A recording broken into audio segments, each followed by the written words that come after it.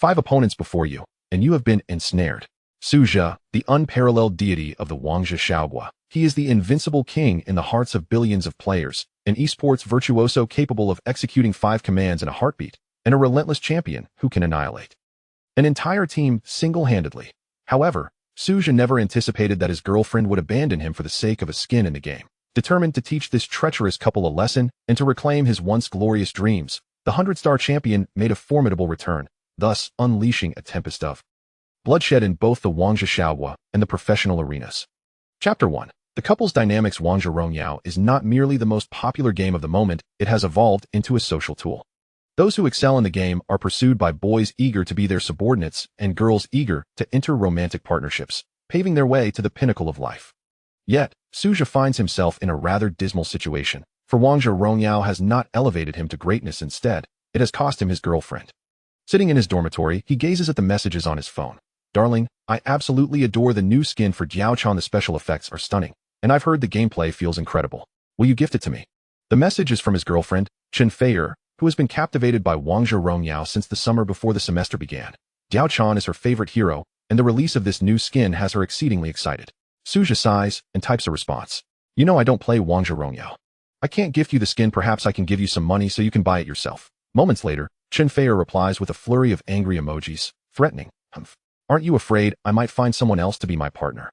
Su Zhe glances at his phone and chuckles softly. Opting not to respond, he has grown accustomed to such jestful banter during their quarrels. As evening study hours commence, Chen Feier fails to appear, leaving her seat conspicuously empty. Concerned, Su Zhe sends her several messages, but she does not reply. When he attempts to call, he finds her phone set to Do Not Disturb. After the study session concludes, Su Zhe rushes to Chen Feier's dormitory, only to find she is absent. He waits until the dormitory doors close, but she does not return. Reluctantly, he heads back to his own room, where he discovers his 3 roommates huddled together, whispering conspiratorially, as if plotting something monumental. What are you discussing so furtively? Su Zhe inquires, tossing his backpack onto his bed. Lu Xiu, the dorm leader, quickly exchanges glances with the others, who immediately fall silent, avoiding Su Zhe's gaze. Handing Su Zhe a bottle of soda, Lu Xiu awkwardly smiles. It's nothing, just a discussion about games. Here, have a soda. Upon seeing Lu Xiu's reaction, Su Zhe realizes that he is being kept in the dark. Xiu, if there's something going on, please don't hide it from me. We're all brothers here, there's no need for secrecy. Lu Xiu finds himself at a loss for words, his lips moving but remaining silent. At this moment, the blunt Chen Tianai can no longer contain himself. Well, Su Zhe, it seems Hailong saw Chen Feier with someone during dinner tonight. Upon hearing this, Lu Xiu and Ma Hailong rush to cover Chen Tianai's mouth. He struggles for a moment, defiantly stating, "Why are you stopping me?" The truth will come out eventually. Su Zhe will find out. Seeing this unfold, Su Zhe suspects things are more complicated than they appear. I already know, you might as well tell me everything. Hailong, where did you see Feier go? Ma Hailong sighs, hesitating before confessing. I saw Chen Feier with Zhang Hao from the adjacent class. They both entered a motel next to the school. What? Su Zhe's pupils dilate in shock. His girlfriend, accompanied by another man, entered a motel, and she still hasn't returned to her dormitory.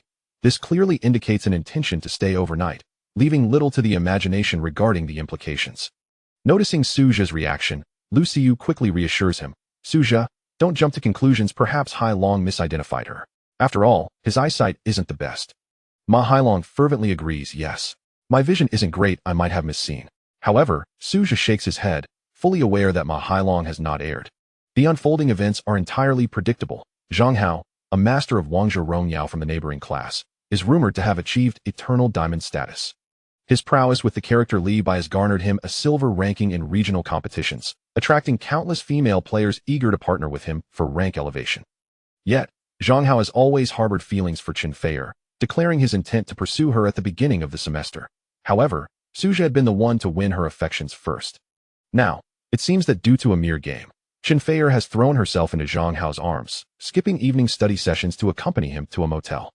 Su Zhe clenches his fists, memories of their early relationship flooding back, vows of eternal love that now seem laughable. Observing Su Zhe's distress, Chen Tianai steps forward to console him. Su Zhe, don't let your imagination run wild. I am sure Hailong must have been mistaken. Chen Feier would never betray you. Su Zhe remains non-committal, responding coolly. Tianai, could you do me a favor and log into Wangzhe Rongyao for me? Chen Tianai, slightly taken aback, quickly complies, accessing his game account. All players in their class have added each other as friends, and Chen Tianai has Chen Feier on his friend list. Suja takes Chun Tianya's phone, adeptly navigating through the game's interface. Upon opening Chun Feier's frequently used heroes page, he observes that her Jiao Chan now dons the new skin Midsummer Night's Dream, replacing the previous Christmas love song. Skin. This new skin evidently has not been equipped for long. Given that Suja was not the one to gift her this skin, it is clear that it must have been acquired from another source. At that moment, Chun Feier is in game, and Suja promptly opts to spectate her. Upon entering, he finds her partnered with a player named Hao Gu. Chun Feier is using her Jiao Chan with the new skin, while this Hao Gu is playing as Lu Bu. Their IDs are adorned with a pink heart icon, indicating that they are indeed a couple within the game. It is unmistakably evident that this Hao Gu is Zhang Hao, who is currently gaming with Chun Feier at the motel. The new skin for Jiao Chan, without a doubt, was gifted by Zhang Hao. Setting down the phone, Suja lets out a long sigh. How intriguing! I never expected love to succumb to a mere game. The roommates glanced at the game interface, and in an instant, they comprehended the situation. Chun Tianyi, known for his fiery temper, rolled up his sleeves and exclaimed, "This Hao is utterly shameless, daring to pursue our Ziseo. Hailong, did you see which hotel they went to? I'm going over there right now, just watch how I deal with him." Lu Xiu quickly restrained him, saying, "Don't act impulsively, Suja hasn't spoken yet." Ma Hailong, being the more composed one, patted Suju on the shoulder and advised, "Suja, try to keep a level head. Whatever you decide, your brothers will support you." However, Suja merely smiled calmly. "So, Chun Feier is just a rank-climbing harlot. It's a pity I only recognized her true nature today. Nonetheless, distancing myself from her is a positive step." After saying this, Suja quietly lay back on his bed. Although his friends remained concerned for him, none dared to disturb his solitude. After freshening up, the other three began a trio match in Wangzhe Rongyao. Upon successfully matching for a ranked game and selecting their heroes, they entered the battle loading screen. At that moment, Lu Xiu suddenly noticed a familiar ID on the opposing team. Xiao Fireho was using the hero Jiao Chan. There was also an ID named Hao Gu, clearly Zhang Hao from the neighboring class, indicated by their CP symbol. "Wow, what a small world," Lu Xiu exclaimed, slapping his thigh. At that moment, both Chun Tianyi and Ma Hailong recognized familiar faces on the other side, and they immediately became excited. "Damn it. Heaven has eyes, I've caught this pair of shameless lovers. Just wait until I deal with you," Chun Tianyi said through gritted teeth. Ma Hailong, however, felt a twinge of anxiety. "Tianyi, don't forget this is just Zhang Hao's smuff account. His main account is Eternal Diamond, and he plays a ranked silver Lee Bai." Coincidentally, Zhang Hao had chosen Lee Bai as his hero for this match, clearly intending to showcase his skills in front of Chun Feier. Seeing Zhang Hao pick his best hero, Lu Xiu wore a wry smile. "That a diamond-level expert using a smuff account to play in a gold match? I think we should aim to avoid being utterly crushed." Just then, the horn of war sounded in the game. "Welcome to Wangzhe Rongyao."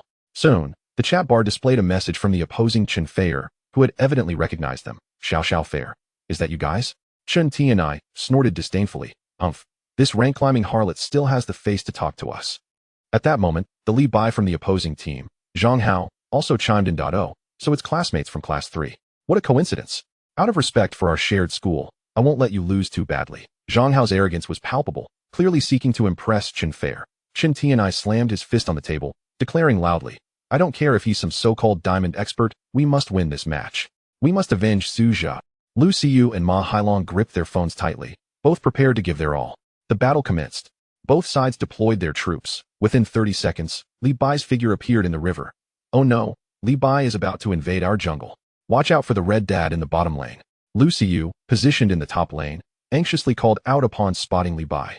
Meanwhile, Ma Hailong was assisting Chun Tianyi, who was using Lu Banshi how to defeat the red dad. Just as the red dad was left with a sliver of health, a white silhouette darted in. It was Lee Bai? With his first skill Jiang Jinjiu, Lee Bai executed a swift two-stage dash in front of Chun Tianyi and Ma Hailong. Zhang Hao's Lee Bai used his smite to finish off the weakened red dad, instantly reaching level 2 and unleashing a Shun Lai Ji Bai 2. Ensnare both of them. Chun Tianyi's Lu Banshi Hao had already lost a significant amount of health due to mispositioning against the red dad, and the Shun Lai Ji Bai further reduced him to critical health. With the red buff in hand, Lee Bai unleashed his fury, dispatching the short-legged Lu Ban, first blood. The death of his teammate threw Ma Hailong, who was playing the support character Tai Yizhen Run, into a panic. He quickly turned to flee towards the turret, but was caught by a strike from Lee Bai, who held the red buff. 1 strike. Another strike. Yet another strike. After 3 strikes, Tai Yizhen Run also fell victim to the perilous jungle. Double kill.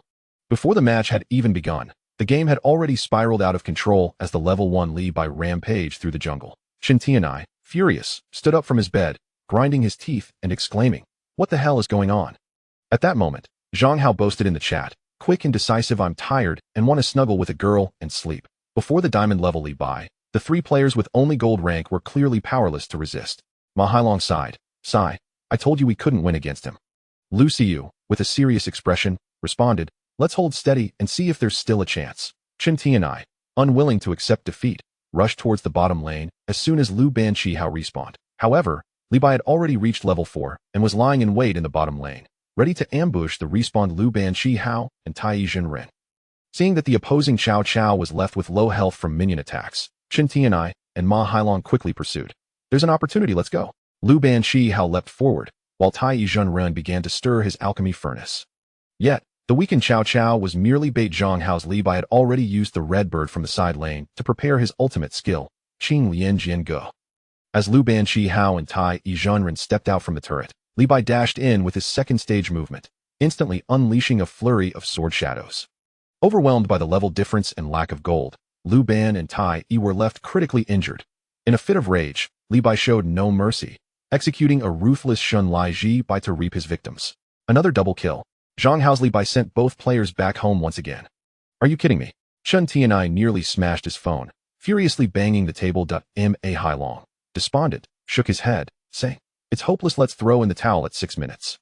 Meanwhile, Suja lay calmly on his bed, quietly listening to the familiar voice of the game's announcements. He touched his phone, and a familiar ID surfaced in his mind. Chang Ge, the radiant blade of iOS Region 1, a glorious king with 101 stars, had ascended to the top position but mysteriously vanished after the summer break.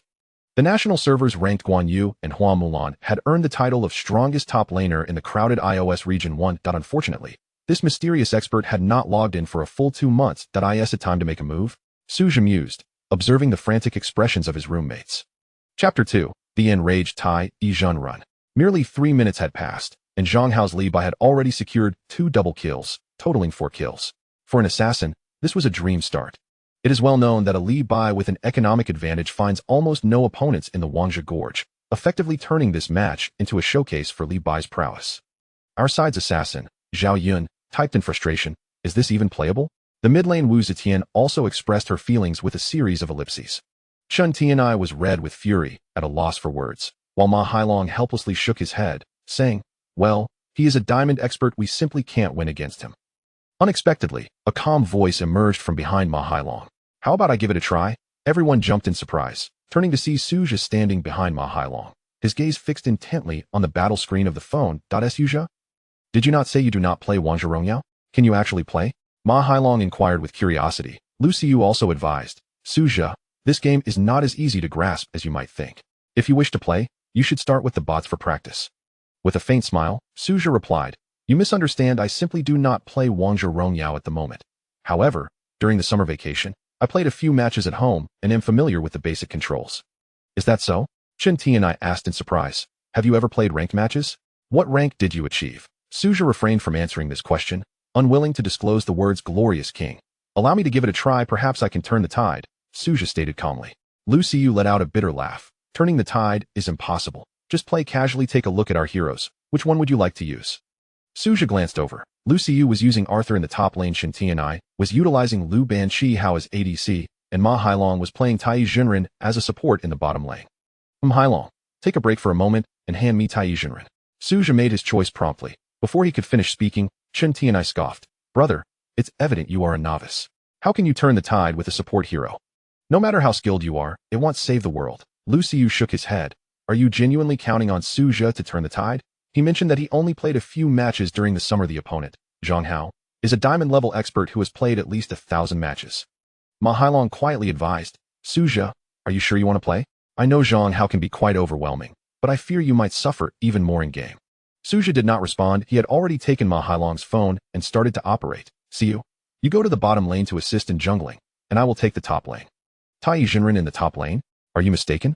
Lu Xiu frowned but complied, directing Arthur towards the bottom lane. The situation was already dire. Losing more severely was the worst-case scenario. At that moment, Suja's Tai Jinren had arrived in the top lane and, after clearing a wave of minions, earned his first bounty.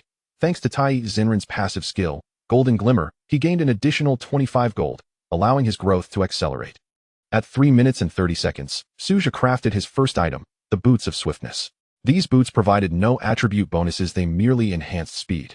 Especially while out of combat, they offered a 60 speed increase, making them the fastest footwear in the canyon. Suja, why did you buy those boots?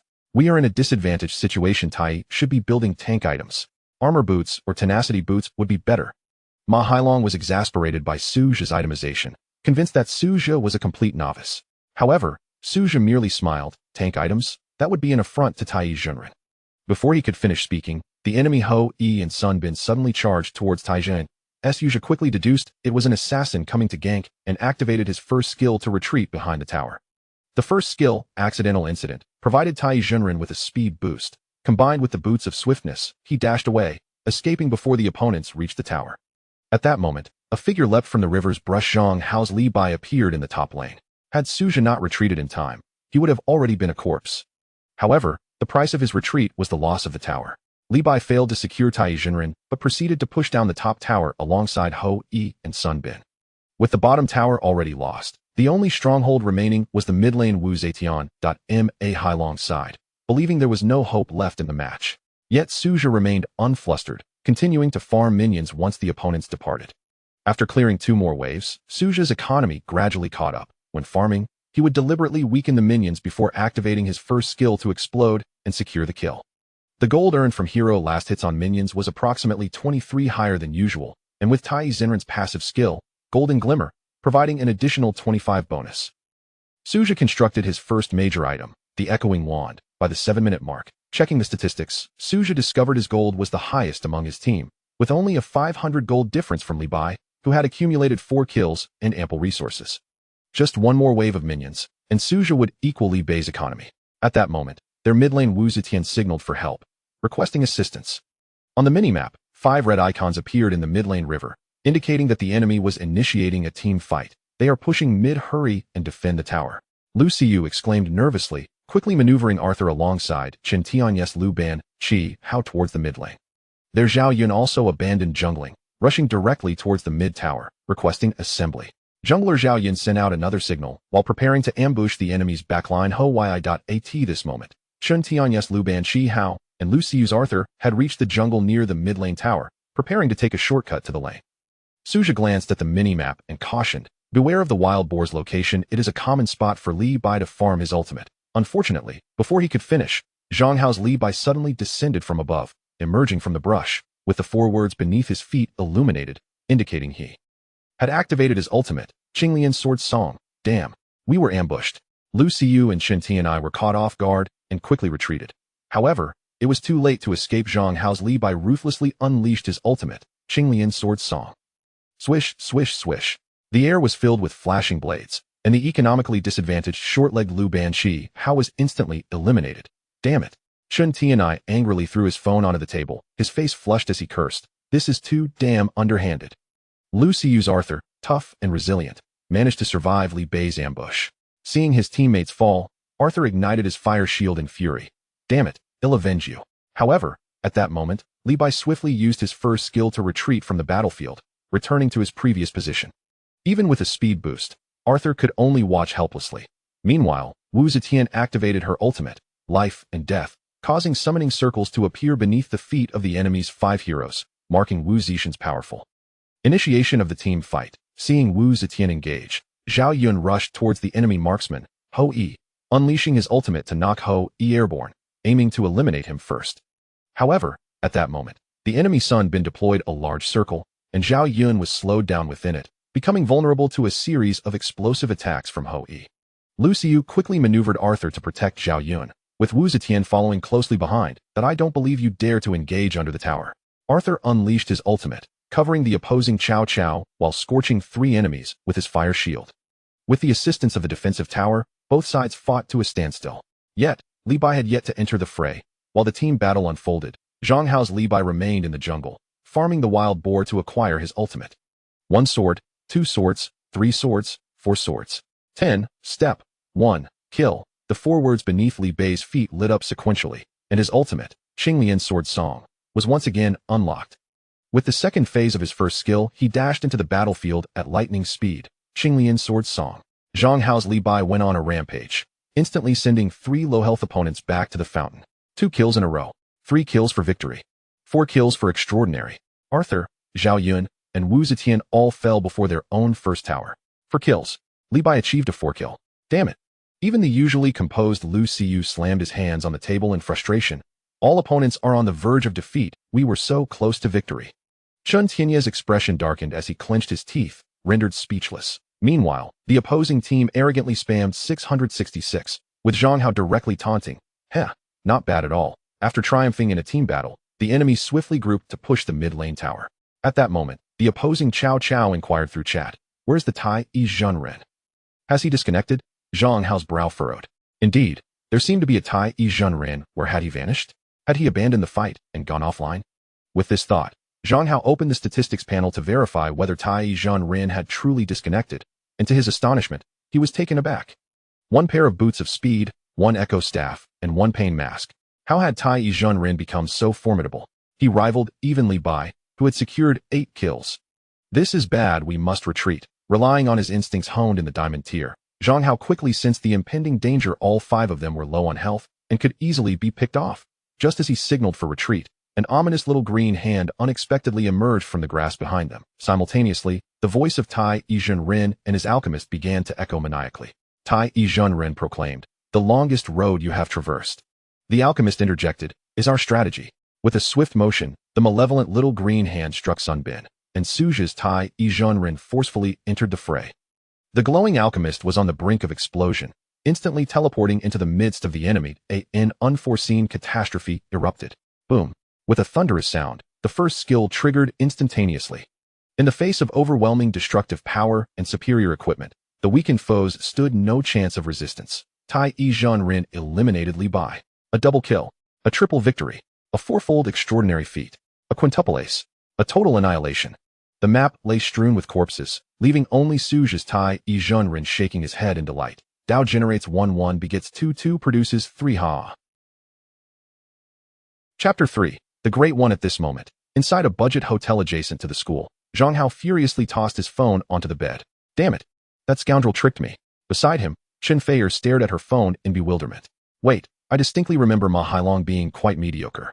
How on earth did he manage a pentakill? Zhang Hao shook his head. I was too careless. Besides, it was just luck on his part. Next time we engage in team fights, we must be mindful of our positioning to avoid being taken out by that scoundrel. Chen Feier nodded gently. All right. In the dormitory, everyone was left speechless. A pentakill.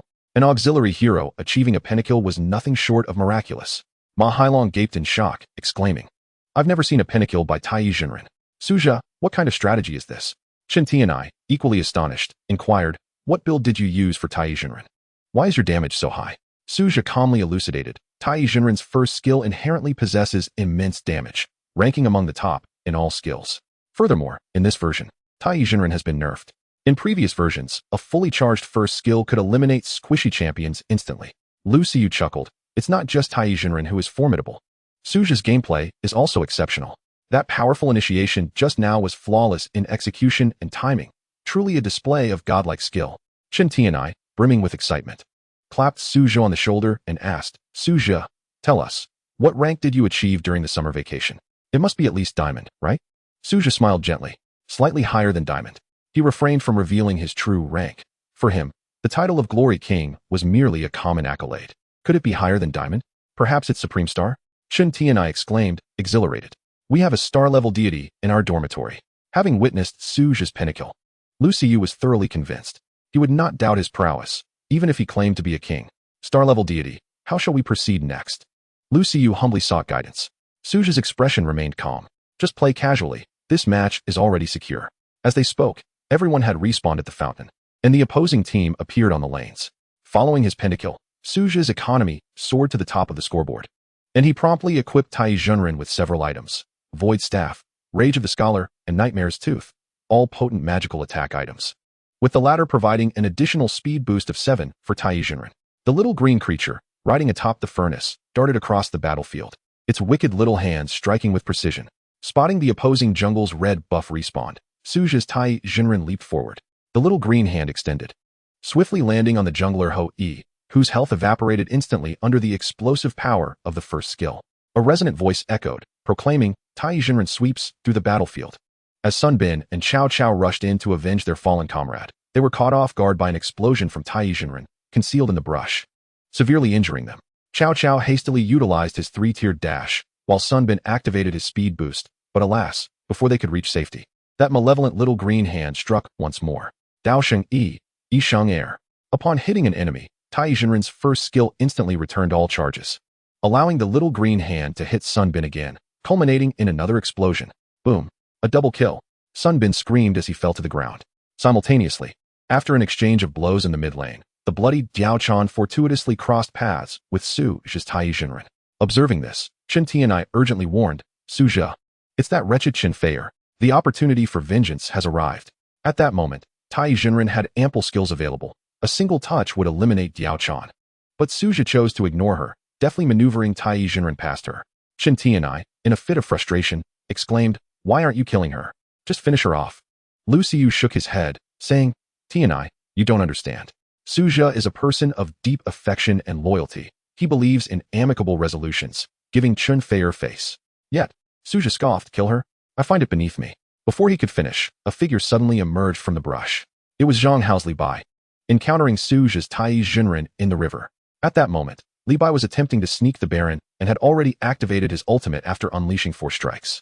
Faced with a foe, Lee Bai wasted no time casting Qinglian Sword Song. With every 10 steps, a kill was assured. The flurry of blades left Su Zhe's Tai Jinren critically wounded. Zhang Hao smirked coldly. Kid, there's no escaping this time. With a series of combos, Tai Jinren's health was depleted to 0. Lu Xiu, Chen Tianai, and Ma Hailong gasped in shock. We're doomed. However, just then, Ma Hailong noticed several green circles rotating slowly around Tai Jinren's corpse. Wonderful. Su Zhe has indeed left a big surprise.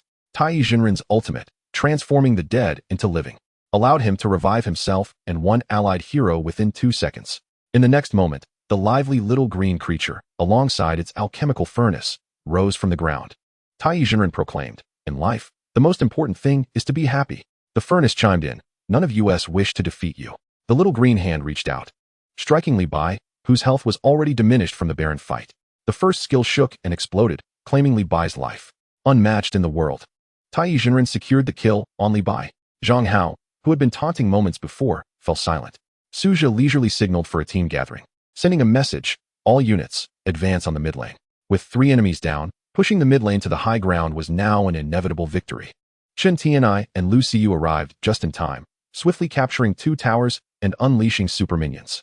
Meanwhile, the surviving Cao Cao and Jiao Chan on the opposing side sought to resist stubbornly, clashing in the mid lane. Su Zhe skillfully maneuvered Tai Jinren, delivering a devastating blow that eliminated Cao Cao, who was preparing to escape with a 3-part dash. Chen Feier's Diao Chan was also caught in the blast, left with only a sliver of health, vulnerable to a single strike that would lead to her demise. However, Su Zhe refrained from attacking and instead nonchalantly retreated from the enemy's high ground. In a similar fashion, he chose to let Diao Chan go. Chen Feier, sitting on her hotel bed, could no longer contain her curiosity. Ma Hailong, why don't you kill me? She typed, realizing that Tai Jinren had spared her twice, a coincidence she found hard to believe. At that moment, Su Zhe rapidly typed back, I am not Ma Hailong. Not Ma Hailong. Chen Feier stared blankly at her phone screen, a peculiar feeling stirring within her, one she could not quite articulate, yet it weighed heavily on her heart. Was it? Chen Feier shuddered, nearly dropping her phone. Under Su Zhe's formidable prowess, the game concluded swiftly, with Zhang Hao's Li Bai securing 8 kills but achieving no further gains, while Su Zhe amassed 13 kills, triumphantly boasting a score of 137. Wow, that was exhilarating. We actually won. Chen Tianai exclaimed, unable to contain his joy, slapping the table. All thanks to Su Zhe, he is indeed a true master. Lu Xiu marveled sincerely. Chen Tianai chuckled, absolutely, far superior to that so-called diamond Lee Bai on the other side. I bet Zhang Hao will steer clear of us tomorrow. Ma Hailong nodded in agreement, right? And that Chen Feier thought she was clinging to a strong ally, when in truth, the real powerhouse is our Su Zhe. The mention of Chen Feier cast an awkward pall over the atmosphere in the dormitory. Lu Xiu quickly patted Su Zhe's shoulder. Brother, with your skills, you'll have no trouble finding a girlfriend in the future. Su Zhe smiled faintly, offering no response. Chen Tianai promptly shifted the topic. Su Zhe, I didn't realize you played honor so adeptly. Why don't you join us more often? Is it because you think we're not up to par? Su Zhe shook his head. Not at all. There's a reason I don't play. At this point, Su Zhe reminisced about the night he ascended to 101 stars in honor of kings. Ecstatic about clinching the top spot on the leaderboard. He yearned to share his victory with someone, but when he relayed the news to his parents, he was met with a torrent of scolding. All you do is play games. Can they secure your future? A promising student like you is wasting time. You're about to be a high school student. If I catch you logging into that wretched game again, I'll sever our mother-son ties. His mother's furious words echoed in Suju's mind.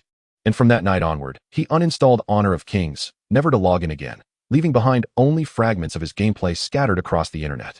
No one knew he was the renowned Honor player Chang Ge, and he intended to keep that secret buried. With a soft sigh, Suju returned from his reverie. Chun Tianai chuckled as he slung an arm around Suju's shoulder. Master, why the long face? I implore you to guide us. Grant us a favor. Lu Xiu eagerly chimed in. Zhishun, you shall be my idol from now on. May I request your assistance in ranking up? Suju smiled. I shall consider it. After all, they were brothers, and he couldn't bring himself to turn them down. Just then, Ma Hailong exclaimed, oh no. That Wu Zetian from the last match sent me a friend request. Looks like she's a girl. Turning to the voice, they saw Ma Hailong holding his phone, which displayed a friend request notification. This girl is level 8. At least she's spent 5,000 bucks. What a wealthy player. As Ma Hailong spoke, he opened Wu Zetian's profile picture. The next moment, his eyes widened in disbelief. Is that really her? She's stunning. Wu Zetian's avatar depicted a pure and enchanting beauty, with cascading long hair, a flawless oval face, deep expressive eyes, and a perfectly sculpted nose. Particularly charming was the dimple that appeared when she smiled, a true epitome of beauty. Chen Tianai glanced at the picture and remarked with a grin. She really is a beauty. It seems this lovely lady has been captivated by our Zhishun's Tai Zhenren. Lu Xiu patted Suju's shoulder, saying, you see, what did I tell you? As long as you excel in honor, women will undoubtedly flock to you. Look, one has come right to your doorstep. She is far more attractive than Chen Feier. You must seize this opportunity. Chapter 4. Concealment of Identity. Upon seeing Wu Zetian's avatar, the dormitory erupted with excitement. If the avatar indeed belonged to her, then Wu Zetian was undoubtedly a goddess-level beauty. Yet, Suju felt no interest. Shaking his head gently, she added Hailong. So it has nothing to do with me. Ma Hailong quickly interjected. Suju, she must have sent the request because of your Tai Zhenren. If I had played that match solo, she wouldn't have paid me any mind. Chen Tianai nodded in agreement. Indeed, Wu Zetian clearly has her sights set on you. Why not take this chance to develop a connection? With your gaming prowess, she must be in awe of you. However, Suju continued to shake his head. No? I'll leave this opportunity for Hailong. Right now, gaming is far more intriguing to me than women, for games will never betray me. Upon hearing this, everyone understood that Suju had yet to recover from Chen Feier's betrayal. Such a lengthy relationship could dissolve so suddenly. And it was clear that Suju was grappling with his feelings. Lu Xiu gently patted Suju's shoulder. Brother, don't be disheartened. We'll stick together and play games. You won't feel lonely. Chen Tianai approached with excitement, saying, indeed, Zhishun. I never expected your skills and glory to be so remarkable. Hurry and log into your account, so we may pay homage to your prowess. Are you an eternal diamond or a supreme star glory? Suju chuckled softly and promptly downloaded Wang Zhirong Yao on his phone. However, instead of logging into his original account, he chose to create a new one. The 101-star glory King Chang Ge had become a relic of the past for him, and that rank was insufficient for queuing with his roommates. Suju resolved to start anew, beginning from the stubborn bronze tier. As he entered his new account name, he pondered for a moment before typing 4 characters, In Xing My Ming. From this day forth, my game shall be named In Xing My Ming. In Xing My Ming? Chen Tianai furrowed his brow and inquired, is this your new account? From your tone, it seems your primary account is quite renowned. Suju smiled lightly. What fame could I possibly have? Do not jest. Chen Tianai, oblivious to the truth, could not fathom that his seemingly inconspicuous roommate was the strongest top laner in Region 1. Hence he could not grasp the profound significance behind In Xing My Ming. This phrase signified a fresh journey, a former glory king now starting anew. The following day at school, Chen Feier had been avoiding Suju since morning. He had intended to clarify matters with her, but found no opportunity. When the recess ended, he finally encountered Chen Feier in the corridor, her expression somewhat awkward. Suju, I have something to say to you, she said, her gaze shifting nervously. Suju sighed. Previously, Chen Feier always referred to him as husband, but the shift in her address was telling. We are not suited for each other. It is best if we part ways, he stated. What? Chen Feier's expression changed instantaneously. Suju, what do you mean? Are you breaking up with me? Suju replied with a gentle smile. You break up with me. I break up with you. In the end, it is all the same, is it not? Chen Feier, blushing, retorted, of course it is different. Originally, I intended to end things with you. How can you turn the tables? At that moment, Zhang Hao from the adjacent class approached, hearing the commotion. Feier, what happened? Who bullied you? He said, draping his arm around Chen Feier's shoulders and glaring provocatively at Suju. So it is you. What do you want with my fare? Zhang Hao asserted. Listen well. Suja, Chen Feier is now my girlfriend. Keep your distance from her, understood? Suja scoffed, uninterested in engaging with such a petty individual. Yet Zhang Hao persisted. Tugging at Suja's sleeve, I am talking to you. Do you hear me? This ruckus caught the attention of Lu Xiyu, Chen Tianai, and Ma Hailong, who rushed over. What is going on? Let go of him. Chen Tianai exclaimed, ready to confront Zhang Hao. Lu Xiyu and Ma Hailong also stepped forward, eyeing Zhang Hao warily. Zhang Hao sneered, you all want to support him? Chen Tianai replied with disdain, I thought someone was rather arrogant. Turns out it is merely yesterday's defeated foe. Upon hearing this, Zhang Hao's expression soured immediately. The prior day's ranked match had been incredibly frustrating for him. As a diamond-level player, renowned for his Lee Bai, he had been ruthlessly defeated in a gold match without any chance to retaliate. I simply had an off day yesterday. Do you truly believe you can best me, a seasoned player, with your amateur skills? He said, defiantly lifting his chin. Chen Tianai mockingly retorted. To the victor belong the spoils. Losing is losing. Spare us your excuses of an off day. It is rather embarrassing. Dare you challenge me to another match? Loser kneels and calls the winner father. Zhang Hao stepped forward aggressively. Chen Tianai, in a moment of bravado, quickly agreed, fine. What is there to fear? Ma Hailong urgently pulled Chen Tianai aside, whispering, have you lost your mind? Don't forget it was Suja who helped you win yesterday. Yet, once spoken, words cannot be taken back. Zhang Hao then pulled out his phone, smirking, let us do it. 1v1, I will use Lee Bai. Loser calls the other father. Chen Tianai found himself in a predicament. As a mere gold tier player, he stood no chance against Zhang Hao. It seemed that calling father was inevitable today. Just then, Suja suddenly interjected, Zhang Hao, a 1v1 is rather dull. How about a 5v5 instead? Chen Tianai felt a surge of excitement at Suja's intervention. Wonderful. Zhang Hao glanced at Suja and then burst into laughter, wrapping his arm around Chen Feier's waist. Feier, didn't you say Suja was a total waste? Incapable of playing Wang Zhirongyao? Chen Feier retorted with a scoff. Indeed, I have asked him several times to play with me, but he always refused. What sort of man is he? Zhang Hao squinted at Suja, questioning. With your abilities, you dare to challenge me to a 5v5? Who gave you such audacity? Suja maintained a calm demeanor. Simply put, will we fight or not? Zhang Hao slapped his thigh. Of course we will, if you wish to meet your demise. Why would I not take pleasure in defeating you? However, let us alter the stakes. If you lose, you shall never speak to Chen Feier again. What do you say? Suja smiled indifferently. Having been betrayed by Chen Feier, he had no desire to converse with her any longer. Very well, I accept. Zhang Hao nodded, excellent. And what will your wager be? Though you are unlikely to win, I would like to hear your proposal.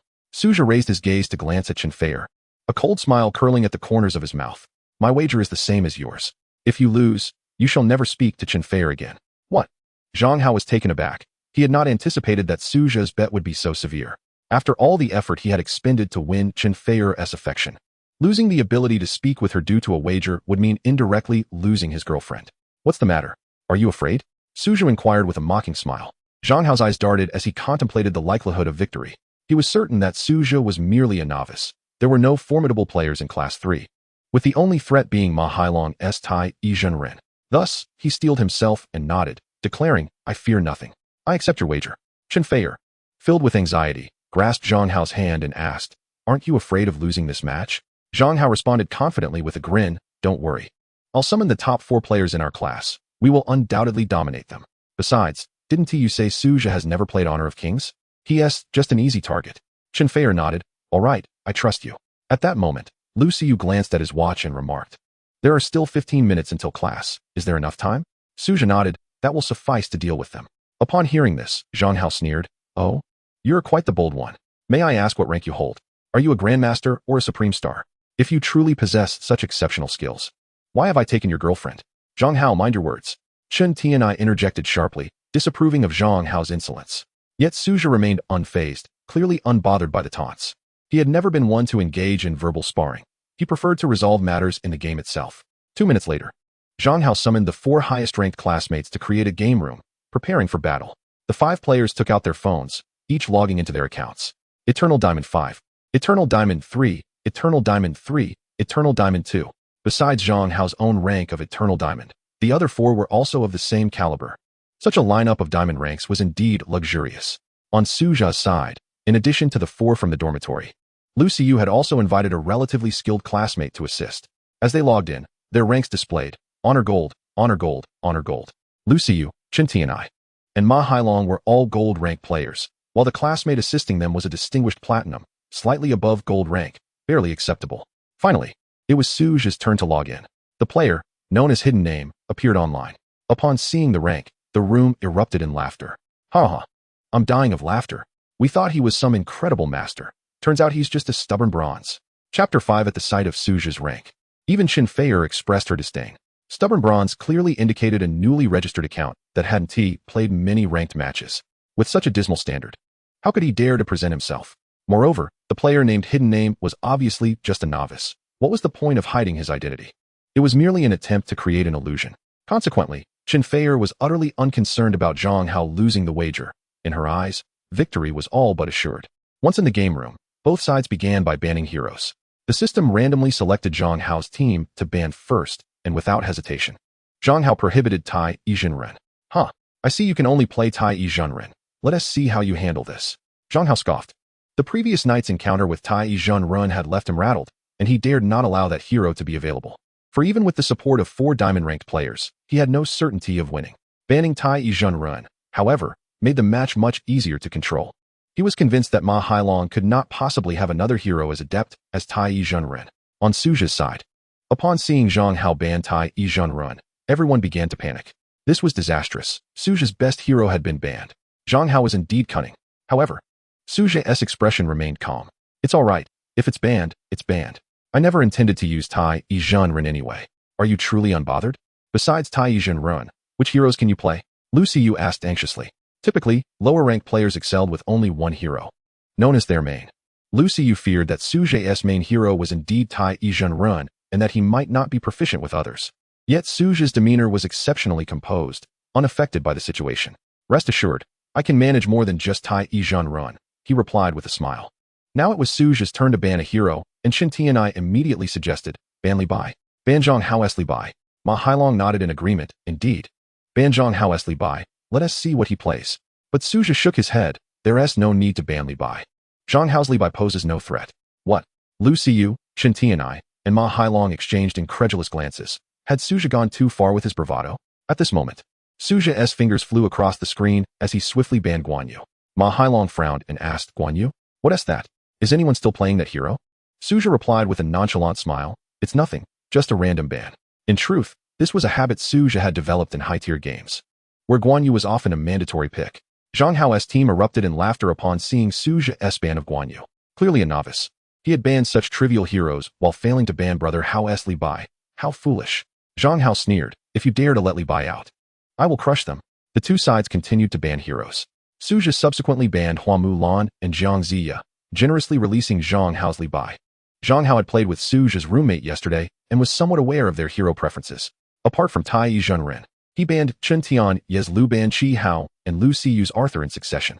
Chen Tianyi panicked, exclaiming that he only knew how to play Lu Ban Chi Hao and nothing else. Lu Xiyu chimed in, stating that aside from Arthur, he could play to Ji and was willing to take the mid lane.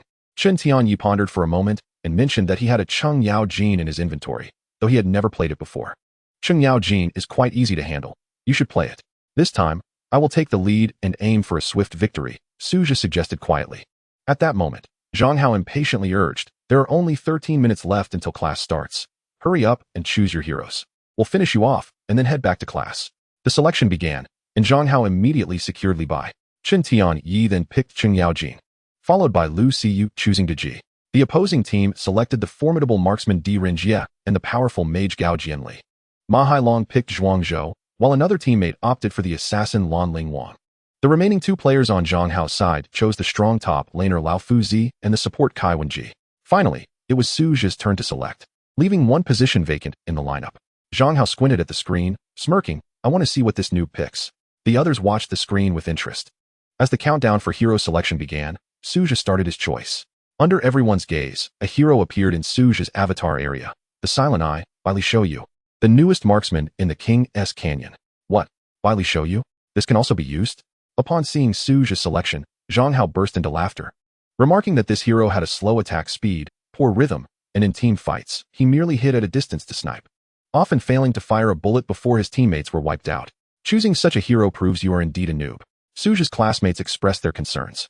Chen Tianyi asked by Lee Bai, Zheshun, do you know how to use this? I've heard it can be quite detrimental. Lu Xiyu added, Suge, With such a slow attack speed, can he even compete? Suja smiled faintly and glanced at the clock. If all goes well, the battle will end within 10 minutes. The battle commenced, and both sides quickly entered their respective states. Just as Chun Tianyi prepared to maneuver Cheng Yaojin towards the top lane, Suja whispered, "You and Hailong go to the bottom lane. I'll solo the top." "What?" Chun Tianyi was startled. "You, a marksman, are not going to the bottom lane? The opposing top lane has the strong marksman Di Rinjie and the formidable healer Kai Wenji. Can you withstand that?" Suja simply smiled. "I'll give it a try." With that, Bai Li Shouyu was already moving towards the top lane, soon reaching the river area. Chun Tianyi, somewhat bewildered, headed towards the bottom lane, knowing he could only trust Suja now. "I won't take the first red. The assassin can go into the jungle to ambush the red. The opposing Lee Bai might come to counter, and the three of you can set a trap for him." Suja quietly strategized from his hidden position in the river, having seen through Zhang Hao's tactics. In the bottom lane, Zhuang Zhou, Cheng Yaojin, and the assassin Lan Lingwang quickly concealed themselves in the bushes, waiting for Li Bai to walk right into their trap. Sure enough, as the jungle monsters respawned, Li Bai's figure darted across the river. Clad in the Qian Nian Jihu skin, Li Bai rushed to the bottom lane's red area to counter, intending to use his retribution to claim it. Bai Li Shouyu has a slow attack speed. It's easy to seize his red. Suja is indeed a noob. Just wait for me to claim the kill. Zhang Hao thought to himself as he dashed directly into the jungle. However, as soon as Li Bai appeared, he was taken aback. Standing in the pit were three hulking figures, Cheng Yaojin, Zhuang Zhou, and Lan Lingwang. An assassin flanked by two tanky guardians stared him down. Where was Bai Li Shouyu? Why was he not following the usual strategy? Before Li Bai could react, Cheng Yaojin had already crashed down upon him. Indeed, he came to counter. "Let us take him out." Chen Tianyi shouted excitedly. Zhuang Zhou swiftly unleashed a flurry of butterflies, while Lan Lingwang activated his fist blades. Zhang Hao's health diminished rapidly, prompting him to hastily activate his first skill to retreat to safety. He failed to claim the red and lost a significant portion of his health. This was a complete miscalculation, truly a case of losing both the lady and the troops. What kind of strategy is this? Zhang Hao seethed, his teeth clenched. Meanwhile, in Zhang Hao's jungle, Kai Wenji was assisting Di Rinjie in securing the red. Just as they were about to claim it, a gunshot rang out from the river. Bang! The red was instantly snatched away, leaving Di Rinjie empty-handed. Concurrently, several green lights flew towards Bai Li Shouyu in the river like fireflies, and a circle of red light appeared beneath him. The red was secured. A blind shot claimed the jungle from afar. Suja maintained a calm demeanor, skillfully maneuvering Bai Li Shouyu into a corner, entering stealth mode. On Zhang Hao's side, Di Rinjie was flustered after losing the red, completely thrown off balance. What? The red was stolen by Bai Li? Zhang Hao was thrown into disarray, his situation worsening. How did this noob steal the red? He shot once, and it was taken. Di Rinjie lamented. Impossible. He is just a stubborn bronze-level player. He can't have such good awareness. It must have been a coincidence. Don't panic just yet. Zhang Hao instructed in a low voice, quickly directing Li Bai back into the jungle. With Di Rinjie and Kai Wenji's failed jungle attempt, they hurriedly returned to the lane, only to find their minions had been cleared, and Bai Li Shouyu was nowhere to be seen. Where did he go? Di Rinjie was utterly perplexed, unable to comprehend the situation. Suja's Bai Li Shouyu swiftly eliminated the upper lane minion wave with his sniper rifle right after securing the red buff. He then stealthily traversed the river, heading towards the lower jungle. In the mid lane, Lu Si used a Ji anticipated Suja's arrival and was poised to coordinate an attack against the opposing mage, Gao Jianli. However, Suja gestured for Lu Si to hold back, then stealthily maneuvered around the first tower. In the meantime, the ill-fated Li Bai was battling in his jungle, attempting to secure the blue buff. The combined efforts of Cheng Yaojin, Zhuang Zhou, and Lan Lingwang had left him with but a sliver of health. After taking a few hits from the blue buff, Li Bai was left with even less health, desperately waiting to slay a monster to regain some vitality. Just as he was about to claim the blue, a gunshot rang out from the river. Bang! Li Bai, caught off guard, fell to the ground, slain by a bullet. Bai Li Shouyu had secured the first blood. In merely 1 minute into the game, first blood had been drawn. Bai Li Shouyu's blind shot from the river had taken down Li Bai. Chapter 6. Phantom Marksman Dam. Zhang Hao's face flushed crimson as he registered the loss of first blood. He glared fiercely at Suja, grinding his teeth in anger. You wait for it. Suja chuckled softly. I merely intended to snag the blue, but the shot went astray, and I ended up claiming a kill. With first blood secured and having eliminated the rhythm-setting assassin Li Bai, the atmosphere on Suja's side lightened considerably. The match was looking favorable. Zhishun is magnificent. Chen Tianyi exclaimed excitedly. Who would have thought Zhishun's Bai Li Shouyu would be this agile? Lu Si remarked with a smile. While Suja nodded and smiled outwardly, he quietly signaled for an offensive in the mid lane. Lu Si used a Ji understood the cue, promptly casting her heart to immobilize the forward-moving Gao Jianli. Before Gao Jianli could react, Su Zha's Bai Li Shouyu dashed from the river brush, closing in aggressively. Gao Jianli was startled. Was Bai Li Shouyu truly capable of such close combat? Not only Gao Jianli, but even Lu Siyu was taken aback. Zhishun, don't charge in so recklessly. You're an archer. You should be sniping from the sidelines. Su Zha, however, grinned and replied, I relish the direct confrontation. As soon as the words left his lips, Bai Li Shouyu had already closed the distance to Gao Jianli. 2 shots rang out, leaving Gao Jianli with a mere sliver of health. At that moment, Gao Jianli had recovered from his dazed state. Be careful, Zhishun. Gao Jianli has a high burst. Don't let him turn the tables. Gao Jianli sneered, daring to engage me up close? A mere novice indeed. Unexpectedly, at that moment, Bai Li Shouyu unleashed his second skill, and it was an instant cast, without aiming. Zhishun. Bai Li Shouyu's second skill 1T hit, without aiming. Lu Siyu exclaimed nervously. Yet, before he could finish his sentence, the shot was already fired. Bang!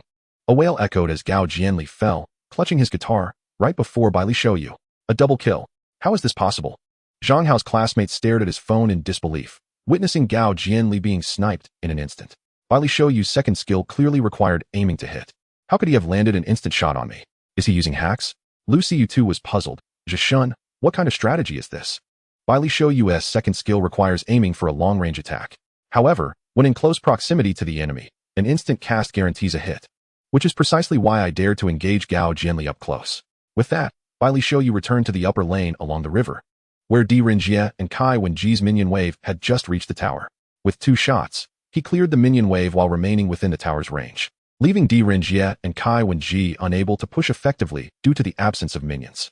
Meanwhile, Zhang Hao's Lee Bai, who should have been setting the pace, had lost his jungle and was sniped, finding himself at merely level 2 while everyone else had reached level 4. He was left scrambling desperately in the jungle to catch up. Unfortunately, having secured 2 kills and monopolized the upper lane minion wave, Bai Li Shouyu was now far ahead economically, rendering him unstoppable. Moreover, the jungle had been thoroughly warded by Bai Li Shouyu, rapidly constricting Lee Bai's jungle space. Having cautiously cleared the lower jungle, Lee Bai hastily made his way to the upper lane. As he attempted to farm the wild boar, just as he was about to land the final blow, a distant gunshot rang out, and the wild boar was stolen. Likewise, while he was about to finish off the red bird, another gunshot echoed, and the red bird was snatched away.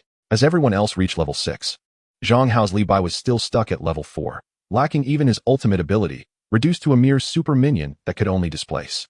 What the hell, Su Zha? Are you insane? Why is your Bai Li Shouyu not sniping enemies, but instead stealing my jungle monsters? Under Su Zha's aggressive interference as Bai Li Shouyu, Zhang Hao's mentality crumbled.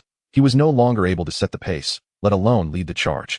Observing the minion waves across all lanes, which were all in decent shape, Su Zha immediately signaled, all units, advance on the mid lane.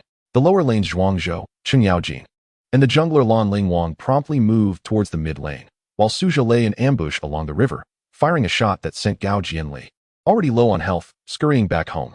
The enemy, caught off guard, lost their first tower. At this moment, Lu Siyu glanced back at Su Zha and softly inquired, should we retreat while we're ahead? Su Zha shook his head and continued signaling, attack. Thus, everyone bravely pressed forward, continuing to push the tower. At this juncture, Di Renjie, Kai Wenji, and Lao Fuzi rushed in for support, while Zhang Hao's Lee Bai, who had just reached level 4, appeared in the nearby jungle. Su Zha fired his sniper shot, landing 3 bullets squarely on Kai Wenji, the support. After taking a second hit, Kai Wenji promptly activated her healing ability, yet the healing speed could not compensate for the damage dealt by the sniper shots. In desperation, Kai Wenji quickly sent out a message. Health is low. Retreat. Without the powerful crowd control and healing support from Kai Wenji, the enemy's defenses crumbled instantaneously. They seized the opportunity to push down the second tower, advancing directly onto the high ground. Continuing forward, they were now at the enemy crystal.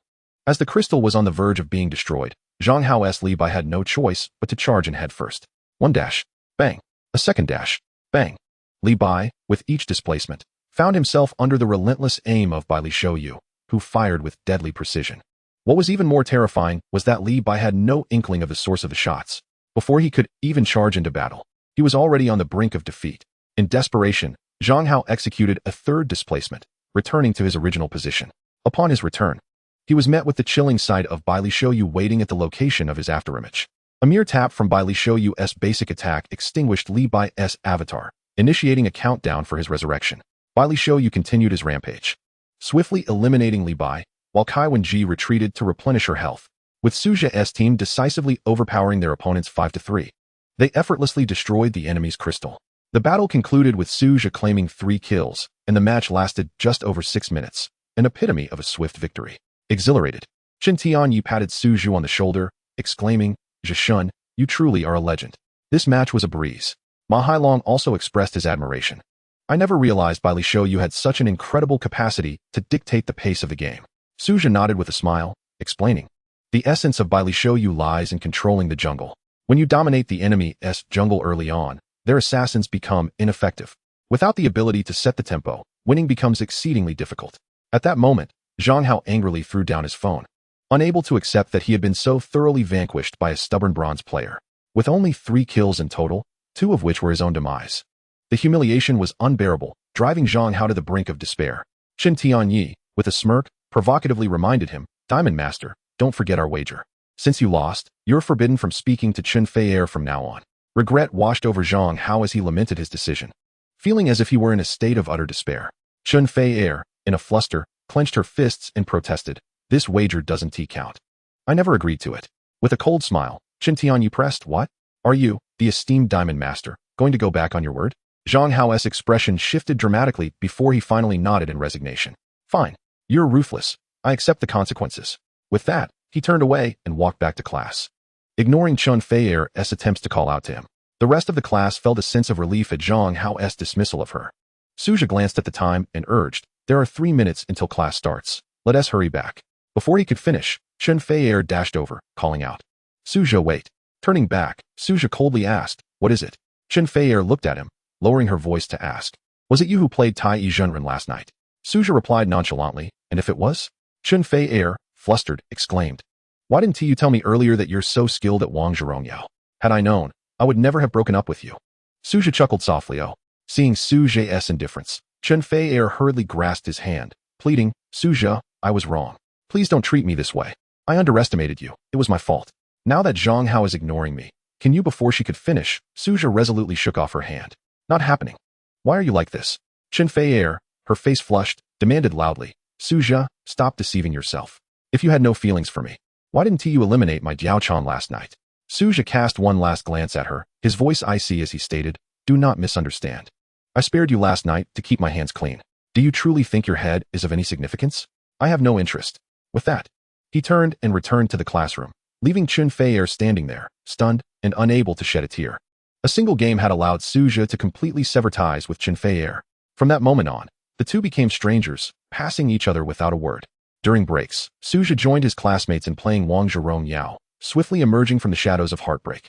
As Friday approached, the classroom buzzed with excitement before the end of school. Lu Siyu, brimming with enthusiasm, pulled Suja aside, saying, "Zhishun, join us for ranked matches tonight. I beg you to carry us." Chen Tianyi quickly chimed in, "Zhishun, whether we reach platinum this season depends on you." Suja smiled and nodded, "All right. I'll definitely be there tonight." However, Ma Hailong remained silent, as if harboring other plans. Sensing something amiss, Lu Siyu curiously inquired, "Hailong, are you coming?" Ma Hailong shook his head, stating, "I have something to attend to, so I won't be joining." "Oh," Lu Siyu pressed. "You're grinning from ear to ear. What is the good news?" Ma Hailong, not shy about his excitement, whispered, "Do you remember that goddess Wu Zetian who added me after our last ranked match? She asked to meet today." "What? Things are moving so quickly?" Lu Siyu exclaimed.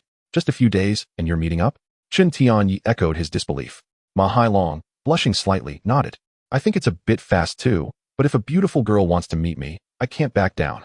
I owe it to Zhishun. Without him, I wouldn't have had the chance to meet such a stunning girl." Suja patted Ma Hailong on the shoulder, encouraging him. "Make sure to make a good impression." Ma Hailong responded confidently, "Don't worry, I'll definitely win her heart." After school, everyone went their separate ways. Ma Hailong changed into a smart outfit to meet Wu Zetian, while Suja returned home, planning to hide in his room and play ranked matches with his classmates. However, around 8 o'clock that evening, Ma Hailong suddenly called him in a panic. "Hello? Suja, come help me. I'm being beaten up." Upon hearing Ma Hailong's plea, Suja was taken aback. Isn't he supposed to be on a date with the goddess Wu Zetian? How could he be in trouble?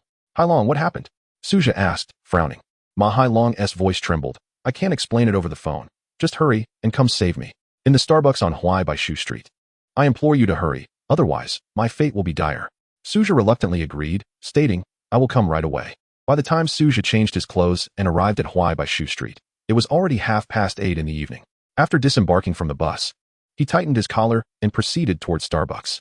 He pondered to himself, not knowing who had assaulted Hai Long. Would it be sufficient for me to face this alone? Perhaps I should also summon Cu and Tianyi for a more secure approach. As he neared Starbucks, he suddenly heard Hai Long's voice emanating from a nearby streetlight. Suja turned to see Hai Long crouched beneath the light, clutching his head, with disheveled hair and a bruised face, clearly having been on the receiving end of a beating. Even more astonishing was the presence of a beautiful girl standing beside him. This girl possessed long, straight legs, gently swaying black hair, a delicate oval face, profound eyes, a prominent nose, and a sensuous cherry-red mouth. She wore a black miniskirt paired with an elegant light-colored blouse. With a fleeting glance, Suja instantly recognized her as the passerby Wu Zetian from their previous encounter. To his astonishment, she was even more enchanting in person than in photographs. Ignoring Wu Zetian, Suja first helped his brother to his feet. Hai Long, what happened? Who did this to you? Before Hai Long could respond, the beautiful girl coldly interjected, I did it. What? Suja was taken aback, turning to scrutinize the striking young woman. Could such a seemingly gentle and dainty girl truly be the one who had assaulted Hai Long? Hai Long, is this true? Suja asked, struggling to believe it. Hai Long sighed in resignation, clutching his head, and replied, of course it's true. Why would she lie to you? Huh? Suja chuckled incredulously, his lips twitching slightly. Hai Long, looking utterly defeated, said, what are you laughing about? This Wu Zetian is a black belt in Taekwondo. A black belt in Taekwondo? Suja glanced back at Wu Zetian, realizing that appearances can indeed be deceiving. What are you staring at? Haven't you seen a beautiful woman before? Wu Zetian huffed, her tone impatient. Suja furrowed his brow and asked sternly, why did you hit him? Why did I hit him? A flicker of anger crossed Wu Zetian's face. You should ask your dear friend if my actions were justified. With that, she delivered a sharp kick to Hai Long, stating, I'm asking you, do you feel wronged for being beaten by this fairy?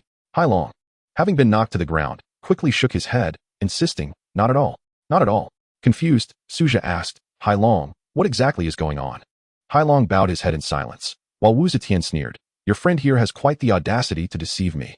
I played a game with him once, impressed by his skills as Tai Zhen Run, and thought him a master, so I added him as a friend to play together. Yet, he claimed he was exceptionally good at the game, confidently asserting he would soon reach the platinum rank. I invited him to play ranked matches, and guess what?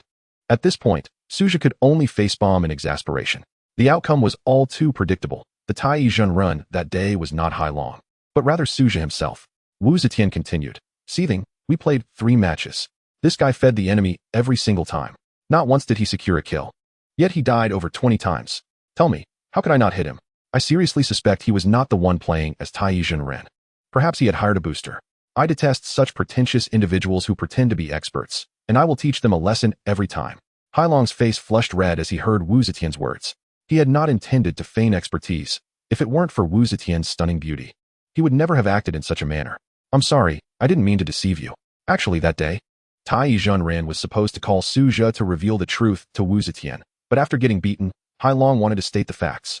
However, Suja pressed down on Hai Long's shoulder and interjected, don't be upset, my friend is usually quite skilled.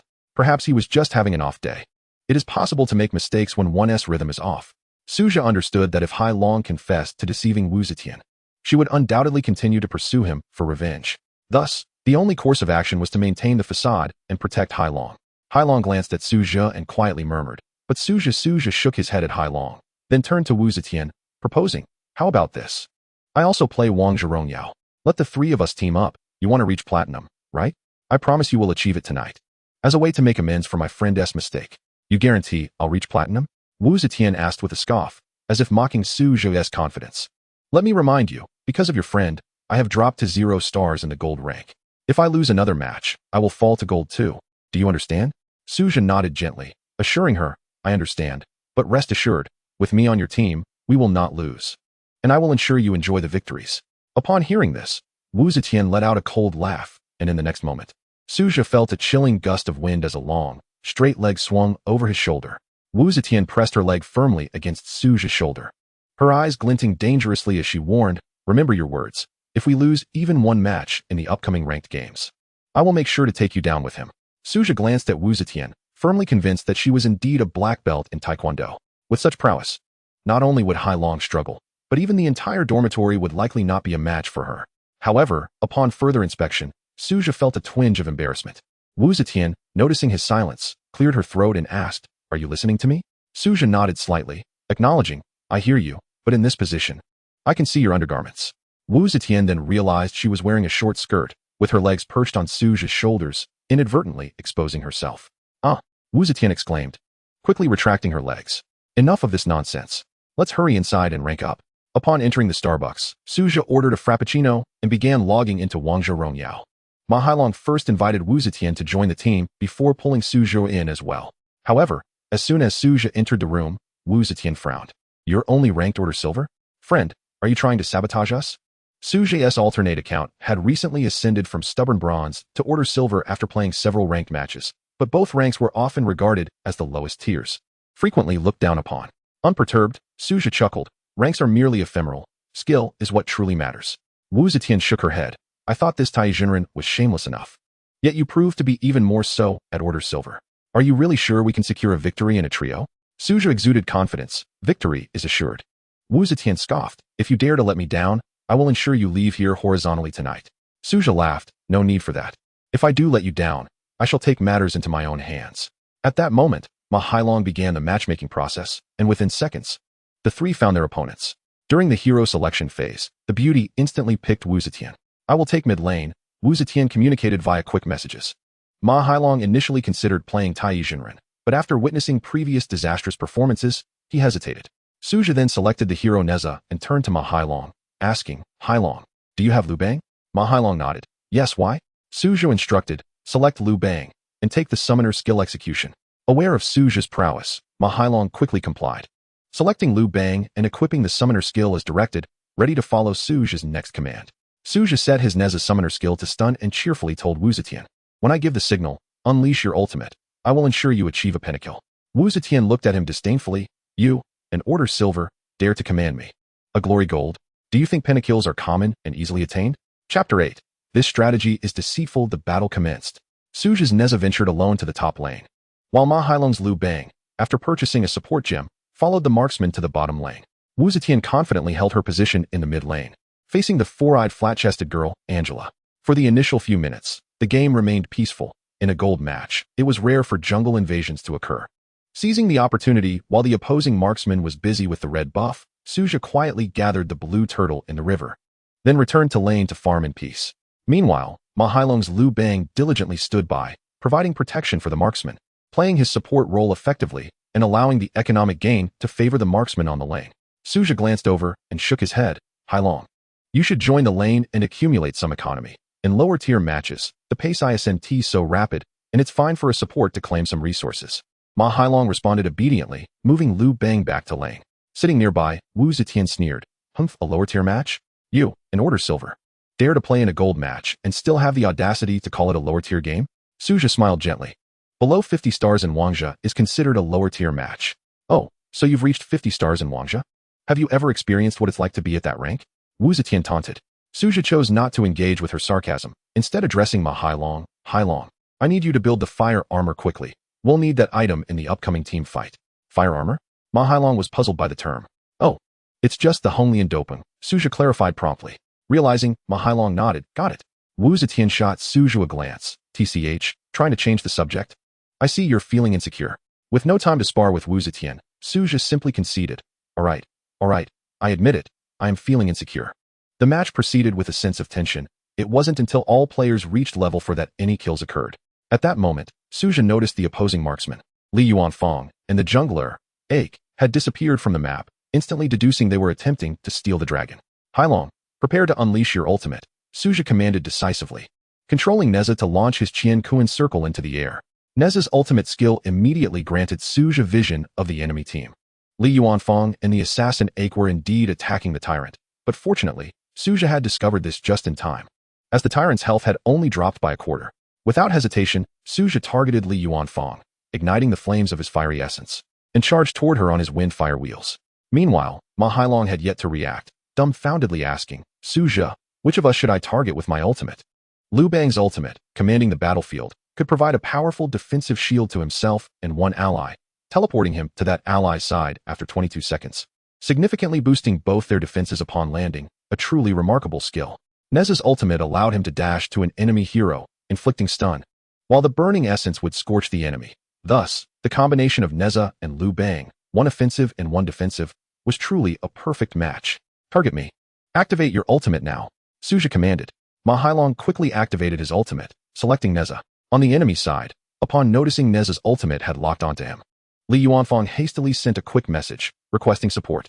The jungler Ake was already beside Li Yuanfang, and the tanky support, Cheng Yaojin, was not far off either.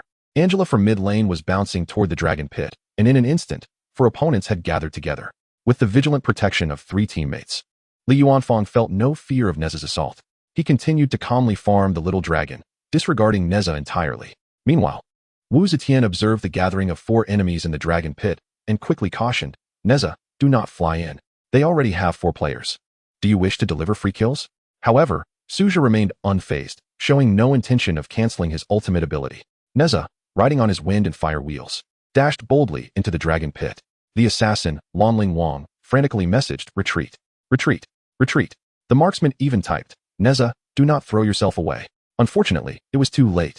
Neza had already plunged into the dragon pit, his ultimate colliding with Li Yuanfang, while simultaneously igniting the surrounding enemies with blazing fire seeds. The 3-pronged flame spear dealt substantial damage, and the relatively fragile Li Yuanfang, Ake, and Angela each lost a third of their health, with even Cheng Yaojin struggling to withstand the onslaught. However, the enemy, outnumbering them, quickly regrouped and counterattacked. Angela launched a fireball, successfully immobilizing Neza. Li Yuanfang unleashed a flurry of projectiles, and the 4 players collectively deemed Neza exceedingly foolish for recklessly charging into a crowd. At that moment, a purple glow suddenly enveloped Neza, and moments later, a colossal figure descended from the sky. In an unabashedly self-assured tone, Liu Bang's voice rang out, objectively speaking. I am a good person. Ma Hailong had arrived to lend his aid. Upon landing, Liu Bang not only provided Neza with a formidable shield, but also inflicted a brief stun effect on the surrounding enemies. Simultaneously, Suja executed his first skill flawlessly to deal damage and commanded, target Cheng Yaojin. Ma Hailong was momentarily perplexed. Why attack a tank with half health when Li Yuanfang, Ake, and Angela were all on the brink of death? Yet, understanding Suja's strategic acumen, he proceeded without hesitation toward Cheng Yaojin. Liu Bang's passive ability inflicted damage based on the maximum percentage of health, thus rendering Cheng Yaojin powerless despite his thick health. Moreover, Neza's passive ability curtailed any healing, diminishing the impact of Cheng Yaojin's ultimate ability. After dealing a few blows, Suja ordered, use the finishing move. Ma Hailong promptly activated his summoner spell, unleashing the execution that left all 4 enemies critically wounded. At that moment, Suja cast a stunning ability to control the 4 foes and instructed Wu Zetian, unleash your ultimate.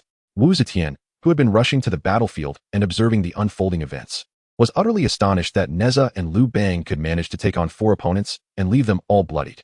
Upon witnessing Neza cast his summoner spell to stun the enemies, Wu Zetian instinctively released her ultimate. In such a scenario, failing to capitalize on the opportunity for kills would render her participation superfluous. The ultimate skill, Judgment of the Sea, summoned a spectacular array of water tornadoes, creating a dazzling visual display.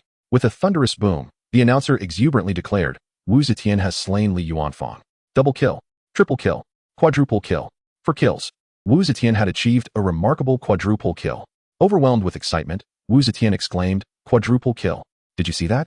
I achieved 4 kills. Suja remained silent, quietly securing 4 assists while guiding the wounded Neza back to base, humbly choosing to remain in the shadows. Ma Hailong was thoroughly impressed by Suja's strategy. Their coordination was simply unbeatable. Proudly glancing back at Wu Zetian, he grinned and inquired, what do you think? My buddy is incredible, isn't he? Wu Zetian briefly regarded Suja, her eyes reflecting a hint of admiration. She understood that her success in securing 4 kills relied heavily on Suja's meticulous planning and leadership. The audacious charge in the dragon pit, executed with composure, was indeed commendable. Observing Suja, who appeared entirely unperturbed and focused on his phone, Wu Zetian couldn't help but wonder, is this fellow truly only of silver rank?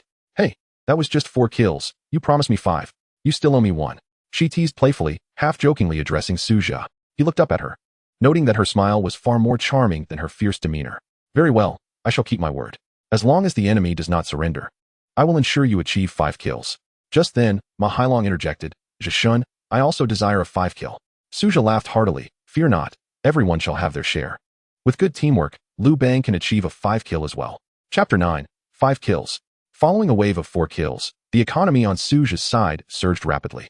Neza, having concluded the team fight, promptly crafted the Honglian cloak, while Liu Bang, albeit a tad slower, had already acquired the precursor to it, the Ronglian Heart. Wu Zetian, monopolizing 4 kills, had amassed a significant advantage, rendering Angela in the mid lane unable to contain her. Soon, Wu Zetian began aggressively pushing the first tower. The second team fight centered around the mid lane tower battle, with the opposing team fully assembled. Suja's side also approached the mid lane. However, having learned from the previous Dragon Pit 4-kill experience, the enemy refrained from being overly aggressive, choosing to remain under the tower and utilize ranged skills to chip away at the minion wave. At this juncture, Suja's Neza acquired a mage cloak, significantly enhancing both magical and physical defenses as well as health, making it capable of maneuvering through the enemy ranks with ease. Observing the mid-tower's persistent resistance, Suja typed a message on the screen, "Prepare for a tower dive." A tower dive? Ma Hailong felt a pang of anxiety, sensing that such a strategy might be overly reckless. However, this directive was issued by Suja, who had never witnessed him falter. Thus, Ma Hailong nodded and addressed Suja. "Liu Bang is ready." Suja replied, "Excellent, amplify upon my command." Upon finishing his words, Suja's Neza immediately unleashed his ultimate ability, locking his target onto the opposing Angela. In a team battle, the marksmen and mages within the formation are often fragile, typically positioned at the rear to deal damage, known as the backline. Neza's role is to bypass the frontline tanks and swiftly eliminate the enemy's damage dealers. Since marksmen generally possess fewer control abilities and focus more on damage output, while mages have more control skills that can interrupt Neza's advance. He first targeted the mage before pursuing the marksman, ensuring a smoother entry into the fray. As Angela was targeted by Neza, she immediately retreated beneath the tower, surrounded closely by her 4 teammates, awaiting the opportunity to collectively eliminate Suja's Neza. Just as they were about to collide with Angela, Suja quickly commanded, "Liu Bang, unleash your ultimate now." Without hesitation, Ma Hailong cast his ultimate upon Neza. With Neza's ultimate activated, he resembled a brilliant meteor, traversing through the enemy and colliding with Angela. Upon impact, by manipulating the directional keys, Neza could utilize the momentum from his charge to push the targeted enemy a short distance in a specified direction. Seeing Neza daringly engage under the tower, the enemy team surged forward with renewed vigor. At that moment, a purple light flickered, as Ma Hailong's Liu Bang arrived to provide protection. Under the defensive augmentation of their ultimates, the damage from the tower felt negligible. Furthermore, Liu Bang's skill inflicted a brief stun upon the enemies, rendering them incapable of retaliating effectively. Both Neza and Liu Bang dealt area damage with their skills, and the Red Lotus cloak they wore continued to inflict persistent burn damage upon the 5 adversaries. After Liu Bang executed his summoner skill to finish off the enemies, Suja issued another command, "Wu Zetian, activate your ultimate." Wu Zetian, unable to contain her anticipation, hastily pressed the ultimate button. Her ability, Life and Death, was unleashed, directly claiming the lives of the enemy's remaining heroes. 2 consecutive kills, 3 consecutive victories, 4 consecutive extraordinary feats, 5 consecutive unparalleled triumphs. A team wipe. Holding her phone, Wu Zetian's hands trembled with excitement. A pentakill. Truly a pentakill. This is the first time I have achieved such a feat since I began playing this game. I have never even secured a triple kill before. The king's broadcast had concluded long ago, yet Wu Zetian remained lost in exhilaration. "I need to take a screenshot to share on my social media," she exclaimed joyfully, awkwardly attempting to capture the moment on her phone. "Hey, you're about to be killed by minions," Suja reminded her helplessly. Wu Zetian quickly retreated to a corner to return to base. "Hey, Order Silver. I didn't expect you to be quite the tactician," Wu Zetian remarked with a smile to Suja. Suja cleared his throat. "My name is Suja, not Order Silver." "Well, I am Wu Zi, not Wu Zetian." The charming girl revealed her name for the first time, her face brightened by a captivating smile. Clearly having let go of her earlier frustration caused by Ma Hailong's deception, "Wu Zi," Suja softly repeated, before immediately diving back into the battle. Although they were currently dominating the match, vigilance was still essential. At this moment, Ma Hailong quietly expressed, "Zhe, I too desire a pentakill." Suja nodded, "All right. I will ensure you achieve a pentakill in the next team fight." Ma Hailong chuckled, "Thank you, God." The next team fight soon unfolded at the location of the Elder Dragon. After wiping out the opposing team, Suja's side began to assault the Shadow Lord, while the enemy, displaying commendable awareness, promptly rushed to the dragon pit upon respawning. Facing them head-on, Suja remained undaunted. Neza activated his ultimate, charging directly towards the enemy backline. "Wu Zetian, unleash your ultimate," Suja commanded. Without hesitation, Wu Zi unleashed Life and Death, launching a powerful engagement. Neza crashed into the crowd, severely wounding the enemies. Liu Bang, teleport here, Ma Hailong skillfully maneuvered, teleporting beside Neza without a word. Use the finishing move. Liu Bang quickly executed his ultimate, inflicting real damage that decimated the remaining enemies. It was sheer slaughter. The battlefield was instantly cleared. Liu Bang's ultimate claimed the entire field, resulting in yet another 5 consecutive unparalleled triumphs. Wow, I truly achieved a pentakill. Ma Hailong had waited long for this opportunity and quickly took a screenshot. Who would have thought a tank hero could secure a pentakill so effortlessly? Jagad, thank you immensely. Your strategy is simply flawless, utterly unbeatable. Ma Hailong exclaimed excitedly. Suja smiled gently. In this version, Neza is overwhelmingly powerful, and when combined with Wu Zetian and Liu Bang's skills, it becomes formidable. Thus, this strategy is indeed unbeatable. We will undoubtedly win our trio matches tonight. At that moment, the opposing enemies began to voice their frustrations in the public chat, evidently demoralized by the relentless defeats. Li Yuanfang remarked, "Can the opposing team possess any semblance of dignity? How are we supposed to play?" Qing Yaojin added, "This strategy is downright dirty." Angela lamented, "Neza, are you toxic? Why do you always charge at me?" Suja, Ma Hailong, and Wuzi exchanged knowing smiles, reveling in their shared joy. Wuzi delicately sipped her coffee and remarked, "It seems there is hope for reaching platinum tonight." Suja responded with a smile. "This strategy will at least guarantee your ascent to diamond." 15 minutes later, the battle concluded with a staggering kill ratio of 23-4, marking a definitive domination. The trio continued employing the same strategy, and within 2 hours, they celebrated a remarkable 6 consecutive victories, successfully elevating Wu Zi to the prestigious platinum rank. Had it not been for Starbucks closing, Wu Zi would have undoubtedly insisted on queuing with Suja for the entire night, for this strategy was simply invincible, with every match being a resounding triumph. However, the hour was already quite late, and it seemed inappropriate to linger any longer. The three departed from the CAF, leisurely strolling towards the intersection.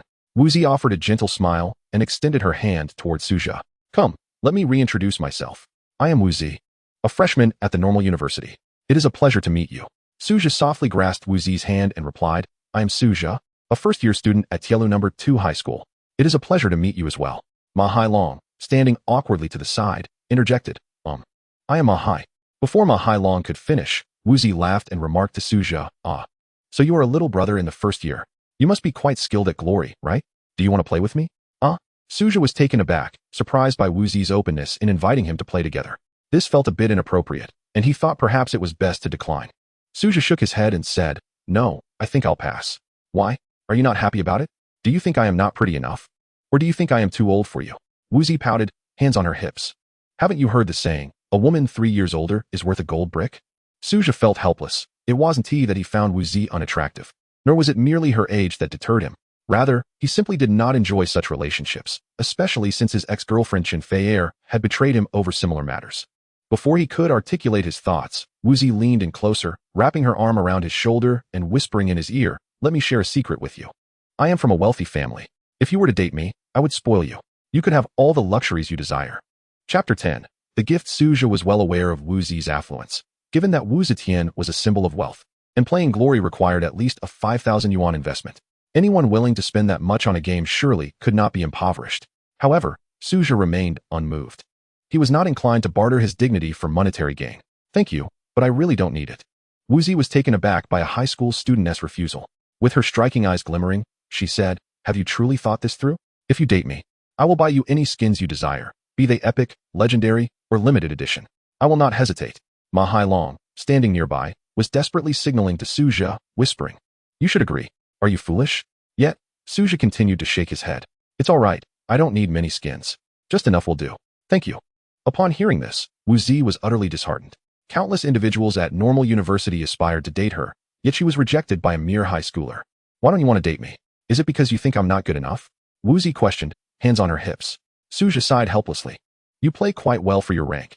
Your skills are decent and your awareness is acceptable. Why would I think you are lacking? Then why won't you date me?" Wu Zi pressed on. Suja sighed again. "I have my reasons. I hope you can understand." Wu Zi pondered for a moment and then declared, "If you don't want to date me, then I will become your apprentice. I wish to be your student, and I want you to accept me as your disciple right now." Suja was genuinely at a loss. How could one force an apprenticeship? "It's getting late, and I must catch the last bus. I will take my leave now." He did not wish to continue this conversation with Wu Zi. Promptly turning to leave with Ma Hailong, Wu Zi stomped her foot in frustration and called out, "Suja, just you wait. You cannot escape my grasp." Upon returning home, it was quite late. Before bed, Suja logged into his game account and noticed several notifications in his inbox. To his astonishment, they were skins gifted by Wu Zi, whose in-game name was Qing Chung Wu Zi, the last 2 characters being a homophone of her name. As he opened them one by one, the sheer number of skins was staggering. Tai Zhun Run, Round Table Night, Najia, Third Prince. Bai Li Shou Yu Ju Ing Xinchang. Among them were several epic skins, such as Liu Bang's Dracula Count, Lan Ling Wang's and Yin Lai Shoujia, and Cao Cao's Ghost Ship Captain. The total value of these skins amounted to several hundred yuan. Staring at the overwhelming number of skins in his inventory, Suja was at a loss for words. Additionally, there was an unprocessed friend request notification, which upon opening revealed a couple's relationship application from Wu Zi. Would you like to become a couple with Ching Wu Zi? With a resigned sigh, Suja clicked reject. Just then, a message box from the game lit up. Ching Wu Zi was online and had sent him a message. What are you up to? Embarrassed, Suja scratched the back of his head, realizing he had just rejected her application. I am about to sleep, he quickly replied. Oh, came Wu Zi's response, tinged with disappointment. Suja contemplated the situation, feeling it inappropriate to accept so many skins without reciprocation, so he typed, why did you gift me so many skins? I cannot accept something without giving back. I will find a way to return the money to you. Wu Zi replied playfully, rich and willful. Suja felt exasperated. Your wealth is your own affair. I cannot accept your skins. After a brief silence, Wu Zi responded, why are you so troublesome? You want to even accept free skins? I truly do not want them. Fine, but I also do not wish to take your money. How about this? You do me a favor, and I will consider these skins as your reward. Wu Zi finally relented. Suja inquired, what favor? Wu Zi replied, tomorrow night, our team will compete in a tournament. I see that you have not yet joined a team. Come join us and help us in the match. Does that sound good? Suja pondered this and deemed it a reasonable solution, promptly agreeing, all right. Wu Zi immediately sent him a team invitation and instructed, tomorrow night at 8. We will meet at the same Starbucks. Let us not miss each other. Agreed. Suja replied with 4 words, and after joining the team, he logged off. On the evening of the second day, at precisely 8 o'clock, Suja arrived promptly at the entrance of Starbucks. Upon entering, he found Wu Zi already present. Beside her were 2 other young women and a young man, making a total of 5, which was necessary for their team battle. As soon as Wu Zi spotted Suja, she waved excitedly, Suja, over here. He nodded and walked over.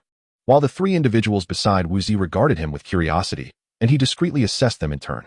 One of the girls, with a petite frame and short hair, possessed large, sparkling eyes that made her seem almost like an enchanting fairy. The other girl, with a ponytail and an air of cool elegance, wore black-rimmed glasses, resembling a stern teacher. The young man, adorned with gold-rimmed glasses, seemed quite familiar with the ponytailed girl, presumably her boyfriend. Wu Zi, is this the expert you brought? He seems quite young, the short-haired girl remarked with a teasing smile, her gaze lingering on Suja. Little brother, how old are you? Are you in high school or middle school? She inquired enthusiastically. High school, Suja succinctly replied. Noticing the girl's boldness, Wu Zi quickly interjected, Xiao Meng, don't be silly. You might scare him.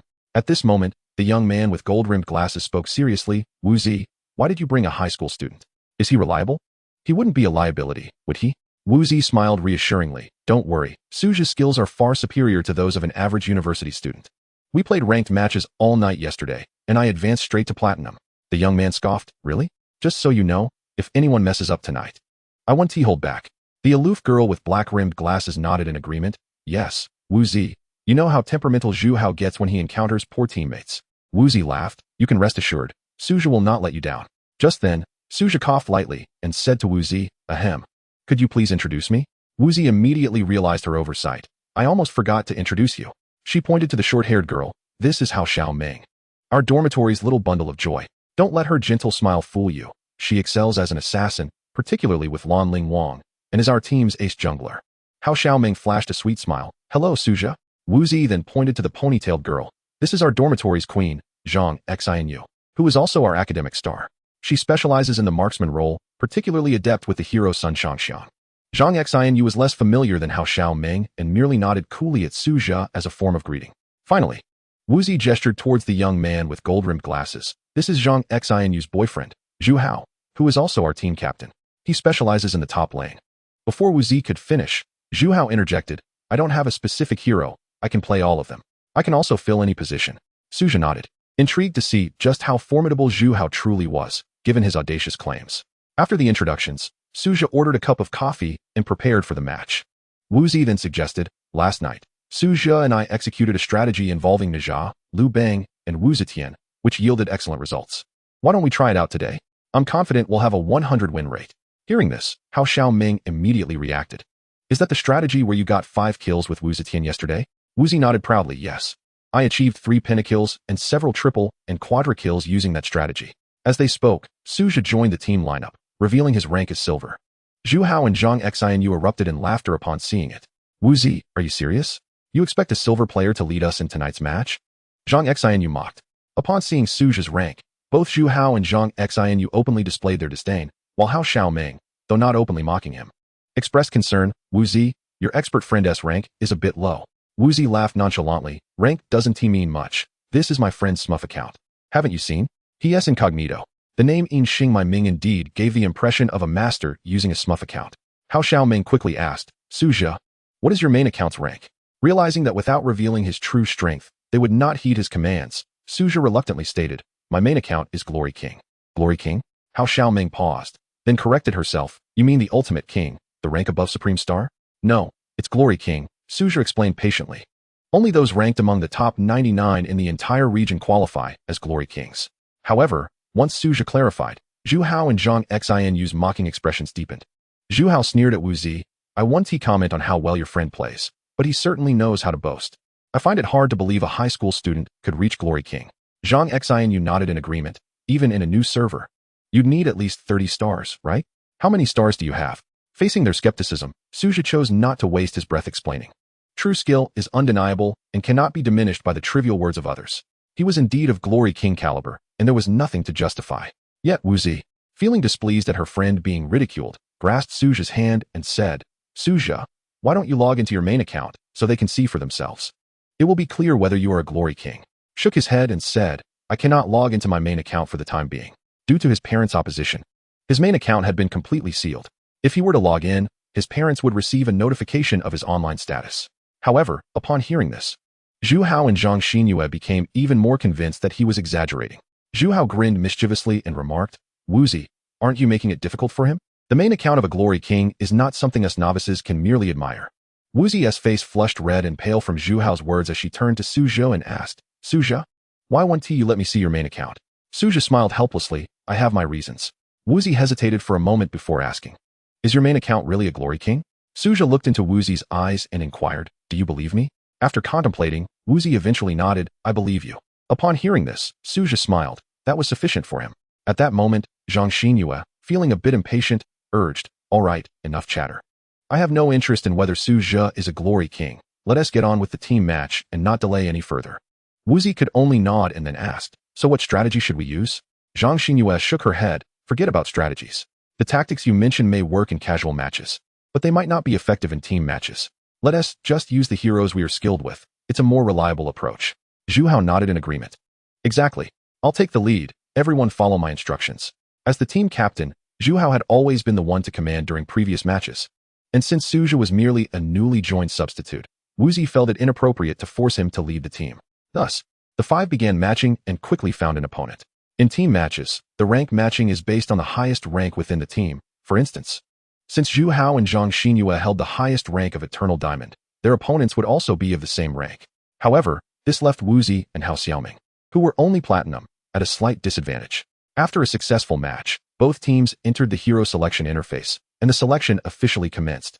Zhu Hao, as the captain, was first to choose and selected the formidable top lane hero Yang Jian.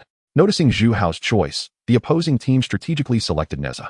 Neza's passive skill restricts healing, effectively countering Yang Jian's ultimate ability's health recovery. It was evident that the opposing team had a solid strategy and their skills were commendable. Next up were Zhang Xinyue and Hao Xiaoming, both of whom selected their favorite heroes, Sun Shangxiang and Lanling Wang. When it came to Wu Zi and Suja's turn to pick, Wu Zi immediately locked in Wu Zetian, which completed their team composition with a top laner, mid laner, marksman, and jungler, leaving only the support position for Suja. Zhu Hao cast a disdainful glance at Suja and coldly remarked, you'll play support, right? Just don't mess up. We are in a diamond match, and as a silver player, if you don't feed, that will be considered a success. Suja could only smile resignedly. It was amusing that Zhu Hao would even ask if he was playing support when they hadn't even discussed the selection beforehand. Leaving only a support position, Wu Zi turned to Suja, anxiously asking, Suja, do you know how to play support? Suja chuckled, I can manage. Zhang Xinyue frowned in dissatisfaction. What do you mean by manage? You must not hold us back, understand? Suja did not respond, but silently selected his hero. Once he made his choice, the voice of the hero echoed from his phone. Dao Xing Yi, Yisheng Sheng Zua. Upon hearing this voice, Wu Zi's eyes brightened instantly. Tai Zhenren. Suja smiled faintly. Indeed, it is Tai Zhenren, This support is quite interesting and useful in team fights. At that moment, Wu Zi's heart raced like a deer in headlights. Tai Yizhenren, the very same hero who had achieved a pinnacle in a previous match. It was because of this Tai Yizhenren that Wu Zi added Ma Hailong as a friend. However, during their subsequent duo matches, she discovered that Ma Hailong's skill level was drastically different from that memorable night. He was not the same Tai Yizhenren at all. Wu Zi had always been puzzled by how Ma Hailong's skills could vary so greatly until now. Seeing Suja pick Tai Yizhenren, she finally understood. Was that Tai Yizhenren you? Wu Zi asked excitedly. Suja feigned forgetfulness. Which day? What Tai Yizhenren? Have I used it before? Wu Zi playfully slapped Suja. You're insufferable. Still not admitting it. I should have guessed that Tai Yizhenren was yours. Suja laughed heartily. Don't hit me. If you injure me, how will I perform in the team match? Just then, Captain Zhu Hao cleared his throat and expressed his discontent. Tai Yizhenren, it's neither a tank nor a mage. Are you sure you want to use this useless character? Useless? Suja could hardly be bothered to engage in conversation with Zhu Hao. This single statement was enough to confirm Zhu Hao's limited skill level. Wu Zi, however, confidently assured. Old Zhu, don't worry. Suja's Tai Yizhenren will dominate the match effortlessly. Zhu Hao scoffed. Let us hope so. The selection concluded, and the battle commenced. As the horn of the King's Canyon sounded, both sides began to march forth. Suja's Tai Yizhenren initially accompanied Zhang Xinyue's character to the bottom lane, where they faced the formidable top laner Neza. Sun Shangxiang, being weaker in the early game, provided Neza ample opportunity. Armed with the red buff, Sun Shangxiang played aggressively, using her mobility skill to bypass the minion wave and forcefully engage Neza. Neza, skilled in evasion, remained just outside of Sun Shangxiang's range. Suja quickly discerned that Neza was baiting. With his first skill combined with his passive ability, Neza could inflict significant damage early on and, with the two-stage control of his second skill, could easily turn the tables on the opposing marksman before reaching level 4. If Neza played skillfully, achieving a double kill in a 1v2 scenario would not be far-fetched. Be cautious, don't position yourself too aggressively, Suja advised kindly. However, Zhang Xinyue showed no gratitude and instead felt that Suja's rank was merely that of a Silver Order novice. Take care of your own affairs, I don't need your instruction. Before she could finish her sentence, Neza on the opposing team had already made his move. With a swift flick of his first skill, Neza charged forward, utilizing his second skill, the Rolling Silk, to ensnare Sun Shangxiang. With 2 swift strikes, he reduced the noble lady's health to a mere sliver. Startled, Zhang Xinyue quickly used her mobility skill to escape, but Neza triggered his second skill again, just as Sun Shangxiang rolled away, causing him to follow her in pursuit. There was no escape. Having expended her mobility skill, Sun Shangxiang was still unable to evade Neza's relentless pursuit. Just as it seemed Neza would unleash his summoner spell for the first blood, a sneaky little green hand emerged from the side, immobilizing Neza. Suja's Tai Yizhenren arrived just in time to save the noble lady's life. Nevertheless, her health was critically low, and with no other option, Zhang Xinyue had to retreat to base for healing. Suja sighed in resignation. He had already warned Sun Shangxiang not to position herself too aggressively. Neza was the strongest top lane hero in the current version, boasting a win rate that had ranked first for 2 consecutive weeks. To act recklessly before him was akin to courting disaster. Yet, Zhang Xinyue remained defiant. After hearing Suja's sigh, she retorted, "What are you sighing for? I merely made a mistake. What's the big deal?" Suja shook his head, feeling unappreciated for saving her, akin to a dog biting El Dongbin. However, with the noble lady gone, the minion wave in the bottom lane fell entirely to Tai Yizhenren. Suja had already perceived Zhang Xinyue's lack of skill and decided against leaving her any economic advantage, instead collecting the spoils for himself.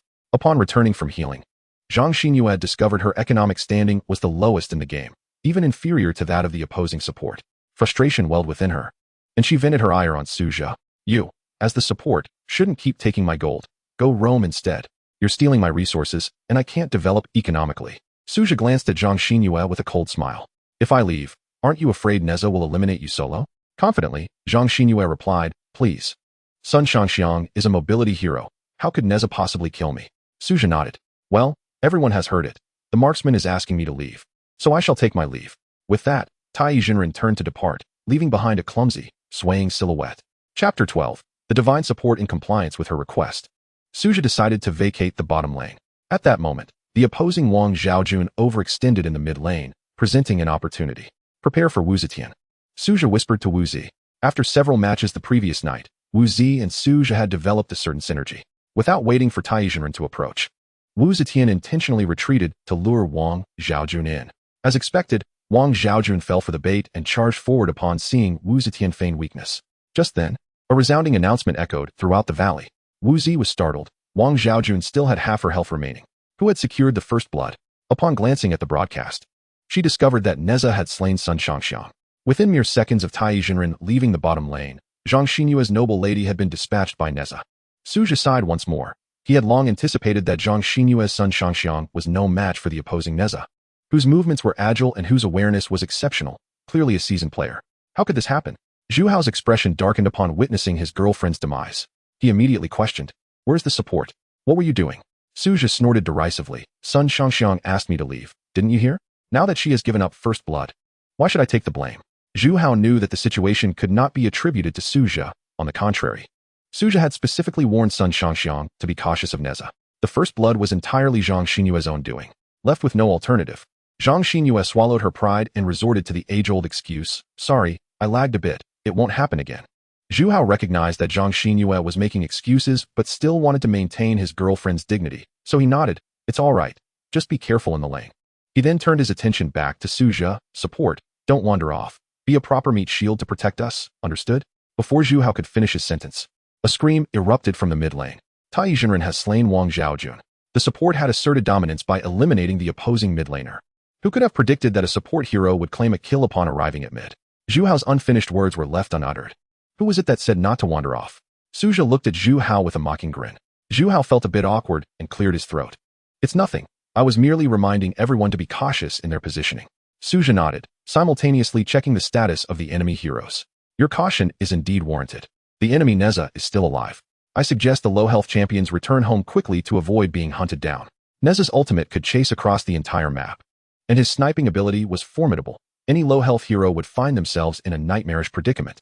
At that moment, Zhu Hao's Yang Jian was in a precarious state in the top lane, yet he refused to heed Suja's advice, stubbornly remaining in lane.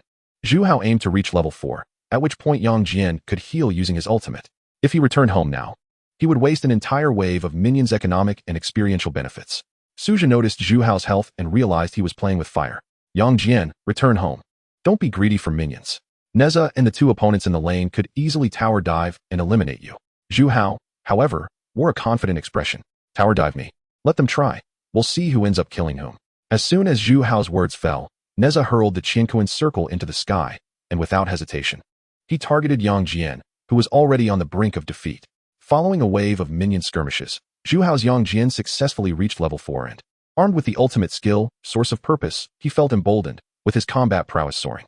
Despite Neza hurtling towards him, Zhu Hao remained unperturbed, confident in his skills, believing he might turn the tide and eliminate Neza under the tower. At that moment, Di Renjia and the support, Niu Mo, charged towards Yang Jian. As Neza descended from above, Niu Mo lunged forward and used his skill, Overbearing Charge, to launch Yang Jian into the air. Simultaneously, as a tank, Niu Mo absorbed the tower's attacks. Following Niu Mo's aggressive initiation, Di Renjia swiftly followed up with his skill, Dynasty Secret Order, to immobilize Yang Jian. After this combination, Yang Jian was already severely wounded. Meanwhile, Neza had fiercely collided with him, depleting Yang Jian's health bar in an instant, and it seemed his demise was imminent. In a desperate moment, Zhu Hao frantically tapped the icon for Source of Purpose on the screen, realizing that if he could unleash it at the last moment, victory might still be within reach. Fortune favored the diligent. Seizing the opportunity amidst the enemy's combo, Yang Jian finally unleashed his ultimate skill. 3 radiant beams shooting towards the foes, dealing damage while restoring his own health. However, Neza's passive skill, Flame Seed, curtailed Yang Jian's healing effect. After releasing his ultimate, Yang Jian did not reap the expected benefits, and with Neza's flame 3-pronged spear unleashed, Yang Jian's health was utterly depleted. In a moment of clarity, Zhu Hao realized the folly of his actions. For the sake of a mere wave of minions, he had gambled away his life. As his health dwindled to a critical point, a small green hand suddenly emerged from the nearby bushes. In a moment of equivalent exchange, the unchanging principle of alchemy came into play. Just as Yang Jian was about to meet his end, Suja's Tai Jinren arrived just in time. With a powerful ultimate skill, he cast the living transformation, and in the next second, Yang Jian fell to the ground with a cry. However, thanks to Tai Jinren's protective ultimate, Yang Jian rose again, full of vitality just 2 seconds later. Counterattack. Now, Suja declared decisively, as Tai Jinren unleashed a devastating explosion, controlling 3 enemies at once. Yang Jian promptly sent his hound, Xiaotian Quan, to bite the wounded Niu Mo, swiftly triggering his skill and eliminating him.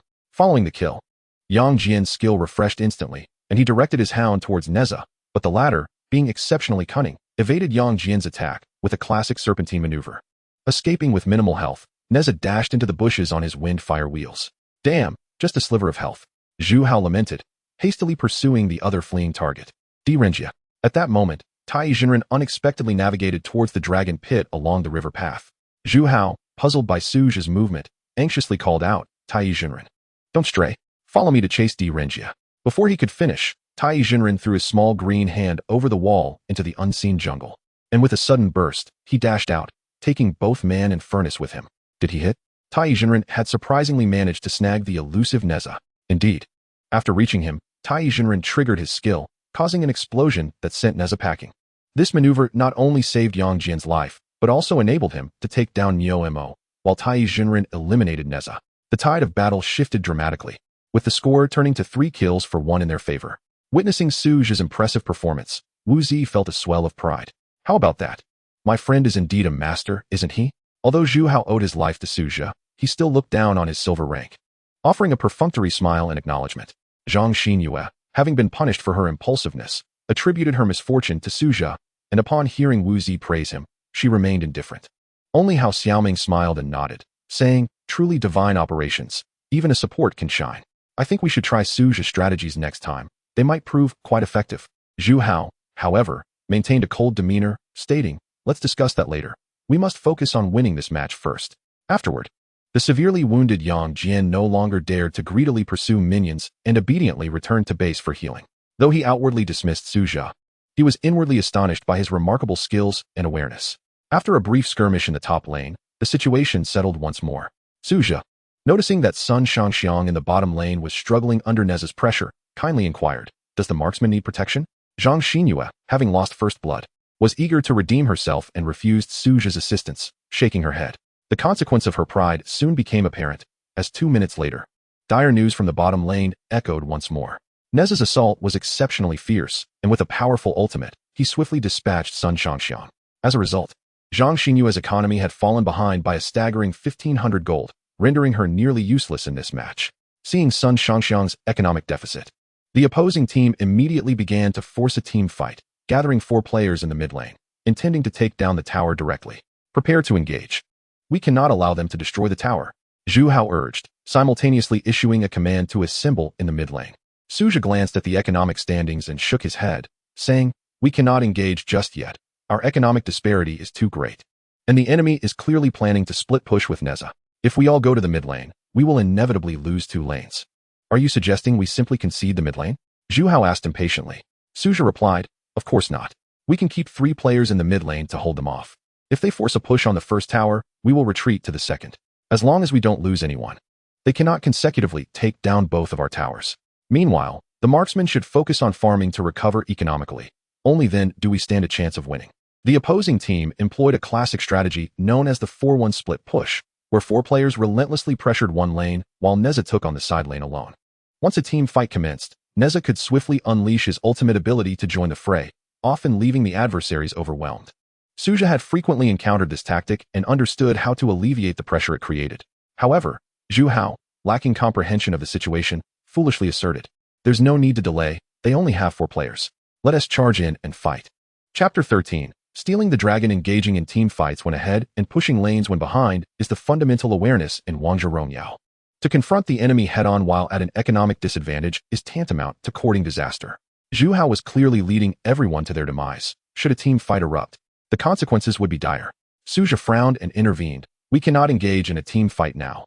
Our marksman is unable to inflict any damage. Zhang Xinyue, feeling indignant, retorted, on what basis do you say that?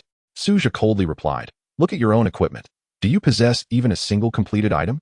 Indeed, Suja was correct. Currently, Sun Shangxiang lacked any decent equipment, possessing only a few incomplete items. Yet, Zhang Xinyue stubbornly defended, Sun Shangxiang's damage relies not solely on equipment, but also on skill. Suja had completely lost hope in her. As long as you are happy. Before he could finish, Zhu Hao had already led the charge. Neza was still pushing a lane, taking advantage of the 5 versus 4 situation. As he spoke, Yang Jian lunged toward the enemy's Wang Zhaojun, activating his skill. Hao Xiaoming's Lanling Wang circled to the backline, directly targeting Renjia. Wu Zetian seized the moment, unleashing her ultimate, catching all 4 opponents in the mid lane off guard. With the situation leaning against them, Yet, it was awkward that Zhang Xinyue's son Shangxiang rolled about, appearing to deal damage, but due to the equipment disadvantage, she inflicted none at all. Just then, the enemy's Neza unleashed his ultimate, aiming straight for the deeply engaged Yang Jian. The skies roared as Neza traced a dazzling arc across the screen, charging toward Yang Jian. At that moment, Yang Jian had ventured too far, leaving Su Zhe unable to protect him. The rampaging Neza collided into Yang Jian, pushing him into the heart of the enemy. Simultaneously, Wang Xiaojun followed up with her ultimate. Under the area damage from Wang Xiaojun and the persistent burn from Neza, Su Zhe's team was left severely weakened. Su Zhe's Tai Jinren hurriedly attempted to interrupt Wang Xiaojun's skill, but could not save the ensnared Yang Jian. Moreover, the enemy's Di Renjie easily escaped the clutches of Lanling Wang with his second skill, positioning himself in the backline to continue dealing damage. Zhu Hao's Yang Jian, having recklessly advanced, was the first to be sent back to the fountain. With Yang Jian's demise, the enemy immediately counterattacked.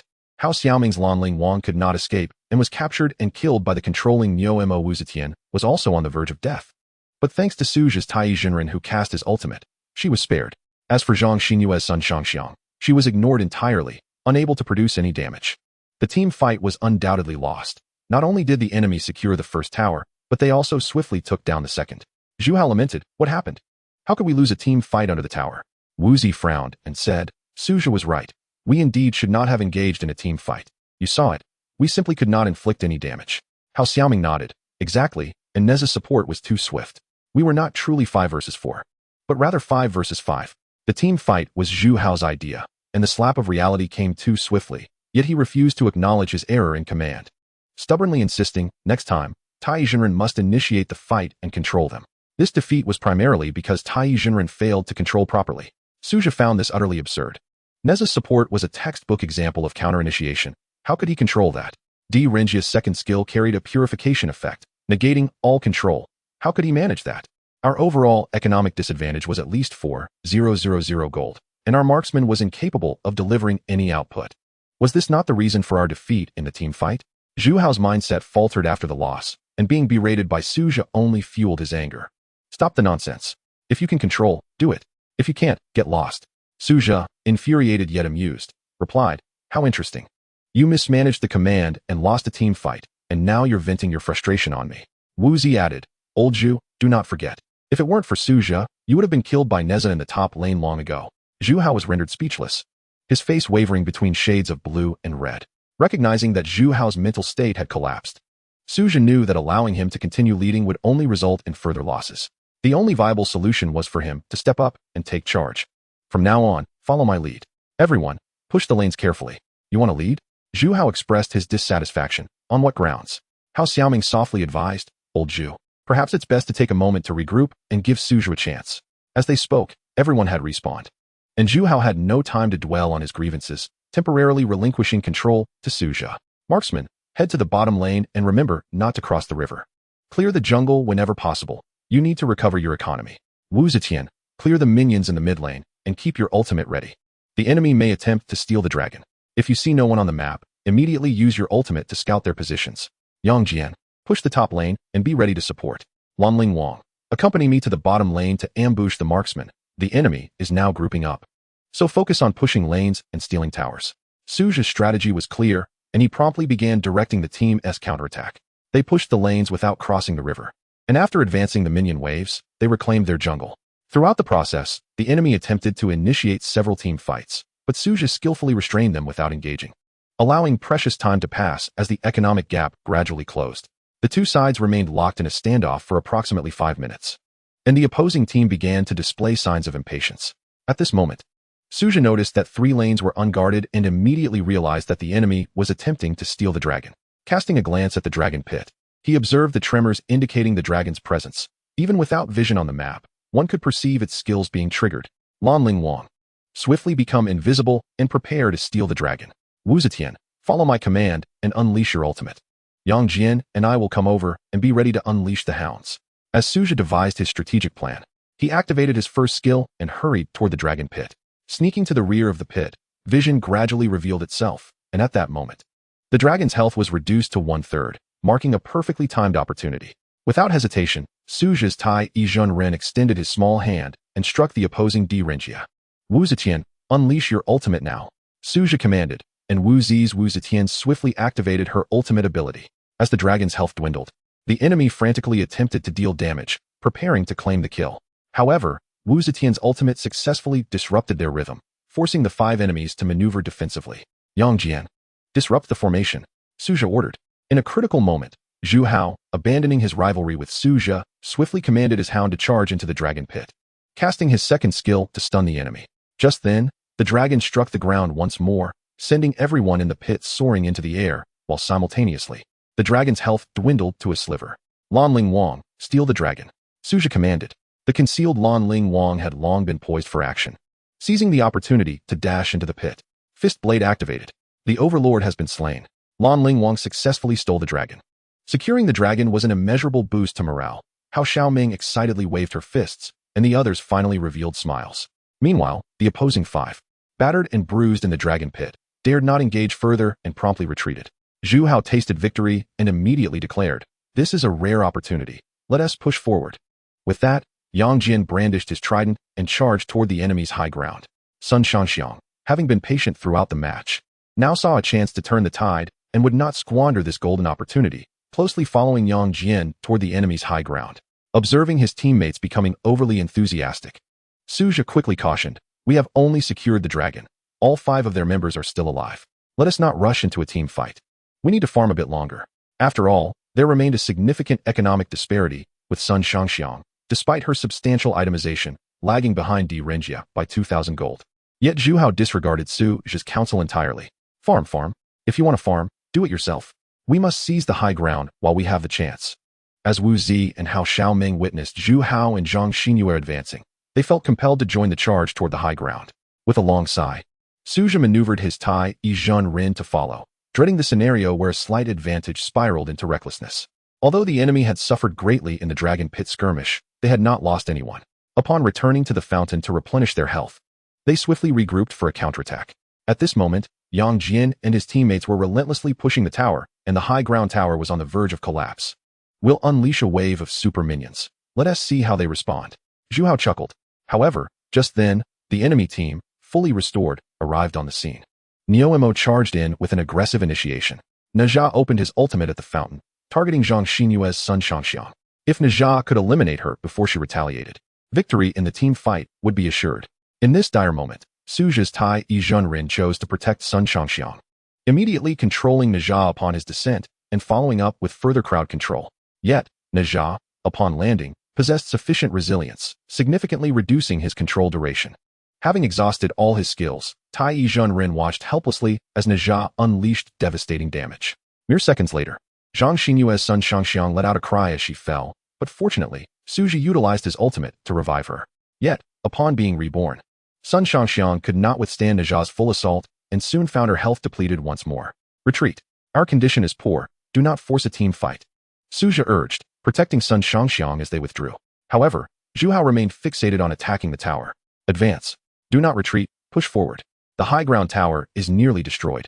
If we take it down, super minions will spawn." Regrettably, in his fervor to monitor the high ground tower's health, Zhu Hao overlooked his own precarious state. Though the high ground tower crumbled under Yang Jian's relentless assault, he too fell to Di Renjia. Di Renjia kills Yang Jian. Subsequently, the tower-diving Wu Zetian and Lan Ling Wang met a tragic end. Di Renjia kills Wu Zetian, double kill. Di Renjia kills Lan Ling Wang, triple kill. Chapter 14.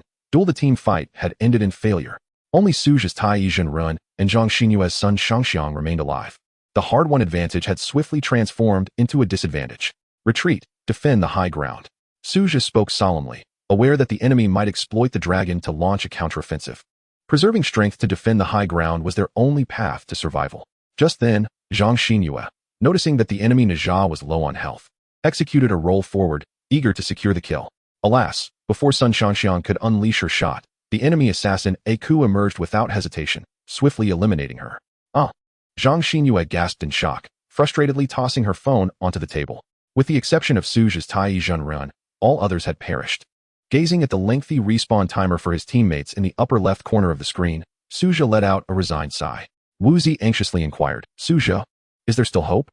Su Zhe shook his head. "The prospects are dim. The enemy has ample time to dismantle our crystal." Zhu Hao anxiously exclaimed, "Aren't you still alive? You should go and distract them. Just a little distraction and we all survive." Su Zhe, barely able to muster even a cold smile, retorted. Is this your first day playing this game? Do you genuinely believe that a single support can hold off 5 opponents in the late game? If Su Zhe had been granted powerful heroes like Guan Yu, Hua Mulan, or Luna, then holding off 5 opponents would not have been a daunting task. Yet, he was relegated to a support role, and by the late game, support heroes had become rather ineffective. The opposing team, in prime condition and fully equipped, advanced relentlessly, shattering their high ground within a mere 7 seconds. The outcome was inevitable. The opposing team swiftly claimed the crystal. In the final moments, Su Zhe managed to eliminate the opposing assassin A Ku and Wang Zhaojun with explosive damage, but it was too little, too late. Under the protection of Niuemo, Di Renjia mercilessly assaulted the tower, causing the crystal to explode shortly thereafter.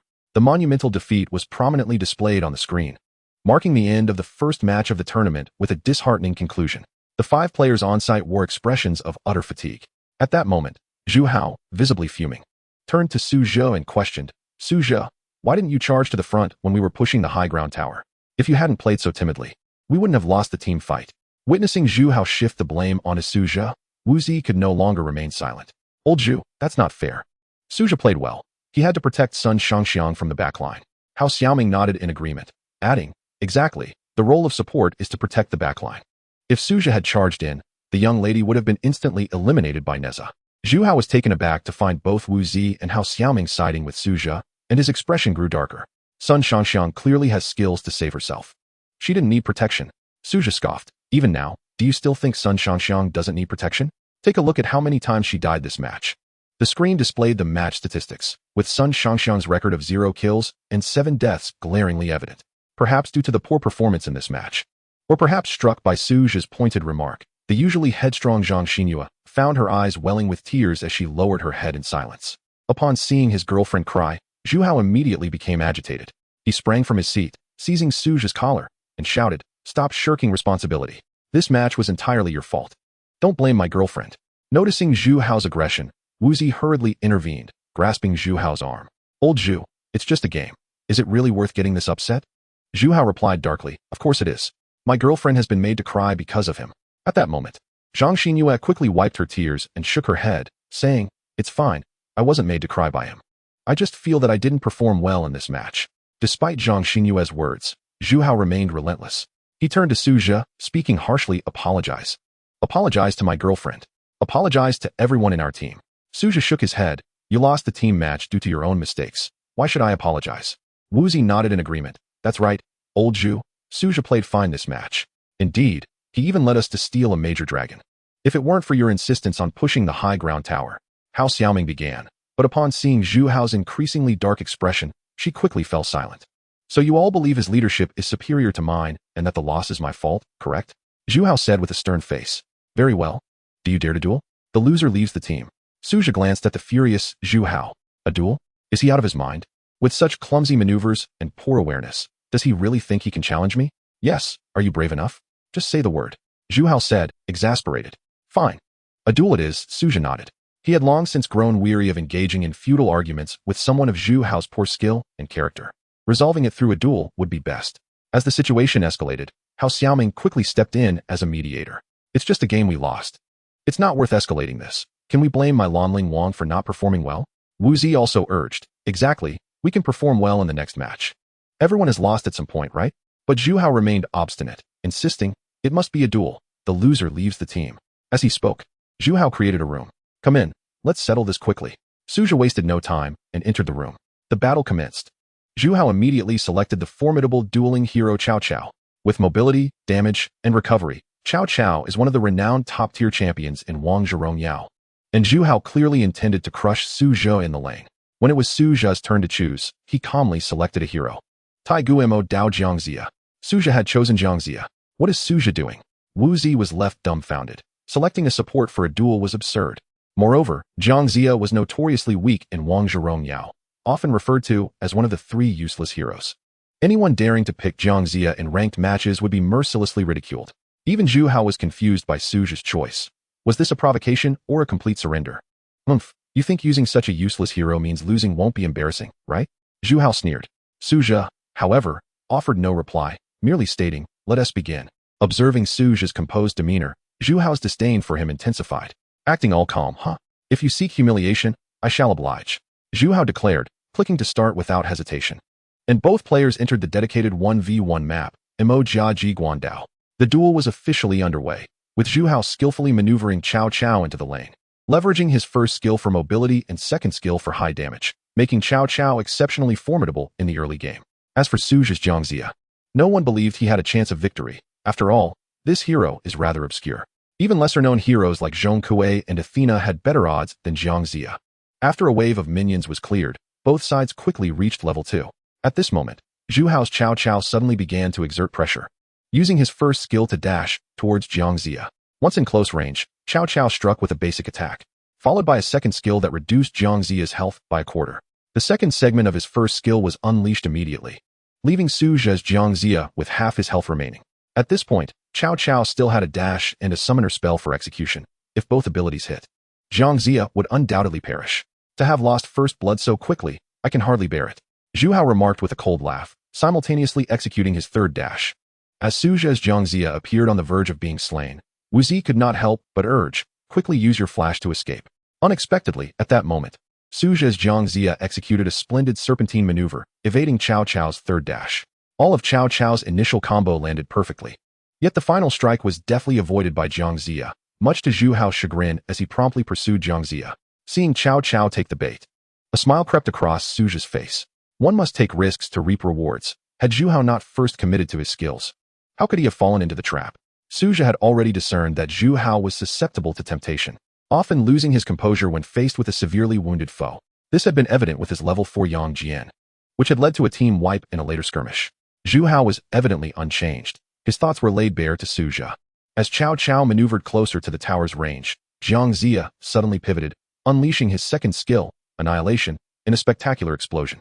Cao Cao, caught off guard by the retaliatory strike from the nearly defeated Zhang Jia, was pushed under the tower, having already expended all his mobility skills, leaving him trapped.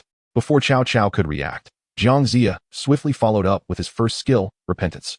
Hit directly by Repentance, Cao Cao's defenses diminished, and his movement speed plummeted by a staggering 90. Regretting his hasty approach, Zhu Hao attempted to flee but found himself immobilized under Zhang Jia's command. Meanwhile, Su Zhe remained at a distance, leisurely targeting Cao Cao, whose reduced defenses rendered him as fragile as scrap. 1 strike, 2 strikes, 3 strikes. With the assistance of the tower, Zhang Jia dispatched Cao Cao in mere moments. The deep, resonant tones of the female voice echoed across the map as Zhu Hao's Cao Cao fell amidst a pool of blood. Zhang Jia's passive skill allowed him to gain considerable experience from the kill. A flash of golden light signaled Su Zhe's ascent to level 4. Chapter 15. The counterattack of Zhang Jia. The first blood seemed exhilarating, as Zhang Jia, on the brink of death, turned the tables on Cao Cao. However, everything unfolded precisely as Su Zhe had calculated, devoid of any suspense.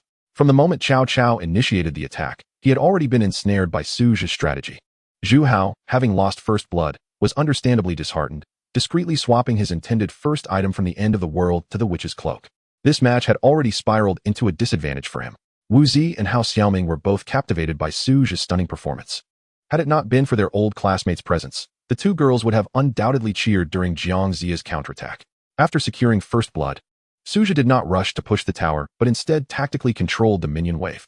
Cao Cao had surrendered first blood far too early, indicating his imminent return. With 1 kill and a wave of minions, Su Zhe had gained a lead of 500 gold over Cao Cao. By the time Cao Cao returned, Zhang Jia's first item, Echo Staff, was nearly complete. With the support hero Zhang Jia having claimed first blood, Zhu Hao's mindset was in turmoil. Upon returning to the lane, his Cao Cao played aggressively, forcing Zhang Jia back with a complete combo of skills. Yet Su Zhe's Zhang Jia remained unfazed by Cao Cao's ferocity, choosing instead to hide beneath the tower and utilize his ultimate, Judgment, to farm the minion wave. Zhang Jia's ultimate, Judgment, is a skill of exceptional range and damage, compelling Cao Cao to evade. Upon reaching level 4, Zhang Jia's wave-clearing ability was unparalleled, rendering Cao Cao incapable of pushing forward. After enduring repeated harassment, Zhu Hao's first tower was left with little health remaining. Growing impatient, Zhu Hao exclaimed, "Surely you do not intend to defeat me through such a cowardly method of attrition." Su Zhe, uninterested in responding, saw Zhang Jia suddenly spring into action. Following a wave of his ultimate, Zhang Jia approached Cao Cao, landing Repentance and instantly diminishing Cao Cao's defenses. Zhu Hao was taken aback and hastily prepared to retaliate, but Zhang Jia's skill's slowing effect ensnared Cao Cao like quicksand. rendering him powerless. As Cao Cao suffered severe deceleration, Suja's Zhang Zia unleashed a torrent of damage, rapidly depleting Cao Cao's health. Following this, Zhang Zia executed a second skill, Annihilation, leaving Cao Cao with merely a third of his health remaining. Suja's Echo Staff had fully materialized, significantly enhancing his magical damage. While Zhu Hao's Witch's Cloak was still far from completion, unable to withstand Zhang Zia's explosive output. This is dire, Zhu Hao thought. Beads of cold sweat forming as he hastily activated his first skill to escape. Zhang Zia's skills were swift, and another chain of abilities was already on the verge of release. Fortunately, with 3 dashes, Cao Cao could swiftly vacate the battlefield. However, as he fled Zhang Zia's grasp, he was left with less than a third of his health. This fellow is quite formidable, Zhu Hao thought, a cold sweat trickling down his brow, silently musing. Thank goodness I acted quickly and managed to escape. Unexpectedly, 2 beams of light shot forth from Zhang Zia's direction. This was Zhang Zia's ultimate, Judgment. A high-damage skill triggered after a brief charge. Given the current health of Cao Cao, being struck by the fully charged Duan Zue would undoubtedly spell his demise. Fortunately, this attack necessitates a period of accumulation before it can be unleashed. As long as one can exit the range during Zhang Zia's charge time, they will remain unscathed. Zhu Hao scoffed internally, thinking, do you take me for a fool? You really believe you can defeat me with that move? As he spoke, Zhu Hao deftly maneuvered Cao Cao to the left, successfully evading Zhang Zia's ultimate range, just as it seemed that Suja's third skill would go to waste. He subtly activated the summoner skill flash at the very moment Zhang Zia's charge was about to conclude. This caused Zhang Zia to shift his entire position, thus moving the charged ultimate along with him. Boom. The ultimate Duan Zue carved a brilliant golden arc across the screen, striking down upon Cao Cao, who was unfortunately still within the attack's reach, taking the full brunt of the blow. Foolish era, Cao Cao cried out in agony, his voice a desperate lament, before collapsing to the ground, lifeless. The announcement echoed across the screen. Zhang Zia has slain Cao Cao. It was Suja's second kill, effortlessly achieved. Remarkable. This time, Wuzi could no longer contain her excitement, exclaiming in admiration. Hao Xiaoming gazed at Suzhou with awe, her eyes sparkling with exhilaration. Zhu Hao's expression turned ashen. Having lost 2 kills to Zhang Zia, it was evident that Suzha's prowess far surpassed his own. Cao Cao was his most adept hero, his mastery at its peak. And if he could not prevail in a duel with Suzha, it underscored the significant gap in their skills. At that moment, Suzha calmly reminded, 1 more kill, and the match concludes. The rules of a duel state that 3 kills and 2 towers determine the victor. Zhu Hao, shaken, nodded in trembling agreement. Perhaps there was still a chance, he consoled himself internally, but with an economic disparity of 2,000 gold, leveling the playing field seemed nearly insurmountable. After respawning for the second time, Zhu Hao's Cao Cao trudged back to the battlefield, burdened by the psychological shadow cast by Suzha's adept use of flash and ultimate. This time, Zhu Hao resolved to approach the battle cautiously, avoiding reckless advances. He aimed to exploit Zhang Zia's diminishing power in the late game, hoping to drag the match into the later stages for a counterattack. Now, this was the only path left to pursue. As Zhu Hao's Cao Cao entered the lane, he began to cautiously clear minion waves beneath the tower. Suzha smiled subtly, instantly discerning Zhu Hao's intentions. He wished to delay until the late game for a turnaround, to capitalize on Zhang Zia's late game weakness. Regrettably, that was not an option. This was Zhang Zia's prime, and Suzha would not allow the tempo to wane.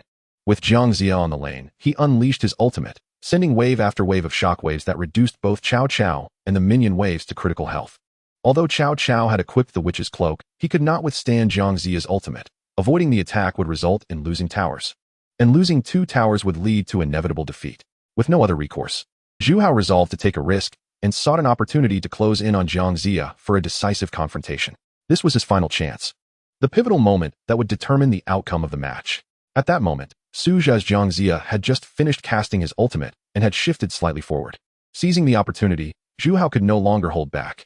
Cao Cao's first skill, Ba Dao Ji Run, activated, propelling him into the fray, followed by his second skill Zhong Heng Tian Xia, which struck Zhang Zia, causing a noticeable reduction in his health. Yet, Suzha's Zhang Zia was unyielding, countering with Chan Bei, which lowered Cao Cao's defenses, followed by Yin Mia, forcing Cao Cao to retreat. With his health in a precarious state, Cao Cao faced 2 choices, either to use both mobility skills to retreat, replenish his economy, and try again, a more prudent course that might allow him to outmaneuver Zhang Zia in the late game, or to activate his ultimate and engage Zhang Zia directly, where Cao Cao's high attack speed and health regeneration could still present a chance of victory. Zhu Hao deliberated briefly before making his choice. He decided to retreat temporarily, waiting for his equipment to catch up before engaging in combat again. After all, Suja had already secured 2 kills. One more would conclude the battle. Just then, Suja's Zhang Jia provocatively displayed text on the screen. Heh, not bad. Heh, not bad. Heh, not bad. Upon seeing the taunts, Zhu Hao's eyes flared with indignation. How dare he look down on me? In a swift moment, Cao Cao did not retreat. Instead, he unleashed his ultimate and executed a second dash towards Zhang Jia. Engaging in a fierce melee, under the effect of his ultimate Yu Shui Xiaoxiong, Cao Cao's attack speed surged to an astonishing level. Although Suja's Zhang Jia held an equipment advantage, he was not a match for Cao Cao in a one-on-one duel.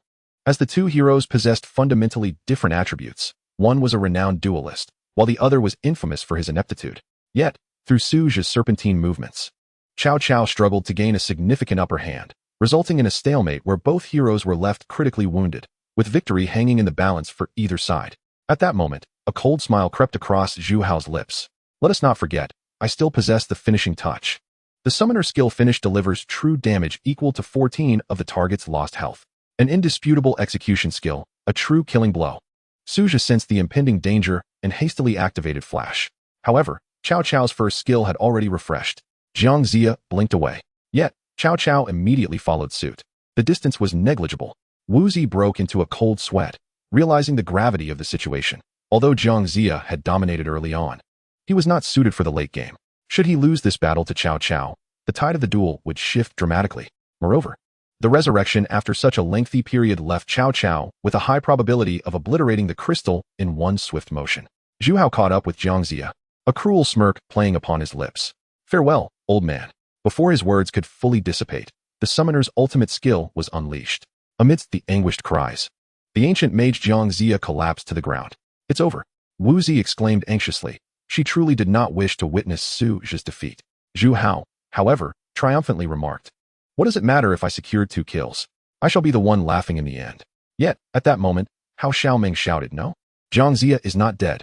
Zhu Hao quickly glanced at the screen and was astonished to see a glowing aura surrounding Zhang Jia's corpse.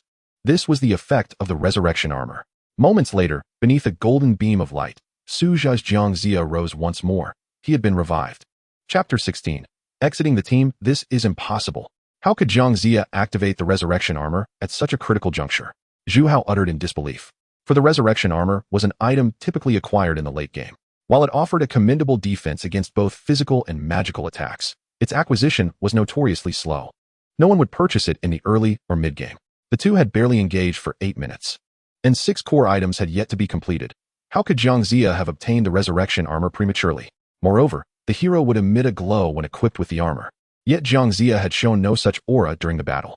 This is absurd. You must be cheating. Zhu Hao frowned and queried. Suja merely smiled in silence, uninterested in responding to Zhu Hao's accusations. However, Zhang Xianyu, standing nearby, had witnessed everything clearly. She had seen Suja, with inhuman speed, sell off 2 vital items just before Zhu Hao executed his ultimate. In a mere second, he had purchased the resurrection armor, all occurring in the instant before Zhu Hao activated his skill. This astonishing reflex and remarkable speed allowed Suja to evade disaster, granting Zhang Jia a miraculous revival. The instantaneous equipment swap was a godly maneuver that even professional players would struggle to replicate. Zhang Xianyu stared at Suja, her mind awash with astonishment. Meanwhile, Suja calmly orchestrated a series of moves with the resurrected Zhang Jia, who dispatched the bloodied Cao Cao, who had no skills left, collapsing in agony. It was the 3rd kill. Suja emerged victorious. Splendid, Wu Zi exclaimed with delight. That was absolutely magnificent. But how did Zhang Jia suddenly acquire the resurrection armor? Did you purchase it earlier? I didn't notice. Hao Xiaoming echoed her confusion. Yes, how did he come back to life so suddenly? Zhu Hao, filled with indignation, retorted, there must be some trickery involved. You didn't possess the resurrection armor before. How could you revive? Suja merely smiled serenely and effortlessly generated a replay of his previous match's highlight moment. In the replay, the scene of Zhang Jia's 3rd kill against Cao Cao was vividly clear, showcasing Suja's extraordinary skill. As the replay commenced, the screen rapidly shifted to the equipment bar, revealing Zhang Jia selling off 2 items in a flash before acquiring the resurrection armor just moments before his demise. So that is how it was. Wu Zi marveled. Your speed is astonishing. Hao Xiaoming's eyes widened in awe. This is nothing short of divine-level gameplay. Witnessing this replay, Zhu Hao felt deflated, as if the air had been let out of a balloon. Losing to such skill left him no choice but to concede. Fine, I admit defeat. Your skills are impressive. I respect that. Setting his phone aside, Zhu Hao finally lowered his head to Suja. In truth, he had long realized that his impulsiveness during the team match had led to his downfall, but he had refrained from admitting it out of pride. To each their own. I hereby withdraw from the team. You may take command in the upcoming matches. I wish you all the best. Zhu Hao shook his head, then picked up his phone to exit the team. Just then, Suja set his own phone down. No need. I have already withdrawn. You are the team captain. You should stay. I was merely an outsider and have no reason to linger. What? Zhu Hao gazed in astonishment at Suja, taken aback by his decision. Suja slowly rose from his seat and nodded toward Wu Zi. I have matters to attend to. I shall take my leave. With that, he turned and departed the CAF. His intention in joining the team was solely to assist Wu Zi, and since he was not welcomed by the others, he felt no obligation to remain. As he exited the CAF, Suja strolled along the road towards the bus station, the cool evening breeze caressing his face, imparting a sense of tranquility. Suja. Suddenly, a familiar voice called from behind. He halted and turned to see Wu Zi jogging toward him. Wu Zi, what brings you here? The team match isn't over. Shouldn't you stay and continue playing with them? Suju inquired, tilting his head. Wu Zi smiled, raising her phone. I have also withdrawn from the team. It's rather meaningless. What? Suja was taken aback by Wu Zi's words. I was never part of this team, so withdrawing is no loss for me. But these people are your classmates. Are you sure it's wise to leave? Wu Zi laughed dismissively. What is wrong with that? You saw what transpired today. Zhu Hao has been undermining you. I have long found him petty and have no fondness for him. Were it not for my good friend Zhang Xianyu, I wouldn't have bothered joining his team. Now it's even better. I've cleared the deck. As she spoke, Wu Zi patted Suja's shoulder. Besides, we are friends. I will certainly accompany you in leaving. Otherwise, you would be all alone, and that would be quite lonely. Hearing Wu Zi's words, a smile spread across Suja's face. Unexpectedly, this domineering female tycoon is indeed quite righteous. Thank you very much. Suja said with a gentle smile and a nod. Wu Zi waved her hand grandly and replied, It's nothing. We are friends. No need for such formality. Weren't you feeling unsatisfied earlier? Would you like me to join you for a few more rounds to let off some steam? Suja smiled back and asked, Are you concerned that I wasn't satisfied, or do you simply wish for me to help you climb the ranks? Wu Zi, having her thoughts exposed by Suja, blushed slightly and awkwardly replied, Ahem, there's a bit of both. This morning, I played a few ranked matches and fell back to glory gold, so please help me out. Let's rank up together. Suja nodded. All right, then let us duo Q. After all, he had lingered in the Order Silver rank for long enough, and it was time to progress to the next tier. The two then found a CAF to sit down, and as soon as they settled in, they began their duo Q. With only the two of them, their strategies lacked effectiveness. But Suja was confident he could help Wu Zi climb the ranks with a proper approach. As the ranked match commenced, the teammates quickly selected their heroes. After all four had made their selections, and noticing that no one had chosen a jungler, Suja opted for Lanling Wang. Coincidentally, Wu Zi had just gifted Suja a new skin for Lanling Wang, the Anin Lai Shouja, the night before, and he had yet to experience its feel in-game, so it was the perfect opportunity to showcase it. However, Wu Zi, having never seen Suja play an assassin, nervously inquired, Suja, are you competent with assassins? Suja chuckled in response. What do you think? Wu Zi remarked. If you can manage to play Jiang Xia to that level, I believe you'll do just fine. Suja smiled slightly. Just relax. Let us start ranking up. Lanling Wang is one of the most effective heroes for elevating ranks in lower tiers, as he can easily set the pace early on. As the battle commenced, Suja began with a red buff from the bottom lane, but his marksman, Lu Ban Shi Hao, was also positioned at the red, clearly intending to contest it. Mine. Thank you. Suja sent a message. Moments later, Lu Ban responded with, Get out of the way. Suja smiled faintly, yet another marksman lacking game awareness. Since the assassin had already decided to secure the red, the marksman contesting it would undoubtedly disrupt the rhythm. Therefore, Suja unapologetically used his smite to claim the red buff, and Lu Ban, who had desperately attempted to steal it, gained nothing but a bit of experience. Is Lanling Wang sick? Trying to steal my red? Can he even play? A series of signals appeared, and Lu Ban was now furious over losing the red. Seeing that Suja hadn't responded, he typed, Don't want to play, huh? Fine, I'll go feed. With that, Lu Ban sold all his items and literally jumped towards the enemy tower. The opposing Arthur was left dumbfounded. Such a stroke of luck. Arthur secured a kill on Lu Ban. Encountering such a troublesome teammate, Wu Zi was immediately incensed. Damn it, running into such a fool again. It's just a red buff. And he goes and feeds. She sighed, Forget it, I'll just vote to surrender at 6 minutes. Playing with such a brainless player is impossible. However, after Wu Zi finished speaking, she noticed that Suja showed no reaction. Looking back, she saw Suja intently maneuvering his phone. At that moment, Lanling Wang had cleared the bottom jungle and reached level 3. He stealthily navigated through the river brush to the mid lane. appearing right beside the opposing Wang Zhaojun. After marking her, he unleashed his skills, and Wang Zhaojun stood no chance, falling swiftly. Lanling Wang secured the kill. Surrender? We'll still win this match. Suja calmly stated. No one can outkill me, no matter how fast he feeds. Hearing this, Wu Zi felt a surge of excitement. No one can kill faster than me. She had never anticipated that the usually gentle Suja possessed such a fierce side. As soon as Suja finished speaking, he directed Lanling Wang into the enemy jungle. Having just killed Wang Zhaojun, Lanling Wang leveled up to 4, activating his ultimate and entering stealth. Meanwhile, the opposing warrior Zhao Yun had just reached level 3, leisurely battling the jungle boars. With a stealthy approach, Lanling Wang executed a critical strike, swiftly eliminating Zhao Yun. A double kill. In an instant, Lanling Wang had claimed 2 kills. Simultaneously, Lu Ban Shihao respawned, unwilling to back down, and bounced towards the mid lane.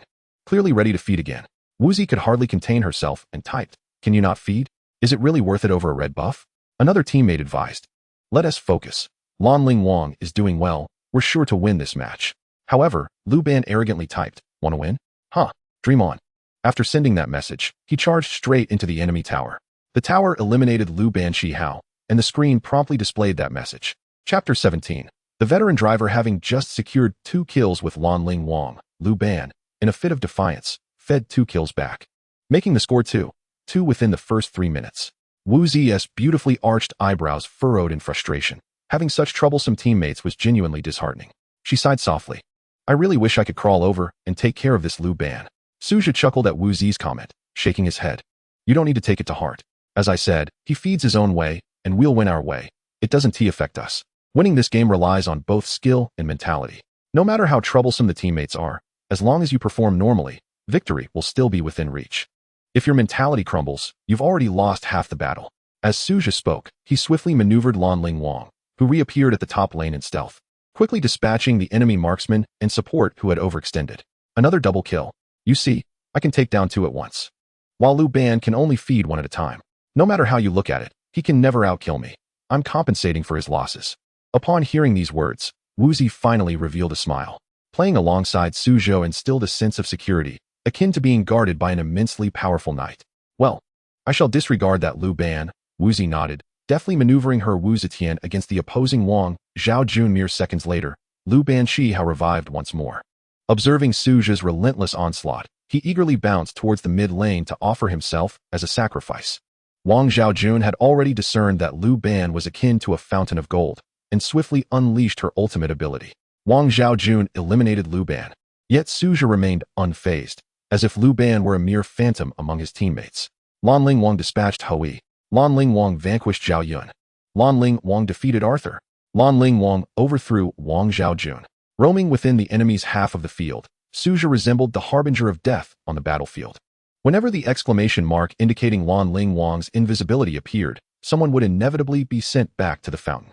In less than 10 minutes, Lanling Wang had achieved an extraordinary feat, accumulating 7 kills and leading the economy by 400 gold. Meanwhile, Lu Ban continued to bounce toward the mid lane to offer more sacrifices. Seizing the moment, Suzhou boldly signaled, "All attack mid lane. Still wish to offer your head? This time, I shall ensure that you find no opportunity to do so," Suzhou remarked with a cold smile. Thus, Lu Ban Shihao hopped ahead, with Suzhou trailing closely behind alongside 3 other teammates as they surged towards the mid lane. Initially, upon spotting Lu Ban Shihao, the opposing team prepared to claim a kill, but when they glimpsed Suzhou's Lanling Wang and the 3 companions following closely, they immediately faltered, none daring to advance. Just as Lu Ban Shihao was about to attack the tower, Suzhou led the charge to dismantle it. Lanling Wang destroyed the enemy's turret. Unable to secure the tower, Lu Ban Shihao pressed onward toward the enemy's high ground. Suzhou signaled, "Advance." The team followed Lu Ban Shihao toward the high ground. Upon reaching the high ground, the opposition found it impossible to evade, reluctantly engaging in a team fight. Lu Ban Shihao, eager to offer a kill, charged recklessly into the enemy ranks, but the opponents, aware of Lu Ban's ineptitude, ignored him entirely. Seizing the opportunity while Lu Ban attracted the turret's fire, Suzhou's Lanling Wang circled around to ambush the backline. Before the team fight even commenced, the enemy's Ho Yi and Wang Zhaojun fell to Lanling Wang's blades. With the backline eliminated, the opposing team could hardly inflict any damage. Without a doubt, this sequence of events orchestrated by Suzhou led to a complete annihilation of the enemy team, culminating in the destruction of their crystal. Victory was theirs. Lu Banqi Hao, 0 kills, 7 deaths, 0 assists. Lan Ling Wang, 11 kills, 0 deaths, 5 assists. Su Zhe single-handedly reversed the tide of battle. As the statistics displayed on the screen, all of Su Zhe's teammates, barring Lu Banqi Hao, commended him. Su Zhe's Lan Ling Wang had dazzled the arena. Meanwhile, the unfortunate Lu Ban, head hung low, exited the game in disgrace. Wu Zi, fuming, opened the report page and selected to report for intentional feeding. After submitting the report, Wu Zi turned to Su Zhe with a smile, saying, Su Zhe, I never anticipated your Lan Ling Wang to be this formidable, even surpassing Hao Xiaomeng. She has played over 300 matches with Lan Ling Wang, yet you outperform her. Su Zhe chuckled. Lan Ling Wang is exceptionally strong in the early game, particularly suited for setting the pace, especially in gold matches where few target the jungler. He can develop almost effortlessly in the initial stages. Wu Zi, having easily achieved a star rank, eagerly grasped Su Zhe's arm. Quickly, let us continue our ascent. With you as our seasoned driver, climbing the ranks is remarkably easy. Su Zhe nodded, created a new room, and swiftly matched with Wu Zi once more. In this match, Su Zhe again selected Lan Ling Wang, while Wu Zi chose Wu Zetian as before. The opening was nearly identical to the previous game, except this time. The marksman Di Renjie graciously relinquished the red buff to Su Zhe. Thank you, Su Zhe expressed as he secured the red buff while typing his gratitude. Di Renjie said nothing, silently moving to the lane to farm. After clearing the jungle creatures, Lan Ling Wang quickly reached level 4. At that moment, the opposing marksman overextended, prompting Su Zhe to stealthily approach to strike. Lan Ling Wang effortlessly secured first blood, but at that instant, a skirmish erupted in the mid lane. The enemy assassin, Aku, in conjunction with their mage, Jinji, managed to eliminate Wu Zetian, catching Wu Zi off guard right from the outset. How dare they ambush me?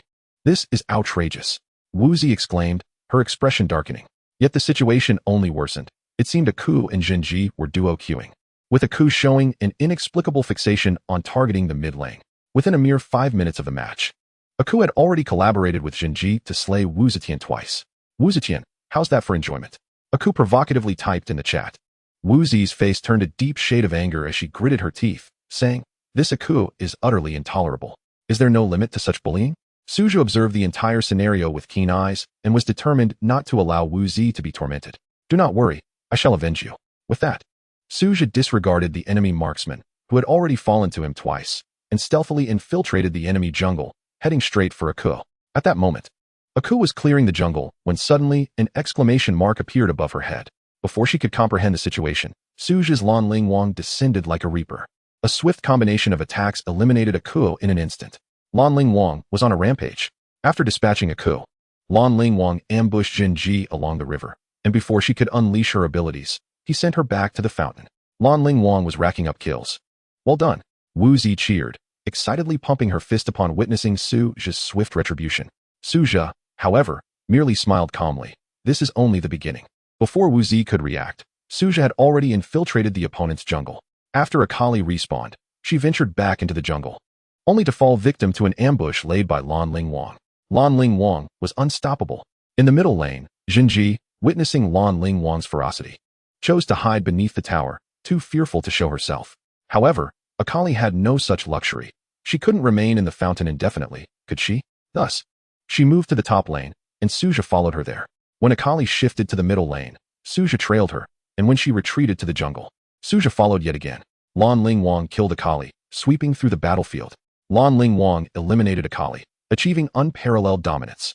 The carnage continued, and eventually, Akali, in utter despair, typed in the chat, Lan Ling Wang, what grudge do I hold against you? Why do you, as an assassin, keep targeting me? Su Zhe lightly moved his fingers and replied in the chat, because you harm my friend. Akali suddenly realized, Wu Zetian is your friend? Yes, I apologize. Please do not let my demise be so tragic. Su Zhe chuckled softly and typed, then I shall push swiftly. With that, he sent out a message, all attack middle lane. Under the complete economic dominance, Su Zhe's team pushed to the high ground without any suspense or pressure.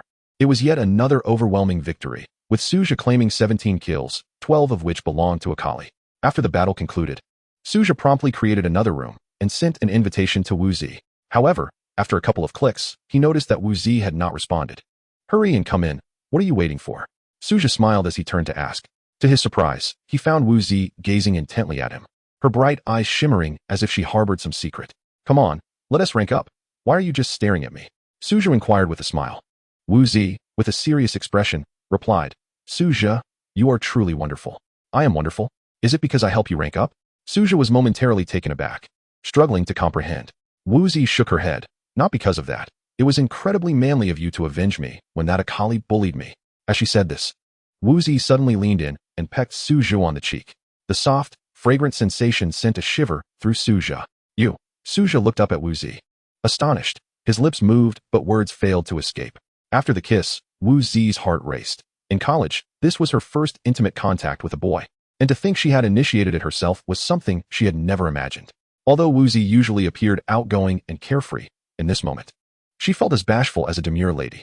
Following a brief, awkward silence, Suja scratched the back of his head and asked, "Are we still going to rank?" "I've already opened the room." Chapter 18. Provocation. At this moment, Wu Zi's cheeks flushed a deep crimson, reminiscent of Zhang Ji's newly released skin, Dreams in the Garden. She glanced at Suja, shyly nodding her head. "Since you've opened the room, how could I not join?" Thus, they continued to duo Q, successfully elevating Wu Zi to platinum while Suja ascended to glory gold before concluding their session. They played late into the night, reluctantly parting ways. Concerned for Wu Zi's safety as a girl returning alone, Suja personally escorted her to the girls' dormitory at the normal university. Just before leaving, Wu Zi suddenly asked softly, "Suja, would you consider being in a relationship with me?" Suja pondered for a moment but ultimately shook his head. "I don't think so. It feels too unreal in the game, almost like a deception of feelings." Wu Zi, hearing this reasoning, shrugged in exasperation. "You truly are a person of character. Well, see you later." With that, Wu Zi happily turned and returned to her dormitory.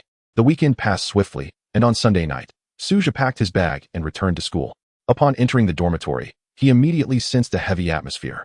Normally, at this hour, everyone would be gathered together playing ranked games. Yet today, the dorm was eerily quiet.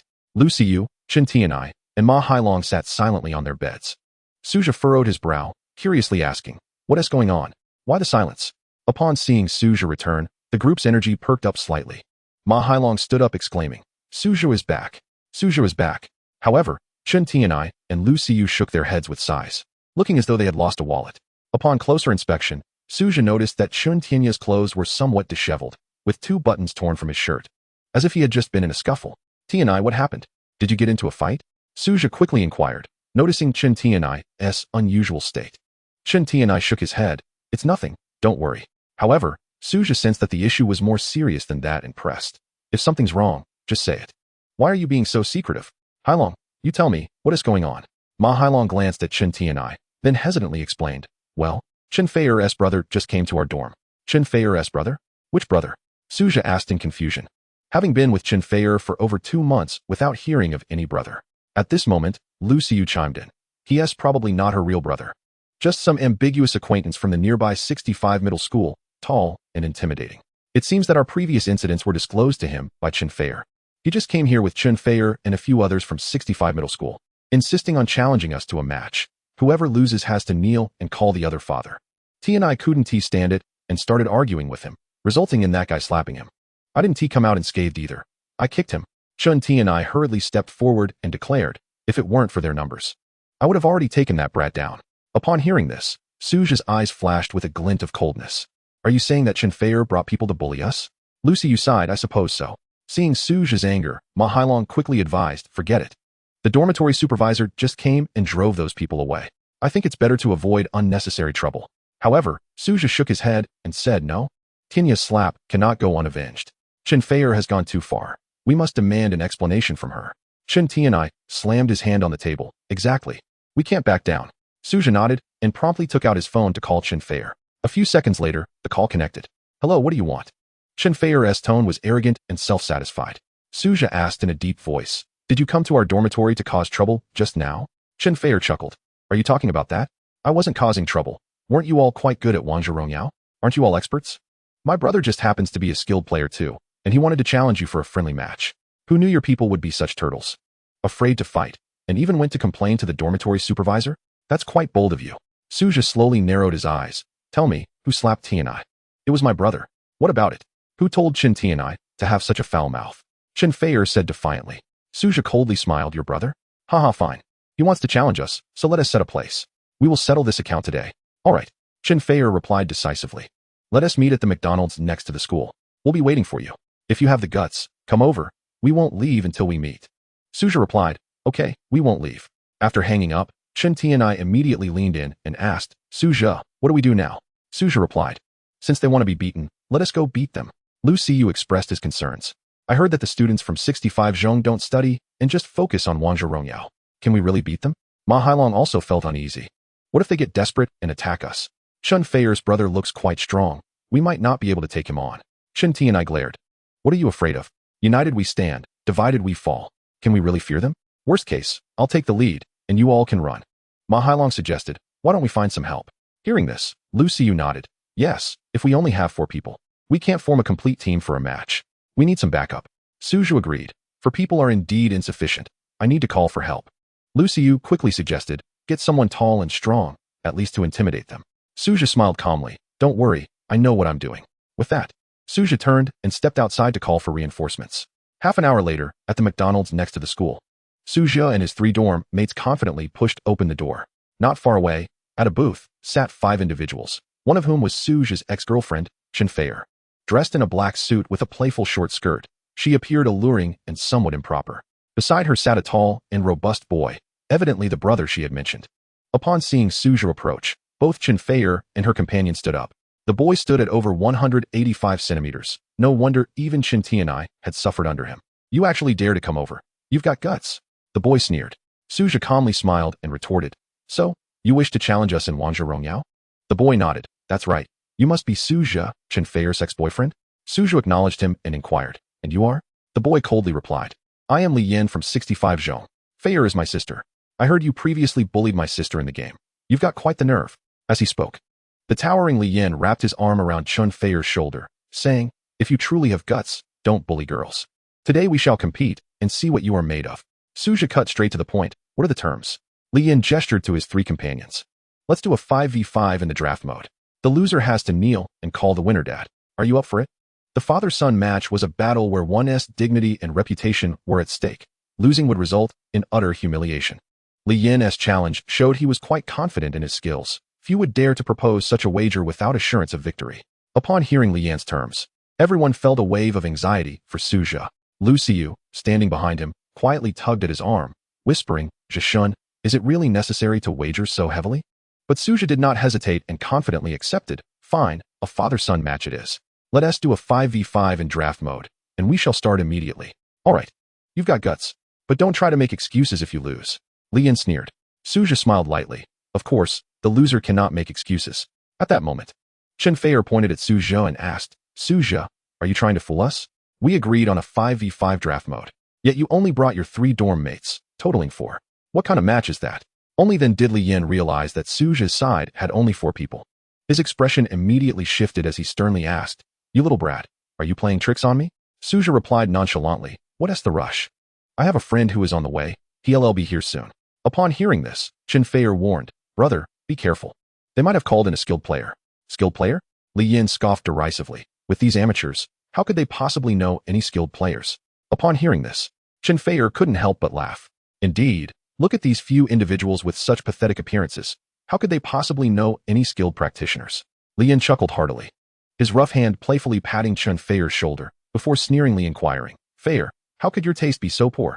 How could someone like him be your ex-boyfriend? Were you bewitched into liking him? Chen Feier cast a disdainful glance at Su Zhou and nodded, saying, isn't that the truth? Thinking back, I truly regret it. I don't even know what I saw in him. He is utterly devoid of any merit. What are you two talking about? Pay attention.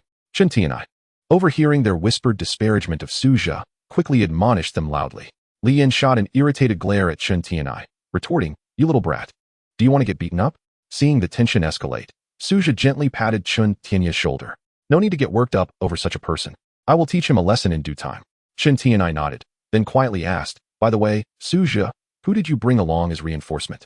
Before Su Zhou could respond, a taxi suddenly stopped outside McDonald's, and the door swung open to reveal a stunning beauty in a pink casual outfit, her long legs gracefully stepping out. As the breathtaking figure emerged from the taxi, the eyes of those from class 65 widened in astonishment. Even Li Yan, who had his arm around Chen Feier, was drooling at the sight, his eyes nearly popping out. Look, look, a beauty, a stunning beauty, Li Yan exclaimed with exaggerated surprise. Chen Feier, noticing her brother was completely captivated, huffed in dissatisfaction. What beauty? She's just an ordinary woman. Yet, Li Yan paid no heed to Chen Feier's words. his gaze fixated on the enchanting woman at the entrance. Just then, the beauty pushed the door open and walked in. To everyone's astonishment, she approached Suja. I heard someone wanted to play a father-son match. Who is so blind as to challenge you? The beauty greeted Suja warmly, leaving everyone in shock. Among those present, only Ma Hailong recognized the identity of this stunning woman. She was Wu Zetian, whom they had encountered during a casual match. Lu Xiyu and Chen Tianai also found her somewhat familiar, but could not recall where they had seen her. Meanwhile, Suja maintained his composure, smiling as he said, I apologize for troubling you at such a late hour. Our dormitory couldn't gather 5 people, so I had to ask for your assistance. Wu Zetian chuckled and shook her head, replying, No need to be polite. Your affairs are my affairs. At that moment, the class 65 students realized that this beauty was indeed Suja's ally. Li Yan, in disbelief, glanced between Suja and Wu Zetian, struggling to comprehend how these two could be friends. Suja turned back to the class 65 crowd, a cold smile gracing his lips as he asked, Now that we have our team assembled, can we commence? Sure, Li Yan stammered, still trying to process the situation. Chen Feier, who had assumed Suja would remain single after their breakup, was taken aback to discover he had befriended such a stunning beauty in just a few days. Jealousy flared within her as she stared at Wu Zetian, demanding, Who are you? What is your relationship with Suja? Wu Zetian lightly tossed her beautiful hair, smiling as she replied, Oh, I am Suja's girlfriend. What? Chen Feier was left speechless, staring at Wu Zetian in disbelief. Just who was Suja to attract such a breathtaking partner? The members of Class 65 were equally dumbfounded, their eyes turning green with envy. Why? Why must others have such beautiful girlfriends? The astonishment wasn't limited to them. Even Suja's dorm mates were taken aback. Chen Tianai discreetly nudged Suja with his elbow, whispering, Zhishun, when did you find such a gorgeous girl? Ultimately, it was Lu Xiyu who recognized Wu Zetian first, quietly asking Suja, Zhishun, I remember now. She's that wealthy Wu Zetian, right? The one who played ranked with us before? Suja nodded with a smile. Indeed, that is her. Lu Xiyu, filled with excitement, asked, You've only known her for a few days, and she's already your girlfriend?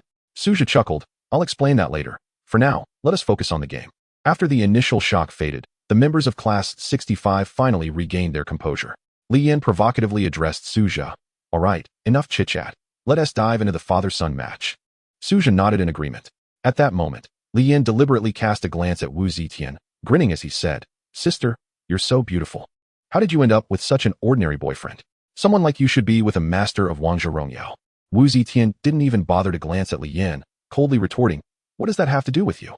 Li Yan felt a sting to his pride, his expression darkening, yet he persisted, I'll show you what a true master is. When your boyfriend is begging for mercy later, don't say, I didn't warn you. With that, Li Yan created the game room. Room is set up, come on in. Suja directed as he and the others took their seats at a nearby booth before entering the room together. At that moment, Ma Hailong quietly inquired, Suja, what strategy are we employing this time? Wu Zetian suggested, Shall we stick with the previous combination of Neza, Liu Bang, and Wu Zetian, going for an all-out team strategy? Suja smiled lightly and shook his head, saying, No need for that. Since we have 5 people, we will employ a strategy for 5. Chen Tianai, intrigued, asked, Oh, is there a strategy for 5 people? What is it? Suja coldly replied, Since they have come looking for trouble, we shall use the dirtiest tactics against them. Don't they seek to be tormented? This time, I shall torment them to the point where they will no longer wish to engage in this game. Upon hearing Suja's words, everyone inexplicably became excited. Although they were still unaware of the most devious tactics Suja referred to, it was clear that he had the best method to execute his plan. Once they entered the room, the opposing team immediately banned all the heroes that Suja had previously used, Tai Zhenran, Bai Li Shouyu, and the new hero Meng Qi. The bans from the opposing side were quite targeted. When it was Suja's turn, he casually banned a few inconsequential heroes, reasoning that this match was without suspense and there was no need for excessive bans. As the selection phase commenced, Wu Zi was the first to choose. Who should I select? Should it be Wu Zetian? She asked cautiously. Suja shook his head and inquired, Is Zhou Yu available? Zhou Yu? Yes. I have used him a few times, but I am not very proficient, she replied. Select Zhou Yu and equip the healing summoner spell, Suja commanded. Choosing Zhou Yu with healing? I'm a bit perplexed, Wu Zi remarked, yet she obediently complied with Suja's directive. Next was Lu Xiyu. Zhishun. Who should I choose? Select Lu Shan and equip the interference summoner spell, Suja asserted decisively. The third was Chen Tianyi. Zhishun, it's my turn. I will select Su Lai and equip the interference summoner spell. Understood. The fourth was Ma Hailong. Zhishun. Who should I use? Jiang Ziya. With the healing summoner spell. Still with healing? Ma Hailong asked, bewildered. Just select as instructed. Can Zhishun possibly lead you astray? Chen Tianyi teased. Thus, Ma Hailong complied and selected Jiang Ziya. Finally, it was Suja's turn. He directly chose the hero Li Yuanfang, and the summoner spell remained interference, resulting in a composition of 3 interference spells and 2 healing spells for the 5 of them. Upon seeing this peculiar lineup, the opposing team was taken aback. What is this? Zhou Yu, Jiang Ziya, Su Lai, Lu Shan, and Li Yuanfang? This composition seems rather odd. Li Yin scoffed, shaking his head. What a bunch of novices, selecting such absurd heroes. It would be miraculous if this lineup does not collapse. I predict the battle will end in 5 minutes. Meanwhile, Lu Yu and the others had yet to grasp Suja's intentions. Lu Yu furrowed his brow and asked, Zhishun, how shall we proceed? We have 3 interference summoner spells. What is their purpose? The interference summoner spell is undoubtedly one of the most obscure abilities, rarely utilized, and few understand its function. With a smile, Su Zhou explained, the interference summoner spell can silence mechanisms, meaning we can stun the towers, preventing them from attacking. Oh, what is the significance of that? Lu Yu continued to inquire. The purpose is for rapid pushing. Our current strategy is one of the dirtiest rapid push tactics in 5-man teams. Jiang Ziya's passive allows us to overpower the opposing team in terms of levels, and after swiftly pushing down the defensive towers, our levels will exceed theirs by 2 to 3. Moreover, Zhou Yu, Lu Shan, Li Yuanfang, and Su Lai's skills can all damage towers, ensuring the efficiency of our rapid push. Su Zhou elaborated, at the start, we should not disperse. We will group together and push mid. If all goes well, we may take the high ground in one sweep. After hearing Su Zhou's explanation, everyone finally understood. Wu Zi smiled and said, oh, I recognize this tactic. A few days ago, a game streamer employed this strategy, reportedly climbing from bronze to king in 8 hours. Really? This tactic works in king matches as well? Ma Hailong asked in astonishment. Su Zhou nodded. Indeed, as long as you comprehend the strategy, it will prove effective even in the king matches.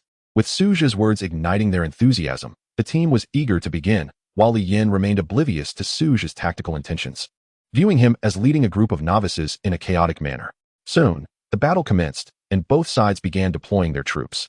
Li Yin selected a Monkey King and immediately brought his team Dong Huang Tai Yi and mid-lane Mage Gao, Jian Li to invade the jungle. However, Su Zhou paid them no mind and sent a message. All units advanced towards mid. Under Su Zhou's leadership, they marched towards the mid lane, 5 players appearing simultaneously, a sight sufficient to terrify the opponents. The minion wave was pushed to the tower, and Lu Shan moved forward to cast his skill, stunning the tower. Lu Yu nodded. All right, we just need to control the tower. As they executed their strategy, Su Zhou had already cleared the first wave of minions. With the allied minion wave at the tower, Lu Shan charged in to stun the tower. Next, prepare to cast interference in order. Lu Shan first, Su Lai second. And I will cast last. Everyone must remember the sequence. Do not overlap the interference spells to maximize their effectiveness. Lu Yu and Chen Tianyi nodded. Rest assured. With Su Zhou's continuous invocation of the interference summoner spell, the tower could not retaliate even once, and in under a minute, the first mid-lane tower had fallen. At this moment, Li Yin and his team were in disarray. What kind of strategy is this? Li Yin frowned and asked, why have they all gone mid? Meanwhile, Qin Feier's Jiao Chan was utterly at a loss. What should we do now? I can hardly approach. Do not panic. We will engage them at the tower. I refuse to believe these individuals will dare to initiate a strong engagement under the tower. Li Yin replied sternly. With Jiang Ziya's passive experience boost, Su Zhou's team had all reached level 2, and after taking down a tower, their level advantage was even more pronounced. Observing the map as the team of 6 converged towards mid, Wu Zi asked, Su Zhou, they are coming to fight. What should we do now? Su Zhou smiled faintly. It's simple. We shall teach them a lesson. Chapter 20, Rapid Push Strategy. Upon witnessing Su Zhou's 5-person team grouping to push mid, those in the 6 to 5 lineup were thrown into a state of panic. This particular strategy remains relatively novel, although it is frequently observed in gaming live streams. It has seldom been employed in actual combat scenarios. Upon witnessing Su Zhou's intent to push the second tower after successfully demolishing the first, Qin Feier anxiously exclaimed, hurry! The second tower is about to be obliterated. At that moment, Li Yin, accompanied by the support from the bottom lane, arrived at the mid lane, stating in a deep voice, engage. Let's battle them under the tower. Li Yin, confident in their advantage due to the defensive tower, presumed that Su Zhou and his team would be no match for them. However, he failed to recognize that the opposing team, featuring Jiang Ziya, had gained a level advantage after taking down a tower. Furthermore, Su Zhou's side had 3 sources of disruption, combined with Lu Shan's abilities, which could almost indefinitely silence the defensive tower. Thus, whether they fought under the tower or not was inconsequential. Even beneath the enemy's structure, Su Zhou's team remained fearless. At this juncture, Su Zhi calmly commanded, Jiang Zia, unleash your first skill. It is crucial that you execute it accurately. Without hesitation, Jiang Zia raised his staff and released his first skill, which struck the opposing Monkey King, Jiao Chan, and the support, Zhuang Zhou. With an impressive accuracy of 100%. Zhou Yu, ignite the flames, Su Zhi instructed solemnly. Wu Zi promptly nodded and directed Zhou Yu to unleash a conflagration. Following the successful hit of Jiang Zia's first skill, the movement speed of the three adversaries was reduced by 90%, with only Zhuang Zhou managing to escape the slowing effects due to his passive ability. Meanwhile, Lian's Monkey King and Chun Feier's Jiao Chan found themselves ensnared. Unable to move amidst Zhou Yu's inferno, their cries of despair echoing through the battlefield. Su Lai, come with me to reap the rewards. Lu Shan, focus on the tower, commanded Su Zhi, as Li Yuanfang dashed forward, leaving a trail of flames towards the Monkey King. Zing, zing, zing. Li Yuanfang elegantly hurled his shurikens at the Monkey King, significantly boosting his attack speed. Lian's Monkey King, unable to escape, became a target for Li Yuanfang, and mere seconds later, first blood was drawn. A chilling scream resonated throughout the canyon as the Monkey King fell to the ground. Where's the support? Where is everyone? Am I to bear this alone? Lian, furious and humiliated, shouted, but before he could finish, Jiao Chan, too, succumbed to Zhou Yu's flames. The remaining support, Zhuang Zhou, was left in a state of disarray, aimlessly wandering under the tower. How many flowers fall in a dream? Zhuang Zhou lamented, awkwardly swaying atop his large fish. Zhishun, shall we deal with this Zhuang Zhou? Chun Tianye's Su Lai inquired, gripping his large club with a predatory gaze fixed on Zhuang Zhou. Su Zhi chuckled and replied, no need to concern ourselves with him. Zhuang Zhou relies heavily on equipment for damage, and currently, he cannot risk engaging. Let him play by himself while we focus on pushing towers. Understood. Chun Tianyi responded cheerfully, promptly directing Su Lai to strike the defensive tower. By the way, Su Lai's second skill, Heroic Charge, can deal damage to towers. You might want to prioritize leveling that skill, Su Zhi advised. Oh, got it, Chun Tianyi acknowledged, testing Su Lai's second skill on the tower, pleasantly surprised by its effectiveness. Through their collective efforts, the enemy's second tower was swiftly destroyed, and barely a minute had passed since the onset of the match. Is it truly this simple to reach the high ground in just a minute? Lu Xiyu questioned incredulously, unable to suppress a smile. However, Ma Hailong voiced his concern. Zhishun, everyone's health isn't optimal. Should we return home first? Su Zhi shook his head, stating, no need. We have 2 healing skills, so let's utilize them now. Alright. Ma Hailong complied obediently, promptly activating the summoner spell for healing. Wu Zi did the same, and the combined healing effects restored their health substantially. Now, let us advance to the high ground. With Su Zhi's command, everyone surged forward with the minion wave towards the enemy high ground. The opposing team of 65 was left bewildered by such an unorthodox approach. Is this how you play Wang Zhirongyao? Are they truly mocking us? Brother, what should we do? What now? Chun Feier lamented, her Jiao Chan too fearful to step outside her base. Li Yan, his brow furrowed, rallied. We must engage them at the high ground. This time, let everyone join. I refuse to believe we will lose in this confrontation. As Li Yan summoned his comrades, all 5 members of the opposing team congregated at the high ground, with the protection of their tower setting the stage for an imminent clash. Zhishun, they have the tower advantage. Should we engage in this team fight? Lu Xiyu asked apprehensively. Yes, we shall engage. Do not be timid. Su Lai, charge in and push them back while absorbing some damage. You have 2 lives. Fear not, Su Zhi reassured. Understood.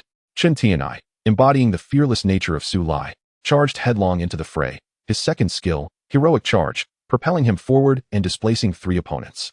Zhou Yu, ignite the flames. Lu Shan, stun the tower. We do not need to engage in a direct team fight. Let us focus solely on the tower, Su Zhi commanded coolly as Su Lai disrupted the enemy formation. Consequently, Lu Shan, Jiang Zia, Zhou Yu, and Li Yuanfang concentrated their fire on the enemy's defensive tower. Under the combined effects of Li Yuanfang's first skill, Jiang Zia's dual skills, and Zhou Yu's igniting flames, the opposing high ground tower faltered and fell within mere seconds. Now retreat. Do not engage in direct confrontation. We must leave. Su Zhi ordered upon witnessing the destruction of the high ground tower, recognizing that prolonged engagement near the enemy fountain would allow them to recover too swiftly, inevitably leading to their demise. Under the command of Su Zhi, everyone promptly retreated from the high ground, while Li Yan's side was in disarray, too frightened to pursue. They could only helplessly watch as their high ground tower was demolished and see Su Zhi and his companions swagger away. Wow! They unleashed the super minions in just 2 minutes. How incredibly formidable! Chun Tianyi exclaimed excitedly. Wu Zi inquired, Su Zhi, what should we do next? Shall we continue pushing through another lane? Su Zhi shook his head, stating, no, We do not have the time to push further. The heroes we have chosen are strong in the early game, but may not sustain into the late game. We must seek a swift resolution and conclude the battle as quickly as possible. Wuzi then asked, what comes next? Suja replied, first, let us return to the fountain to restore our health and wait for the super minions. Their defensive and offensive capabilities are formidable, making them difficult for the opponent to eliminate. We will surge forward with the super minions and directly attack their crystal. Upon hearing this, everyone gasped in astonishment. Directly attack their crystal? Isn't that too domineering? Can we really do that, Zhishun? Ma Hailong nervously questioned. Indeed, we can. Just as we knocked down the high ground tower earlier. Remember, Su Lai must push the enemies away, and Zhang Zia can use his second skill to disrupt their formation. The rest of you should not engage the enemies, but focus entirely on pushing the tower. Before the enemy clears our super minions, we can undoubtedly demolish their crystal. Suja asserted with conviction. After listening to Suja's strategy, everyone nodded in agreement. Once they had replenished their health at the fountain, they charged back towards the enemy. Meanwhile, the 5 players in the 65 match were taken aback. The support player, Zhuang Zhou, asked, Yengu, what should we do now? Are they going to group up and push again? Should we confront them head-on, or split up to push different lanes? Li Yin was completely baffled, uncertain of the opponent's strategy. Since they are clustering so tightly, we should do the same, Chen Feier suggested. Brother, do you think they might change lanes to push? Li Yin frowned. That is a possibility. We must be prepared and not let them push through with super minions again. Just then, they saw the 5 members of Su Zhe's team appear in the middle of the map, accompanied by a wave of super minions, advancing towards them. Chen Feier was stunned and said nervously, Brother, it seems they are going to push through the middle. What? Li Yin exclaimed in disbelief. The mid lane has already been overrun by super minions. How can they still come? A teammate murmured, could it be that these beasts intend to directly destroy our crystal? What? Upon hearing this, Li Yin felt utterly humiliated. To unleash super minions in 1 minute was already outrageous. Did the enemy truly aim to destroy their crystal within 3 minutes? Everyone, gather beneath the crystal. I refuse to believe they can overpower us, Li Yin declared sternly. Rallying his teammates, Zhishun, they have gathered, Ma Hailong said anxiously. Should we avoid confrontation? Avoid confrontation? Suja chuckled lightly. Hailong, look at how much we outlevel them. Hearing this, Ma Hailong quickly opened the status bar, and upon seeing it, he burst into laughter. Chapter 21. Playing dirty. Zhang Zia's passive skill, Heart Demon, is a divine technique for early suppression, granting allies an additional 25 experience points per second. Coupled with the rapid push strategy that successfully demolished 3 defensive towers, the experience gain far exceeded that of the opponents. Consequently, Su Zhu and his team's average level was now 2 levels higher than that of the enemy. Zhishun, isn't this a guaranteed victory? Ma Hailong laughed. Suja nodded. One could say it is nearly assured, but we must remain cautious. Remember, during team fights, avoid direct confrontation. You and T&I are primarily responsible for disrupting their formation. We will handle the rest. Ma Hailong nodded earnestly, understood. Meanwhile, the players in the 65 match anxiously stood beneath their high ground crystal, as this team fight would determine the outcome of the game. Brother, they're charging forward. Chen Feier exclaimed nervously. Charge forward. Do not let them approach the crystal. Li Yin was acutely aware that Suja's composition could easily demolish their crystal, so he cautiously prevented Suja from getting close, with all 5 members forming a human barrier to restrict Suja and his team. However, Suja had his own strategies to counter the enemy's defenses. T&I charge. Chen T&I smirked. I was ready for this. Without another word, Su Lai charged into the fray, using his second skill to plow through the enemy ranks with great force. Hailong, disrupt their formation. Following Su Lai's lead, Suja directed Ma Hailong to follow suit. Ma Hailong's Zhang Zia used his second skill to scatter the enemy, then retreated to the back line to unleash shockwaves. The rest of you, push the tower. Maintain a scattered formation, and do not let the enemies near. Suja instructed coolly, skillfully maneuvering Li Yuanfang to flank from the side of the crystal. Simultaneously, Wu Zi's Zhou Yu ignited flames, rapidly filling the battlefield with thick smoke. Protect the crystal. Protect the crystal. As the health of their crystal diminished at a visible rate, Li Yin fell into complete panic. Clear their minions. Hurry and clear their minions. The players in the 65 match felt utterly outmaneuvered by Suja's strategy, unable to catch enemies or clear minions. Suja had brought super minions, who were fortified with high health and defense, making them exceedingly difficult to eliminate. Furthermore, with Su Lai, the chaos instigator, who could respawn after being defeated, darting about in the fray, Li Yin's monkey could only watch helplessly as their crystal's health dwindled away, unable to do anything. Boom. With a resounding explosion, the crystal was utterly destroyed under the relentless assault of Zhou Yu, Lu Zhan, and Li Yuanfang, merely 5 minutes into the game. Such speed is truly unparalleled. We won. Chen Tianai exclaimed with exuberance, while others also displayed smiles of triumph. A swift push within 5 minutes, and only 3 kills in the match. This remarkable speed and efficiency left the opposing team utterly speechless. The players on Team 65 were utterly astonished, having never imagined the game could unfold in such a manner. Suja stood up and sauntered over to the booth of Team 65, casually inquiring, "So, what do you say? Do you concede now?" Lian clenched his fists, his entire body trembling with indignation. He had never experienced such an embarrassing match, unable to showcase even the slightest skill. As a natural assassin, not securing a single kill was one thing, but being completely overwhelmed in mere minutes was an utter humiliation that made him grit his teeth in frustration. Wishing to smash his phone, "Your tactics are exceedingly dirty. This cannot possibly be considered fair competition," Lian declared through gritted teeth. "Oh, how is it not fair competition? Am I using hacks, or did I hire a booster?" Suja retorted with a smile. Lian found himself at a loss for words. Unable to counter Suja's inquiry, yet he still refused to acknowledge their defeat, for losing would mean having to kneel and call the victor father. "You employ such despicable tactics. This is a victory without honor." At this moment, Chen Feier also stepped forward, asserting, "You only band together to push towers," which contradicts the very essence of the game. This is meant to be competitive, and what you do is merely exploiting loopholes. "What loopholes? It seems to me that you simply cannot handle defeat." Chen Tianai interjected. "If you can't take a loss, then perhaps you shouldn't play. What about calling it a father-son match? Isn't that shameful? Who are you calling unable to handle defeat?" Chen Feier retorted, her face flushed with anger. Chen Tianai sneered. "If you can take a loss, then you should accept your fate and kneel to call me father." "I refuse." "In your dreams," Chen Feier shouted defiantly. As the situation reached a stalemate, Li Yan's eyes gleamed with a sudden idea as he proclaimed, "Wait, who says we lost? This may indeed be a father-son match. But I never stated it was a single match to determine the outcome." Upon hearing this, Chen Tianai's fury intensified. "Really? You dare to play such word games? Just because you lost one match, you want to claim a best of 3? Li Yan smirked shamelessly. It was always meant to be a best of 3. Even professional leagues operate on that principle. The previous match can barely be considered a win for you. Let's see you face us again." Chen Tianai was infuriated, and Wu Zi furrowed her brow, asking Suja, "Who are these people? How can they be so shameless?" Suja shook his head. "They are merely a disorganized rabble. Such behavior is hardly surprising."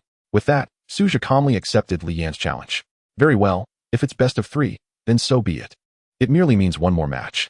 Li Yan narrowed his eyes. "Kid, you certainly have a lot of bravado. If you dare, let us compete based solely on individual skill, without any of your dirty tricks." "Individual skill?" Suja chuckled at what he found to be a rather humorous notion. Li Yan had the audacity to challenge him on that front. "Indeed, let us compare individual skills. Just refrain from using any 5-player tactics. Do you dare to accept my challenge?" Li Yan provoked. Chen Feier chimed in. "Winning through such tactics is hardly an achievement. Show us your individual skills." Suja replied with a calm smile. "It seems that unless you witness my true abilities, you will not be satisfied with your loss." Upon hearing this, Wu Zi and the brothers in the dormitory became eager.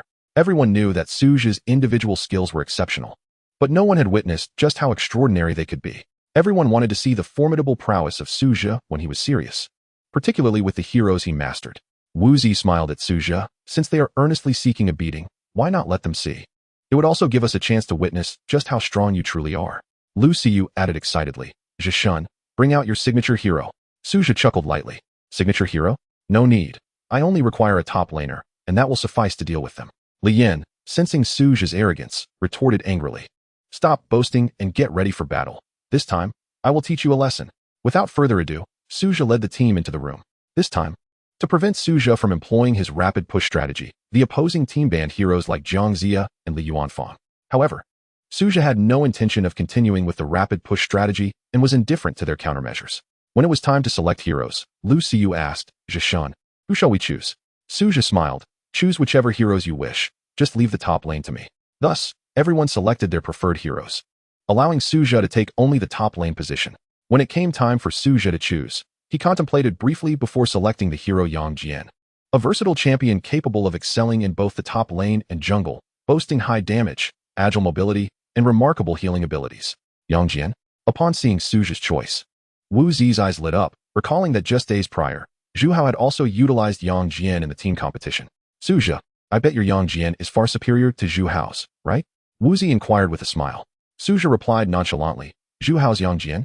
He simply wasted that 888 gold." Meanwhile, the opposing team finalized their selections. This time, Li Yan once again chose the monkey. The age-old rivals from Journey to the West found themselves pitted against each other once more on the battlefield of honor of kings. Brother, is Yang Jian powerful? Chen Feier asked anxiously upon seeing Su Zhi's selection. He's decent, not overly formidable. Li Yan disdainfully remarked, the opponents do not employ any tactics. They are undoubtedly no match for us. As long as we focus on targeting Yang Jian in the early game, I assure you he will be unable to develop. Upon hearing Li Yan's words, Chen Feier nodded in relief. Indeed, the players on the opposing team are all quite inexperienced. Their ranks barely reach glory gold. So there is little to worry about. Li Yan smiled and nodded. That's reassuring. Let us turn the tide in this battle. As the combat commenced, Su Zhi's Yang Jian rushed toward the top lane. Anticipating that the opposing team would target him, Su Zhi opted for a strategy of 5-man ambush at the blue buff. A signal was given, and 4 teammates lay in wait within the brush of the jungle. Around the 25-second mark, Li Yan's monkey, accompanied by 2 teammates, appeared in the river and headed straight for the jungle. Just as I predicted, they are preparing for a siege. Su Zhi murmured as Yang Jian stealthily maneuvered through the back route to conceal himself in the brush near the first turret. At that moment, Li Yan's monkey ventured into the jungle. Noticing the blue monster surrounded by no one, he assumed he had stumbled upon an opportunity. No one is contesting the blue. I must secure it quickly. With that, the monkey eagerly executed a mobility skill to strike the blue monster. Just then, a shadow flickered in the narrow brush behind the monster. Su Zhi's Yang Jian emerged wielding the 3-pronged blade. Attack! Su Zhi signaled, and the ambush officially began. At this juncture, Li Yan's monkey, along with 2 teammates, was busy farming the blue in the jungle. Upon spotting Su Zhi's Yang Jian, Li Yan scoffed. One person dares to ambush us? Does he truly think we are easy prey? However, before Li Yan could finish his sentence, Wu Zi, Lu Xiyu, Ma Hailong, and Chun Tianai, for formidable champions, sprang forth from the brush, surrounding the jungle completely. This is bad, we're surrounded. Li Yan exclaimed in shock, hastily signaling for a retreat. Yet, the blue monster's health was nearly depleted, and unwilling to abandon it, he quickly employed his summoner spell, Smite, to secure the kill. Unfortunately, despite using Smite, the blue monster remained with a sliver of health. Just then, a flash of golden light appeared as Su Zhi's Yang Jian unleashed his hound upon the blue monster, swiftly closing the distance. Yang Jian's first skill, Reversal of Fortune, successfully dispatched the blue monster, refreshing his first skill in the process. Meanwhile, Li Yan and his teammates found themselves dwindling in health under the assault from Su Zhi's team. Su Zhi, quick to act, noticed that the opposing marksman, Sun Shangxiang, was critically low on health. Once Sun Shangxiang used her ability to escape, Su Zhi's hound was unleashed once more. Hit. It was a near-perfect strike. After hitting, Yang Jian surged forward with a golden glow. Yang Jian's first skill dealt lethal damage, successfully eliminating Sun Shangxiang. With the blue monster and Sun Shangxiang's kill, Yang Jian swiftly leveled up to level 2 and turned to unleash his second skill, Illusory Extinction, which struck both Li Yan's monkey and the opposing support hero, Zhang Fei. After being hit by the second skill, the monkey was left with barely any health, while Zhang Fei, having more health, was stunned by Yang Jian's second skill. Following the kill of Sun Shangxiang, Yang Jian's first skill refreshed once again, and within mere seconds, Su Zhi unleashed his hound for the 3rd time. It hit yet again. Su Zhi's hound was simply relentless. After striking the monkey, Yang Jian swiftly charged in, without hesitation, and eliminated him. Li Yan's monkey let out a chilling cry as he fell to the ground, and Li Yan angrily slammed his phone onto the table, cursing, "Damn it, I was ambushed." Now, only the tough Zhang Fei remained to fend off 3 members of the counter-jungle squad, desperately attempting to escape. Seizing the opportunity as Yang Jian dispatched the monkey, Zhang Fei managed to retreat back to the top lane. However, Su Zhi had no intention of letting this opportunity slip away. Yang Jian, wielding his 3-pronged blade, pursued Zhang Fei to the top lane. Before Zhang Fei could reach the safety of the turret, Yang Jian unleashed his first skill, hitting an enemy minion. With a swift mobility maneuver, Yang Jian successfully closed the gap, eliminated the low-health minion, and refreshed his skill. Just as Zhang Fei reached the turret, his health was already critically low. Yang Jian charged forward, dealing damage, followed by unleashing his second skill, Illusory Extinction, and his summoner's spell, Execution.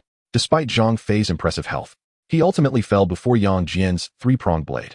The triumphant sounds of the game erupted as Yang Jian achieved a remarkable triple kill. The players in the match were left in shock. No one had anticipated that Su Zhi's Yang Jian would perform with such audacity. The relentless onslaught of Yang Jian's first skill had seemingly never ceased. Was this truly the legendary Infinite Hound Strike? Li Yan clutched his phone, beads of cold sweat trickling down his face. If the rapid push strategy from the previous game had not completely unnerved him, then this display of Yang Jian's prowess was utterly astonishing. The Infinite Hound Strike. Wasn't this a maneuver reserved for the most skilled players? Meanwhile, Suja was met with admiration from his teammates, who were astounded by his sharp execution. Wow, a triple kill right from the start. This is incredible, Ma Hailong exclaimed in disbelief. If the opponents were to counter jungle with 5, would that lead to a pentakill? Chen Ti and I chuckled. This is truly remarkable. No wonder you said Zhu Hao's Yang Jian was a waste of that 888 gold. You were absolutely right. His Yang Jian is indeed a waste. Wu Zi stated earnestly. In response to his teammates' praise, Suja remained composed. This is merely the beginning. The main event lies ahead. I shall ensure that the opposing team carries the shadow of Yang Jian throughout the remainder of this game. Hearing this, the teammates eagerly anticipated witnessing Suja's mastery of Yang Jian. If the initial triple kill was just the prologue, the ensuing spectacle would undoubtedly be even more riveting. Having secured 3 kills, Suja's Yang Jian now boasted an economic advantage of nearly 1,000 gold over the average of the opposing team, thereby guaranteeing a dominant presence against the 2 opponents in the top lane. Shortly thereafter, the first-blooded Sun Shangxiang returned to the lane under Zhang Fei's protection. However, having experienced the sheer dominance of Suja's Yang Jian, neither of them dared to make an appearance, opting instead to remain beneath the turret and cautiously soak up experience. Suja's Yang Jian has gained a significant economic advantage, leading him to adopt an aggressive strategy. Whenever Sun Shangxiang and Zhang Fei dared to venture beyond the safety of the turret, Yang Jian would charge in with relentless ferocity. Even when they sought refuge beneath the turret, Yang Jian continuously unleashed his first skill to wear them down from a distance. Within a mere minute of the landing phase, Sun Shangxiang found herself reduced to half health due to Yang Jian's persistent harassment. Rather than retreating to replenish her health, she opted to remain under the turret, awaiting the respawn of its supply package for healing. With the turret's protection, Sun Shangxiang felt relatively secure, while Suja's Yang Jian lurked nearby, patiently biding his time. Just as the turret was about to refresh its supply package, Suja's Yang Jian suddenly sprang into action, his first skill striking a low-health enemy minion beneath the turret, allowing him to swiftly close the distance. After executing the enemy unit, his first skill refreshed immediately, and Yang Jian unleashed his second dog to strike Sun Shangxiang. Caught off guard by the unforeseen danger lurking beneath the turret, Sun Shangxiang hastily rolled backward in an attempt to escape deeper into the turret's embrace. However, with nowhere to flee, she was swiftly pursued by Yang Jian, who depleted a quarter of her health with his first skill, followed by a devastating blow from his second skill. With a cry of despair, the marksman Sun Shangxiang perished at his hands. Yang Jian was on a killing spree. As Suja's Yang Jian pressed forward under the turret and eliminated Sun Shangxiang, he simultaneously endured 2 strikes from the turret. The damage inflicted by the turret accumulates with each hit, increasing in severity. At this moment, an enraged Zhang Fei charged in wielding his spear, while the monkey, who had been jungling, rushed to avenge Sun Shangxiang. Together, they were poised to encircle Yang Jian beneath the turret, leaving Suja in a perilous situation. It's over for you, Zhishan. This will be a 1-for-1 trade. Chen Ti and I remarked nervously upon seeing Suja's precarious circumstances. Yet, just as the monkey and Zhang Fei sought to flank Suja from both sides, Yang Jian maneuvered closer to the base of the turret. Activating his vision, he unleashed his first skill to summon a dog that bit a jungle monster, the red bird, located beneath the turret. Following this, with a graceful wall jump, Suja elegantly evaded the turret's third strike, which merely brought him down to half health, a state he was accustomed to. With a simple use of his ultimate skill, Yuan Suji Mu, he effortlessly restored his health. What a remarkable display, Zhishan. Such finesse in your movements. Chen Ti and I, who had been anxious moments ago, now breathed a sigh of relief, bewildered by Suja's sharp maneuvers that seemed to traverse an unchallenged realm. The recently arrived monkey was left infuriated by Yang Jian's antics, with Li Yan's eyes bulging in disbelief. Damn it, Zhang Fei, what were you doing? Letting Yang Jian swagger about and slay Sun Shangxiang like that? Zhang Fei replied helplessly. What could I do? Yang Jian's aggression was overwhelming. His dogs never ceased their relentless assault. There was nothing I could do. Deep down, Li Yan recognized that it was indeed Suja's Yang Jian who was far too formidable for just 1 or 2 players to contain, causing his morale to falter after being consistently defeated. After being bested repeatedly by Yang Jian, Sun Shangxiang was no longer willing to confront him in lane. We need to switch lanes. I will head to the top lane. Gongbin, you go to the bottom lane and face Yang Jian, she exclaimed in frustration, her patience wearing thin. Meanwhile, Gongbin Musashi, who had been quietly farming minions in the top lane, was reluctant to heed his teammates' instructions. I refuse. He's already claimed 4 kills. If I go, I'll just be crushed. Musashi protested. Stop whining and get to the bottom lane. Sun Shangxiang retorted impatiently, pushing him toward his new assignment. Gongbin Musashi, with no choice but to comply, made his way to the bottom lane, but upon seeing the imposing figure of Yang Jian, a sense of dread washed over him. Li Yan, shouldn't we put a stop to this guy? If we let him continue to grow, we might as well concede the match. He murmured. Li Yan nodded in agreement and whispered, I will sneak through the mid-lane river to catch him off guard. You and Zhang Fei prepare. The three of us will work together. I refuse to believe we can't catch him. Musashi will initiate. Zhang Fei will use his ultimate to control him. And I will follow up to finish him off. Understood? Musashi and Zhang Fei nodded in unison. Got it. Musashi's ultimate, Air Tian Yi Lu, guarantees a hit, leaving the opponent with no means to evade it, while Zhang Fei's ultimate, Kuang Shou Shui Xing, provides strong crowd control, capable of knocking up and stunning the enemy. With the synergy of these two abilities, most heroes would struggle to withstand such an onslaught. Li Yan was confident that even if Suge's Yang Jian exhibited exceptional skill, he could not withstand the combined assault of three players. As they approached the top lane, however, Suge had already sensed their intentions. The disappearance of three figures on the minimap indicated their nefarious plotting. Wu Zi also recognized the impending danger and quietly warned, Be careful, Suja. It seems they are coming for you. Suja nodded in acknowledgement. With just Zhang Fei on the lane, a concealed Gong Ben in the bushes, and the monkey, these three will find it a challenge to take me down, he remarked with a cold smile. Chapter 23. The strong hearing Suge's astute analysis. Wu Zi chuckled. I knew my concerns were unfounded. It seems you have already anticipated their movements. Suju affirmed, Yes, the Sun Shangxiang I faced in lane has likely broken mentally, so she would insist on switching lanes. Consequently, Gong Ben from the bottom lane would inevitably come to the top lane. Meanwhile, the monkey has been lingering around me. And since he hasn't attacked the dragon, the only possibility is that he is lying in wait for me in the river. Wu Zi, utterly impressed by Suge's calm deduction, nodded in admiration. You are truly remarkable. Your awareness is unparalleled. Suja smiled and replied, It simply comes with experience from playing extensively. As the conversation unfolded, Suge's Yang Jian deliberately exposed a flaw, initiating an offensive on the line. As he approached the river, a large circular emblem illuminated around him, signifying that he had been marked by Miyamoto Musashi's ultimate skill, Air Tian Yi Lu. This indicated that Yang Jian had indeed been struck. However, even after being hit by Air Tian Yi Lu, Yang Jian retained the ability to move a short distance. Thus, Suja leisurely made his way toward the tower, while Li Yan, noticing Yang Jian's attempt to escape, urgently commanded, We cannot let him flee. We must tower dive and let Zhang Fei take the brunt of the tower's fire. Without hesitation, Zhang Fei charged toward Suja. And at the moment Yang Jian was struck by Air Tian Yi Lu, Zhang Fei activated his ultimate ability. Yet, Suja remained unfazed. For Yang Jian's passive ability allowed him to break free from control more swiftly with the presence of multiple enemies. As three opponents tower dove to eliminate him, Yang Jian would not be subjected to prolonged control. In that critical moment, when Zhang Fei unleashed his ultimate, Li Yan's monkey swiftly dashed in, brandishing the Rui Jingu Bang, ready to smash it down upon Yang Jian. The monkey was notorious for its three strikes, implying that any adversary would be swiftly dealt with. If struck by the monkey's staff, the resulting damage would be immense. At that instant, Yang Jian had just recovered from his state of incapacitation. Before the monkey's staff could descend, Suja's hands moved with remarkable speed, pulling him towards a nearby minion. Almost simultaneously, the monkey's Rui Jingu Bang struck the ground with a resounding thud, but alas, Yang Jian had already vacated his former position. Chase after him. Do not let him escape. Li Yan, frustrated at his missed opportunity, urgently directed Zhang Fei and Miyamoto Musashi to take action.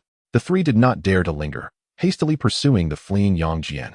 Suja let out a cold chuckle and swiftly unleashed his second skill, stunning all three adversaries. They found themselves immobilized beneath the defensive tower, and Zhang Fei's protective shield began to dwindle. However, the trio soon regained their senses. The monkey and Miyamoto Musashi activated their mobility skills to close in on Yang Jian. After executing his ultimate Air Tian Yi Lu, Miyamoto Musashi entered his dual-wielding state, significantly enhancing his combat attributes. Upon closing the gap with Yang Jian, he unleashed a flurry of strikes, causing Yang Jian's health to plummet at a visible rate. Witnessing Yang Jian's depleting health, Li Yan's face broke into a cruel smile. This time, he cannot escape. Yet, despite his critical state, Suja charged boldly towards his foes. You think you can eliminate me this easily? How naive. Recognizing that the enemy's control abilities had been utilized, Suja unhesitatingly activated Yang Jian's ultimate, Yuanyuan Jimu. The celestial eye unleashed beams of laser-like energy, inflicting considerable damage upon his foes. Simultaneously, Yang Jian's health began to regenerate at a remarkable pace, restoring him from a near-death state to full health almost instantaneously. Faced with the sudden reversal brought forth by Yang Jian, the team of three felt bewildered, but now that the battle had begun, retreat was not an option. Do not be afraid. Engage him. Li Yan commanded, prompting the monkey to leap once more. At this moment, Yang Jian raised his hand and unleashed his first skill, summoning the Shao Tian Quan, which immediately bit Zhang Fei, followed by a summoner's skill that dealt further damage to the already weakened Zhang Fei. Activating his mobility skill, Yang Jian lunged towards Zhang Fei, deftly evading the monkey's massive strike and successfully eliminating Zhang Fei. Yang Jian had become an unstoppable force. After dispatching Zhang Fei, Yang Jian's first skill refreshed, allowing him to turn and strike the monkey once again. Following Zhang Fei's demise, Li Yan's monkey bore the brunt of the tower's damage, and his health, already fragile, plummeted after the initial hit. Just then, Miyamoto Musashi rolled forward to attack Yang Jian, but unfortunately, he had not yet landed his strike when Yang Jian had already soared away once more. With a resounding impact, Yang Jian struck the monkey, unleashing his second skill to deal significant damage. Coupled with the tower's second attack, Li Yan's monkey let out a pained cry as he collapsed to the ground. Yang Jian had swept through his adversaries with ruthless efficiency. Having claimed 2 kills beneath the tower, Yang Jian's status soared to unprecedented heights. Witnessing his teammates fall one after another, Miyamoto Musashi, now trapped beneath the tower, panicked and hastily activated his mobility to escape into the jungle. Suja let out a chilling laugh. Since you have come, do not think you can flee. I shall grant you a ticket back to the fountain. With that, Yang Jian, brandishing his 3-pronged blade, swiftly pursued from behind. Miyamoto, relying on his mobility, dashed into the jungle, but alas, before he could secure his escape to the river, the refreshed Shao Tian Quan was summoned once more. With a resounding boom, Yang Jian closed in, relentlessly pursuing Miyamoto Musashi. Upon hitting his target, he unleashed his second skill to inflict damage, followed by 2 swift basic attacks. The Shadow Blade's passive effect diminished Miyamoto Musashi's movement speed, rendering escape futile. Suja's Yang Jian, without the need to cast further skills, dispatched the weakened Miyamoto Musashi with 3 decisive strikes, resulting in a triumphant announcement of a triple kill echoing throughout the canyon. The ambush that had aimed to secure 3 kills had instead met with utter humiliation. The expressions of the team in 65 turned a kaleidoscope of emotions. Shame and disbelief rendered them speechless. Li Yan's hand trembled as he clutched his phone, beads of sweat trickling down his forehead from sheer anxiety. He had never encountered such a formidable Yang Jian, whose prowess instilled a sense of dread within him. How could he be so strong? This Yang Jian seems to possess the skill level of at least a starry or even a king rank, Li Yan murmured, trembling in disbelief. Seated beside Chen Feier, she was utterly oblivious to the terrifying prowess of Suja, and in her disbelief, she exclaimed, impossible. How could he possibly possess Xingyao? When I was with him before, he claimed to have no interest in this game. Alas, the truth is often more eloquent than words. The strength of Suja's Yang Jian needed no external validation. Following a triple kill, Yang Jian effortlessly demolished the top lane tower, then began to traverse the entire map. In the lower lane, Sun Shangxiang thought she could develop safely after evading the top lane, but while under the tower, she fell victim to Yang Jian's lurking presence in the jungle. He charged directly under the tower, utilizing his second skill to stun her, and after 3 basic attacks, he executed a fatal blow. With a skill refresh, he dashed through the wall, leaving with 7 kills to his name, truly unparalleled. As he roamed to the mid lane, Yang Jian unleashed his ultimate and charged the tower in pursuit of Diao Chan. Thanks to his formidable restoration abilities, the initial 3 attacks from the tower inflicted no damage upon him. Chen Feier was taken aback and hastily attempted to escape using her mobility. But Yang Jian's Hound of Heaven arrived just in time, colliding with her and carrying her off. Standing nearby, Miyamoto Musashi, sword in hand, was at a loss, unable to decide whether to engage or retreat, trapped in a state of bewilderment. Yet Suja showed no mercy. The Hound was unleashed once more, and a flurry of skills reduced Musashi to a sliver of health. Musashi hastily employed his escape, but Yang Jian did not pursue. Instead, he noticed the monkey lurking in the jungle, low on health. The Hound was dispatched, striking the red monster, and with a follow-up skill, he swiftly claimed the red buff from the monkey. Li Yan, feeling humiliated and seething with rage, charged forward with his club, despite being at least 4,000 gold behind Yang Jian. Unfortunately for him, Yang Jian showed no fear, unleashing a series of skills that left the monkey severely wounded. With an unremarkable basic attack, he surprisingly dispatched the monkey, who had a quarter of his health remaining.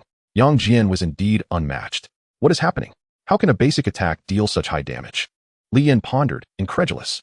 How could Yang Jian's single target output be so astronomical? Just as he was about to question whether Yang Jian was cheating, his ally Sun Shangxiang sighed. He has built Pajun. What? Pajun? In just 10 minutes, he has already acquired Pajun? Pajun is one of the most expensive items in Wangzhorong Yao.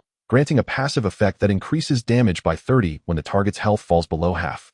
No wonder the monkey, with only a quarter of his health remaining, was obliterated by Yang Jian in a single strike. It was only logical. Yet, in a mere 10 minutes, Yang Jian had managed to acquire such a late-game item, and not in the manner of El Bu who rushes to build it, but rather under normal circumstances. The speed at which he accumulated wealth and the pressure from his gear were utterly demoralizing. "Brother Yan, it's futile. We should concede," remarked one of the players in the 65 group, their faces pale, with Sun Shangxiang's lips turning slightly white. Li Yan, however, clung to his resolve. "What surrender? Let us keep fighting." Chapter 24. Jasa Li Yan was suffocated by his indignation, relying solely on this fire within him to continue the battle. Unfortunately, Suja's Yang Jian was unstoppable. His skills, awareness, and equipment utterly overwhelmed the opposition. Throughout the canyon, the echoes of Suja's Yang Jian being unmatched resounded. Wherever Yang Jian appeared, a massacre ensued. Double kill, triple kill, quadruple kill. Had the players in the 65 group chosen to group together, Yang Jian might have even achieved a pentakill. In a mere 15 minutes, Suja's team had amassed 30 kills, with Suja himself claiming 23, a complete rout. As the lanes crumbled, the minions swiftly pushed towards the high ground, leaving the 65 group with no means to retaliate, resulting in the destruction of their crystal. Setting down his phone, Li Yan's classmates exhaled in relief. "Finally, it's over. I never want to play this game again. Just the sight of Yang Jian makes me nauseous. This is truly despairing. What rank is that Yang Jian? None of the streamers I follow are even close to his level," lamented Li Yan and Shen Feier, both battered and bruised by the relentless onslaught. On the other hand, Suja was met with admiration from Wu Zi, who gazed at him in awe. "You are truly formidable. Your Yang Jian should be able to rank in the national server, right?" Lu Xiu confidently replied, "Absolutely. This Yang Jian will definitely make the national leaderboard." However, Suja shook his head. "Ranking on the national server is quite challenging. I have yet to reach that level." Ma Hailong chuckled. "I never expected that your strongest position would be top lane." Suja nodded. "Indeed, this is the position in which I excel the most." After a brief exchange, Chen Ti and I sneered. "It's time to settle the score with them." With that, he stood and strode toward the players in the 65 group. "Hey, Chen Feier's brother. The father-son match has concluded. You concede now, right?" Li Yan, already feeling the weight of defeat, stood up at Chen Tian's words. "Stop wasting my time. What father-son match? It's just a game." Upon hearing this, Chen Ti and I was immediately incensed. "What? You already cheated once. Now you want to do it again? Do you consider yourselves men? Your words are as empty as the wind. What did you say, you little brat?" Li Yan rolled up his sleeves and approached, pointing a finger at Chen Ti and I. "Dare to repeat that?" Chen Ti and I, quick-tempered, lost his composure. "What if I do? You must accept the consequences of your wagers, if you can't handle it. Don't play.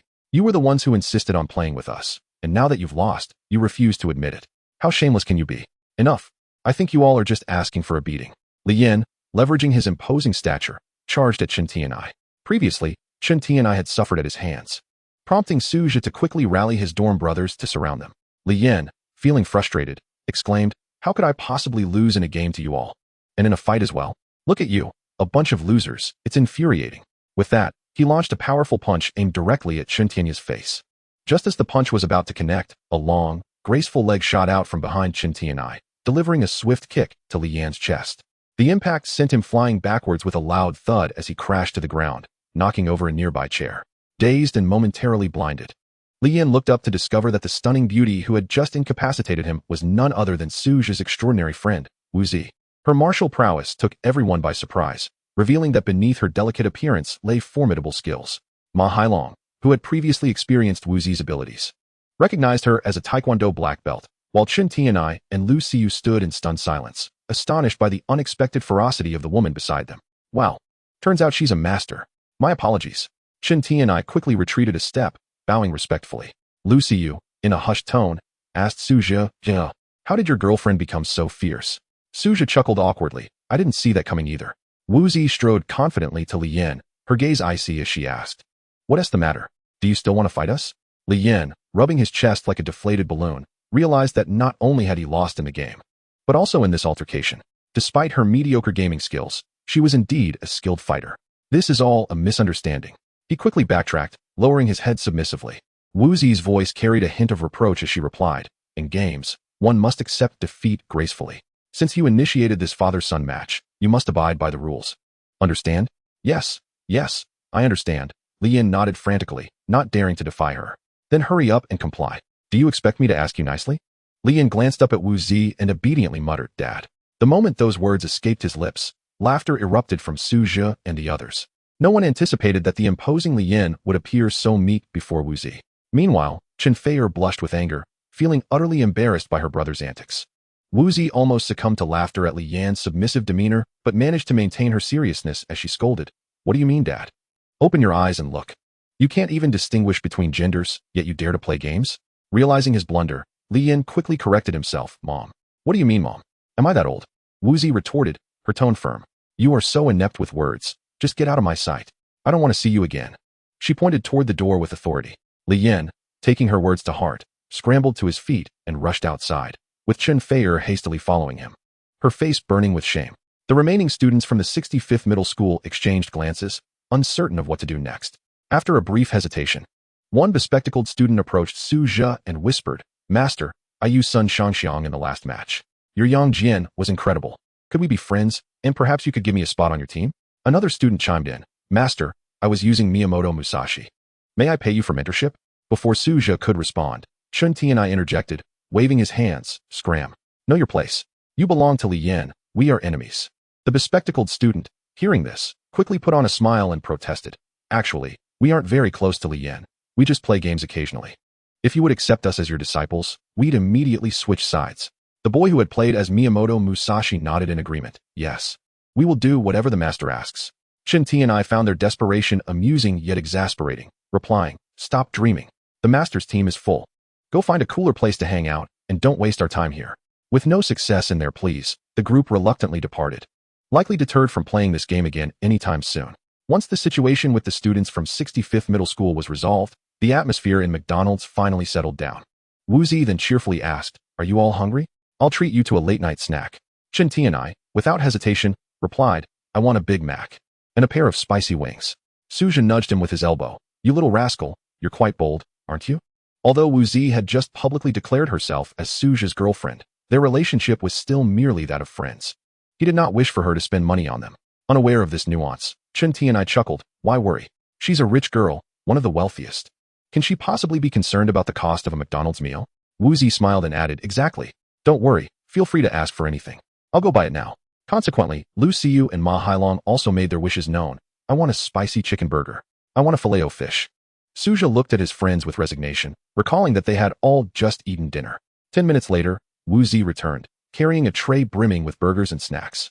The group excitedly exclaimed, "Thank you, Jasa. You are truly wonderful."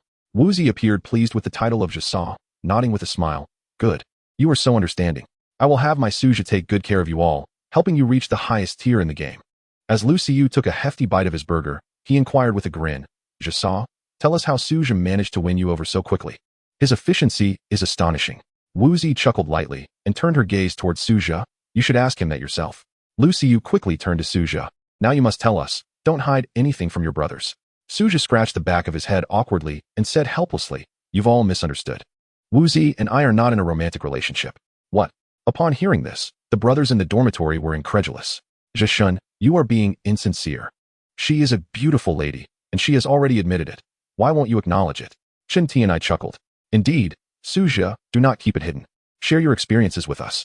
Lu Xiu encouraged. Su Zhe sighed. "I am not deceiving you. We are truly just ordinary friends." What Wu Zi said earlier was probably just a joke. Hearing this, everyone turned to look at Wu Zi, who wore an innocent expression, shrugging her shoulders and saying, "Do you think I look like someone who would lie?" Lu Xiu shook his head. "With your beauty, how could you possibly lie?" Chen Tianai confidently added, "You treated us to McDonald's. We believe whatever you say." Ma Hailong nodded in agreement. "I choose to believe you." Wu Zi smiled triumphantly. "Well then, from now on, I shall be your Jasa." Chapter 25, Betrayal. "Jasa, have a chicken wing." "Jasa, eat some fries." "Jasa, how about a burger?" "Oh wait, I've already bitten into this one, so I want tea share." Su Zhe's 3 close friends called her Jasa with enthusiasm, completely embracing her as one of their own. Su Zhe sat by, feeling helpless, astonished that these guys could be so easily won over by a meal at McDonald's. Meanwhile, Wu Zi was merrily joking with everyone, even instructing, "You all keep an eye on Su Zhe for me. No other girls are allowed near him. And when gaming, he is only permitted to bring me along." Chen Tianai immediately saluted, "Jasa, rest assured. We will monitor him 24/7. Su Zhe quietly remarked, "Tianai, why are you turning against me?" Chen Tianai chuckled, "No choice. This is what happens when you owe someone a meal." After a delightful meal at McDonald's, time had flown by. Woozi glanced at her watch and stood up, saying, I should head back. We have activities in our dormitory tonight. Woozi had specially come over from school this evening as a favor to Suja, who quickly rose to say, It's so late. Let me escort you back. Woozi smiled upon hearing this. Pleased, I did not expect you to be so considerate. All right then, I shall grant you the opportunity to be my flower guardian. The others exchanged knowing glances at Suja, chattering incessantly. Look how Zhishun treasures the fairer sex. Otherwise, how could he pursue a goddess? Zhishun's strategies are indeed profound. We admire you. And now they are off together. How enviable. Safe travels, Zhishun and Jisa. No need to hurry back. We'll keep the door open for you tonight. Suja, both amused and exasperated, waved goodbye to his friends and accompanied Wu Zi to hail a taxi. Once inside, he quietly expressed, Thank you so much for today. Without you, we would have been in quite a predicament. Wu Zi smiled, Oh please. Your friends are already calling me Jisa. Why are you being so polite? They were just joking. You needn't take it to heart, Suja quickly replied. However, Wu Zi seemed slightly displeased, frowning as she asked, What do you mean by that? Do you think they shouldn't call me Jisa? Do you believe I am unworthy of being your girlfriend? Suja shook his head vigorously. Of course not.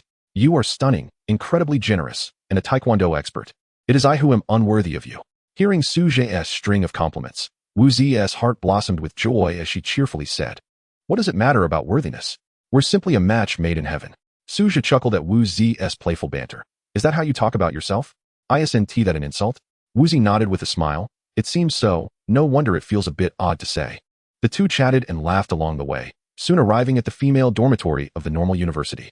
As they reached the ground floor, two familiar figures approached unexpectedly. Oh, it seems to be your roommates, Hao Xiaoming and Zhang Xinyue. Suja, with keen eyesight, immediately recognized them. Wu Zi then noticed them and quickly greeted, Xiaoming, Xinyue. The two girls flinched slightly at the sound of Wu Zi's voice. Although it was a mere involuntary gesture, Suja caught it. How strange. Why did they seem like thieves?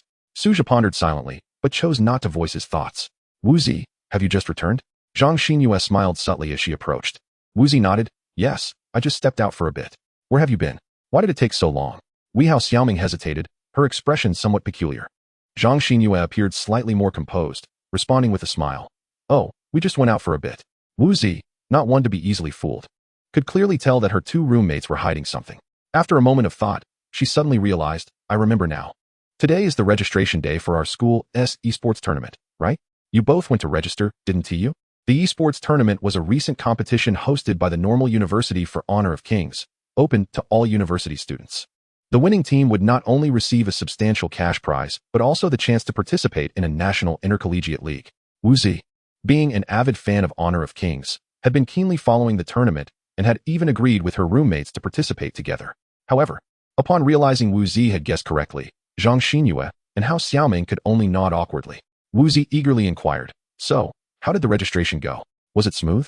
Zhang Xinyue nodded, quite smoothly. Yet, Hao Xiaoming gazed at Wu Zi with a hint of guilt and quietly said, Wu Zi, there is something I need to tell you. But you must promise me not to get upset after you hear it. With a gentle smile, Wu Zi remarked, Pray tell, what is our relationship? Why would I be upset? Hao Xiaoming, feeling a surge of anxiety, took a deep breath and lowered her gaze, saying, Well, we did indeed register today, but we did not sign you up. Upon hearing this, Wu Zi's eyes widened in shock. Why did you not register me? Did you forget? After all, the esports Wind and Cloud tournament was an event Wu Zi had long anticipated, and she had planned to showcase her skills with her character Wu Zetian. The thought of her aspirations being thwarted filled her with profound disappointment. Witnessing Wu Zi's despondence, Hao Xiaoming felt even more guilty. Wu Zi, please do not be angry. I truly did not wish for this. It was all Zhu Hao's suggestion, she said cautiously, glancing at Zhang Xinyue. Aware that Zhu Hao was her boyfriend and mentioning him in front of her felt somewhat inappropriate. At that moment, Zhang Xinyue interjected, Wu Zi, do not be too hard on Zhu Hao. He struggled with this decision for quite some time. Eventually, he felt that since you had already left the team, you could no longer be considered one of us. While this was his choice, we all concurred. Oh, is that so? Wu Zi raised her head, looking at Zhang Xinyue and Hao Xiaoming. You all agreed not to register me, did you? Very well. Do you both remember who initially introduced you to Honor of Kings? Who was it that bought you new skins and gifted them to you? Xinyue, who gifted you the armored mecha? Xiaoming, who bestowed upon you the hidden beast hunter for Lanling Wang? Have you forgotten the promises we made during our late-night chats in the dormitory about forming a team to compete for the championship? Have you both forgotten those dreams? At Wu Zi's words, Hao Xiaoming and Zhang Xinyue lowered their heads, with Hao Xiaoming feeling so guilty that she was on the verge of tears. Wuzi, I am truly sorry. Deep down, I oppose this decision. I believe it is wrong. However, Zhang Xinyue tugged at Xiaoming's arm. Xiaoming, you did not say that earlier. Why the sudden change of heart? Wuzi scoffed, addressing Zhang Xinyue. Xinyue, you should understand Zhu Hao's mindset. He is harboring resentment because he was defeated by my friend. This is merely his means of retaliation. He is petty, and you should not be with him. Enough. Zhang Xinyue retorted angrily. My relationship with Zhu Hao is none of your business. Regardless, we have already completed the registration, and your name is not on the team roster. You were not welcome in our team before, and you are not welcome now. With that, Zhang Xinyue turned to leave. Xiaoming glanced at Zhang Xinyue, and then at Wuzi with a sense of helplessness. Wuzi, she murmured softly. Wuzi shook her head. You should leave as well. I do not wish to speak with you right now. Understanding Wuzi's anger, Xiaoming nodded and turned to depart, leaving Wuzi in silence as she watched the two of them disappear down the path. Throughout this ordeal, Suja remained quietly at Wuzi's side, fully aware of her feelings, knowing all too well the sting of betrayal. The betrayal of friends, once dear companions, felt akin to a dagger piercing one's heart. It was reminiscent of the pain Suja experienced when he was betrayed by Chen Feier, a sensation that cut deeply into his very soul. Wuzi. Suja softly called her name, gently patting her shoulder. At that moment, Wuzi turned slowly, tears streaming down her radiant cheeks. We had promised to participate in the esports tournament together. Why did they abandon me? Seeing the redness around her eyes, Suja wrapped her in a comforting embrace. Their betrayal signifies that they are unworthy of your friendship, he whispered in her ear. But I truly wish to participate in this competition. I have prepared for so long. If I miss this opportunity, I will have to wait until next year, Wuzi said softly. Are there any requirements for the tournament registration? Suja inquired curiously. For instance, is there a limit on the number of team members? Must all members be students of the normal university? Wuzi shook her head. The requirements are not overly stringent. The team must comprise between 5 to 10 members, and only the team captain needs to be a student of the normal university. The other members do not necessarily need to be. Then I can assist you in forming a team. Our dormitory has 4 individuals, and with you, we will have exactly 5. Let us establish a new team to enter this esports tournament. What do you think? Suja proposed with a smile. Upon hearing this, Wuzi's face lit up with joy. Right. How could I not have thought of that? With your support, I can still compete in this tournament. Chapter 26. Forming the team. Wuzi's smile broadened upon hearing Suja's willingness to help her establish a team. Zhu Hao, Zhang Xinyue, and Xiaoming combined do not even match Suja's prowess. No, they do not even compare to his little finger. Suja, are you truly willing to assist me in forming a team? Wuzi asked incredulously. Suja nodded with a smile. You have done so much for me. It is only right that I help you fulfill your dream. Wuzi joyfully clung to Suja's arm, swaying it back and forth. Suja, my dear Xiaoja, you are simply wonderful. I adore you. The term Xiaoja sent shivers down Suja's spine. I beg you, do not call me that. It sounds terrible. Wuzi laughed heartily. What is so terrible about it? I find it quite endearing. Xiaoja has a charming ring to it. From now on, I shall call you that. My little Zhe. Suja was left exasperated by Wuzi, yet the sight of her cheerful demeanor brought him an indescribable joy. Now, let us discuss the details of forming the team. What is the tournament format for your university's esports wind and cloud tournament? Suja was reluctant to hear Wuzi call him Xiao Zhe any longer, so he quickly diverted the conversation. Oh, I see. The registration period for the esports tournament lasts a week, after which eliminations will be held based on the number of registered teams. The elimination matches are decisive, selecting the top 8 for the knockout rounds. Ultimately, it will progress from 8 to 4, then to 2, culminating in the final match to determine the champion. Wuzi explained eagerly. Suja nodded in understanding. Yes, I comprehend. This format is quite straightforward. However, your dream must be merely to participate in the competition, rather than to achieve a ranking, correct? Surely, gathering enough people for a match to gain some experience should suffice, shouldn't it? Upon hearing this, Wuzi immediately grasped Suja's arm, insisting, of course not. Who enters a competition without aiming for the championship? I must say, Suja, for someone who is a master at Wangzhe Rongyao, you ought to have a bit more ambition, since you are such an outstanding player. Shouldn't we strive wholeheartedly for the championship? Suja smiled calmly. In life, the most important thing is to find joy. The same applies to gaming. Titles such as champion or runner-up are, in my eyes, mere illusions. Wuzi cleared her throat. But the champion does receive a prize of 50,000 yuan. As the leader of our team, I could allocate 1/5 of that to you. Then it would be best to achieve a ranking if we are participating in the competition. Suja swiftly reversed his stance. Wuzi sighed in resignation. I see now. It turns out you are also one who is motivated by financial gain. Suja laughed heartily. We are all mere mortals, nourished by the grains of the earth, who would turn their back on money. With this, Suja inquired. By the way, what is the overall level of your school? Surely, there must be many skilled players? The realm of collegiate esports is profound and unfathomable. Even if we exert ourselves to the fullest, we may not secure a ranking. Woozy nodded. Yes. The players from our normal university S team will likely participate in this tournament. Each of them possesses a rank of over 10 stars in Wangzhe, with some even achieving 50 stars, being the glory kings of their respective service areas. That sounds quite challenging, Suja remarked seriously. Players who attain a rank above king, especially those who reach king status in solo queues, display a level of skill and awareness that is almost incomparable to players in lower ranks. Thus, there is a common saying within the community that king matches represent an entirely different game from others. Although Suju achieved a 100-star king rank last season, leading 4 players against 5 kings still proves to be a formidable challenge. The higher the rank, the more the game tests team coordination. Any single flaw within the team could grant the opposing side the opportunity to gain an overwhelming advantage, let alone if there were 4 weaknesses. Noticing Suja's furrowed brow, Woozy quickly asked, "What's wrong? Is there no hope for a ranking?" Suja shook his head. It's not that there's no hope for a ranking. It's just that our current configuration is insufficient. I primarily play in the top lane, and if I perform well, I can effectively restrict the opposing marksman and support, locking down 2 of their players. However, we lack a strategy against their jungler, mid laner, and top laner, which could easily lead to our bottom lane collapsing. Indeed, that's true. Apart from you, everyone in our team is at the gold and platinum levels. We would struggle even against diamond level experts, Woozy admitted. Suja continued, therefore, our team needs at least one more person, ideally someone of king level skill. This way, I can coordinate both the top and bottom lanes, increasing our chances of success. Are you suggesting we recruit a king level marksman? Woozy inquired. Suja shook his head. No, if we recruit anyone, it must be a jungler. The marksman cannot lead the tempo in the early game. We need a more agile position to drive the team's rhythm. Woozy understood. Now I see. However, a problem arises. Most of my friends are at the same rank as me, and with time running short, where can we find a jungler of king rank? Suja, with a smile, replied, you need not worry about that. I will assist in finding one. Just prepare to register. Previously, while gaming under the alias Chang Ge, Suja had met numerous skilled players, including several professional junglers, some of whom had even won provincial gold medals. Among them was a jungler ranked in the top 5 in the capital, with whom Suja had played several duo matches and had exchanged contact information. If he could recruit this expert, Suja's chances in the normal university esports tournament would significantly increase. After finalizing the team formation, Suja took his leave and returned to his dormitory, where he shared the news with his roommates. Having just enjoyed Woozy's McDonald's, they felt compelled to support her, especially with the enticing cash prize of 50,000 yuan, which ignited their enthusiasm. Lucy Yu eagerly exclaimed, I've wanted to sign up for an esports tournament for ages. But unfortunately, no one in our school organized one.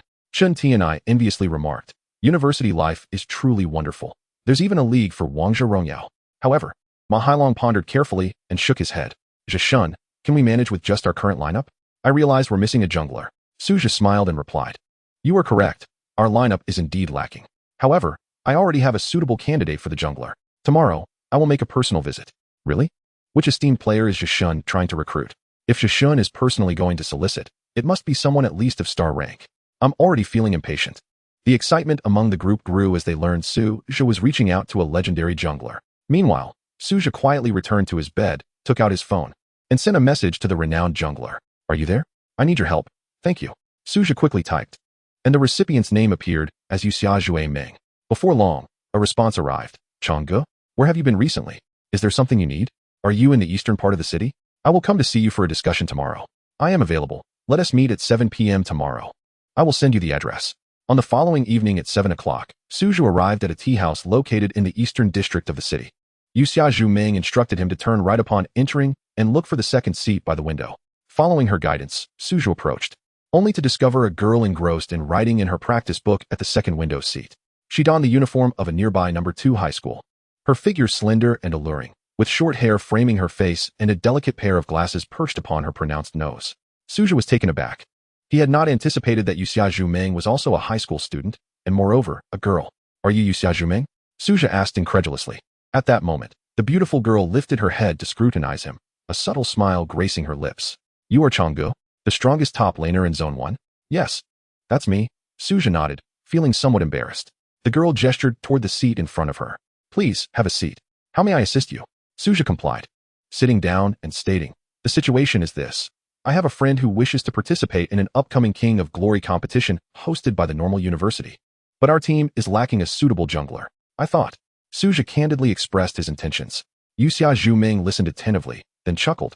With you as the strongest top laner, do we really need to worry about winning the championship? Suja offered a wry smile. How could that be? The level of electronic sports in universities is quite high now. If we encounter a cohesive team, I alone will not suffice. So, you intend to seek my assistance? Yuxia Zhuming inquired with a smile. Suja nodded. Indeed, among those I know, you are the most reliable jungler. If you agree to help us, I will have confidence in securing the championship. After pondering for a moment, Yuxia Zhuming replied with a smile. I can assist you. But what do I gain from it? The championship prize is 50,000. We can share it among the team members, Suja proposed. I am primarily aiming to help my friend fulfill a wish. If you lend your support, I can forego my share of the prize for you. Oh, you would relinquish your prize for the sake of a friend? This statement illuminated Yuxia Zhuming's eyes. That friend must be quite significant to you. I suppose so. Suja replied with a gentle smile, the image of Wu Zi appearing in his mind. So, I earnestly request your assistance. Thank you. Chapter 27. Yuxia Zhuming Hanming narrowed her eyes, appraising the boy across the table, touched by his words.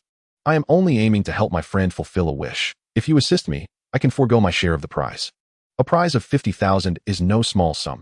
Even divided among the team members, it would yield approximately 8,000 each. To relinquish such a sum for the sake of a friend's dream is not a mindset commonly found in ordinary individuals. In the realm of gaming, Han Ming had met Chang Ge during the summer vacation when they were both striving to reach the 100-star king rank. Their synergy in-game was exceptional, leading them to add each other as friends after a ranked match. However, at that time, Han Ming's knowledge of Chang Ge was limited to his prowess as a top laner. Beyond that, she knew little. Now, it seemed that this Chang Ge was indeed a man of sentiment and loyalty. Allow me to introduce myself. My in-game name is Yuxia Zhuming, and my real name is Han Ming, she said with a smile, extending her hand to Suja. He promptly nodded and grasped her delicate, fair hand. I am Suja, with Zhemeaning philosophy. What an elegant name. Han Ming smiled. Considering your loyalty to your friend, I am willing to assist you. Really? Suja expressed his surprise. Enlisting a jungler of Yuxia Zhuming's caliber would undoubtedly enhance the team's prospects. However, Han Ming then smiled slightly and added, but I have conditions. What conditions? Suja inquired. Han Ming produced her phone, stating, the new season has just commenced, and after a demotion, I have just reached the Zenith Star rank. I am currently in the promotion matches. Winning one more game will elevate me to king. The rank inheritance in Season 9 is particularly stringent. Any player with over 50 stars in the king rank is demoted to Starry 3, meaning that despite Han Ming having attained the 100-star king rank in the previous season, she began this season at Starry 3.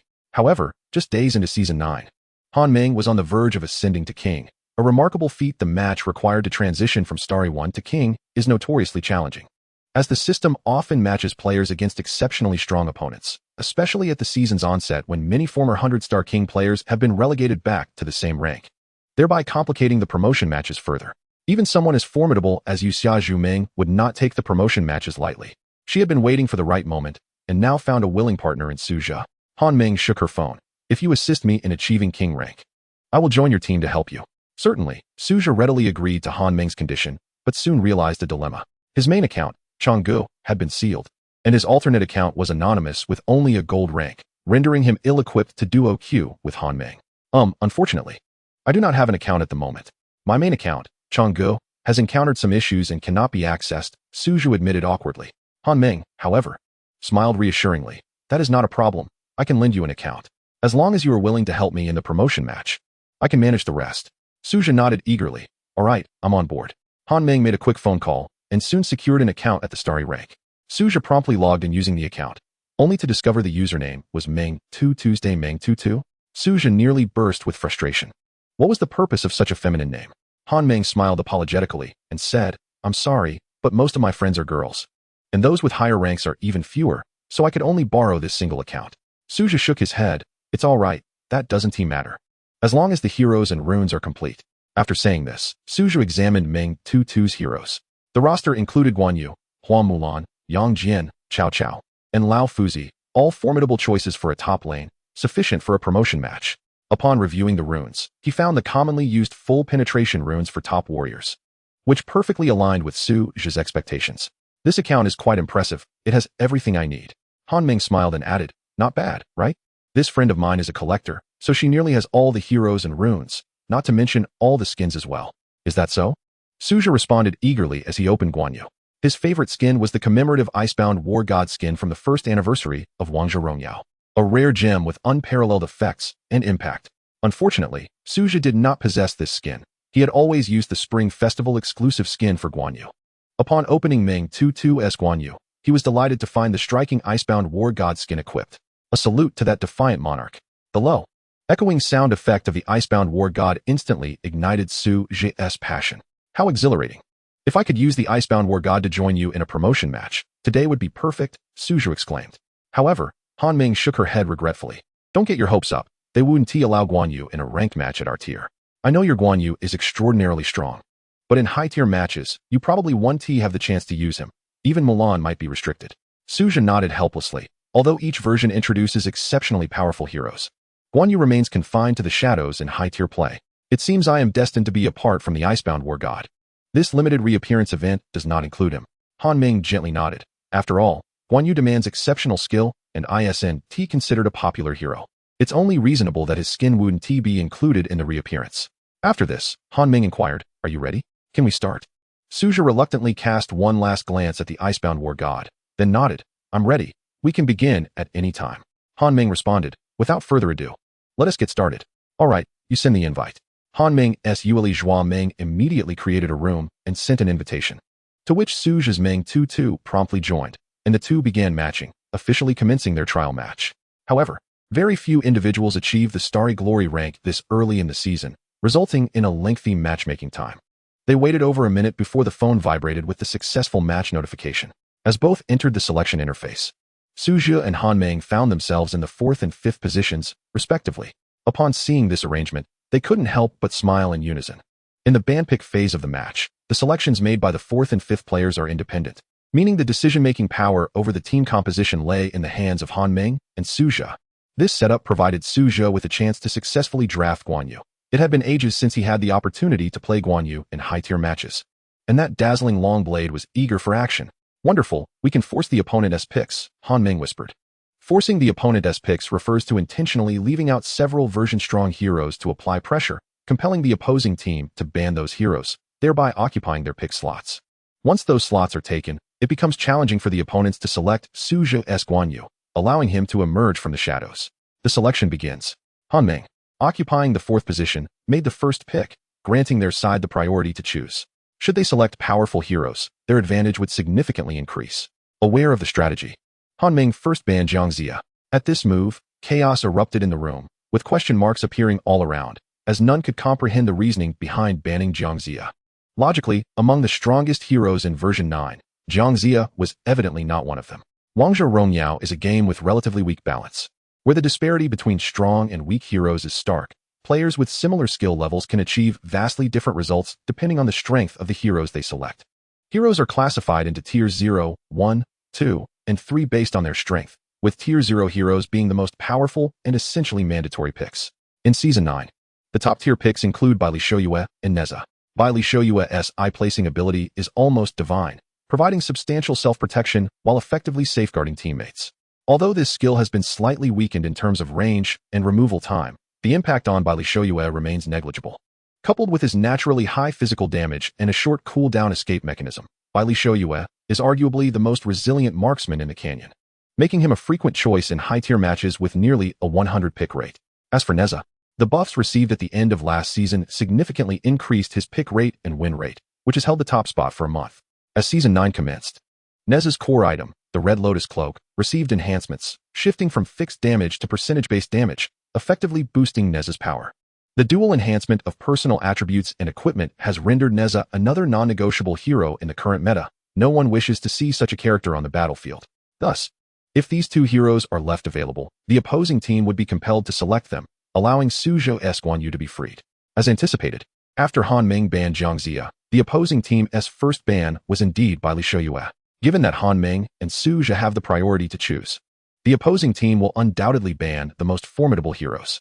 Subsequently, the power dynamics shifted once again to Su Zhe's side, and he smiled subtly before selecting his second hero, Liu Bang.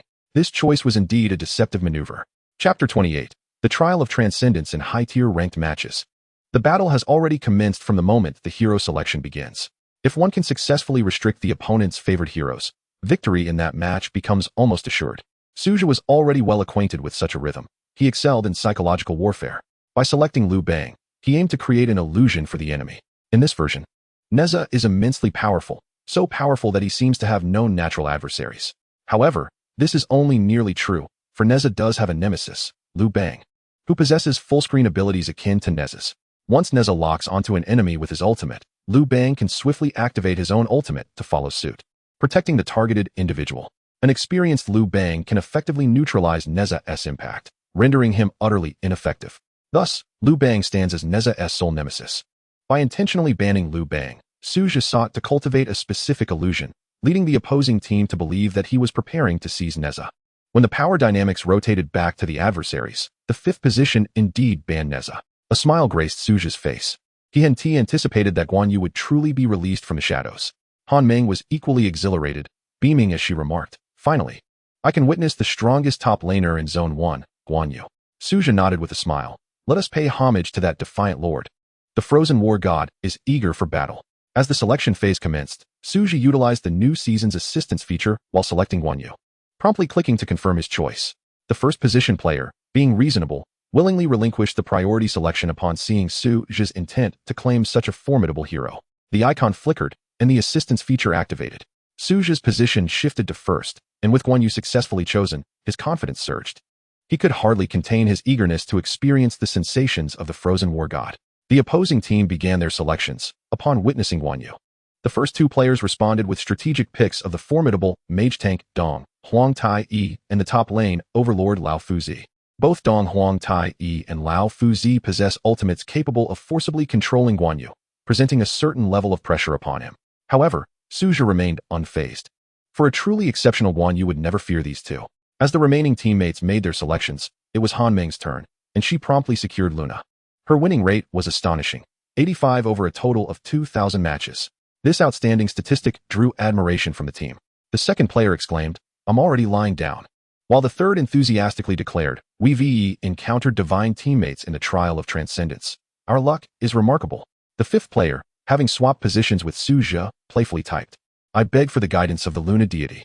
Suja smiled and remarked, "I recall when we first started playing, your Luna also had an 85 win rate. Now, after several hundred matches, you still maintain that rate. Impressive." The more one uses a hero, the harder it becomes to maintain a high win rate. Not only due to the game's punishing matchmaking system that tends to stabilize everyone's win rates around 50, but also because ascending ranks bring stronger opponents. Yet, Han Meng's ability to sustain an 85 win rate even after hundreds of matches speaks volumes about her prowess. A gold-ranked Luna, a renowned jungler in Yancheng, truly lives up to her reputation. Yu Xia Meng is the name Han Meng registered specifically for the hero Luna. Luna's ultimate, the Moonlit Infinite combo, is a nightmare for many players. Soon, the hero selection concluded, and the game transitioned to the loading screen. Suja noticed that two players on his team bore golden frames embedded with rubies, indicating that they were both already top-tier champions. Although theoretically, a player in the Stellar 1 rank should not match with top champions. If a Stellar 1 player achieves consecutive victories, the system will automatically upgrade their rank to champion, matching them with players of that caliber. It was evident that Han Meng had been on a winning streak prior to this match, and thus encountering opponents of champion rank was entirely reasonable. At that moment, Han Meng suddenly noticed that the opposing jungler, Zhao Yun, had the display name Wolf Brother.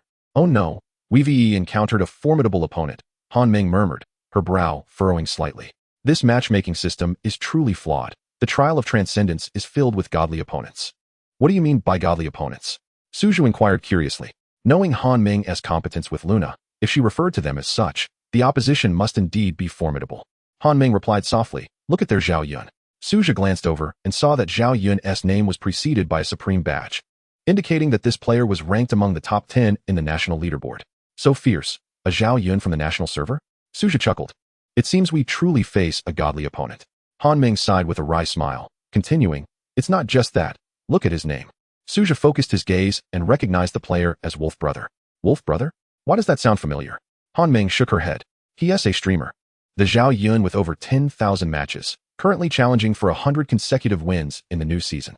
I happened to catch a glimpse of his stream yesterday. He was on a 47-game winning streak. I wonder how many wins he has now, probably close to 50. No way, we encounter a streamer in the trial of transcendence? Does that mean we'll be under the watchful eyes of the online community?" Suja jested. Han Meng glanced at Suja. "I truly admire your ability to smile in such a tense moment. With Wolf Brother S. Zhao Yun ranking in the national server and boasting immense proficiency, We must prepare for a fight to the death. Suja chuckled lightly. What is there to fear? With your LN and my Guan Y.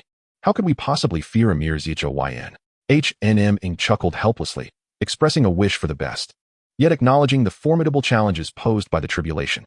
All we can do is give our utmost effort and leave the rest to fate.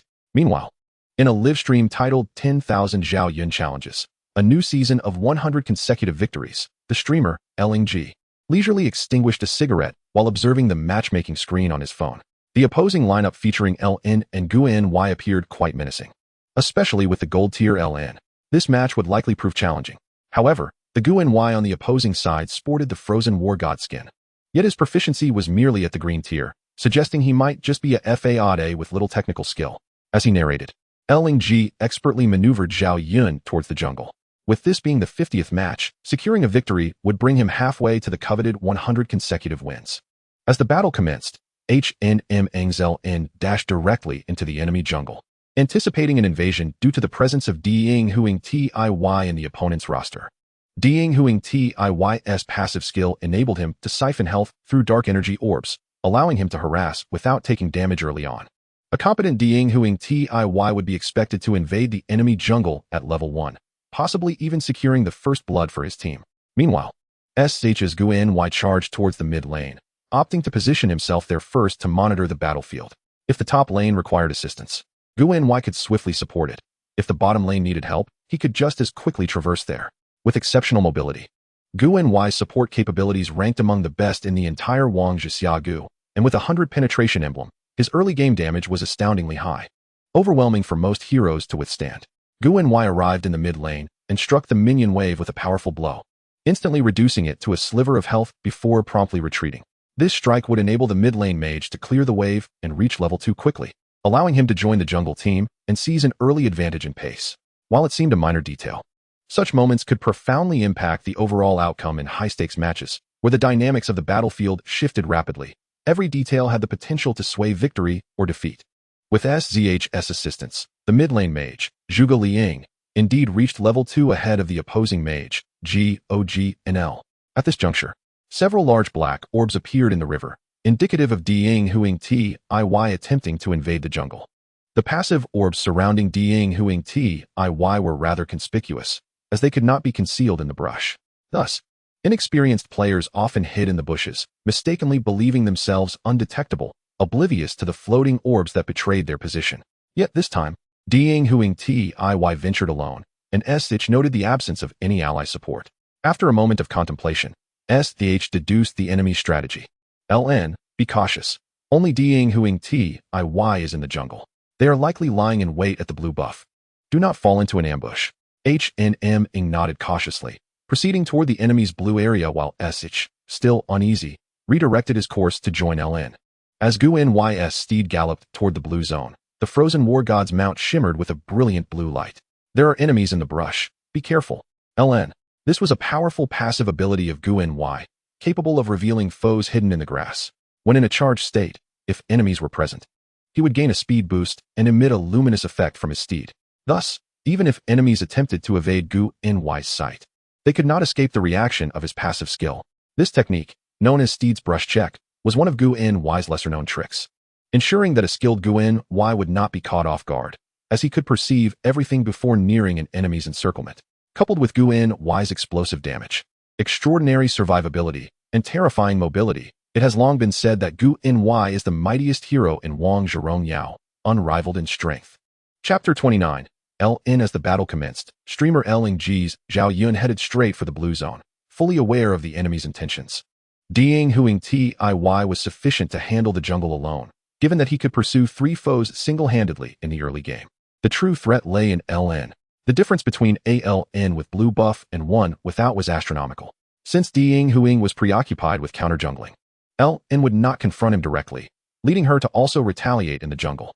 Understanding this, Ling Ji's Zhao Yun quietly concealed himself in the brush near the blue zone, preparing to surprise LN alongside the top lane Lao Fuzi. However, before he could encounter LN, Ling Ji suddenly heard the ominous sound of galloping hooves. The echoing clatter signaled impending doom. Sure enough, before Ling Ji could react, a blinding cold light sliced through the brush, followed by a flurry of frost cascading from the long blade. to fight for immortality and eternity. The chilling voice of the frozen war god resonated from behind the enemies. As Ling Ji, Zhao Yun, and Lao Fuzi were forcefully expelled from their hiding spot by Gu Ny's strike. Endowed with a full set of penetration emblems, Gu Ny's early damage was cataclysmic, overwhelming even the resilient Zhao Yun and Lao Fuzi. Meanwhile, HNMXLN had already engaged the blue golem, aware of the critical significance of the first blue buff for her. However, after being pushed away by Gu Ny, Zhao Yun and Lao Fuzi did not falter concurrently. The mid-lane mage GOGNL was hastily approaching to provide support. Yet, GOGNL was slightly behind in levels. While thanks to SZH's timely assistance, the mage Zhuge Liang had already reached level 2 ahead of schedule, despite the mere difference of 1 level. It holds a critical significance during the early skirmishes. The battles that occur in the jungle during this phase are referred to as the 1-level skirmish, aptly named for the fact that all participants are at level 1. However, the current Zhuge Liang has reached level 2, indicating a decisive advantage in combat. Han Ming glanced at the minimap, her anxiety evident as she spoke. The mid lane Gao Jianli is approaching. Do we still have a chance? Suja nodded gently, reassuring her. Focus on your game. Fear not. I shall provide you with protection. With the formidable presence of the icebound warlord traversing the jungle, no one dared to advance recklessly. The experienced Lang Gu assessed the situation before decisively signaling a retreat. Guan Yu's first strike hit Zhao Yun and Lao Fuzi, securing a significant advantage. Moreover, the mid-lane mage Gao Jianli was outpaced to level 2 by the opposing mage, Zhuge Liang, exacerbating their disadvantage. A forced engagement could lead to a catastrophic collapse. The situation is unfavorable. Retreat, Zhao Yun communicated, subsequently returning to his jungle to collect the red buff. Meanwhile, Suja's jungle blue was claimed by the opposing marksman Sun Shangxiang and Dong Huangtai, resulting in neither side gaining a distinct advantage. Although no takedowns occurred and skirmishes remained dormant, a thrilling contest of wits had unfolded within the mere 40 seconds since the match began. Luna, having cleared the opponent's upper jungle, returned to her side to farm the red buff. The marksman graciously left the first red for the jungler, while Suja, showcasing his exceptional mobility, returned to the top lane, where the minion wave had already been pushed to the tower under the pressure from the lady and Dong Huangtai. The anticipated 1-level skirmish had not materialized, pushing the next confrontation to a later point. The priority now lay in development. Only a fully matured Guan Yu could instill fear in his foes.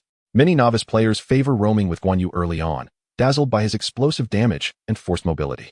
However, the paramount aspect during this phase is development. Without a solid economic foundation, Guan Yu risks becoming merely a mobile source of gold for his adversaries. Thus, a roaming position does not suit Guan Yu. His true role lies in the top lane, where his mobility, coupled with the extended attack range and damage of his first skill, allows him to dominate in one-on-one encounters. In casual matches, Guan Yu's peak explosive phase occurs after acquiring the Boots of Resilience, the Wings of Redemption, and the Shadow Blade. A proficient Guan Yu can amass these 3 items within the first 6 minutes. Delaying until 8 minutes is barely acceptable, as the opposing marksman is unlikely to have completed any survivability items by that time. Furthermore, mages and warriors lack the funds for counter items, marking this as Guan Yu's golden opportunity. Suja's Guan Yu maintained a steady last hit rate, with nearly every minion falling to his blade. The adversaries, Lady and Dong Huangtai, found themselves at a loss under Guan Yu's relentless advance. Merely 2 minutes into the match, Guan Yu's sister-in-law, Sun Shangxiang, was already on the brink of defeat. Meanwhile, Han Ming's Luna, having secured the initial blue buff, was also progressing well, nearing level 4. The first wave of a level 4 jungler is crucial. Should the anticipated skirmish fail to erupt, this initial wave will determine the course of the entire match. After clearing the jungle, Luna proceeded towards the top lane.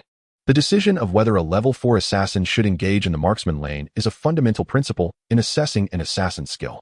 However, as Luna neared the river, a sudden figure flickered in the lower lane. It was the streamer Lang Ji's Zhao Yun, who had astonishingly reached level 4 first. So quick. A hint of tension crossed Han Ming's face as she hesitated, contemplating her next move. Should she continue to the top lane to assist Guan Yu in ambushing the opposing marksman, or rush to the lower lane to support Zhao Yun? In the brief moment of her indecision, Lang Ji's Zhao Yun initiated an advance, his ultimate locking onto the marksman Genghis Khan, with explosive damage from his second skill. Genghis Khan had no time to escape before Luna's ice punishment struck him down. The seasoned Zhao Yun effortlessly secured first blood within this match. However, he showed no signs of halting, launching an assault on the support Lian Pe with the aid of the top lane's Lao Fuzi. A short-range advance with his first skill was followed by a damaging second skill, as Lao Fuzi quickly followed up with his ultimate, ensnaring Lian Pe within the range of his light. Though Lian Po is renowned as one of the tankiest heroes in Wang Zhirongyao, he could not withstand the combined onslaught of Zhao Yun and Lao Fuzi. Mere seconds later, the massive Iron Warrior Lian Po cried out, yielding the second blood. Streamer Lang Ge commenced the match with a double kill, seamlessly escaping through a wall, his movements fluid and graceful, prompting a wave of admiration in the live chat. Zhao Yun navigated the jungle, intent on clearing the enemy's jungle minions. However, as he steadied himself, a silver light suddenly cascaded down upon him. It was the moonlight. Luna's moonlight. Startled, Lang Ge quickly regained his focus, realizing that a new moon's mark had appeared above Zhao Yun's head, the mark of the celestial Luna. Suddenly, a figure glided like a spirit from the brush, swiftly passing by Zhao Yun before stopping behind him. It was Luna. The moonlit dreamer had arrived just in time. A cold smile crept across Lang Ge's face. Luna, are you here to give me a triple kill? At that moment, Zhao Yun possessed both red and blue buffs, while Luna also held both. However, Lang Ge's Zhao Yun, boasting extensive experience, was confident he would not falter against a casual Luna. Before Luna could make her move, Lang Ge's Zhao Yun unleashed his ultimate, but just as he propelled forward, Luna countered with her own ultimate, gracefully maneuvering behind Zhao Yun. The moonlit infinite chain activated, refreshing upon contact with the mark of the moon. In an astonishing display of dexterity, Han Ming's Luna deftly evaded a formidable ultimate from the streamer, Wolf Ji's Zhao Yun, rendering the latter's skill futile. Despite Zhao Yun's lengthy wind-up time and limited area of effect, which often led to his being dubbed Zhao Di Ban due to his tendency to strike the ground, Wolf Gu had never faltered before. This time, however, Luna's successive dodges left him astounded. As he gazed at his phone screen, a glint of icy determination flashing in his eyes. Quite impressive. I shall engage you further, he remarked. Without hesitation, Zhao Yun lunged towards Luna, but Han Ming's Luna swiftly utilized her second skill, drawing Zhao Yun to her side, striking with regular attacks. Zhao Yun found himself marked once more as Luna darted around him with lightning speed. With a graceful arc, she unleashed a beautiful strike that connected thrice before she zipped past him again. Under the moon's mark, her ultimate skill was refreshed, and she danced around Zhao Yun, executing a flawless series of attacks that left him utterly defenseless. The live chat erupted in excitement, exclaiming, 666, this Luna is extraordinary. Wolf Gu has encountered a masterful opponent. A reversal is imminent. Luna is formidable, surely a gold-tier player. Yet, at that moment, Lao Fuzi rushed to provide support from the side lane. Although he had not yet acquired his ultimate, his first skill could potentially disrupt Luna's ultimate. Upon witnessing Lao Fuzi's approach, Han Ming maintained her calm demeanor, her fingers gliding across the screen as Luna's combo never ceased. Marks were placed, ultimates unleashed, and regular attacks executed in a seamless flow. Luna continued to weave around Zhao Yun, whose health diminished at a visible rate, and before Lao Fuzi could reach the scene, Wolf Ji's Zhao Yun succumbed to the relentless assault. Blasted! Wolf Gu uttered in despair as Zhao Yun fell, marking a rare occurrence in his streaming history, having surrendered a kill in under 2 minutes. In the streaming realm of King of Glory, the chat exploded in fervor, proclaiming, Luna 666. Wolf Gu has been bested. A reversal.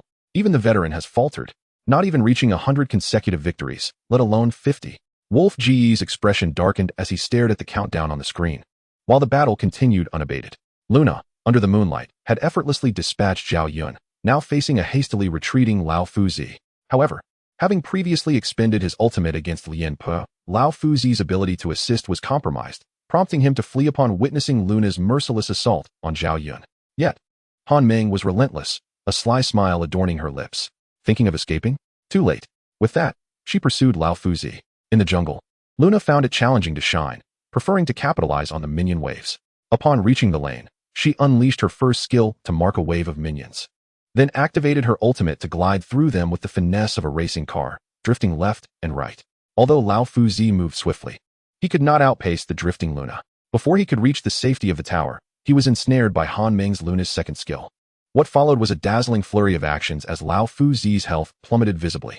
Lacking any mobility skills, he found himself even less capable of resistance than Zhao Yun had been, ultimately forced into submission by Luna's unyielding onslaught. The screen showed Lao Fuzi motionless, clearly indicating that the player had ceased all actions. Han Ming chuckled lightly. How thoroughly you have surrendered. Such an attitude is quite improper. Following Wolf Ji's double kill with Zhao Yun, Luna retaliated with her own double kill, balancing the kill count between both sides. However, feeling a twinge of guilt for not having ganked the top lane as a dedicated assassin at level 4, Han Ming turned to Suja, saying, Suja, I apologize. I will attend to the top lane shortly. The pressure on the top lane was significant, as one player had to withstand the assault of two opponents. The failure of the assassin to swiftly support the top lane was indeed an irresponsible act. Yet, as Han Meng spoke, she observed that the top lane was now deserted, with Suja's Guan Yu inexplicably having moved to the mid lane, lazily striking at the opposing mage, Gao Jianli. This unexpected behavior perplexed Han Meng, as Suja's actions seemed futile. Charging into the mid lane without a strategy not only failed to secure a kill, but also pushed the minion wave to their own tower, an error one would expect from a novice. Not from the strongest top laner. Suja, what are you doing? Han Meng inquired, bewildered. Suja smiled. I just wanted to make my presence known in the mid lane, to familiarize myself with Gao Jianli. Han Meng, at a loss for words, pondered whether he was jesting. What purpose did such a trivial strike serve? However, it soon dawned on Han Meng what Suja was truly aiming for, leaving her in awe of his strategic brilliance. After that initial strike in the mid lane, he did not pursue further, but instead stealthily retreated to the jungle, circumventing the river back to the top lane. Meanwhile, the opposing marksmen, Sun Shangxiang and Dong Huang Tai Yi, upon spotting Guan Yu in the mid lane on the minimap, rushed forward with their minion wave to aggressively push the tower. However, they all overlooked the extraordinary agility of Guan Yu. During their siege, Suja's Guan Yu stealthily maneuvered into the river's thicket, while Sun Shangxiang and Dong Huang Tai Yi were still at level 3. Suja's Guan Yu had already reached level 4. As the thunderous sound of the icebound war god's hooves echoed, Sun Shangxiang and Dong Huang Tai Yi were suddenly gripped by fear. They finally realized that everything was a trap set by Guan Yu, and they had unwittingly fallen into it. In a swift charge, Guan Yu burst forth from the bushes, unleashing his ultimate ability from a 45-degree angle. His ultimate, Blade of Iron Cavalry, forcibly propelled the enemies forward, inflicting substantial damage, and Sun Shangxiang along with Dong Huang Tai Yi found themselves pushed beneath the tower. Saluting the tenacious lord, the icebound war god swiftly turned his steed to retreat. After activating his ultimate, he almost instantly re-entered a charging state, turning back to deliver a devastating strike, taking down the fragile Sun Shangxiang effortlessly. The unfortunate lady collapsed, leaving behind a disheveled corpse. Meanwhile, the resilient Dong Huang Tai Yi fared little better, merely enduring a few extra pushes. Guan Yu continuously charged, relentlessly attacking Dong Huang Tai Yi with basic strikes. After 3 charges, under the combined pressure of Guan Yu's damage and the tower's assault, the tanky Dong Huang Tai Yi met his demise. Once again, Guan Yu achieved a double kill, claiming 2 more heads, while both the top and bottom lanes flourished simultaneously. Such a spectacle was indeed rare. In the top lane, Guan Yu displayed extraordinary prowess, dominating the match akin to tormenting bronze players. It was well known that his mastery of Guan Yu was unparalleled, yet it was only through witnessing it firsthand that one could truly appreciate his might. Han Meng sincerely remarked that Suja's recent maneuvers had left her in awe. Suja humbly replied, "It's nothing extraordinary, merely a result of practice. However, your Luna is indeed remarkable. Even professional streamers have faltered under your command." Han Meng chuckled softly. The game isn't over yet. It's still too early to say such things. In the streamer Wolf Brothers live broadcast, the chat exploded once again. 666. This time the defeat is certain. Top lane Guan Yu. Haven't seen such a slick Guan Yu in ages. How on earth did this Guan Yu bring the rhythm of a bronze match to a ranked game? Streamer, I suggest you concede at 6 points. What kind of divine opponents are we facing? Wolf Brothers' expression soured. He hadn't encountered such a challenging situation in a long time. Nevertheless, he was no stranger to adversity, and this minor setback did not daunt him. Stay calm, Wolf Brother is here, he stated solemnly, as Zhao Yun respawned and headed straight for the enemy jungle. The blue monster had just respawned, and at this moment, Luna was likely securing blue buffs. A Luna without blue mana was akin to being shackled, unable to unleash her full potential. Between the 2 respawns of the blue monsters, there was a critical lull, the opportune moment to catch Luna. Understanding this, Wolf Brothers swiftly arrived near the blue monster area and signaled for a gathering. Mid lane Gao Jianli immediately responded. Wolf Brothers' deduction was accurate. Luna was indeed farming blue, and the previous skirmishes had depleted her mana, making it difficult to execute a complete combo. At that moment, Wolf Brothers' Zhao Yun executed a blind jump, striking Luna, followed by a flurry of attacks that reduced her health to half. Gao Jianli, activating his ultimate, pursued closely, and Luna's health diminished at a visible rate. "Oh no, I've been ambushed," Han Meng whispered, hastily using her remaining mana to mark Zhao Yun and Gao Jianli with her first skill before unleashing a 2-part ultimate to escape. Unfortunately, despite Luna having 2 mobility skills, Zhao Yun also possessed considerable mobility, and with Zhao Yun's abilities not being particularly lengthy, Wolf Brothers' Zhao Yun quickly caught up. Nowhere to run, he sneered, utilizing Frost Punishment to slow her down, then unleashed his second skill to finish Luna. Han Meng's Zixiao Fairy let out a cry as she fell in the jungle. Finally avenging his previous loss, Wolf Brother's expression relaxed somewhat, while Han Ming frowned in frustration, muttering, "I can't believe I got caught. This streamer truly possesses keen awareness." Just then, a voice resonated across the battlefield. "Guan Yu has slain Gao Jinli. He had already secured 3 kills. Han Ming exclaimed with delight, "You're here?" "Indeed," Su Zhi replied calmly. As Guan Yu charged towards Zhao Yun, the beleaguered Zhao Yun, hearing the thunderous hooves of Guan Yu, hastily activated his ultimate to escape through walls. However, Guan Yu's second skill could also traverse walls while in a charging state, leaping down with a powerful stomp. Beneath the iron hooves of the icebound war god, a circle of ice crystals scattered, and the Zhao Yun struck by Guan Yu instantly fell into a stunned state, becoming a mere target. To fight for immortality and eternity, Su Zhi's icebound war god resolutely activated his ultimate, unleashing an unending series of charges. 1, 2, 3. Wolf Brothers Zhao Yun stood no chance against the relentless onslaught. And after being pushed back 3 times, he found himself within the range of the tower's fire. Guan Yu claimed the life of Zhao Yun. His killing spree continued unabated. Damn, Wolf Brother couldn't contain a curse, his face flushed with frustration. Where did the system find so many formidable opponents? Why is it so difficult to win after just 50 matches? In the live chat, fans mocked him mercilessly. 666, Wolf Brother is being crushed again. Streamer, you've lost it again. This Guan Yu clearly knows what he is doing. He is pushing you relentlessly. With 1 Guan Yu and 1 Luna. It's time to concede at 6 points. Observing these comments, Wolf Brothers' expression grew serious. The opposing Guan Yu and Luna are indeed formidable, exhibiting an extraordinary strength that is not easily matched. However, this is insufficient to cause a collapse of his morale. He has faced far more challenging predicaments. At the very least, he can endure a little longer. As long as there exists a single vulnerability among the 5 adversaries, there remains a glimmer of hope for a turnaround. If I cannot defeat the 2 of you, can I not contend with the others? Brother Lang quietly lit a cigarette, contemplating his strategy. He still harbors numerous tactics within him. Chapter 31. 2 against 5 on Su Zhi's side. After securing 4 kills, Guan Yu had crafted the Shadow Blade a mere 6 minutes into the game. At this juncture, Guan Yu could almost sweep away all opposition. Following the demise of Zhao Yun, Guan Yu pivoted and raced toward the top lane, charging towards the marksman Sun Shangxiang and the Emperor Dong Huang Tai, who foolishly believed that Guan Yu would not arrive in time for support. As the chilling voice of the icebound war god echoed, "The long night accompanies me." Sun Shangxiang and Dong Huang Tai realized their impending doom. With a fierce roar, Su Zhi's icebound war god unleashed his ultimate ability from a 45-degree angle in the river, propelling himself directly towards Sun Shangxiang and Dong Huang Tai. The 2 had anticipated swiftly taking down the turret, only to find themselves thrust beneath it by Guan Yu's ultimate. By this point, both had reached level 4. And in a panic, Dong Huang Tai unleashed his ultimate to ensnare Guan Yu. His ability is renowned as the most potent form of control within the realm of Wang Zhirong Yao, impervious to purification effects. Yet, in the fleeting moment before his attack connected, Su Zhi deftly activated the Redemption Wings, summoning a shield capable of absorbing 800 plus 80 times the hero's level in damage. As Dong Huang Tai seized Guan Yu, the turret struck him as well, inflicting equal damage upon both. However, Guan Yu's damage was mitigated by the shield.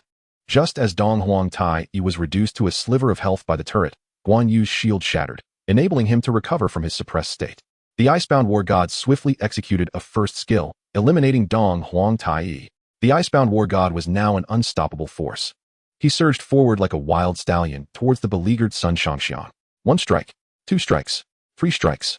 The fragile Sun Shangxiang could hardly withstand Guan Yu's relentless charge, and 3 forceful impacts sent her retreating homeward. Once more, the top lane fell to Su Zhi's icebound war god, an entity that seemed invincible. Weaklings turned to dust. The icebound war god, mounted upon a unicorn forged from ice, wielded a long blade that gleamed with a piercing frost. At this moment, the opposing marksman could no longer contain herself and typed on the public screen, "Second brother, I am your sister-in-law. What do you mean by pushing me like this? Aren't you afraid your elder brother will punish you? Please, do not push me anymore. Target someone else." Su Zhi chuckled softly, guiding the icebound war god to farm minions. Yet, at that instant, an urgent situation arose in the bottom lane. First, the marksman Husky signaled for assistance, followed swiftly by the news of Husky's demise.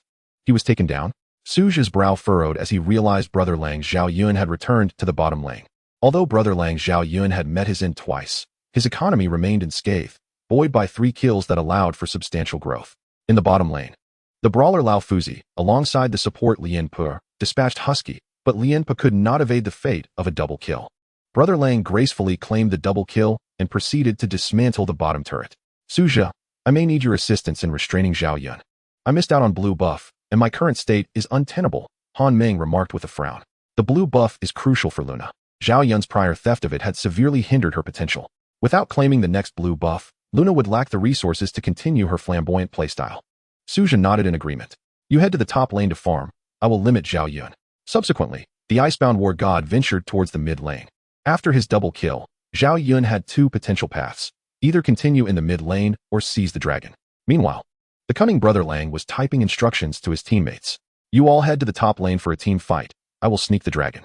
Upon respawning, the opposing marksman, together with the bodyguard Dong Huang Tai Yi, moved towards the top lane, while Lao Fuzi prepared to take down the second turret. Are they really pushing? They are becoming increasingly audacious, Han Meng remarked, noting that with Husky and Lien Pa both eliminated from the bottom lane, it indeed was the enemy's prime opportunity to push. Seeing the enemy team gathering 4 members, Suja quickly turned his horse towards the bottom lane. Gather for a team fight, he signaled.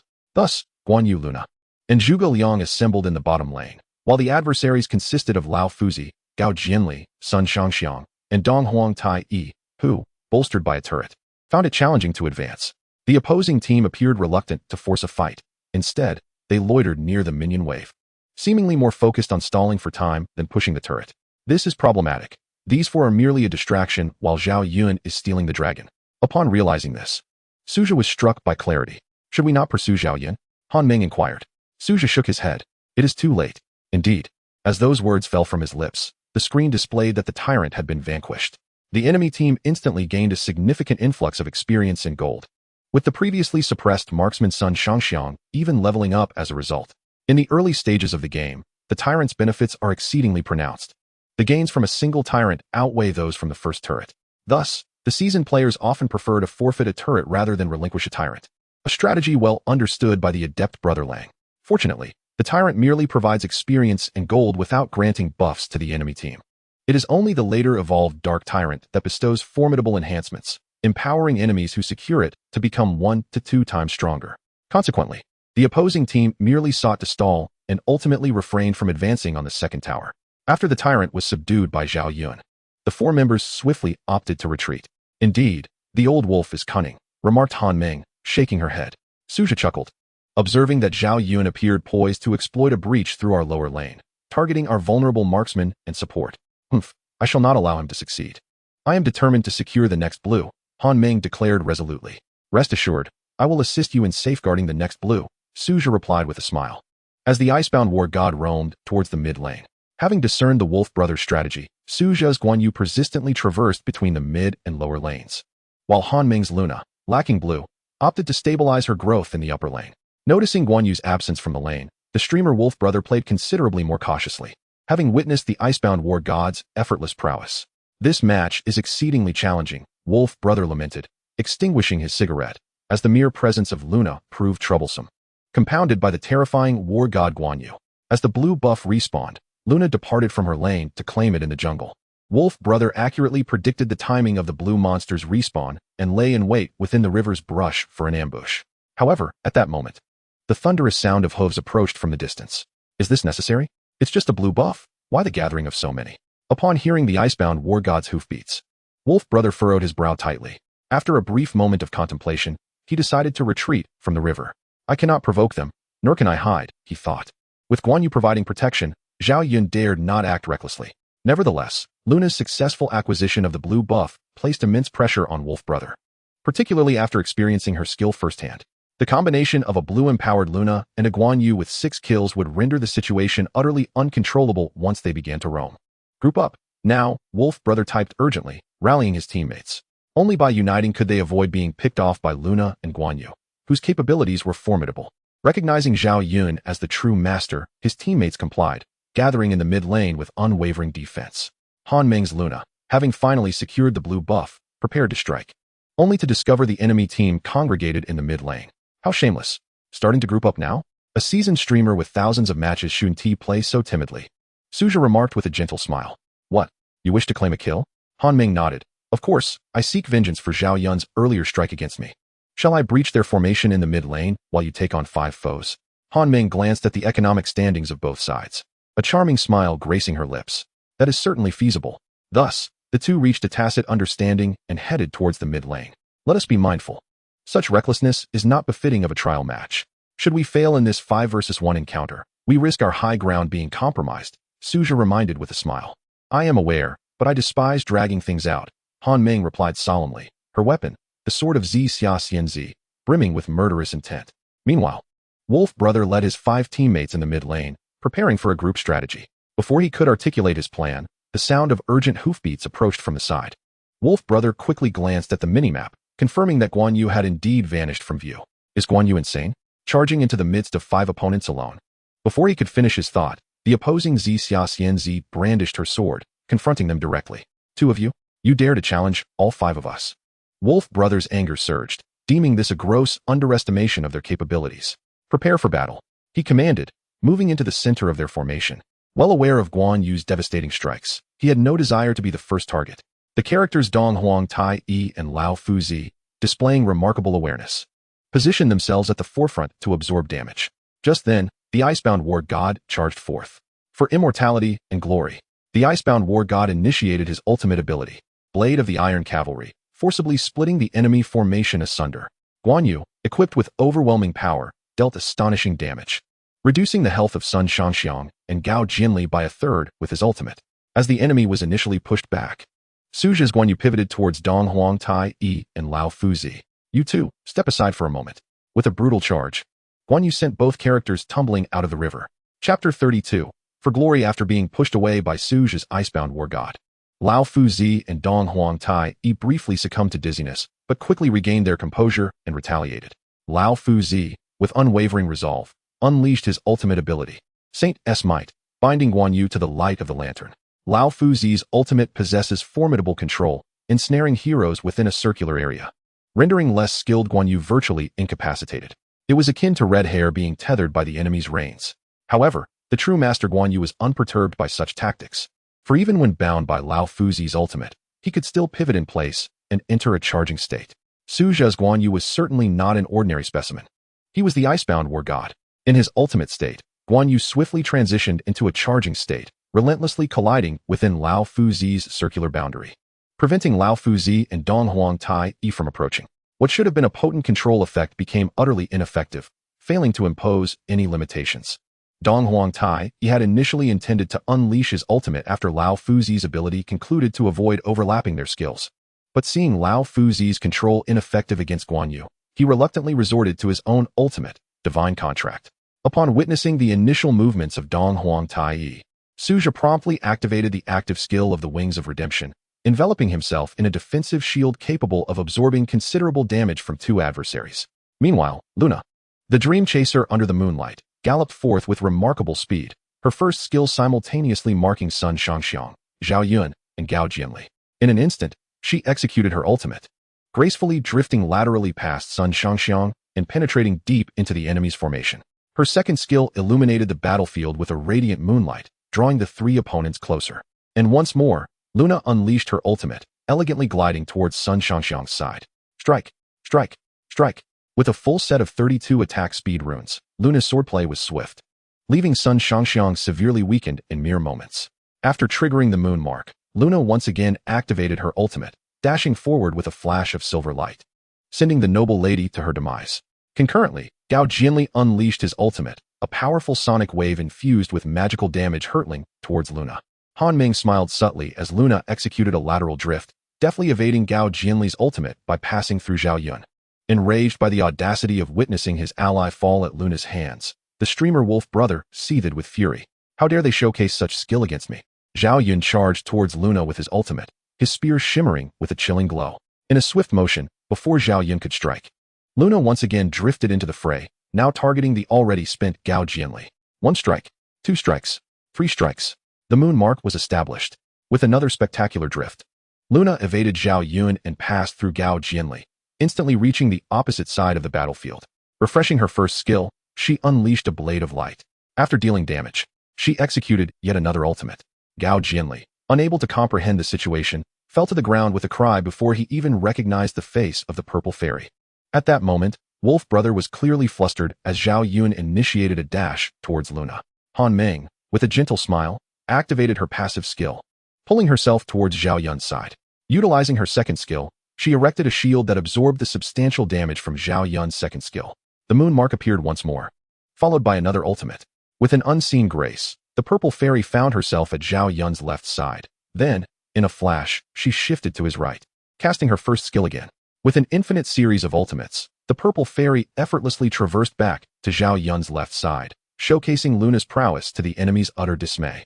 Zhao Yun's health plummeted at an alarming rate, yet he found himself utterly powerless to counteract it. After a relentless sequence of 5 traversals, Wolf Brothers' Zhao Yun was finally sent back to the fountain. The dream chaser under the moonlight claimed a triple kill.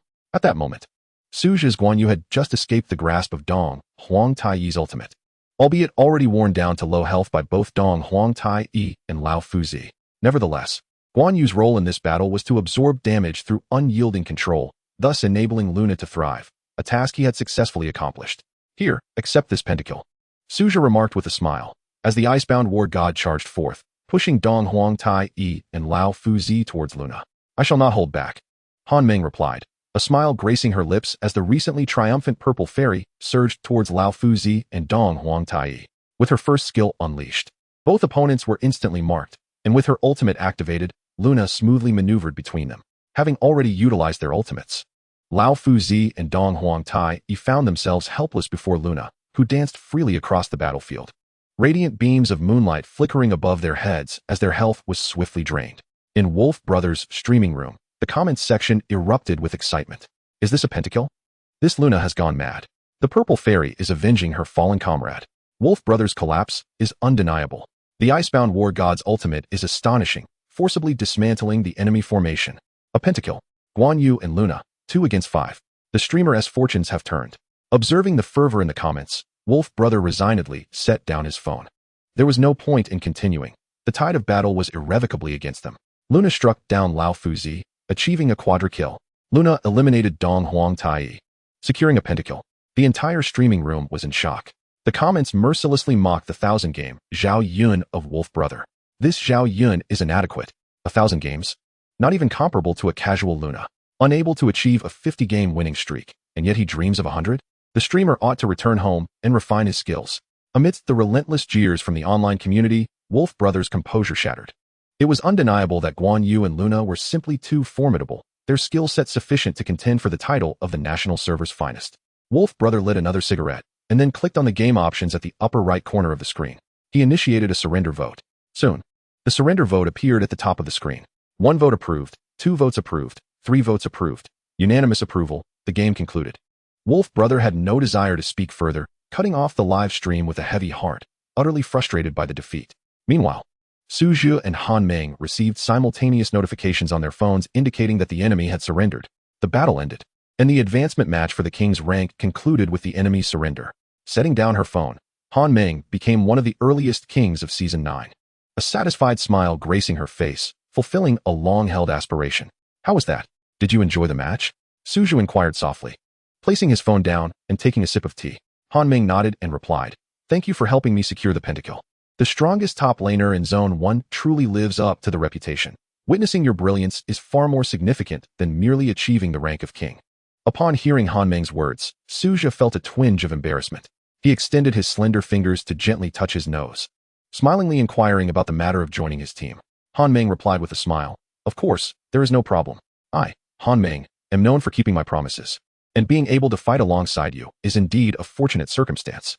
At this point, Han Meng extended her fair hand towards Su Zhu. For glory.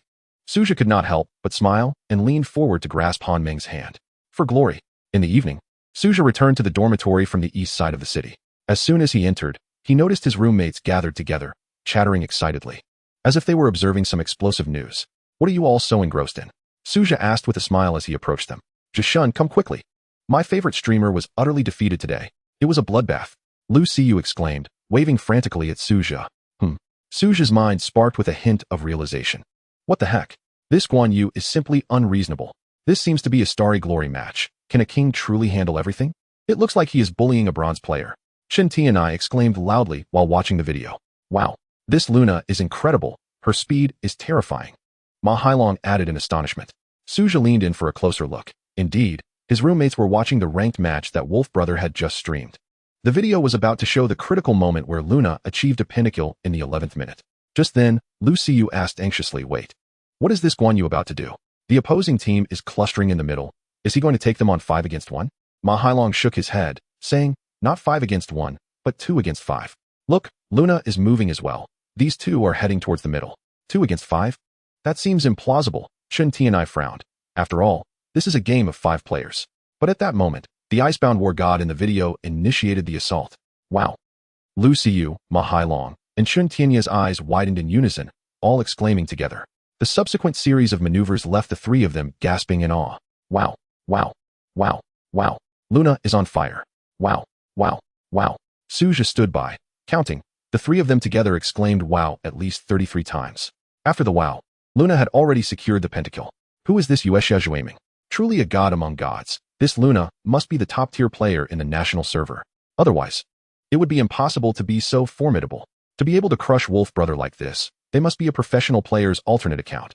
This Guan Yu is also exceptionally strong. His skills and awareness in team fights are simply invincible. Indeed, if it weren't for Guan Yu's 2 early gameplays that suppressed the opposing marksman and support, Luna would not have been able to achieve the pentakill so easily. However, this Guan Yu is quite amusing. He calls himself Meng Tutu. Haha. Could Guan Yu be a girl? Impossible. Can a girl play so skillfully? Who are Meng Tutu and Yuexia Zhuiming? I bet they are definitely alternate accounts of professional players. Chapter 33. The video went viral while everyone was fervently discussing. Suja stood by, smiling silently. Noticing Suja's silence, Ma Hailong curiously asked, Zhishun, why aren't you speaking? Please share your professional insights on how we should learn from their techniques. Suja smiled and replied, there is nothing to learn. The more one plays, the more one's skills and awareness will naturally improve. It is a matter of course, one cannot force it. Ma Hailong found Suja's statement somewhat peculiar, yet after pondering, he could not quite grasp what was strange about it. He could only nod in vague understanding and then turn to Lu Xiyu, saying, Xiyu, replay that last segment. I couldn't see clearly how fast Luna played. Chen Tianai eagerly added, yes, replay it. How did Guan Yu counter Old Master's ultimate? How did he get hit, yet push Old Master to such low health? Lu Xiyu quickly rewound the video and played it from the beginning again. The group watched it with rapt attention, eager to memorize every detail. After watching it 3 times, they reluctantly turned off the video. Lu Xiyu chuckled. I never expected that even Wolf Brother, the Zhao Yun of 10,000 matches, could make mistakes. Ma Hailong mused dreamily. When will I be able to reach such a level? Yuexia Zhuiming's Luna and Meng Tutu's Guan Yu. These two are bound to become famous. Chen Tianai patted Ma Hailong on the shoulder, saying, brother, to be blunt, do you truly believe you can reach that level? It seems it may never happen in this lifetime. Among us, it appears only Zhishun has that potential. Ma Hailong nodded without any irritation. True, I am far behind. Zhishun should have hope. Suja merely smiled at this remark. He had no intention of revealing his identity. His dormitory brothers were only aware of the prowess of Meng Tutu, the icebound war god, yet remained oblivious that Meng Tutu was indeed Suja himself. When will Zhishun show us his Guan Yu or Luna? Lu Xiyu asked with a smile. All right, I will definitely show you when the opportunity arises. Suja responded with a smile, though in reality, they had just witnessed his Guan Yu splendor. At this moment, Chen Tianai curiously asked, by the way, Zhishun, didn't you say you were going to ask for help? How did it go? Did you manage to get someone? I did, rest assured everyone. Suja replied with a smile. Now, we have a jungler in our lineup. I believe achieving a notable rank in the esports competition at the normal university will not be a problem. Really? Is this jungler that formidable? Chen Tianai asked excitedly. The esports level at normal university ranks among the top in the nation, and the university's esports team boasts many star-ranked players. Most of our team is. At this point, Chen Tianai pointed to himself, then to Ma Hailong and Lu Xiyu, continuing, most of us are at the gold tier level. Can we truly compete for a ranking against these experts? Suja smiled and nodded, saying, of course, but it will require some basic training. It is already getting late today. Tomorrow I shall recommend a few formidable heroes from version 9. Once you master these heroes, your skill level could potentially elevate by 1 or 2 ranks in both ranked matches and esports competitions. Really? Is Zhishun going to guide us step by step to improve our ranking? Chen Tianai exclaimed excitedly. Why wait until tomorrow? Let's start today, Ma Hailong eagerly suggested. Suja shook his head with a smile. It's too late. It's time to sleep. The others could only sigh in resignation. Fine then. Let us rewatch the videos of Wolf Gu being defeated a couple more times before we wash up and hit the hay. Late at night, in the girls' dormitory of Shifan University, Wu Zi lay quietly on her bed listening to music.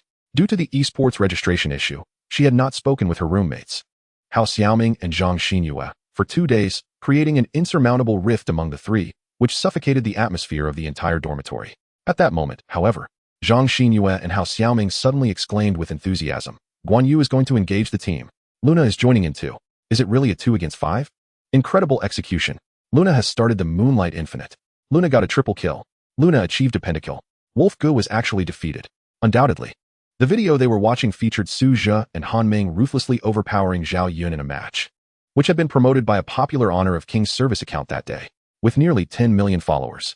The account encompassed about 70 to 80% of Honor of Kings enthusiasts. This promotion catapulted Meng Tutu's Guan Yu and Yuexia Zhuiming's Luna to fame.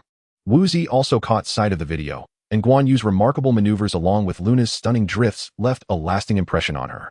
Hearing her roommate's frenzied cheers, Wu Zi could not resist opening the video again. "The long night is with me." Guan Yu's voice, imbued with a deep and solemn male resonance, sent shivers down Wu Zi's spine. His flawless performance on the top lane was commendable, and his aggressive initiation in the mid lane laid the groundwork for Luna's pentakill. The more Wu Zi watched, the more exhilarated she became, and she could not help but click to forward the video to Su Zhe. "Xiao Zhe, have you seen this video?" The half-asleep Su Zhe was roused by the vibration of his phone, and upon checking, he found it was a message from Wu Zi. Opening the video, he saw Meng Tutu's Guan Yu and Han Ming's Luna once again, the same footage of the ruthless defeat of Zhao Yun. "Why is this video everywhere? I might just get sick of it," Su Zhe silently complained, quickly replying, "I saw it. Luna performed exceptionally well." Wu Zi chuckled and typed back, "I think Guan Yu's performance was even more outstanding. Do you think this Meng Tutu deity could be a girl?" "No, that seems unlikely," Su Zhe replied, beads of sweat forming on his brow, as Meng Tutu was, after all, his own alter ego. "Huh, how could it be impossible? Do you look down on us girls? Thinking we can't be deities?" Wu Zi retorted with playful arrogance. Su Zhe hurriedly clarified, No, there are many deities among girls. The Luna in the video, Yuexia Zhuing, is one of them." How do you know that?" Wu Zi asked, astonished. Su Zhe was taken aback, realizing he had inadvertently let something slip.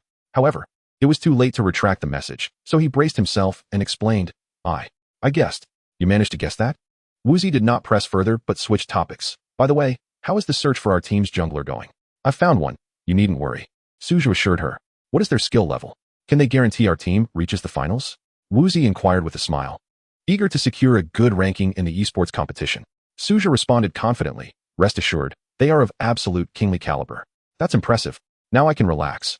But if we could recruit a jungler as formidable as the Luna from the video, we'd surely clinch the championship," Wu Zi said half-jokingly, aware she was indulging in a daydream. Yet, in the next moment, Su Zhe sent another message. "Don't worry. The jungler I recruited is as strong as the Luna in the video." "Really? You're not teasing me, are you?" Wu Zi replied with amusement. "Not at all." Su Zhe smiled gently. "How could I play with you? The jungler I recruited is indeed as strong as the one in the video. They are, in fact, the same person. I just wonder how the teammates will react when they see Yuexia Zhuiming joining our squad."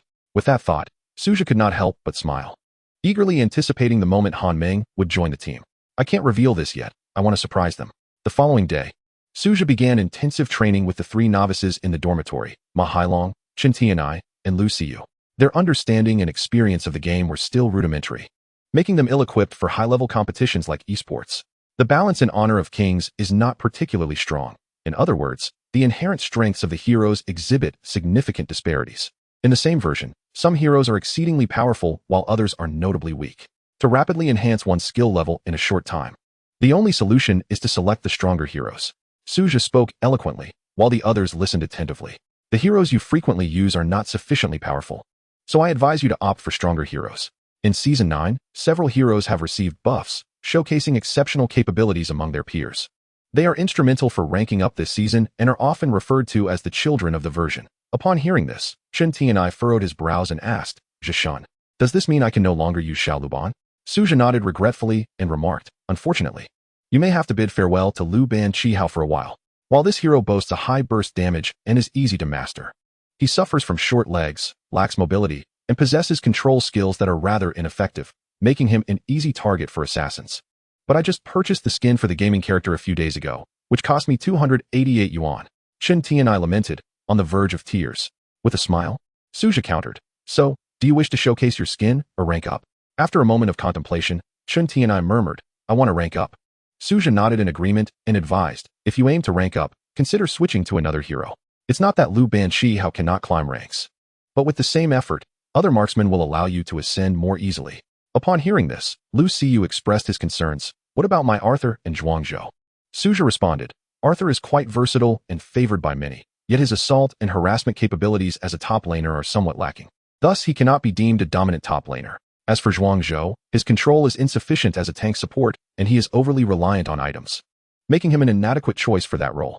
Zhuangzhou, like Arthur, is only viable when the opposing team has sufficient control, allowing him to counteract or play a role in a 4-protect-1 formation. Otherwise, he seems somewhat out of place. Lu Xiyu silently absorbed Suzhou's analysis and then inquired, So, Zhishun, who are the favored heroes of Season 9? Chapter 34. Team 6. There are numerous favored heroes in Season 9, with Ne Zha being the foremost. His innate advantages, combined with the enhancements to the Hong Liando Pao, enable him to single-handedly decimate 5 foes in team battles. Furthermore, Ne Zha is relatively easy to master. However, the effective use of his ultimate necessitates keen timing and judgment. With diligent practice, I am confident you will soon master him. Suja patiently elaborated. What about other heroes besides Ne Zha? Lu Xiyu pressed further. The newly released hero, Fat Rabbit Meng Qi, also stands out. His survival capability is exceptionally high, complemented by a significant burst damage. His only drawbacks are his short legs and slight underperformance in the late game. But these flaws do not overshadow his strengths. He is undoubtedly an excellent choice for ranking up. As for Bai Li Shouyu, there is little need to elaborate. This hero is unlikely to be left in the shadows. Though powerful, his excessive strength can lead to the awkward situation of never being chosen. However, with the adjustments made to the Zhong Shi Ji Li item, both the Charming Lady and the Husky Genghis Khan have seen indirect buffs, especially the Charming Lady, whose effectiveness is remarkable. Among mages, aside from the reworked Zhou Yu from the previous season, this season's Wu Zetian and Bian Ke are the most noteworthy. Both heroes have received significant enhancements, resulting in a transformative improvement. Wu Zetian's prowess is already formidable, while you might want to experiment with Bian Ke, who, as long as he ensures his survival, is nearly invincible in the canyon. The overall strengthening of tanks in Season 9 has led to it being humorously dubbed the Tank Glory Season. Among the many tanks, Bai Qi stands out as the most user-friendly. Although his popularity may not be high, those who have utilized him can attest to his effectiveness. After expounding on these insights, Suja paused to catch his breath. Ma Hailong, Lu Xiyu, and Chun Ti and I were left bewildered, struggling to digest the information. Zhishun, with all that you've said, we can hardly retain it. Why not join us for a match instead? Chun Ti and I suggested. Ma Hailong immediately nodded in agreement. Yes, yes. Let us first get us to the platinum rank. Suja chuckled. Indeed, no amount of discussion can compare to practical experience. While I cannot guarantee reaching the king rank, ascending to the star rank should be well within your grasp. Lu Xiyu, filled with newfound confidence, declared. We shall diligently practice the new heroes over the next few days and strive to make a remarkable impression in the esports competition. A week later, the registration for the Teacher Training University esports tournament officially closed, with the opening day set for tomorrow. As of now, Suja's assembled team had yet to meet officially, especially their jungler Han Meng, whose presence remained a mystery to everyone except Suja. Originally, Han Meng intended to join only on the day of the competition. But considering the importance of team synergy, Suja arranged for an early meeting. The meeting location was chosen to be the Starbucks where Suja and Wu Zi first encountered one another, as it was the birthplace of their journey. However, Ma Hailong harbored some grievances about this venue, as it was where he had received his first defeat at Wu Zi's hands. At 6 in the evening, Suja and his roommates arrived at Starbucks, where Wu Zi was already seated, enjoying her coffee, clearly having arrived early. Upon entering, Wu Zi smiled and waved at everyone. Comrades, I am here. Suja responded with a smile, while his roommates displayed even more enthusiasm than he. Jasal, long time no see. Jasal, you look more beautiful than ever. Jasal, I apologize for keeping you waiting. Jasal, will you treat us to coffee? Suja looked at his friends with exasperation, wondering why they all became so eloquent in Wu Zi's presence.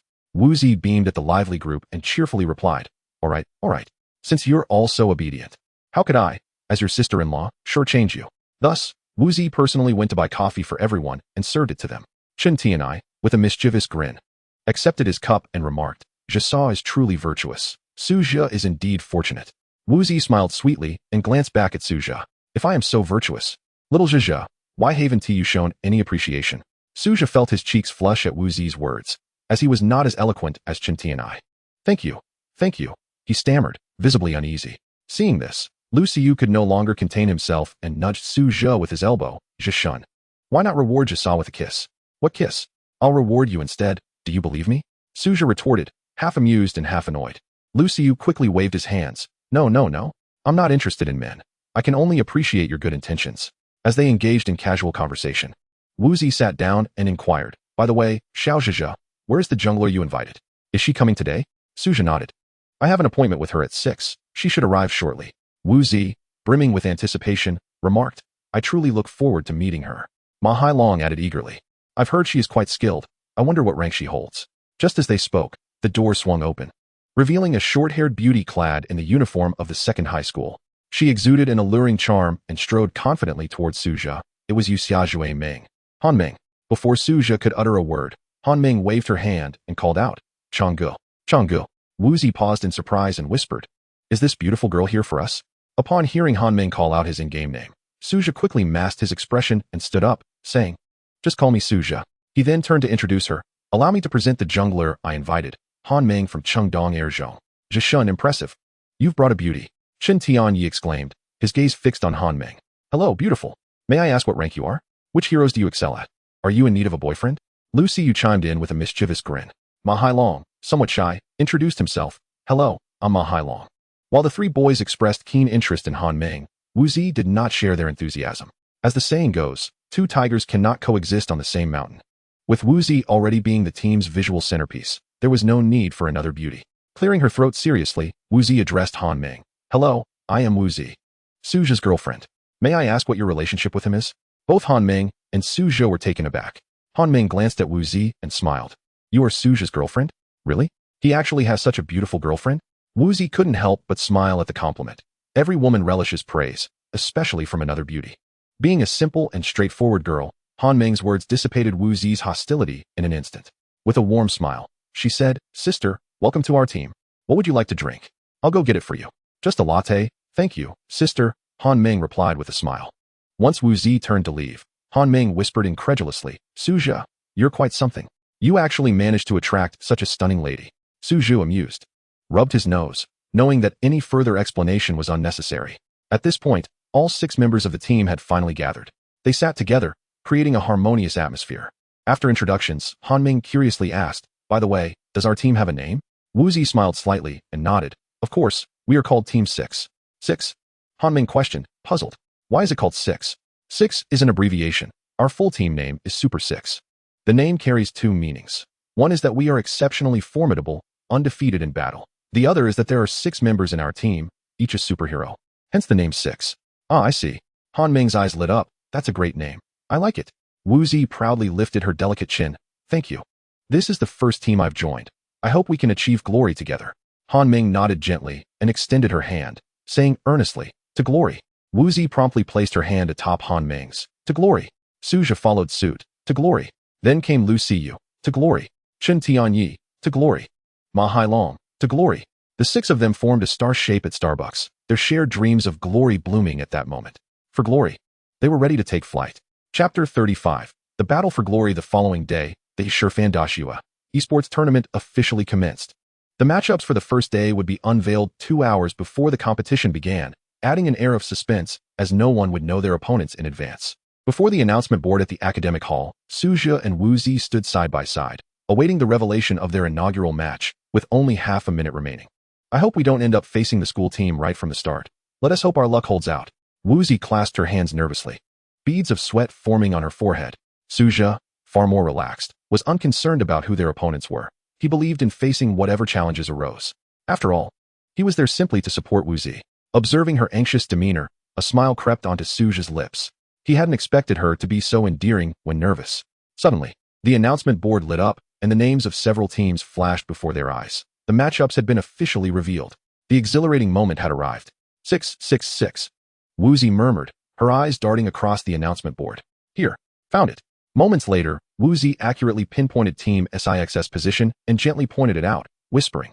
Our opponent is, however, her voice trailed off abruptly. Suja, sensing something amiss, followed her finger to see what had caught her attention. Opposite Team 6. He saw a team named Hua Yu. Hua Yu?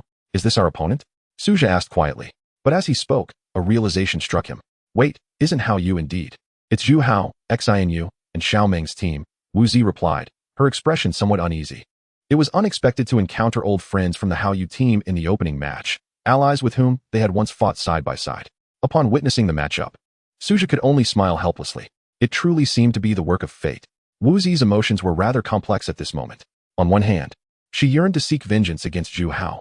Yet on the other, she was reluctant to oppose her roommates, Zhang Xianyu and Hao Xiaoming. Just then, a familiar voice resonated from behind her. Oh, what a coincidence to meet here. Turning around, she saw Zhu Hao striding confidently towards her, accompanied by Zhang Xianyu, Hao Xiaoming, and two unfamiliar young men. Zhu Hao, Wu Zi gritted her teeth, her face betraying her disdain. If it weren't for Zhu Hao's petty nature, she would not have been at odds with her close friends. Haven't you been expelled from the team? What are you doing here? Oh, I suppose you are just here to spectate. Zhu Hao mocked, a gleam of arrogance flickering in his eyes. Before he could finish, he noticed Suja beside Wu Zi. Hey, what's he doing here? Don't high school students have supplementary classes today? Zhu Hao sneered, dripping with condescension. Suja remained expressionless, unwilling to engage in trivial banter with someone like Zhu Hao. However, Wu Zi retorted with a cold laugh. Of course, he is here to crush you, Zhu Hao. How fortuitous that your first opponent in the Hao Yu team is us. What? Upon hearing this, Zhu Hao, Zhang Xianyu, and Hao Xiaoming were taken aback. You signed up for the competition, but you don't have a team. Zhang Xianyu questioned, her brows furrowing. Who says I don't have a team? Wu Zi replied with a chilling smile, then waved towards the nearby 6 members. Team members, assemble. In an instant, Han Meng, Lu Siyu, Ma Hailong, and Chen Tian Yi hastily approached. Je saw, has the matchup been announced? Who is our first opponent? My blade is itching for action. As Zhang Xianyu observed the 4 clad in high school uniforms, paired with Suja standing beside Wu Zi, she couldn't help but chuckle. Buffed. Wu Zi, do you think you can take on the collegiate esports tournament with 5 high school students? Before her words could conclude, Zhu Hao and the 2 boys behind him burst into laughter. This is hilarious, a ragtag bunch trying to form a team. Just don't say we bullied children later. Zhu Hao chuckled, proudly gesturing towards the 2 boys behind him. Wu Zi, do you know these 2? One is a member of the university team from the Science and Technology University, and the other is the illustrious Zhuge Liang from District 87. Only players of such caliber are worthy to join our team. As for your little troop, I shall refrain from commenting. Zhang Xianyu nodded in agreement. Indeed. Wu Zi, I understand you are disappointed about not participating in the esports competition, but you cannot jest like this. Your team cannot possibly defeat us. The 2 players hired by Lao Zhu are of the highest rank. For the sake of harmony, consider forfeiting. Hao Xiaoming, who had been silent, stepped forward and gently tugged at Wu Zi's arm. Wu Zi, I'm sorry, I was wrong, but don't take this so hard. Just forfeit. Let us not make a scene. Wu Zi, however, coldly replied, forfeit? You want a championship caliber team to forfeit? What? Championship caliber? Zhu Hao laughed heartily upon hearing this. You're truly making me laugh. Wu Zi's expression darkened. What are you laughing at? Soon, you won't be able to laugh anymore. Zhu Hao placed his hands on his hips. All right, I shall wait. We shall see who will be crying in the end. Wu Zi's face flushed with anger, but Suja reached out to restrain her. There's no need to waste words with such a person. Let us go. Wu Zi, compliant to Suja's words, turned and declared, exactly, no need for further discussion. We shall show him on the battlefield. Zhu Hao watched Suja's retreating figure and snorted. I wonder how long you can keep that bravado. 2 hours later, within the academic auditorium, the teams for the opening match began to enter the arena. Suja's team, 6, and Zhu Hao's Hao Yu team were assigned to room 3. A considerable audience had gathered to witness the event, with both teams occupying the front row of the auditorium, their combat scenes being broadcasted live on the large screen at the front. The atmosphere was tense as the adversaries faced each other, each side brimming with anticipation. Team 6 comprised 6 members, with Lu Siyu temporarily seated on the substitute bench.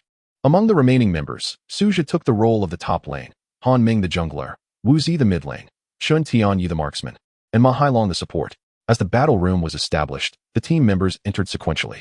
The first to enter was Zhu Hao, ranked Diamond 3, followed by Zhang Xianyu, Diamond 4, and Hao Xiaoming, Platinum I. When the other 2 members of the Hao Yu team joined, a small commotion erupted in the audience. Team member He Bao entered the room, ranked Supreme Starry 3. Team member GMO Daijian co-entered the room, ranked Supreme Starry 2. It is worth noting that the 9th season had only just commenced, and everyone had recently experienced a drop in rank due to the season's beginning. Last season's top-tier players, including the strongest Kings and Glory Kings, had all fallen back to the next rank of Supreme Starry or Eternal Diamond. To attain the Supreme Starry rank at the start of the season, one must either be a former king or a player of exceptional skill. Although the 2 members of the Hao Yu team were currently only at the Supreme Starry rank, it was indicative of their at least king-level abilities. The audience erupted into whispers, clearly captivated by the ranks of these 2 individuals. Zhu Hao, the captain of the Hao Yu team, beamed with pride, declaring, "These two players were the strongest kings in Season 8. Just then, the members of Suja's team also began to enter the room. First was Chen Tianyi, ranked Honor Gold 3. Next was Ma Hailong, also ranked Honor Gold 3, followed by Wu Zi, ranked Noble Platinum 4, and lastly, Suja, ranked Honor Gold 3. Shoo! As 4 individuals entered the room, a wave of jeers immediately erupted. How could players of such a low rank dare to participate in an esports competition? It was utterly laughable. The Huangjin division was clearly a gathering of novices, and no one wished to witness a match at such a lackluster level. It was simply too poor in quality. Team 6, are you here to amuse us? I could hardly contain my laughter. Participants from the Huangjin division in a competition. Is that girl from the Platinum division really expecting to carry her team? Surely, this must be an alternate account. Even my secondary account surpasses your rank. Listening to the audience's mockery, Wu Zi's face flushed slightly. In contrast, Suja maintained a placid expression, seemingly oblivious to the derision. Opponent Zhu Hao unabashedly expressed his disdain, suggesting they forfeit, asserting that winning against such a team would be a hollow victory. The 2 other players of the Starry Radiance rank, both of whom were of a higher caliber, merely scoffed, completely dismissing Team 6. Yet, in an instant, the atmosphere shifted to complete silence. The previous laughter, taunts, and even insults evaporated into thin air. Not only the audience, but even the members of the Hao Yue team fell silent. Zhu Hao, Zhang Xinyue, Hao Xiaoming, and the 2 Starry Radiance players fixed their gaze intently upon the big screen. For at that moment, the 5th member of Team 6 entered the room. Rank, the most powerful king. The most powerful king of Season 9. Having just commenced a week ago, even more astonishing was her identity in the game. Yuxia Zhui Meng, a breathtaking 4-character name. A figure that had recently swept across the entire gaming community. Chapter 36, The Moonlit Dreamer. When this name appeared in the room, the audience was utterly astonished. Enthusiasts of Wang Zhirong Yao were well aware of her, for just days prior, a video showcasing Yuxia Zhui Meng had gone viral online. In a fateful match, Luna achieved an incredible quintuple kill, annihilating the seasoned streamer, Wolf Brother, who had been renowned for his Zhao Yun. Numerous newcomers to Wang Zhirong Yao became enamored with Luna after watching this video, and many who had never even played the game downloaded it because of her. This was Yuxia Zhui Meng, who had transformed into a sensation almost overnight. As they gazed at the radiant name on the screen, the silence was shattered by an explosive reaction from the classroom. Yuxia Zhui Meng? Is it really her, the one who dominated Wolf Brother? Has she truly come to our normal university to compete in esports? No way. Could it be a mere coincidence? Impossible. It's undoubtedly her. Not a single character or symbol is incorrect, and her rank is indeed the most powerful king. There's no mistaking it. I refuse to believe that Yuxia Zhui Meng is just a high school student or a girl. Perhaps it's a fabrication, simply a coincidence. Simultaneously, the members of the Hao Yue team found themselves engulfed in panic. Zhang Xinyue furrowed her brow and quietly inquired, "Is this Yuxia Zhui Meng the same person from that video? The one with the quintuple kill?" Hao Xiaoming shook her head. "No way. I believe that Luna's skill level is certainly that of a professional player. How could she merely be a high school student?" Nearby, He Bao also shook his head, stating, "Impossible. How could a group of high school students possess such high skill?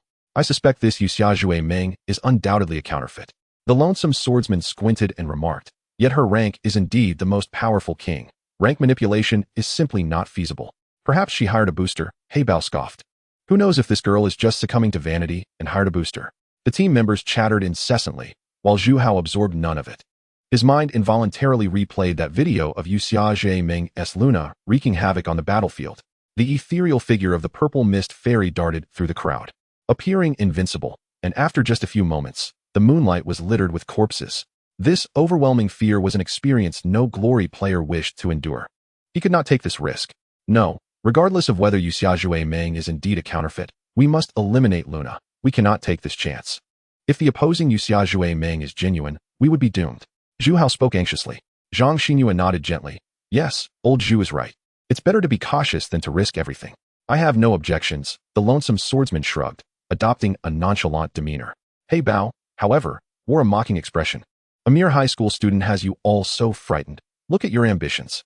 Meanwhile, on Su Zhue's side, when Han Meng entered the room, Wu Zi, Chen Tianyi, Ma Hailong, and Lu Xiyu all stared in astonishment. Yuxia Zhui Meng, the most powerful king? Wu Zi grasped Han Meng's slender arm, excitedly asking, "Are you Yuxia Zhui Meng, the one who dominated streamer Wolf Brother?" Han Meng nodded gently. "Yes, what of it?" Taking a deep breath, Wu Zi turned to Su Zhe and exclaimed, "Xiao Zhe, why didn't you tell us that the jungler you invited is Yuxia Zhui Meng?" Su Zhe smiled. "Didn't I hint at it? I said my jungler is as formidable as you Xia Ming. I can't believe that's what you meant. You truly had me fooled. Wu Zi exclaimed in a mix of surprise and joy, hardly able to believe that their team included a member like Yu Xia Ming. Not only Wu Zi, but the others also went wild. Yu Xia Ming, is it really you? Ma Hailong stammered. Can I see you play Luna just once? Sure. If the opportunity arises, I will, Han Ming replied with a smile. Yu Xia Ming is just like me, a high school student from the same city. How can there be such a disparity in skill? Han Ming, what did you eat growing up? Surely, it must have been skillful sustenance. Chen Ti and I chuckled. Lucy Yu.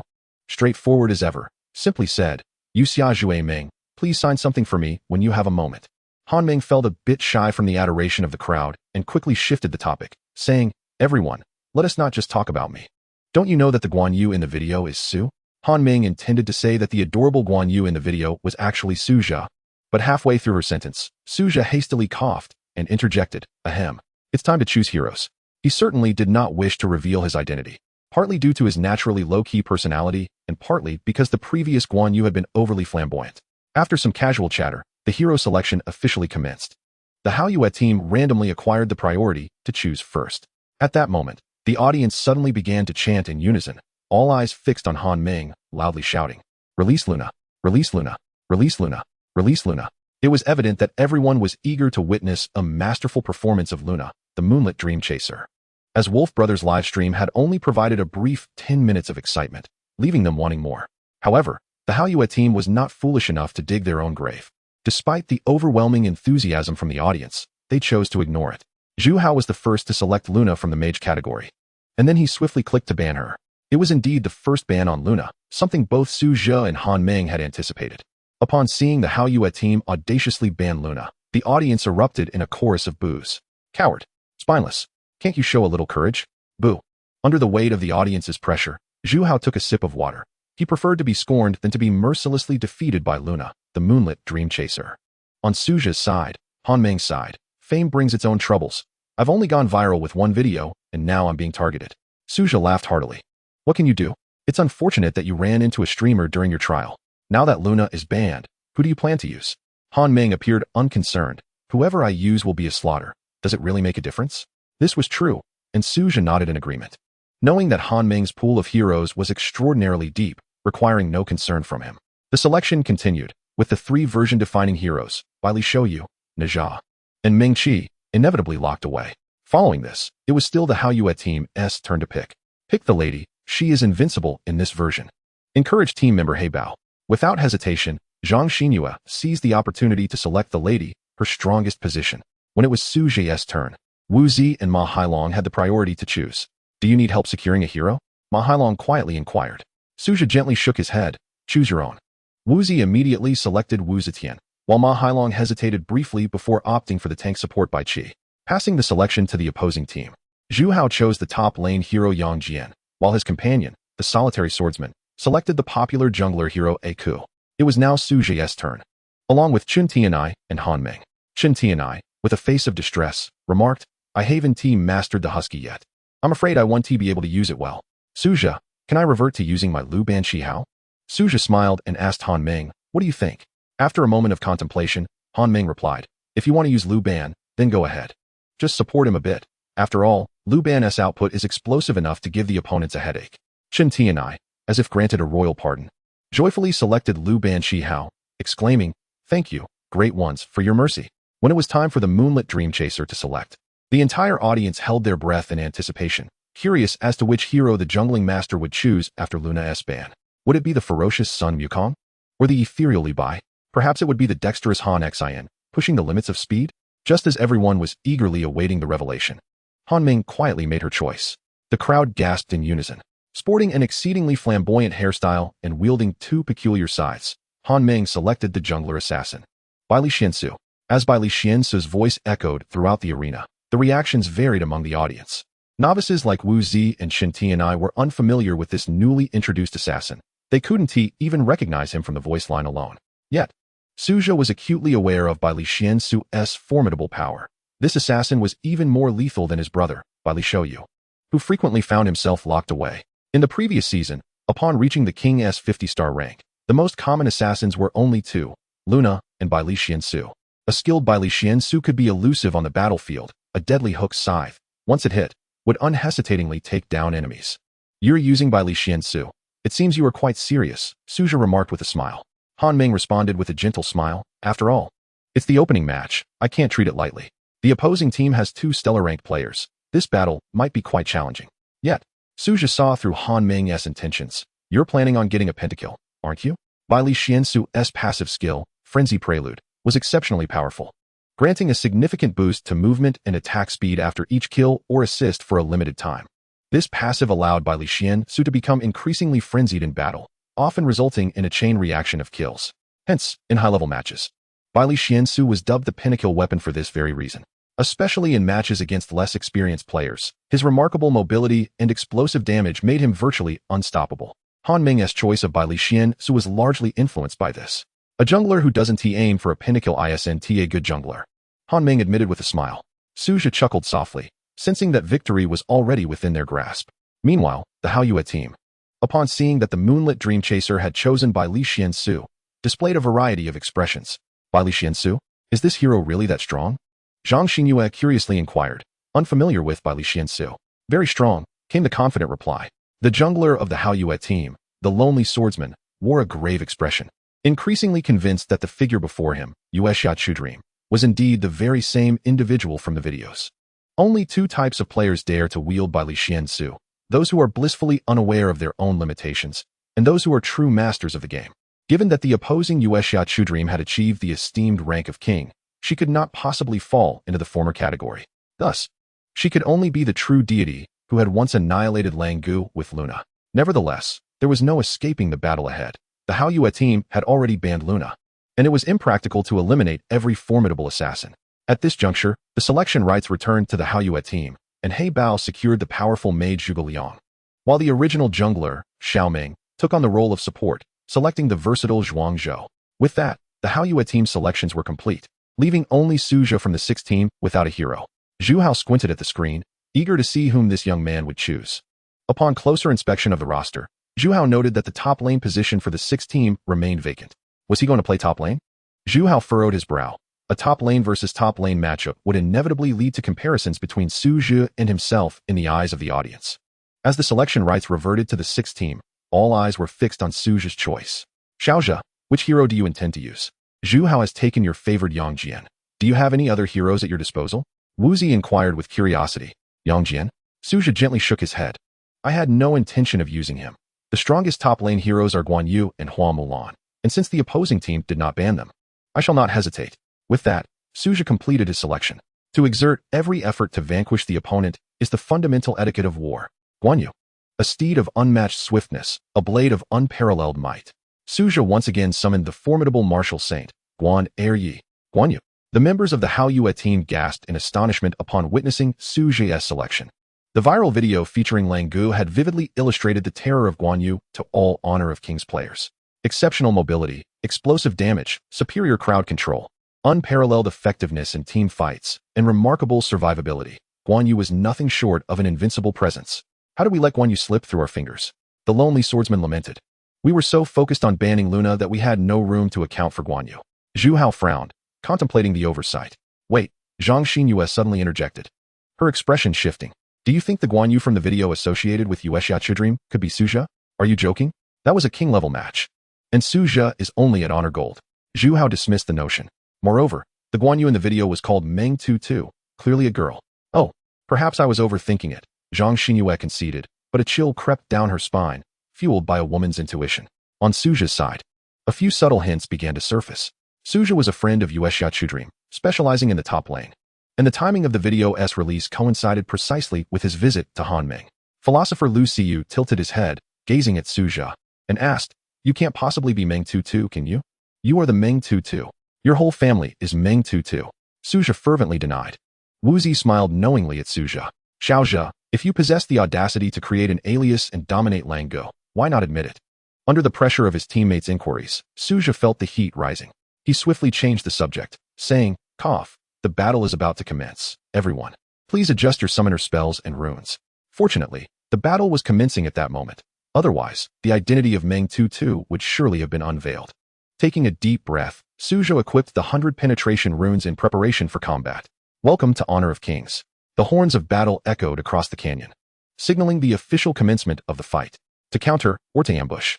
Han Meng inquired, as the decision to invade or lay in wait would determine the explosive potential of the first skirmish. Let us counter. We'll play aggressively in the early game. Besides, you're not using Luna, so losing blue doesn't matter, Suzhou replied with a smile. Hey, blue is crucial for Bai Li Xiansu, you know? Han Meng retorted, clearly dissatisfied. Suzhou chuckled lightly. Don't worry, I won't let you lose blue, will I? With that, Suzhou marked the map with a signal. Attention. Wuzi whispered, should we all head over? Suzhou replied softly, you can first gain some experience in the mid lane, but make sure to assist in a timely manner. Wuzi nodded in understanding. Simultaneously, the 5 members of the Hao Yue team conferred strategies. How should we approach this? Directly engage, or Zhang Xinyue whispered. Let us hide in the brush near the blue jungle. They will surely come to counter, the lonely swordsman advised quietly. His wealth of experience told him that the presence of a powerful hero like Guan Yu would compel the opposing team to play aggressively in the early game. And the only prudent strategy was to lay an ambush, hoping for an opportunity to strike back. Thus, the first skirmish was set to ignite in the blue jungle of the Hao Yue team, with Zhu Hao and his teammates concealed in the brush, ready to pounce. Meanwhile, members of the 6 teams stealthily approached the jungle, and the clash was imminent. The audience held their breath, for the first skirmish was always the most intense on the battlefield. As the minion waves advanced, the sound of Guan Yu's galloping steed resonated first. The rhythmic thudding of the Qi-2 horse's hooves sent an unsettling wave of tension through the Hao Yue team. None wished to be struck by Guan Yu's formidable blade. At that moment, shadows flickered along the riverbank as members of the 6th team appeared. But to everyone's surprise, the first to charge forth was not Suzhou's Guan Yu, but rather Ma Hailong's Tank Yu Bai Qi. Following closely, the marksman Liu Ban Qi Hao and the assassin Bai Li Xiansu emerged. Be cautious of Yue Xiao Chudream. Focus fire on her, Zhu Hao commanded, recognizing that Yue Xiao Zhuaming was the most formidable presence within the opposing lineup. Regardless of whether the Yue Xiao Zhuaming from Team 6 was the same as the one who had previously decimated Lang Go, Zhu Hao would not allow her to survive a single team battle. Thus, the members of the Hao Yue team keenly observed Bai Li Xuanzi, waiting for her to position herself forward so they could swiftly eliminate her. However, it was evident that Yue Xiao Zhuaming would not advance recklessly. The essence of Bai Li Xuanzi lay in her stealthy positioning. Bai Qi scouted the brush. Suzhou whispered, prompting Ma Hailong's Bai Qi to swiftly cast his hook into the thicket. Come out. With a successful hook, the Hao Yue team had no choice but to reveal themselves. Initiate the battle. Charge. Zhu Hao urged quietly. In an instant, all 5 members of the Hao Yue team emerged in the jungle, swiftly forming a 5-3 advantage near the blue monster. Ma Hailong, positioned at the forefront, nervously asked, should we retreat? What are you afraid of? Engage them. Han Meng commanded. With Suzhou's Guan Yu absent, everyone looked to Han Meng's Bai Li Xuanzi for guidance. Meanwhile, Wu Zetian, having just gained experience in the lane, hurried to the jungle, reaching the battlefield in mere seconds. Seeing only 3 opponents before him, Zhu Hao's eyes sparkled with excitement. We have the advantage at 5 against 3, let us take one down first. Before Zhu Hao could finish, the lonely swordsman interjected, target Bai Li Xuanzi first. She must not survive.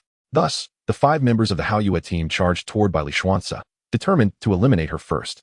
Yet, Han Meng, facing the assault, remained composed, skillfully maneuvering to position herself behind Bai Qi. Zhang Xinyue's son Shangxiang rolled forward, and without hesitation, fired a shot. A perfect hit. However, as Sun Shangxiang landed, Bai Li Xuanzi evaded with a deft serpentine movement, causing the shot to miss its intended target and strike Ma Hailong's Bai Qi instead. Her early damage is astonishing. Ma Hailong exclaimed, astonished. Suzhou chuckled helplessly. That's why we must not underestimate the young lady. She is a formidable marksman. Just as the conversation ended, Bai Li Xuanzi swiftly advanced. What is she planning? The Hao Yue team felt a twinge of panic as they noticed Yue Xiao Zhuaming pressing forward. Suddenly, Bai Li Xuanzi wielded her hook sickle, executing a lassoing motion. It was the second skill, Nightmare Hook. The lonely swordsman gasped. Oh no, young lady, quickly evade. Unfortunately, his warning came too late. Bai Li Xuanzi's hook ensnared the advancing young lady Sun Shangxiang, pulling her closer, and Bai Li Xuanzi instinctively repositioned herself toward her. As Sun Shangxiang became ensnared, her movement speed plummeted, placing her in a perilously disadvantageous situation. Begin your performance. Bai Li Xuanzi's taunting voice rang out as her hook sickle lashed towards Sun Shangxiang with relentless fury. 1 strike, 2 strikes, 3 strikes. The third attack delivered a critical hit, reducing Sun Shangxiang's health to a mere half. The Hao Yue team was thrown into disarray. We must not allow first blood to be drawn.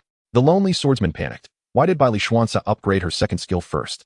What unconventional strategy is this?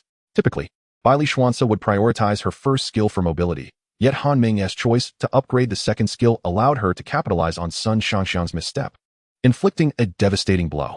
This was not due to Han Ming's foresight in predicting Sun Shangxiang's advance. Even the strongest players cannot anticipate such distant outcomes. Rather, it was because she had not selected her skills prior to the match and adapted her strategy based on the immediate needs of the first skirmish. Such quick thinking and dexterity truly warranted the title of a master. As Sun Shangxiang's health dwindled, Bai Li Xuanci swiftly approached, activating the second part of her second skill. Bound and helpless, Sun Shangxiang was flung behind Bai Li Xuanci and into the encirclement of Team 6. At this moment, standing behind were Liu Banqi Hao and the recently arrived Wu Zetian, who unleashed a barrage of skills upon Sun Shangxiang. Poor Zhang Xinyue barely comprehended the situation before she succumbed to first blood on the battlefield. With the elimination of Sun Shangxiang, Bai Li Xuanci's passive skill activated, enhancing her attack and movement speed. No longer did she adopt a cautious approach. Instead, she surged forward like a warrior. Coupled with Wu Zetian's timely arrival, the battle shifted to a 4-on-4, obliterating the Haoyue team's previous 5-3 advantage, and their morale plummeted. "We cannot fight this, retreat," the lonely swordsman, recognizing the dire situation, urgently commanded. However, Zhu Hao's Yang Jian, Hao Xiaoming's Zhuang Zhou, and He Bao as Zhuge Liang were all entangled with the enemy, making retreat a daunting challenge. Reluctantly, the lonely swordsman charged forward, unwilling to abandon his teammates. Yet, Bai Li Xuanci, empowered by her passive skill, unleashed a furious onslaught, and within moments, the 4 remaining members of the Haoyue team found themselves on the brink of death. Retreat, retreat. Even the typically assertive Zhu Hao felt fear creeping in as he urged everyone to withdraw, determined to avoid further casualties. Just then, the ominous sound of galloping hooves echoed nearby, the sound of Guan Yu's horse, resonating like the arrival of a harbinger of doom. Zhu Hao suddenly realized that Su Zha's Guan Yu had yet to materialize. Only the faint sound of hooves echoed around him. This auditory sensation, though present, was disquietingly absent of visual confirmation, intensifying his anxiety, as he feared at any moment Guan Yu's formidable blade might descend upon him. At this juncture, Zhu Hao's Yang Jian was critically injured, and he could not withstand even a single strike from Guan Yu. "Retreat! Fall back to the lane," Zhu Hao commanded, simultaneously directing his comrades to act in unison. Thus, Hao Xiaoming's Zhuang Zhou and He Bao's Zhuge Liang hurriedly trailed behind Yang Jian, skirting the rocky terrain of the jungle, anxious to avoid being dispatched back to the fountain by the almost ghostly presence of Guan Yi. However, just as the trio clustered near the rocks, a brilliant golden blade of light cleaved through the stone with tremendous force. This radiant strike seemed to descend as if a divine light had manifested, crashing down with unstoppable momentum. A resonant female basso profundo reverberated throughout the valley as the critically wounded Yang Jian, Zhuang Zhou, and Zhuge Liang were simultaneously slain. The early game damage from Guan Yu, armed with full penetration runes, was off the charts, effortlessly claiming the lives of the 3 weakened champions. What was even more astonishing was Guan Yu's method of execution. He had delivered that lethal blow from a position where the enemy had no vision. Initially, Su Zha's Guan Yu had been gathering experience in the mid lane, only turning to the jungle after acquiring the remaining minions from Wu Zetian. By then, the members of the Haoyue team were already in a state of retreat, and unless Su Zha's Guan Yu could breach walls, it would be nearly impossible to strike the fleeing opponents. Yet, with the exceptional range of Guan Yu's first ability, Su Zha struck from behind the wall. A wall-cleaving strike. A forceful harvest.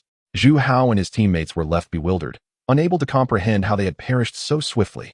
The audience erupted in astonished gasps, clearly captivated by Su Zha's remarkable display. A wall-cleaving strike, utterly unpredictable. Who would not fear such a Guan Yu? With a serene smile, Han Ming deftly maneuvered by Li Xian Su towards their jungle. Curiously, Ma Hailong inquired, "What about the Aku? Aren't you going to pursue, Great One?" With Su Zha's formidable Guan Yu present, why complicate matters? Disperse. Aku is already as good as dead. Meanwhile, the lonely swordsman was bewildered, unsure how his teammates had all been cut down without even glimpsing Guan Yu's shadow. His own Aku was left with but half her health, and encountering Guan Yu would surely lead to another swift execution. Even Zhuang Zhou, with his considerable durability, could not withstand the might of Guan Yu's blade, let alone a fragile assassin. However, upon hearing the sound of Guan Yu's hooves in the grass, the lonely swordsman felt his heart racing, as if it might leap from his throat. It was terrifying, an ominous harbinger of death. Having witnessed Su Zha's wall-cleaving strike, Aku dared not venture near the wall or the brush, obediently retreating towards the high ground through the jungle, fearful of being caught by Guan Yu. Unfortunately, Guan Yu's mobility far exceeded that of Aku, and the relentless sound of hooves grew ever closer. As cold sweat beaded on the lonely swordsman's brow, he nervously glanced behind the screen, only to see Su Zhe's Guan Yu burst forth from the blind spot, swiftly pursuing him. Oh no! Panic-stricken, Aku raced towards the high ground without looking back, just managing to reach the tower before Guan Yu could close the distance. Phew, that was close. The lonely swordsman sighed in relief, unable to resist a jest. Don't chase me. I'm home. Yet, at that moment, Su Zhe's Guan Yu unexpectedly unleashed his first ability from 2 body lengths away. Single blade roar. Everyone was momentarily stunned. What was Guan Yu attempting? With 2 body lengths still separating them, the first ability, despite its considerable range, should have missed. However, in an astonishing display, Su Zhe's Guan Yu abruptly dashed forward by 1 body length. The effective range of the first ability, thus, naturally increased, allowing him to strike a coup on the high ground. Guan Yu achieved a quadruple kill. The execution of the critically wounded Aku beneath the tower left everyone in shock. What had just transpired? Why had Guan Yu moved forward after casting his ability? At this moment, Han Meng smiled, shaking her head. I'm truly impressed. Your creativity knows no bounds. A Guan Yu without purification, and yet, he possesses Flash as his summoner spell. Upon hearing this, the crowd began to understand the intricacies of the maneuver. Just moments before, Guan Yu had indeed been at a considerable distance from Aku when he activated his first ability, but he had instantly used Flash to close the gap, allowing the ability to connect. The speed at which he executed this combination was nothing short of extraordinary. Meanwhile, the audience finally grasped Guan Yu's strategy, gasping in astonishment. It is worth noting that a standard Guan Yu typically equips Purification as his summoner spell, as he is particularly vulnerable to crowd control. Hence, Purification and Tenacity are standard choices. A particularly confident Guan Yu might opt for Execution to secure kills after charging in, yielding exceptional results. Moreover, unconventional Guan Yus occasionally select the sprint ability, enabling a quicker transition into a charging state, although such choices often invite ridicule. After all, nonconformity is still nonconformity. However, a Guan Yu wielding Flash was an unprecedented sight. On the side of Hua Yue, the atmosphere plummeted to freezing levels following their total annihilation. The last to fall to Guan Yu's blade, the lonely swordsman lamented, "What on earth is that Guan Yu? Flash? Is he out of his mind? I've never seen such a tenacious Guan Yu, able to cleave through walls." He Bao grimaced, his complexion pale. Zhu Hao, with a face ashen as death, murmured, "I don't know. Perhaps it's just his smurf account." Suddenly, Hao Xiaoming recalled something Su Zhe had mentioned earlier and interjected. "I remember that Guan Yu claimed to be a glory king." Glory king? Upon hearing this phrase, both the lonely swordsman and He Bao shuddered. The highest rank in the game. A testament to mastery in the canyon. Zhu Hao shook his head and remarked, "Do not heed his nonsense. I refuse to believe he possesses the caliber of a glory king." However, before Zhu Hao could finish his statement, the desolate swordsman sighed with a bitter smile. "A level 1 team fight resulting in a 4-kill. We could scarcely lay a finger on him, and we have been utterly dominated. Yet you still deny his prowess as a glory king?" On the side of Team 6, Zheshun exuded an air of majesty, securing a 4-kill right off the bat. The opposing team could be relegated to 6 points. They have inflicted such humiliation upon Aku that she is utterly devoid of any temper. The crowd erupted in jubilant cheers, and Wu Zi's face radiated with delight, for this match represented her revenge against Zhu Hao. Su Zhe smiled gently and instructed his teammates. Now is the time to clear the enemy's jungle, apply pressure while ahead, and deny them any chance of a comeback. Following their victorious team fight, should the minion waves be favorable, they would push towards the tower. Otherwise, they would harvest the enemy's jungle. By gradually suppressing the enemy through the jungle and minion waves, they would execute what is known as a snowball effect. In professional matches, a level 1 team fight often dictates the trajectory of the game. If victorious and able to snowball effectively, the outcome of the match is generally predetermined. Having garnered 4 kills, Su Zhe's economy soared ahead, while Han Meng's by Li Xiansu swiftly cleared the jungle, gaining a significant economic advantage. Upon respawning, the members of the Hua Yu team quickly returned to the game, but their morale had already begun to fray. "What should we do next?" Zhang Xinyue asked, her expression one of confusion. Zhu Hao furrowed his brow. "For now, let us refrain from team fights, focus on farming." The most awkward predicament belonged to Zhu Hao's assassin, Aku, as the jungle had been entirely cleared, leaving him with no space to farm. "Zhu Hao, I will head to the top lane to soak up some experience. I truly cannot afford to fall behind." Although Zhu Hao was reluctant to allow Aku to lag in economy, he found himself with no other options. "All right, come along." Thus, Aku proceeded to the top lane, joining Zhu Hao's Yang Jian against Team Six's Lu Ban and Bai Qi. Not long after arriving in the lane, the desolate swordsman discerned that the opponent's skill levels were lacking. Bai Qi and Lu Ban exhibit such juvenile positioning.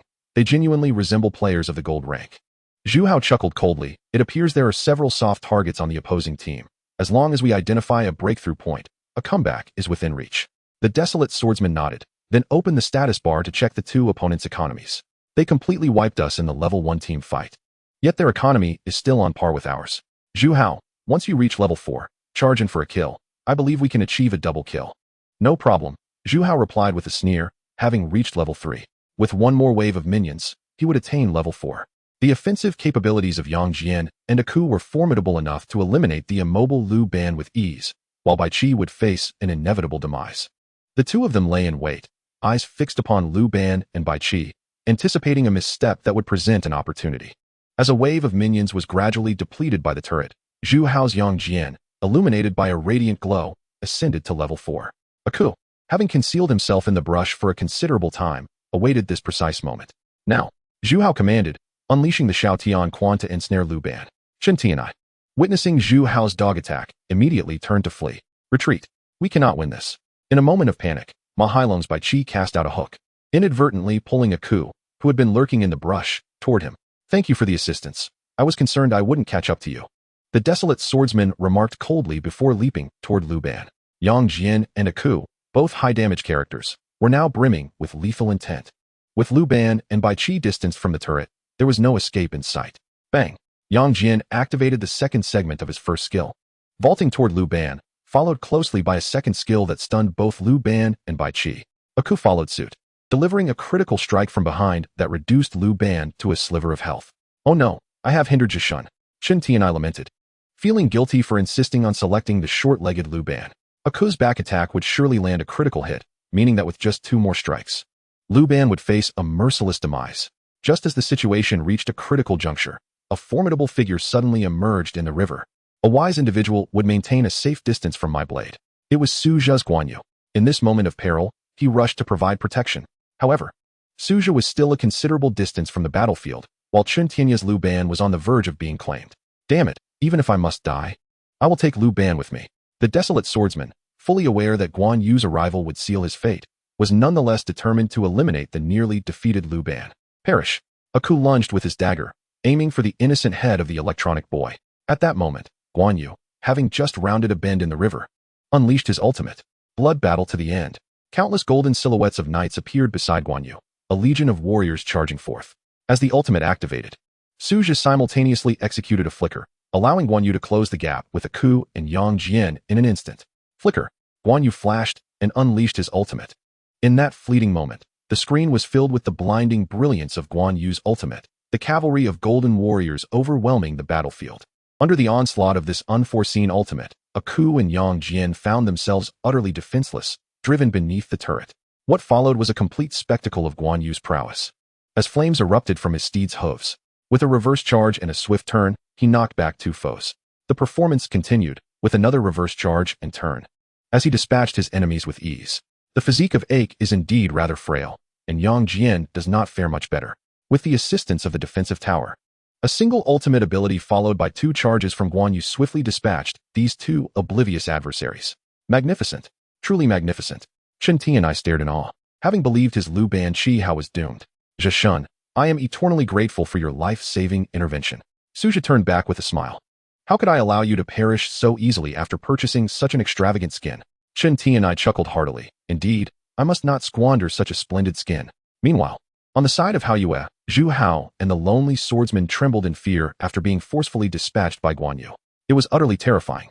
The sensation of being under such control was profoundly disconcerting.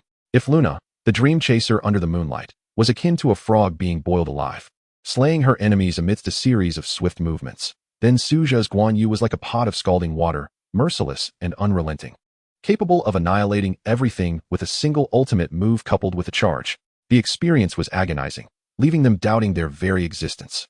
Zhu Hao gripped his phone tightly, unwilling to concede defeat so easily. Glancing at the map, Zhu Hao gritted his teeth and said, XINU, Guan Yu is in the top lane, and there is no one in the bottom lane. You and Xiao Ming should hasten to push the tower. If we secure one, we may find a turning point. Chapter 40. A hero among thousands. Guan Yu made a long-distance dash to the enemy's upper lane, liberating Sun Shangxiang and Zhuangzhou in the bottom lane. At that moment, the two had just cleared a wave of minions and were pushing their way to the tower. However, Having watched the previous video by Wolf Brother, Zhang Xinyue and Hao Xiaoming had developed a psychological barrier against Guan Yu. Who could tell if this was a trap laid by him? What if he charged out mid-push and caught them off guard? Lao Zhu, I'm scared, Zhang Xinyue whispered. Recalling that the archer who had been utterly helpless against Guan Yu in Wolf Brother's video was her sister-in-law, Sun Shangxiang. Hao Xiaoming hesitated and said, Guan Yu has vanished. What if he comes to the bottom lane? Zhu Hao, exasperated, replied, impossible. Guan Yu is still far off. Hurry up and push. We cannot waste this wave of minions. The lonely swordsman offered advice from the sidelines. You too, perk up your ears and listen attentively to the sounds around you. There will be the sound of hooves before Guan Yu arrives. Once you hear them, run. Zhang Xinyue and Hao Xiaoming nodded, steeling themselves as they approached the tower. As they pushed the tower, they kept their ears perked, ready to flee at the sound of Guan Yu's ominous hooves. Observing their tense demeanor, Hao Xiaoming's hands trembled slightly as she operated her phone. Zhu Hao frowned and said, Is it really necessary to be this frightened? You're scared out of your wits. Xiaoming, you're Zhuangzhou. When you activate your ultimate, Guan Yu cannot push you. Is that so? Hao Xiaoming asked softly. So when I see Guan Yu charging, I should just activate my ultimate right away, correct? Zhu Hao nodded exactly.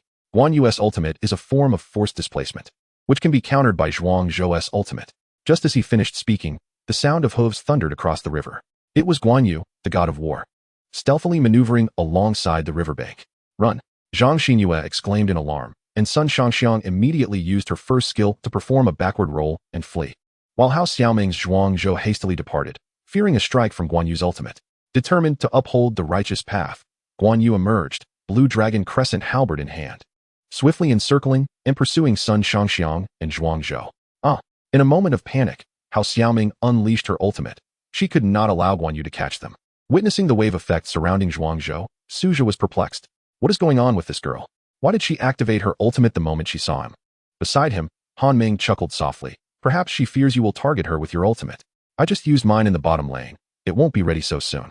However, with her ultimate activated, those two are virtually doomed.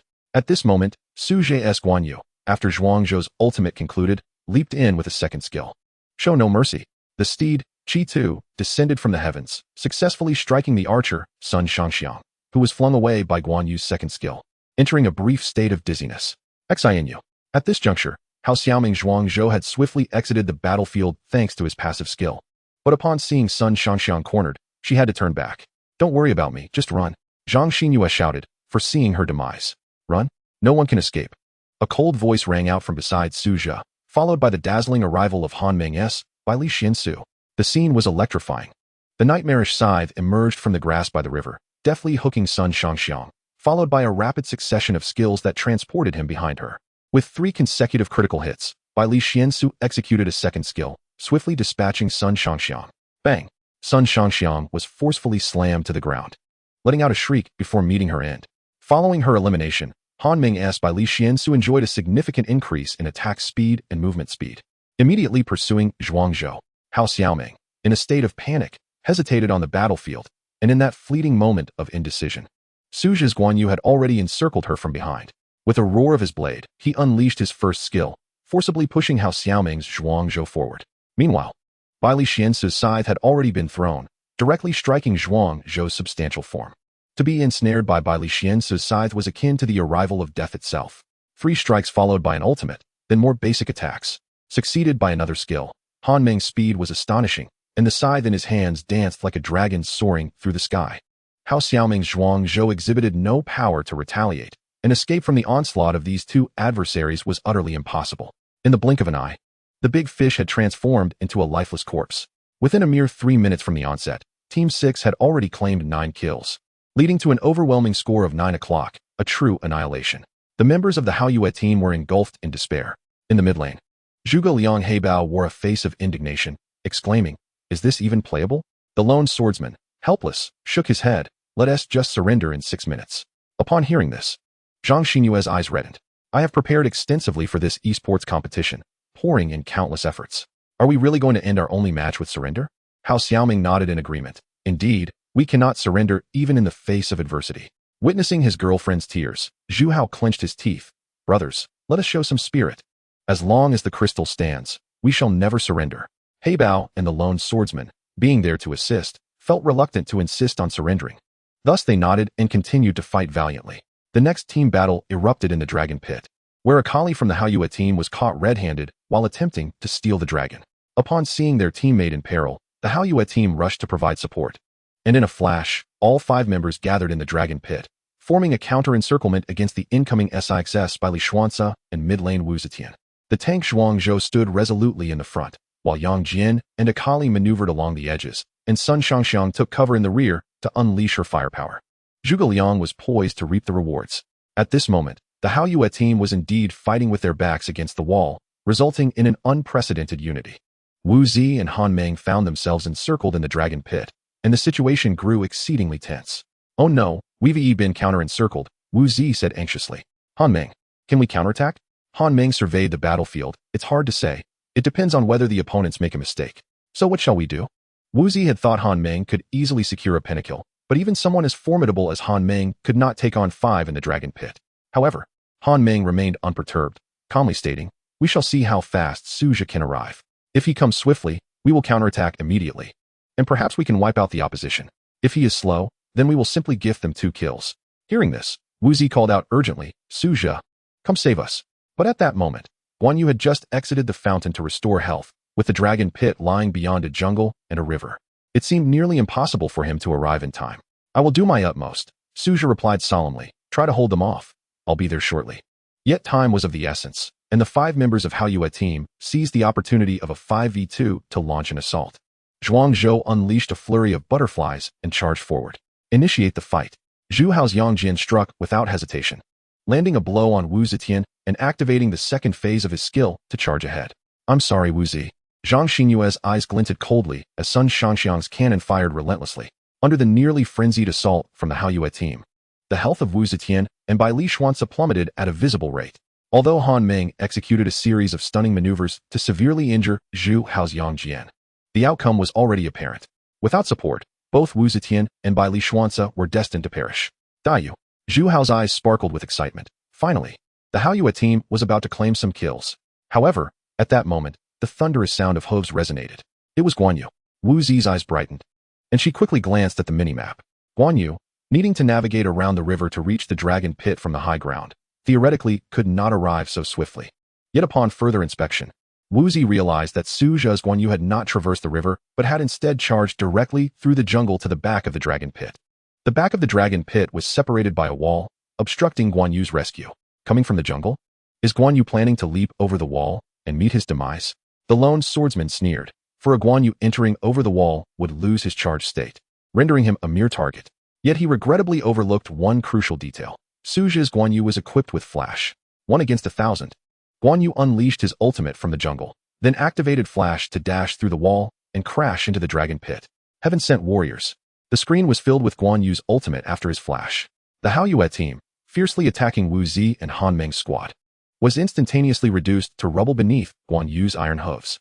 Chapter 41. You are the adorable rabbit 1 against 1,000. Suja's Guan Yu was indeed the epitome of a true warrior. As Guan Yu descended from the dragon pit, he forcefully initiated the battle, pushing the 5 heroes of the Hua team back a full position. "Fantastic. We are saved," Wu Zi exclaimed, her earlier despair almost forgotten. "Annihilate them," Han Meng sneered, as Bai Li Xuanzi's scythe grew ever more eager. The Yang Jian, poised to slay Wu Zetian, was forcibly pushed aside by Guan Yu, which infuriated Zhu Hao. Just when he was about to secure the first kill of the match, all hope of a comeback was crushed beneath Guan Yu's iron hooves. "Xiao Meng, what are you doing? Did I not say that Zhuang Zhou would unleash his ultimate upon seeing Guan Yu?" Zhu Hao vented his frustration upon Hao Xiaoming, showering her with a scolding. Hao Xiaoming, already disheartened from the relentless onslaught, shed tears at Zhu Hao's reprimand. He was just above the dragon pit. Who knew he could directly dive down with his ultimate? Hao Xiaoming trembled as she defended herself, feeling deeply remorseful for her misplay. "Are you foolish? Did you forget that Suja's Guan Yu has Flash?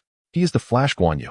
Zhu Hao yelled in frustration, completely using Hao Xiaoming as a punching bag. Zhang Xinyue, unable to bear it any longer, frowned and said, "Enough, Lao Zhu. This is not solely Xiao Meng's responsibility. Do not take it out on her." Meanwhile, Hao Xiaoming's emotions had completely unraveled, her tear-filled eyes struggling to see the screen. Meanwhile, Suja's Guan Yu relentlessly trampled over everything in his path. With a fierce roar, he executed his first skill, swiftly cleaving through the weakened Yang Jian and the fragile A Ku, claiming a double kill. Guan Yu, undeterred by his success, charged forward in a reverse charge, turning to push against Sun Shangxiang. Zhang Xinyue hastily used her first skill to reposition herself, simultaneously deploying her second skill in an attempt to slow Guan Yu down. However, Guan Yu, with his agile movements, evaded the second skill and ferociously advanced towards the young lady. 1 strike, 2 strikes, 3 strikes. The young lady had no means of defense, utterly succumbing to the onslaught. Guan Yu forcefully pushed her back towards the dragon pit, with Qi Tu Ma pressing against the elder sister, who was devoid of health. At this moment, Bai Li Xianzu had ensnared Zhuge Liang with his scythe, rendering the Black Panther Zhuge Liang unable to flee. Come, here's your chance for a pentakill, Han Meng remarked with a smile. Suja was equally unreserved, swiftly executing another single-blade charge. The battle raged on. Guan Yu's long blade emitted a radiant glow, and with one decisive strike, he severed half of Zhuge Liang's health. For kills, a magnificent display of skill. The combination of superior equipment and impeccable timing propelled Suja's Guan Yu forward like a force of nature. In the blink of an eye, only Hao Xiaoming's Zhuang Zhou remained, languidly standing by the dragon pit as the adversaries unleashed their fire upon her. Xiaoming, you must run. Hurry, Zhang Xinyue shouted anxiously, as Hao Xiaoming stood as the sole survivor. Although Zhuang Zhou had seen a noticeable decline in resilience after several nerfs, his passive skill still afforded him the means to escape the battlefield effortlessly. Yet, in this instance, Zhuang Zhou remained stationary, seemingly having surrendered to despair. Hao Xiaoming was already in tears. Zhu Hao's earlier words pierced her heart like daggers, leaving her in unbearable anguish. Unbeknownst to the others, Suja assumed that Hao Xiaoming had willingly given up resistance. Show no mercy. Guan Yu unleashed his final single-blade charge towards Zhuang Zhou. With the Shadow Battle Axe's reduction, Guan Yu's first skill could be cast with alarming frequency. Pentakill. Suja's Guan Yu claimed 5 kills. The audience erupted in astonishment. An annihilation. The Hao Yue team faced their second team wipe from the 6th team, with a head count of 14-0. Ironically, the clock struck precisely 6 minutes. Silence enveloped the Hao Yue team, save for Hao Xiaoming's quiet sobs. Zhu Hao's expression darkened to an extreme, his forehead creased in distress. At that moment, someone initiated a surrender vote amidst the turmoil. The glaring vote prompt appeared on the screen, resembling a mocking smile directed at the Hao Yue team. Who called for surrender? Did I not say? The crystal remains. We shall not surrender. This match has been painstakingly prepared by Xinyue. I will not allow surrender. Zhu Hao shouted, nearly losing his grip on sanity. Yet, at that moment, Zhang Xinyue sighed softly. Let it be. I initiated the surrender. As her words echoed, relief washed over the rest of the Hao Yue team. The Black Panther and the lonely swordsman eagerly clicked to surrender.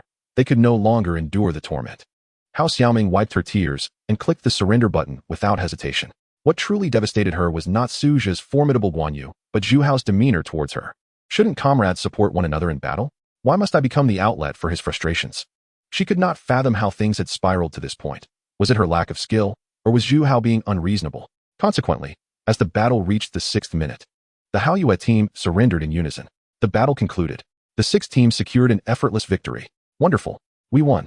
The atmosphere was jubilant, with Wu Zi beaming with delight. Han Meng and Suja remained composed, having anticipated the outcome of this match. At that moment, animated discussions erupted among the audience. This Yuexia chasing dreams must be the one from the video. That anonymous Guan Yu, don't you think he seems familiar? It's Meng Tutu, the icebound war god from the video. Absolutely. The skills and awareness are strikingly similar. The only difference is today, Guan Yu had a flash. He must be Meng Tutu, a friend of Yuexia chasing dreams. My heavens, I never expected Meng Tutu to be a male. The crowd's insight was astute, as they all deduced Suja's true identity. Not only the audience, but also Wu Zi and the dormitory brothers were nearly certain that Suja was Meng Tutu's day. Zheshun, you are indeed Meng Tutu, aren't you? Ma Hailong inquired with a smile. Wu Zi grasped Suja's arm, teasing, Xiaozhe. Why do you possess such a feminine touch? Speak up. Do you harbor some psychological issues? It's all right. I'll help you. Don't be shy. Suja felt an overwhelming sense of embarrassment. Ahem, what are you all talking about? I don't comprehend. At this juncture, Han Meng approached with a smile. Just admit it. You are Meng Tutu. Everyone has figured it out, so stop hiding. Suja could only respond with a resigned smile. Fine, I admit it. But let me clarify. That account is borrowed. I would never use a name like Meng Tutu. Really? Are you certain there isn't a little girl residing within your heart? Wu Zi jested, lightly poking Suja's chest with her finger. Suja felt utterly defeated. I knew you would say that, which is why I hesitated to admit it. Han Meng, you are the root cause of this. Why did you lend me such an account? Han Meng shrugged innocently. I won't take the blame for this. You were the one who didn't refuse me back then. At that very moment, an unknown audience member shouted loudly towards Suja. You are Meng Tutu, right? As the words left the spectators' lips, the rest of the audience echoed in unison, Meng Tu. Meng Tu. Meng Tu. Meng Tu. Suja nearly spat out a mouthful of blood, gazing at the fervent crowd before him with a sense of despair. So it turns out that his grand persona would no longer be known as Chang Ge, or under any pseudonym, or even by his real name, Suja, but rather as Meng Tu. No, please. This is far too surreal. Thus, Suja hastily turned to flee. Retreat, retreat. This place is not suitable for lingering. His comrades from Team 6 chuckled and followed him out of the lecture hall, while the chants from the audience continued unabated, growing increasingly fervent. Meng Tu. Meng Tu. Meng Tu. Meng Tu. It seemed that until the end of the esports tournament, the moniker Meng Tu would remain attached to Suja. Chapter 42, Teammates. Following their victory, the members of Team 6 were all smiles. In half an hour, the next match would commence, and they needed to adjust their states accordingly. Wu Zi, noticing the fatigue on everyone's faces, kindly inquired, "Are you thirsty? I can get you some drinks." Having grown accustomed to Jiesa's considerate nature, they all unreservedly began to place their orders. "Thank you, Jiesa. I would like a cola." Lu Yu said with a smile. "Jiesa, I want coffee, any kind will do." Chen Tianyi chimed in eagerly. Ma Hailong, slightly more reserved, whispered, "I'll just have mineral water, please." Han Meng pondered for a moment. Do you have unsweetened oolong tea? Or any other sugar-free beverages?" Wu Zi diligently noted everything and nodded. "All right, I will be right back." Suja quickly added, "How will you carry so many drinks by yourself? I'll accompany you." Wu Zi smiled at his words, gently replying, "My little Zhizha knows how to care for others." The group immediately began to tease. Meng Tu is so considerate. Meng Tu is such a model boyfriend. Meng Tu is very perceptive. No wonder he can win over such a beautiful girl as Jiesa. Suja turned back, glaring at them. Damn it, I am not Meng Tu. This was absurd. The illustrious Jishun was being driven to the brink of madness. Upon exiting the auditorium, Wu Zi and Suja walked side by side across the campus. Uncertain of their upcoming opponent's skill level, Wu Zi felt a touch of anxiety. With her hands playfully clasped behind her back, she spoke with a light step, while Suja smiled calmly. "There is no need to be nervous. Just perform normally and leave no regrets." Just then, Suja noticed a girl crouching beneath a nearby street lamp. With her short hair and slender frame, she looked somewhat familiar. "Isn't that?" Suja murmured, recognizing her as Hao Xiaomeng, Wu Zi's roommate. At that moment, Hao Xiaomeng sat quietly under the lamp, her head buried in her knees, her figure exuding a profound sense of loneliness akin to a homeless child. Listening closely, Suja could even hear her muffled sobs. "Why is Xiaomeng crying?" Wu Zi asked softly, feeling a pang of compassion. Although they hadn't spoken in a while due to registration issues, they were still roommates. And seeing how Xiaomeng's desolate demeanor tugged at Wu Zi's heart. Why isn't she with Zhu Hao and Zhang Xianyu? Did they have a falling out? Suja quickly deduced the situation, given that the previous match had been a crushing defeat for the Hao Yu team. Zhu Hao's irritable nature would surely have led him to unleash his wrath on someone, and with the other two team members ranked higher than him, it was likely that his frustrations were directed at Hao Xiaomeng. "I fear Zhu Hao has taken his anger out on her," Suja remarked helplessly. Upon hearing this, Wu Zi's expression immediately darkened with anger. How could Zhu Hao behave like this? Without further ado, she strode toward Hao Xiaomeng. "Xiaomeng." Hao Xiaomeng seemed to awaken from a dream, looking up to see Wu Zi. "Wu Zi," she replied, her tear-streaked visage betraying her distress, as her eyes were already swollen from crying. Trembling, she bit her lip and said, "I'm so sorry.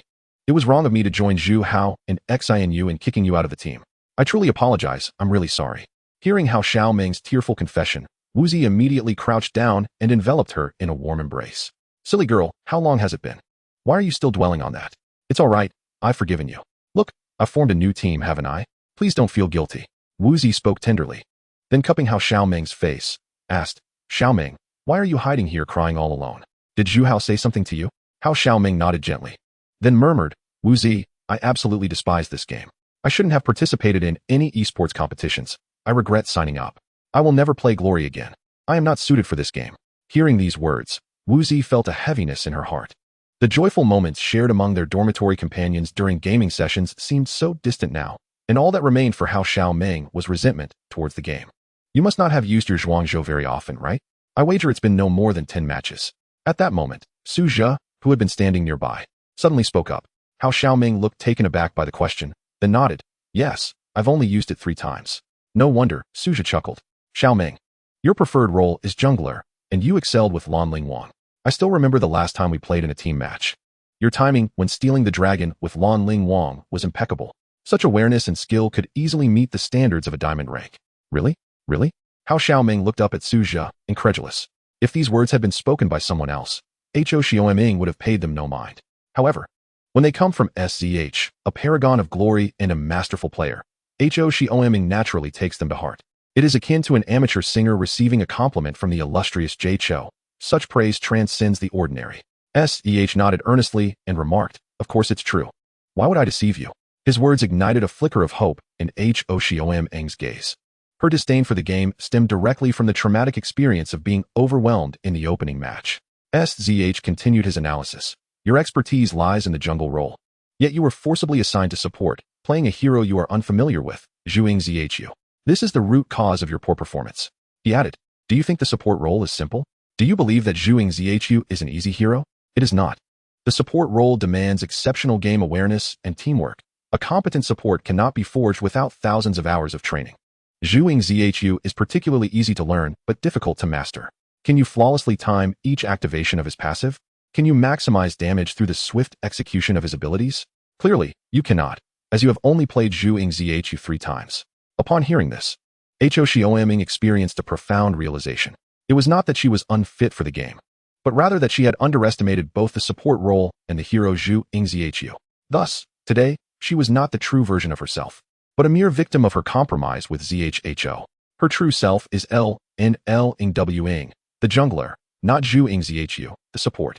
SZH added with seriousness, moreover, you have made another mistake. What mistake? Ho Xiaoming inquired, looking up at him. You chose the wrong teammates. SZH stated solemnly. True teammates would never abandon their companions. They would not shift the blame for failure onto others. Teammates should fight side by side, sharing both life and death, rather than swelling with pride after a victory and venting their frustrations after a loss. Upon hearing this, tears glistened in Ho Xiaoming's eyes. SZH's words struck a chord deep within her. Every phrase resonated with her heart. At that moment, WZ gently embraced Ho Xiaoming and softly said, There, silly girl, don't cry. It's just one lost match.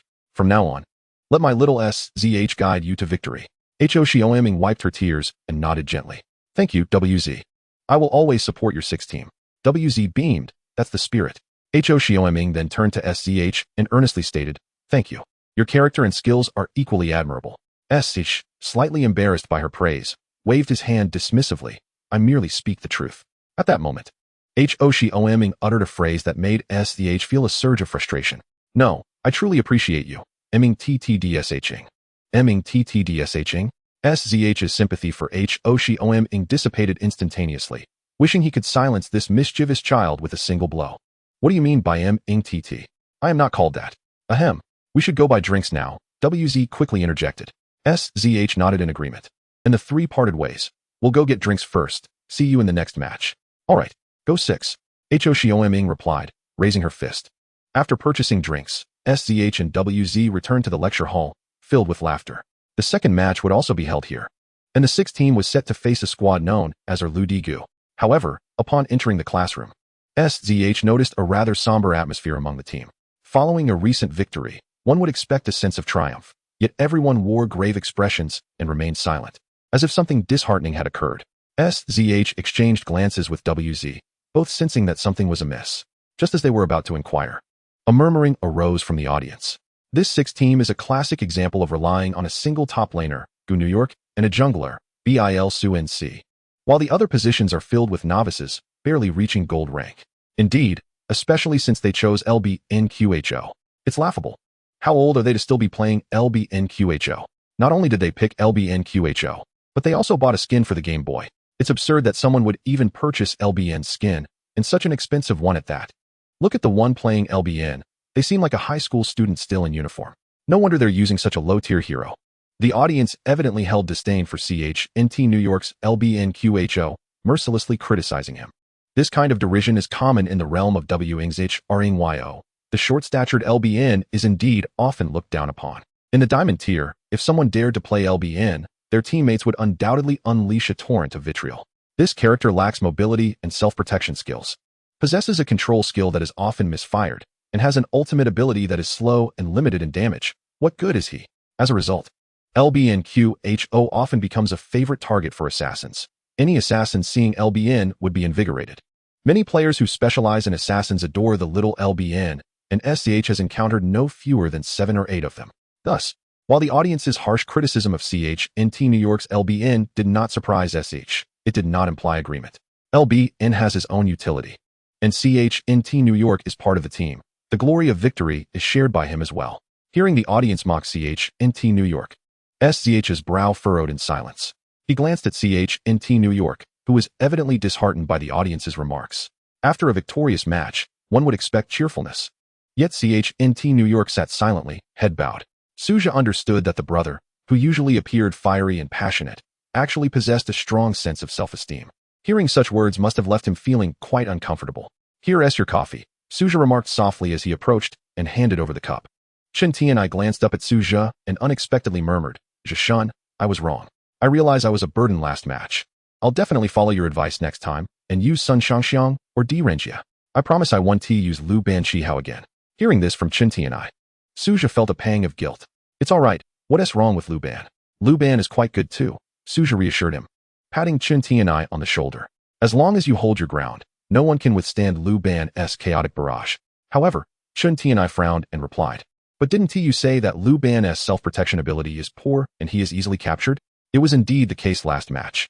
Had it not been for you and Mengshin supporting me, my Lu Ban would have undoubtedly been obliterated by the opposing Aku and Yang Jian." Suja chuckled. While that may be true, Lu Ban does possess his own advantages, long range, and an uncounterable passive skill. As long as you don't fall behind early on, Lu Ban can still be a formidable source of damage. Besides, you have invested so much effort and purchased such an expensive skin for Lu Ban. It would be utterly unfair for you to give up. Zhishan, you needn't be so considerate of my feelings. As long as I don't hold the team back, I am content, Chen Tianai said with a bitter smile, genuinely intimidated by the audience's remarks from behind. Yet Suja firmly patted Chen Tianai's shoulder, saying, "Enough of the excuses. Stick with Lu Ban. I'll help you regain your confidence next match. Do you hear me?" Turning to the other teammates, Suja declared, "In the next match, we will adopt a 4-protect-1 strategy to safeguard Tianai's Lu Ban Qihao." Everyone understood Suja's intentions and did not wish for Chen Tianai to become the butt of the audience's jokes. After all, Team 6 was a collective of 6 individuals, and each member should contribute. "I have no objections," stated the primary jungler Han Meng. "I agree," Wuzi nodded. "I certainly concur," Ma Hailong expressed his support. Lu Xiu nodded emphatically, "I support Zhishan's proposal." Thus, a unanimous vote was cast in favor of employing the 4-protect-1 strategy to bolster Chen Tianai's Lu Ban, leaving him gazing at the Lu Ban Qihao on his game interface with a profound sense of gratitude. At that moment, Team SIX's next adversary, the Sunsetting Empire, silently entered the arena. Having settled into the previous position of the Haoyue team, the members of the Sunsetting Empire immediately began reviewing the footage of the last match. "I heard that Team 6 has the Luna, who previously obliterated Lang Gu with a pentakill," remarked the captain of the Sunsetting Empire, Hu Shujing. "Indeed. And I just received news that the Icebound War God, Meng Tu, is also in Team 6, though he is currently playing under the alias Yinxing Maming," added the top lane player, Nancheng Wu Yanzhu. "Is it really that troublesome? Can we still win?" One player questioned. "It's hard to say. Banning Guan Yu and Luna should help somewhat," they replied, watching the previous match's footage. When Suja's Guan Yu executed a 4-kill during the level 1 team fight, everyone was left in shock. "No, this Guan Yu is too powerful. We cannot let him be released." The performance of Bai Lixian Su was also quite adept. At this level, he certainly must be contained. And Luna, let us not forget, Yu Xiaojue Meng is primarily a Luna player. The group grew increasingly anxious, nearly preemptively surrendering. "Why don't we just forfeit?" joked the jungler, known for farming in the wild. Yet at that moment, Captain Hu Shujing's eyes sparkled with inspiration. "No, we still have a chance. Look at Team 6. Their members exhibit a vast disparity in skill. Aside from Yinxing Maming and Yu Xiaojue Meng, the other 3 players possess only gold-level awareness and mechanics." As he spoke, Hu Shujing pointed to the marksman position on the screen. "Observe their Lu Ban Qihao. After returning to lane, he frequently positions himself too far forward, having moved ahead of the minion line 3 times in under half a minute, and even rushed into the river's brush twice without vision. As a marksman, his positioning fundamentals are quite poor in several team fights. He often fails to output effectively due to misalignment, and his use of flash abilities is not particularly timely. With such a marksman on the opposing side, do we not still have a chance?"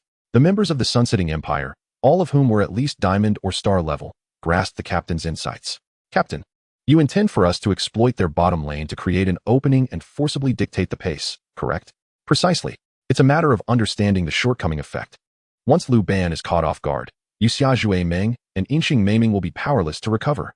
Hu Shujing proclaimed confidently, his eyes glimmering with conviction. Half an hour later, the second match commenced. Should they secure victory, Team 6 would advance directly to the top 8. After a brief exchange of pleasantries, the competition officially began. During the selection phase, the Sunsetting Empire seized the opportunity to ban Guan Yu without hesitation. Indeed, they banned Guan Yu. I suspect you won't have the chance to play him again, Han Ming remarked with a hint of schadenfreude. Just like my Luna, being the standout often attracts the attention of the hunters. When it came to Suja's turn, he promptly banned Neja. The threat posed by a full map charge towards Liu Ban was too significant. It was not just Liu Ban, but even other mobile marksmen would struggle to evade Neja's double mobility rolls. Next, the Sunsetting Empire opted to ban Yuxia Zhui Meng's Luna. After all, the remnants of Yuxia Zhui Meng's prowess were still fresh in everyone's minds, and no one dared to allow her access to such a fearsome hero capable of single-handedly turning the tide. The selection returned to Suja, who chose to ban Bai Li Shouyu. This was merely a standard ban without any additional implications. The next phase involves selecting heroes. The Sunfall Empire makes the first choice, securing the formidable mid-laner Zhuge Liang.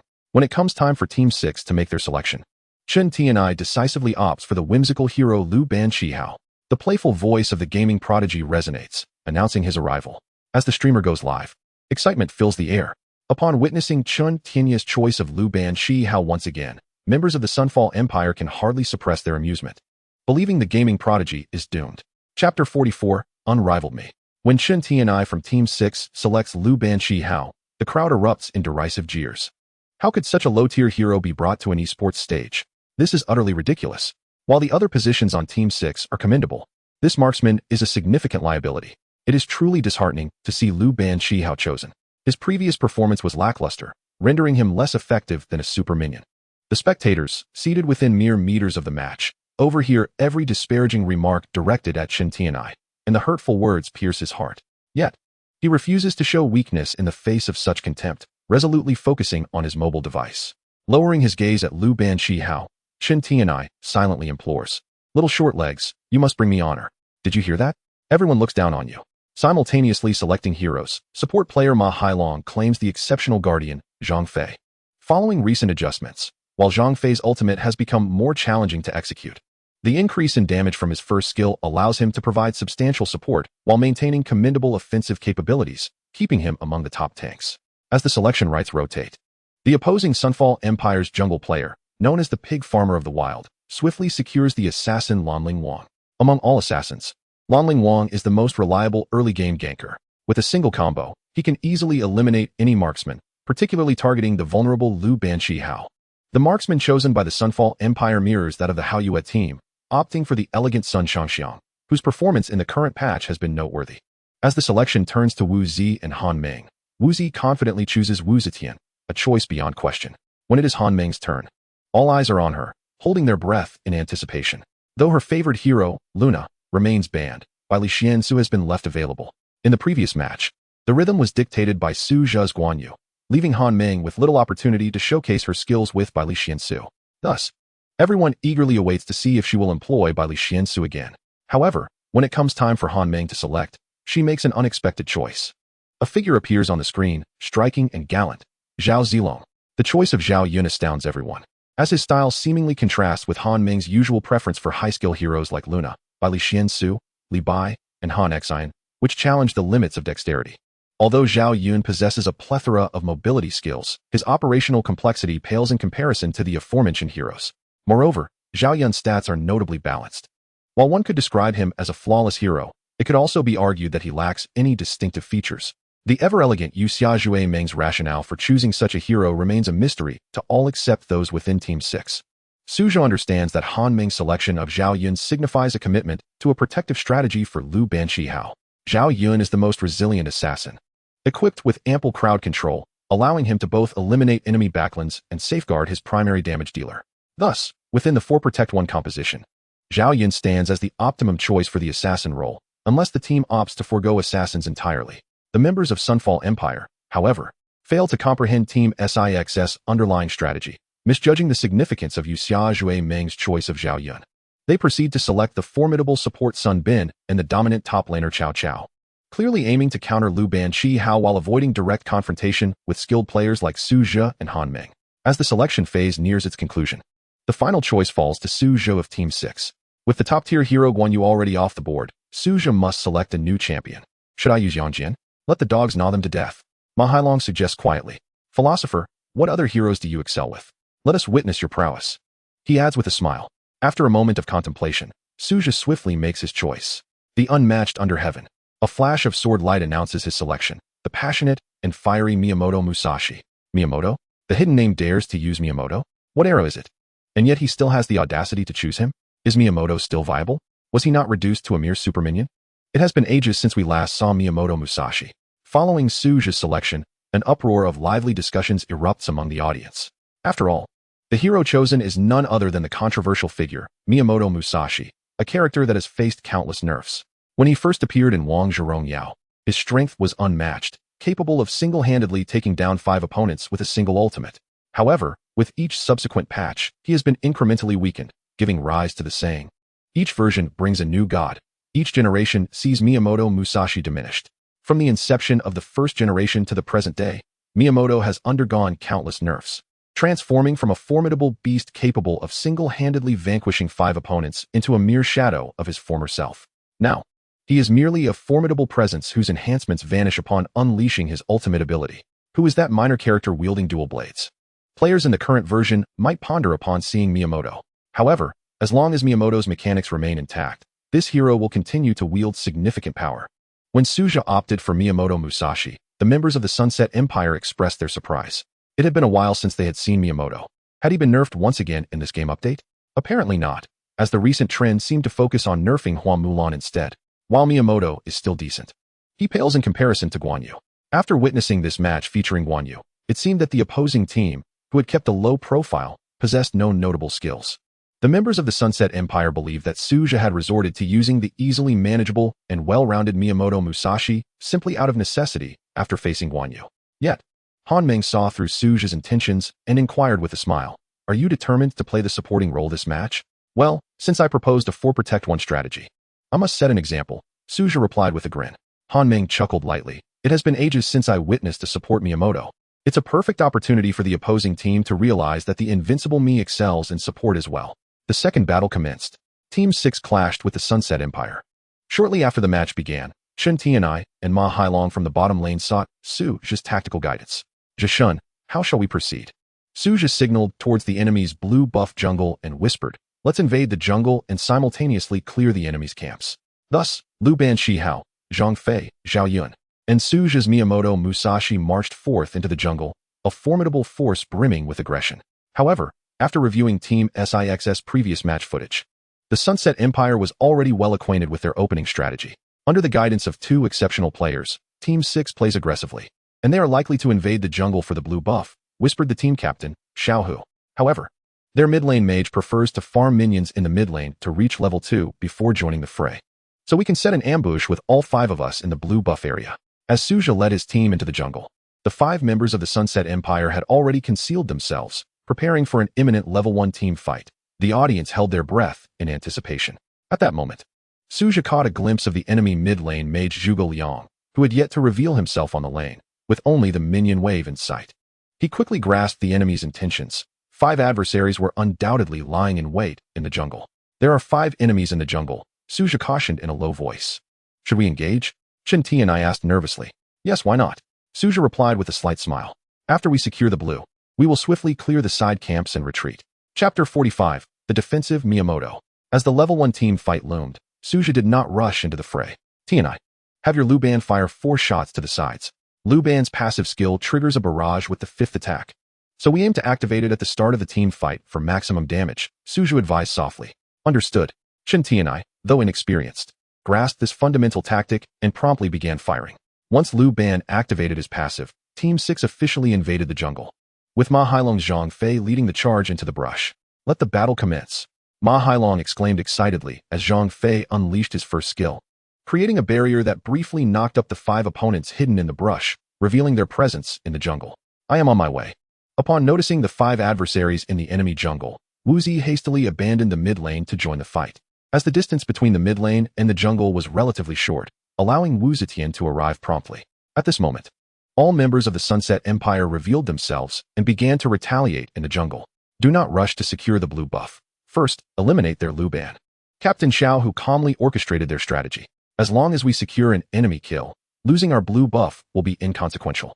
No sooner had he spoken than the enemy top laner Chao activated his mobility skill and charged towards Lu Ban.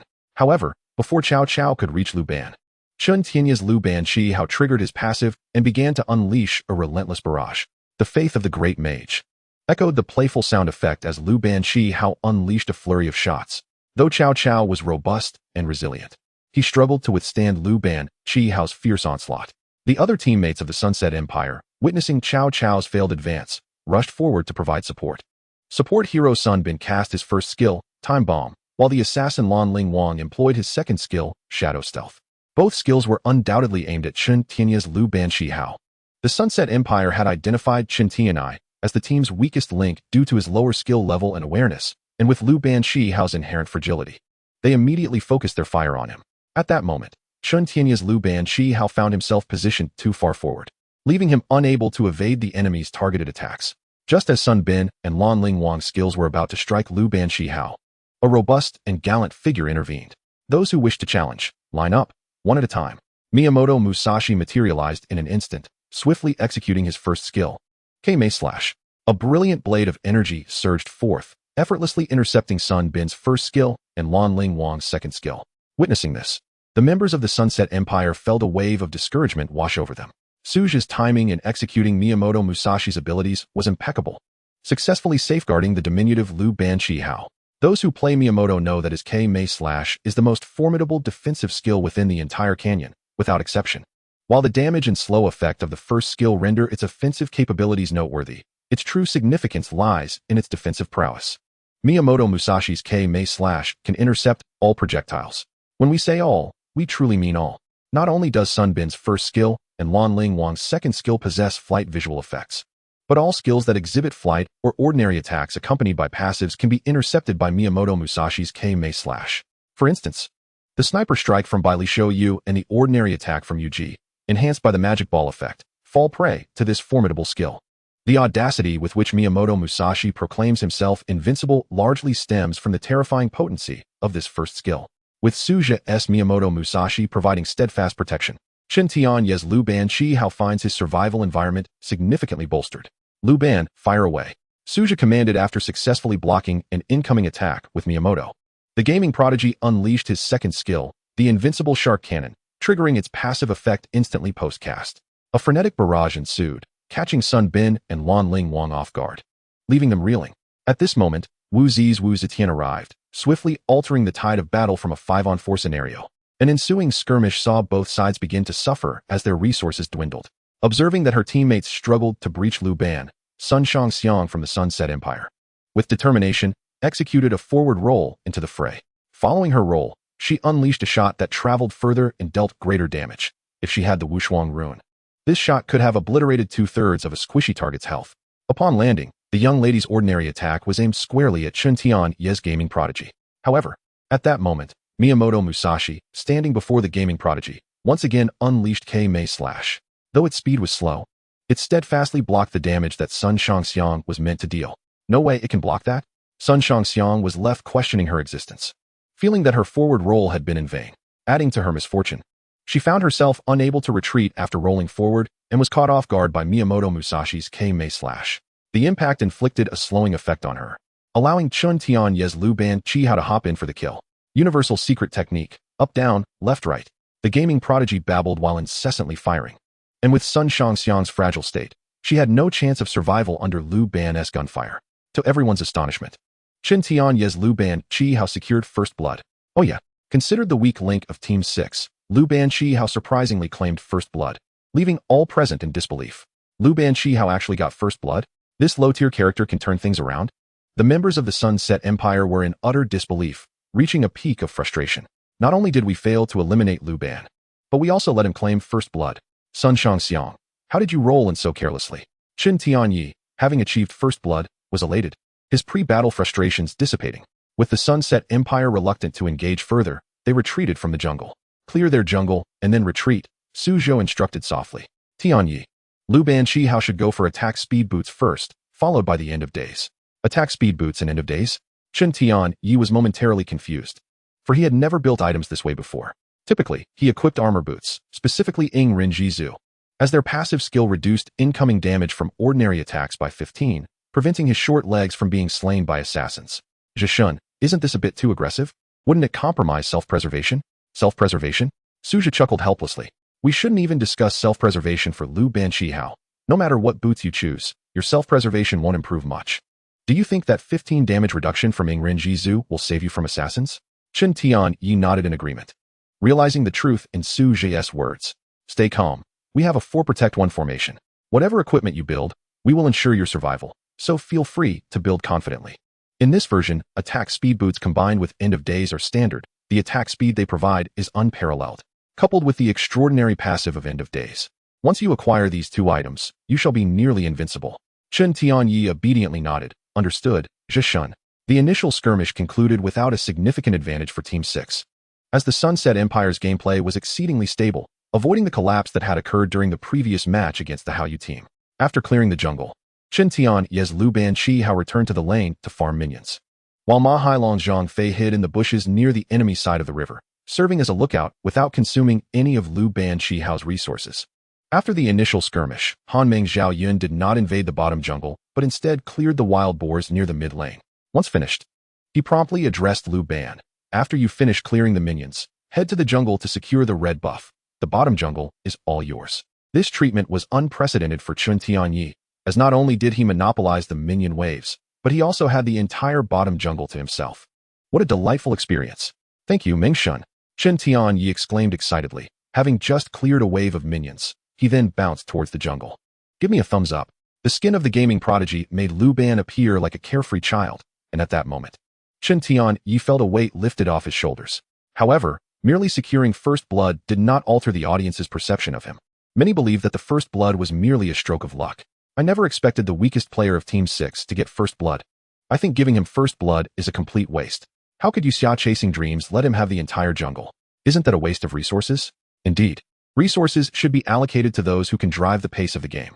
Chen Tianyi clearly heard these remarks. He understood that proving himself required more than just first blood.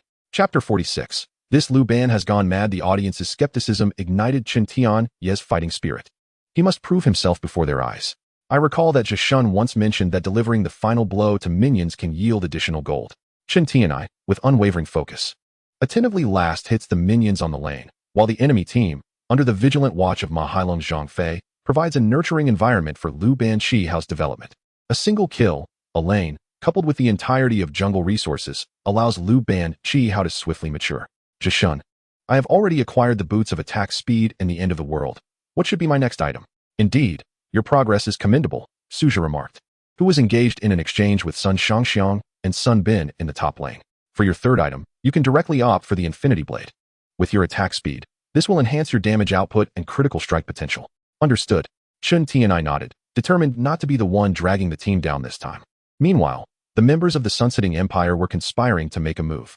The enigmatic Miyamoto had remained stationary in the bottom lane, while Zhao Yun of the Moonlit Dream was in a decent economic state. Now was the opportune moment to strike the top lane. Captain Hu Shuzing whispered, let's gather for an ambush. The jungler, Lan Ling Wang, was already poised to act and nodded in agreement. Let us go. In the top lane, Cao Cao was also prepared for action, ready to engage at any moment. Thus, Cao Cao, Lan Ling Wang, and Zhuge Liang, who had come to assist from mid, converged towards Lu Ban Qihao's location. Despite their cautious approach, the Sunsetting Empire could not evade the keen eyes of Su Zhe and Han Meng. Upon noticing Zhuge Liang's disappearance from mid, the two quickly deduced what was afoot. Watch out in the bottom lane, the enemy is approaching. Lu Ban took a defensive stance under the tower, while Zhang Fei retreated into the jungle. Su Zhe calmly directed, ensuring to keep Sun Shangxiang and Sun Bin engaged. As for Han Meng, her Zhao Yun had already traversed the jungle, having assessed that the enemy team comprised 3 members. She knew she must support the bottom lane to prevent the enemy from achieving a numerical advantage. At this moment, Chen Tianyi's Lu Ban Qihao and Ma Hailong's Zhang Fei, following Su Zhe's instructions, had positioned themselves strategically. The enemy's Lan Ling Wang, stealthily advancing from the jungle, spotted only Lu Ban standing beneath the tower, while Ma Hailong's Zhang Fei cleverly evaded detection. What should we do about Lu Ban hiding under the tower? Lan Ling Wang inquired, furrowing his brow, taken aback by Lu Ban Qihao's swift reaction. This shouldn't be. How is Lu Ban so aware? Did a teammate tip him off? Or were we seen when we approached? Zhuge Liang, perplexed, reflected on the prior match where Lu Ban had exposed vulnerabilities. Cao Cao pondered, unwilling to let their efforts go to waste. Let us dive the tower. I will tank it, and after unleashing my ultimate, I can absorb the damage. Lan Ling Wang and Zhuge Liang concurred with this plan, and the three prepared to strike. In the audience, spectators were convinced that Lu Ban was doomed. Three heroes, all equipped with mobility, converging on Lu Ban, a defenseless target. How could he possibly survive? Lu Ban is surely finished. He is about to gift another kill. Lu Ban truly is a cash machine. No one uses him in high-level matches. He is exceedingly easy to catch, lacking any means of defense. At that moment, Cao Cao began to advance rapidly. Su Zhe, with remarkable agility, switched his focus to the situation in the bottom lane, directing, Lu Ban, throw the grenade at your feet. Chen Tianai immediately understood. Lu Ban Shihao hurled his skill, the pufferfish grenade, directly beneath himself. Almost simultaneously, Cao Cao leapt into action, and the grenade struck him directly, slowing his advance beneath the tower. This is bad, Lan Ling Wang exclaimed upon witnessing his ally Cao Cao stunned under the tower, rushing towards Lu Ban, with Zhuge Liang closely following suit. Hailong, Zhang Fei, activate your ultimate now, and remember to aim accurately to launch them towards the wall. Su Zhe commanded solemnly, and Ma Hailong complied, emerging from the bush in the jungle. Zhang Fei, breaking his seal, transformed, unleashing a fierce gust towards the enemies. Following Su Zhe's guidance, Zhang Fei aimed his ultimate at the wall, mindful that the enemy trio was within the tower's range. Fearing that his ultimate might inadvertently push them out of the tower's attack zone, Zhuge Liang and Lan Ling Wang, originally intent on finishing off Lu Ban, were unexpectedly caught in Zhang Fei's ultimate, suffering severe damage from both the tower and the attack. Meanwhile, Lu Ban Shihao, having triggered his passive skill, unleashed a relentless barrage, vibrant skill effects filling the air, causing the health of the three heroes from the Sunsetting Empire to plummet. Witnessing this unfold, the trio could hardly believe their eyes. How is the damage so immense? How did I lose half my health in an instant? Even the audience was astounded by the explosive output of Lu Ban Shihao. This was not surprising, as Lu Ban's high damage stemmed from his rapid attack speed and the passive effect of the end of the world. His swift attacks combined with the passive's additional damage enabled him to inflict tremendous harm effortlessly. In the blink of an eye, Lan Ling Wang, Cao Cao, and Zhuge Liang were all reduced to critical health, but as they recovered from the stun, they retaliated beneath the tower. Cao Cao, executing his ultimate at the last moment, employed his formidable lifesteal to create a semblance of survival space, pressing forward towards Lu Ban. One strike, two strikes. After two strikes, Lu Ban, lacking any defensive capability, found himself down to a third of his health, while Cao Cao's lifesteal allowed him to endure beneath the tower. Even if I perish here, I will take Lu Ban with me. Just as the situation reached a critical point, a flash of silver light pierced through the chaos. In the moonlit pursuit of dreams, Zhao Yun arrived just in time, unleashing a powerful ability that sent shockwaves through the floor beneath Cao Cao's feet. Caught in a counterattack once again, Cao Cao was rendered incapable of inflicting damage. Meanwhile, Lu Ban continued to unleash relentless assaults. As Cao Cao's health dwindled, he ultimately succumbed to the combined onslaught of the defensive tower and Lu Ban's ferocious output, falling lifeless to the ground. Lu Ban Shihao claimed the kill on Cao Cao. Simultaneously, Ma Hailong and Zhang Fei were in hot pursuit of Zhuge Liang and Lan Ling Wang. With Cao Cao vanquished, the duo could only flee in disarray. Lu Ban pursue, Han Meng commanded solemnly, prompting Zhao Yun to advance with a swift movement, simultaneously activating the frost punishment to slow Lan Ling Wang. Chen Tiany's Lu Ban Shihao was exceedingly exhilarated and hurled his second skill, the invincible shark cannon, at the nearly depleted Lan Ling Wang. Oh yes, I am the ultimate, the gaming enthusiast exclaimed, as the ability struck Lan Ling Wang, securing another kill. Lu Ban Shihao took down Lan Ling Wang. What? How is the damage from this second skill so high? Ma Hailong exclaimed in astonishment. Chen Tianyi chuckled. Because I prioritized leveling up the second skill, it's particularly effective for securing kills, just as Zhishin advised me. Ma Hailong nodded in realization. Now I understand. Han Ming shot a playful glance at Su Zhe. What nonsense, imparting such dubious tactics. Su Zhe laughed heartily. What do you mean dubious? This is the crystallization of the wisdom of the working class. Before his words faded, Zhao Yun's ultimate ability had concluded, and he charged forward once more, predicting and stunning Zhuge Liang, who was attempting to escape with a movement skill. Damn, this can be predicted? Zhuge Liang had presumed that activating his movement ability would ensure his escape, only to be outsmarted by Zhao Yun, who sent him flying with his ultimate. With no will to resist left, Zhuge Liang succumbed, completely powerless against Lu Ban Shihao's relentless barrage. Thus, he became yet another trophy on Lu Ban Shihao's honor roll. A triumphant triple kill. Lu Banshihao had made a remarkable comeback. The audience erupted in fervor. No one could fathom why Lu Banshihao was so extraordinarily formidable in this match. Heavens, has Lu Ban gone mad? Gasped a spectator seated in the third row. Chapter 47. The premier damage dealer of the canyon. If the first blood drawn in the initial skirmish was merely a stroke of luck or a matter of opportunism, then the recent triple kill was undoubtedly a testament to skill. Chen Tiany's Lu Banshihao executed a counter-kill under the tower, sending all who attempted to assassinate him to their graves. This was not mere fortune, nor was it about stealing kills.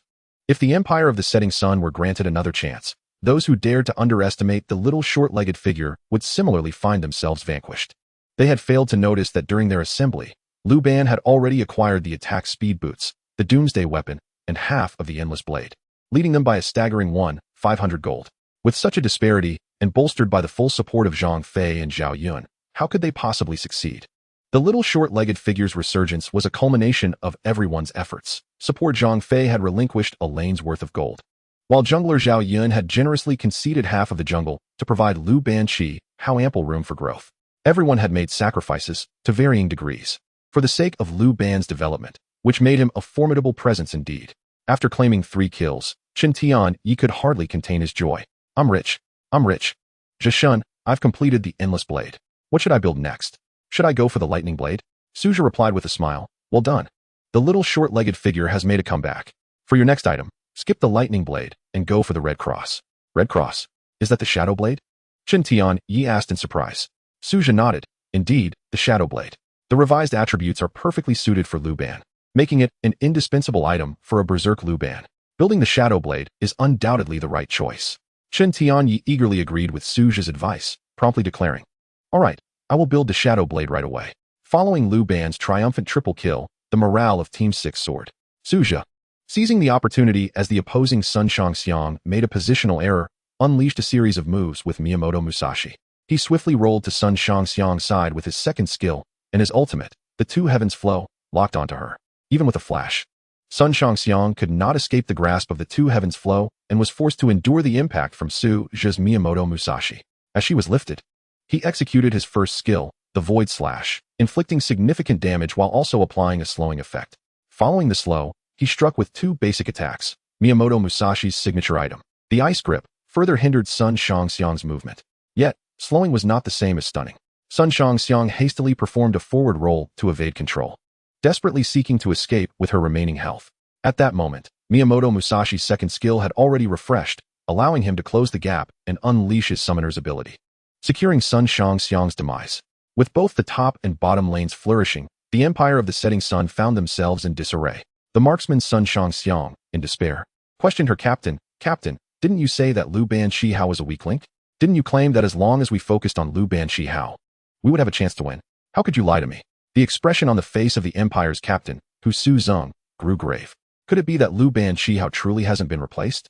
After both the top and bottom lanes secured kills, Suja and Chen Tianyi simultaneously demolished the enemy's first tower. Observing that the Red Cross for Lu Ban was completed, Suja promptly commanded, group up in the mid lane. Do not grant the enemy a moment to breathe. Wu Zi smiled softly. Come on, everyone gather. Let us end this quickly and annihilate the opposition. Thus, the 5 of them formed a united front in the mid lane, advancing towards the enemy's defensive tower. Lu Banshihao initiated the assault, his ultimate ability illuminating the battlefield. Ultimate summon, engage. The gaming enthusiast shouted in excitement, followed by a barrage of attacks. Under Lu Banshihao's relentless tower-pushing prowess, the enemy's mid-lane first tower was swiftly demolished. With the minion wave in good condition, they continued their assault on the mid-lane.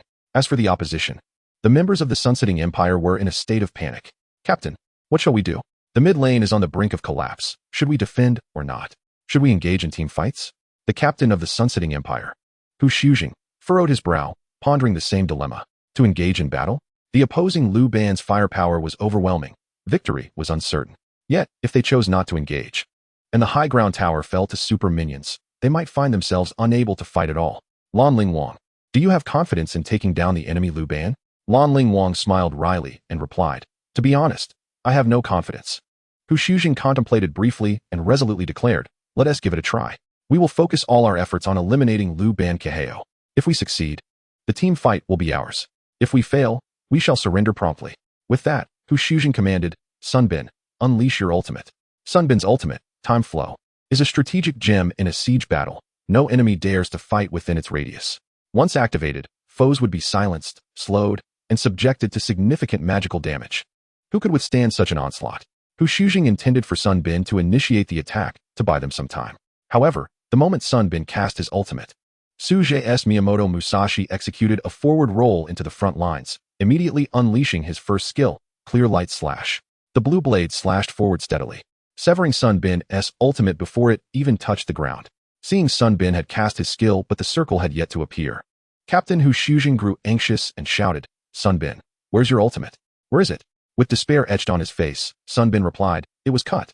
Cut by Miyamoto Musashi. I hadn't even landed yet. Can it be cut so easily?"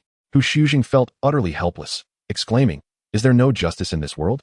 No wonder Musashi has been nerfed in every version. He could still use another nerf." A single Clear Light Slash had rendered Sun Bin's ultimate ineffective, greatly enhancing the survival capabilities of Team 6. Han Ming nodded in admiration, saying, "Your reflexes are unmatched. I can see the opposing Sun Bin is practically wishing for death." Suja smiled gently and replied, "Let Liu Ban handle the offense. I will focus on defense. Just protect Liu Ban, and we can push for the crystal." Beside him, Ma Hailong, controlling Zhang Fei, timidly asked, "Isn't defense supposed to be my job?" Just as he spoke, a warning sign appeared above everyone's heads. Lan Ling Wang was coming. Protect the back line. As expected, at that moment, Lan Ling Wang activated his ultimate and charged towards Liu Ban Keheo. The critical hit from Lan Ling Wang's ultimate took a toll on Liu Ban Keheo's health. Just as Lan Ling Wang was poised to continue his combo, Han Ming's Zhao Yun surged forward, launching his ultimate to knock Lan Ling Wang airborne. "Ma Hailong, activate your ultimate." Ma Hailong roared as Zhang Fei leapt into action, sending both Lan Ling Wang and the half-advancing Cao Cao flying. At this moment, Chen Tianai also sprang into action, hurling a pufferfish grenade towards the enemies. After the throw, Liu Ban's passive triggered, and he began to unleash a barrage of shots with fervor. Lan Ling Wang and Cao Cao were instantly left with barely any health. Their advance thwarted, and they found themselves in danger of being killed. However, recovering from their stunned state, both immediately counterattacked, and at that moment, the mid lane, Mage Zhuge Liang rushed in. In an instant, Lan Ling Wang's second skill, Cao Cao's second skill, and Zhuge Liang's ultimate, Energy Blast, simultaneously targeted Liu Ban Keheo, eager to obliterate him. Just then, a haughty voice echoed through the battlefield. "In this world, nothing is lonelier than invincibility." Suje's Miyamoto Musashi arrived. With incredible speed, he rolled in front of Liu Ban Keheo and unleashed another Clear Light Slash. In that moment, all attacks were thwarted. Lan Ling Wang's second skill, Cao Cao's second skill, and Zhuge Liang's Energy Blast were all rendered ineffective, struck down by Musashi's blade. Is this a joke? Another block? This Miyamoto Musashi is infuriating. I will leave a comment on the official blog tomorrow demanding another nerf. The Lan Ling Wang, Cao Cao, and Zhuge Liang of the Sunsetting Empire were left in tears, utterly loathing Miyamoto Musashi. As their skills were thwarted, Liu Ban Keheo's counterattack officially commenced. "Oh, but I am the ultimate," the gaming prodigy exclaimed joyfully, virtually maniacally unleashing a barrage upon the foes. Under the terrifying output of Liu Ban Keheo's passive skill, the opposing team stood no chance. Killing Lan Ling Wang, killing Cao Cao, killing Zhuge Liang, the prodigy continued his onslaught. At that moment, Chen Tianai gripped his phone tightly, trembling with excitement. "Who says my short legs are useless? I am the top damage dealer in the canyon." In Chapter 48, leaving no regrets, under the near-terrifying firepower suppression of Liu Ban Keheo, the high ground team battle saw the prodigy achieving a pinnacle.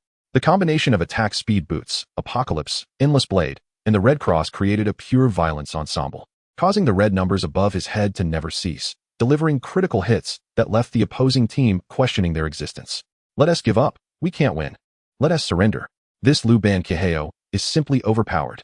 The members of the Sunsetting Empire unanimously expressed their resignation, recognizing that there was no possibility of a comeback. Moreover, they had no chance to even surrender. Before the surrender option could appear on the screen, Team 6 had already, under Liu Ban Keheo's leadership, destroyed the high ground crystal. With a resounding explosion, the sound reverberated throughout the arena, and the word defeat appeared prominently on the screens of the Sunsetting Empire's players. The match concluded, and Team 6, led by Chen Tianai's Liu Ban Keheo, emerged victorious. Chen Tianai excitedly set down his phone, exclaiming, "Pentakill! I got a pentakill! It's the first time in my life."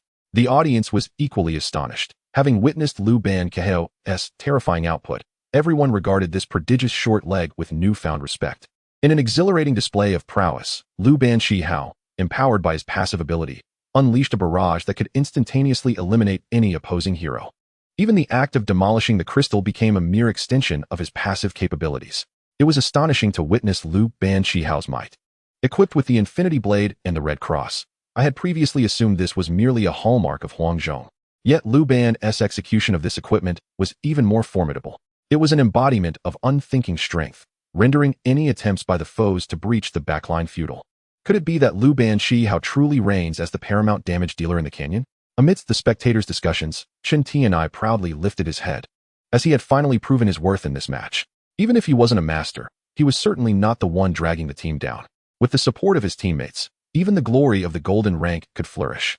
Suja set aside his phone, smiling as he patted Chen Tianai on the shoulder, exclaiming, "Tianai, you played exceptionally well. You are undoubtedly our team SIX's finest." Han Meng added with a grin, "You performed brilliantly, truly stepping up. To be honest, I was initially concerned you might falter during the 4 Protect 1 strategy, but you did not let us down." Han Meng's remarks were profoundly objective. The 4 Protect 1 formation is not infallible. Even with the backing of 4 teammates, achieving successful growth is no simple feat. Chen Tianai's triumph with Liu Ban was undeniably a testament to his own dedication. After the victory, Chen Tianai's smile was uncontainable, and he boasted, "Rest assured, my Liu Ban will carry you all to victory from now on." Wu Zi beamed, "How wonderful. We secured a splendid start with 2 consecutive wins, officially advancing to the top 8. Ma Hailong inquired, "Je saw, when does our next match commence?" "Tomorrow," Wu Zi replied. Sunday night is the quarterfinals, followed by the semifinals next Saturday, and the finals on Sunday. Upon hearing this, Han Meng suddenly spoke softly, "I apologize, everyone, but I have a tutoring session tomorrow night. If the match is then, I might not be able to attend." The moment those words were uttered, tension filled the air. "Meng Shun, what will we do without you?" Chen Tianai frowned. "If you hadn't been there to support my Zhao Yun today, I surely wouldn't have been able to progress."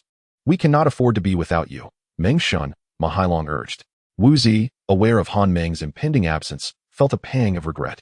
However, understanding that Han Meng was in her final year of high school and approaching the college entrance examination, she would not allow her esports aspirations to impede Han Meng's studies. "It's all right, Han Meng, go to your tutoring session. I am already grateful for your help today." "Thank you," Suja added with a smile. "Indeed, focus on your studies. And join us for the finals next week. We will handle the rest." Through the 2 matches, Han Meng had developed a bond with the members of Team 6. Suja's calm demeanor, Chen Tianai's rebellious spirit, Ma Hailong's diligence, Wu Zi's attentive care, and the quiet support from Lu Xiu on the bench moved her deeply. Nodding gently, Han Meng cheerfully announced to everyone, "All right, I will definitely participate next week. You must not lose in tomorrow's quarterfinals." Wu Zi playfully pulled Suja closer, assuring, "Fear not. Although we lack you Xiaojue Meng, we still have the formidable Meng Tu presiding." Suja, with a resigned and somewhat desperate nod, echoed, "Yes, yes. You still have Meng Tu Tuesday." The mere mention of Suja's Meng Tu sparked laughter among the group. Lu Xiu even proposed, "Why not adopt Meng Tu as our Team 6 mascot?" The others immediately concurred, agreed, it's settled. After the 2 matches, Wu Zi smiled. "Thank you all for your hard work today. How about I treat you to barbecue? There's a great place outside the south gate of the Normal University. Shall we go together?" "Absolutely. Jasa is too kind to us." Chen Tianai exclaimed, eager to take the lead. "Jasa, just give me the address, and I'll secure a spot for everyone."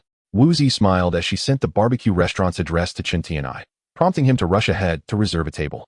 The remaining members leisurely departed from the academic auditorium, and before leaving, Suja and Han Meng exchanged some gaming insights with the players from the Empire of the Setting Sun. As they passed the entrance, Suja spotted a familiar figure in the last row of the audience. It was Hao Xiaoming, who had returned specifically to witness Team SIX's second match. "Wu Zi, congratulations. I am genuinely happy for you all," Hao Xiaoming said softly, her face adorned with traces of tears. Wu Zi nodded with a smile. "Thank you, Xiaoming." Hao Xiaoming smiled faintly before asking, "But isn't your 4 Protect 1 strategy somewhat risky? After all, that Liu Banqiao is merely a player of the golden rank. Have you considered what happens if he cannot perform?" Wu Zi shook her head. "I hadn't truly contemplated that. It was Suja who determined the strategy, and I merely followed suit." At that moment, Suja interjected, "If he cannot perform, then he cannot. If the 4 Protect 1 strategy fails to uphold Liu Banqiao, it simply means that Chen Tianai and Liu Banqiao are not a suitable match. Allowing him the chance to prove himself is vital. Otherwise, his future in esports may be marred by regret." "Regret?" Hao Xiaoming echoed softly, then inquired, "But are you not afraid of losing?" "Losing?" Suja nodded, "Of course. I fear losing. No one wishes to lose in a game, but I place my trust in my teammates, and I believe they will not let us down." With that, Su Zhe and the members of Team 6 departed from the academic auditorium. Xiaoming, we are heading out for barbecue. Would you like to join us? Wu Zi smiled as they were leaving. Me? I think I'll pass, How Xiaoming gently declined. She realized that the brilliance of Team 6 did not stem from the prowess of Su Zhe or the legend of Yu Xiaojue Ming, but rather from the essence of camaraderie, mutual trust, and care. How could such a team not be formidable? Regrettably, How Xiaoming reflected inwardly, acknowledging that she did not deserve such teammates. After all, I am not one of them. Ho Xiaoming let out a bitter laugh and turned to walk back to the dormitory. After enjoying a barbecue, the members of Team 6 dispersed. SZH first escorted WZ back to the girls' dormitory before taking a bus home. The late autumn night was somewhat chilly, and the cold wind made one shiver. By the time he returned home, it was already 9 o'clock in the evening. Upon opening the door, he heard voices coming from the living room. Recognizing the commotion, SZH understood that guests had arrived at his home. Oh, is Xiao's back? A middle-aged woman's voice chimed in, and SZH immediately recognized it as that of his aunt. Aunt, it's me, SZH replied softly, then made his way toward the living room. Returning so late. Where have you been running around? Hurry up and come here. Your aunt and her family have been here for quite some time, SZH's father said with a stern expression, his tone decidedly unfriendly. As he entered the living room, he saw 3 individuals seated on the sofa, his aunt, his uncle, and his cousin, Ching, who was currently attending university. Aunt, uncle, cousin, SZH greeted the 3 mechanically. His aunt wore a facade of forced smiles, adopting a serious tone as she said, Xiaoz, you're in high school now. You shouldn't be so wild. Returning home at 9 o'clock. Isn't that a bit disrespectful? SZH had never liked his aunt. Her hypocrisy and unkindness toward him were glaring. He recalled a time in elementary school when he stayed at her house. Every weekend, she would take Ching to the movies. Yet she never spared an extra ticket for SZH, leaving him at the ticket booth. Even the attractive young lady at the booth would discreetly ask SZH after his aunt left, is this woman your stepmother? Moreover, his aunt took pleasure in flaunting her son in front of SZH's family, constantly comparing Ching's achievements with SZH's. Ching had always excelled academically, gaining admission to prestigious schools, which became a source of pride for his aunt, who never hesitated to boast about it. Now, upon seeing SZH return late, his aunt began her criticisms once more. SZH chose to remain silent and coldly walked toward his room. Does this child not understand decorum? Can't you hear your elders speaking to you? SZH's father said in a deep voice, a mix of reproach and helplessness evident. Oh, I was out with friends, SZH replied dismissively, eager to escape the living room. However, his aunt was determined not to let him leave, smiling as she inquired, Xiaoz, how's high school life? Is studying difficult? If you need help, your cousin can teach you. Inevitably, the conversation shifted back to Ching, as his aunt sought every opportunity to showcase her son's academic prowess. SZH offered a light smile, but said little, knowing his aunt's concern was insincere. Noticing SZH's indifference toward his aunt, SZH's mother hurriedly intervened to ease the awkward atmosphere. Oh, Xiaoz's grades have always been average, neither outstanding nor particularly poor. However, this child became obsessed with that game, WNGZHRNEO, during the summer, spending all day holed up in his room playing, studying strategies, and claiming he wanted to reach the rank of king. I had to forcefully make him stop before school started. Otherwise, who knows how far gone he would have become. WNGZHRNEO? Upon hearing the name of the game, Ching's eyes lit up. Xiaoz plays that game too? He wants to reach the rank of king? Indeed. He talks about reaching some glory rank, but I don't really understand what that means.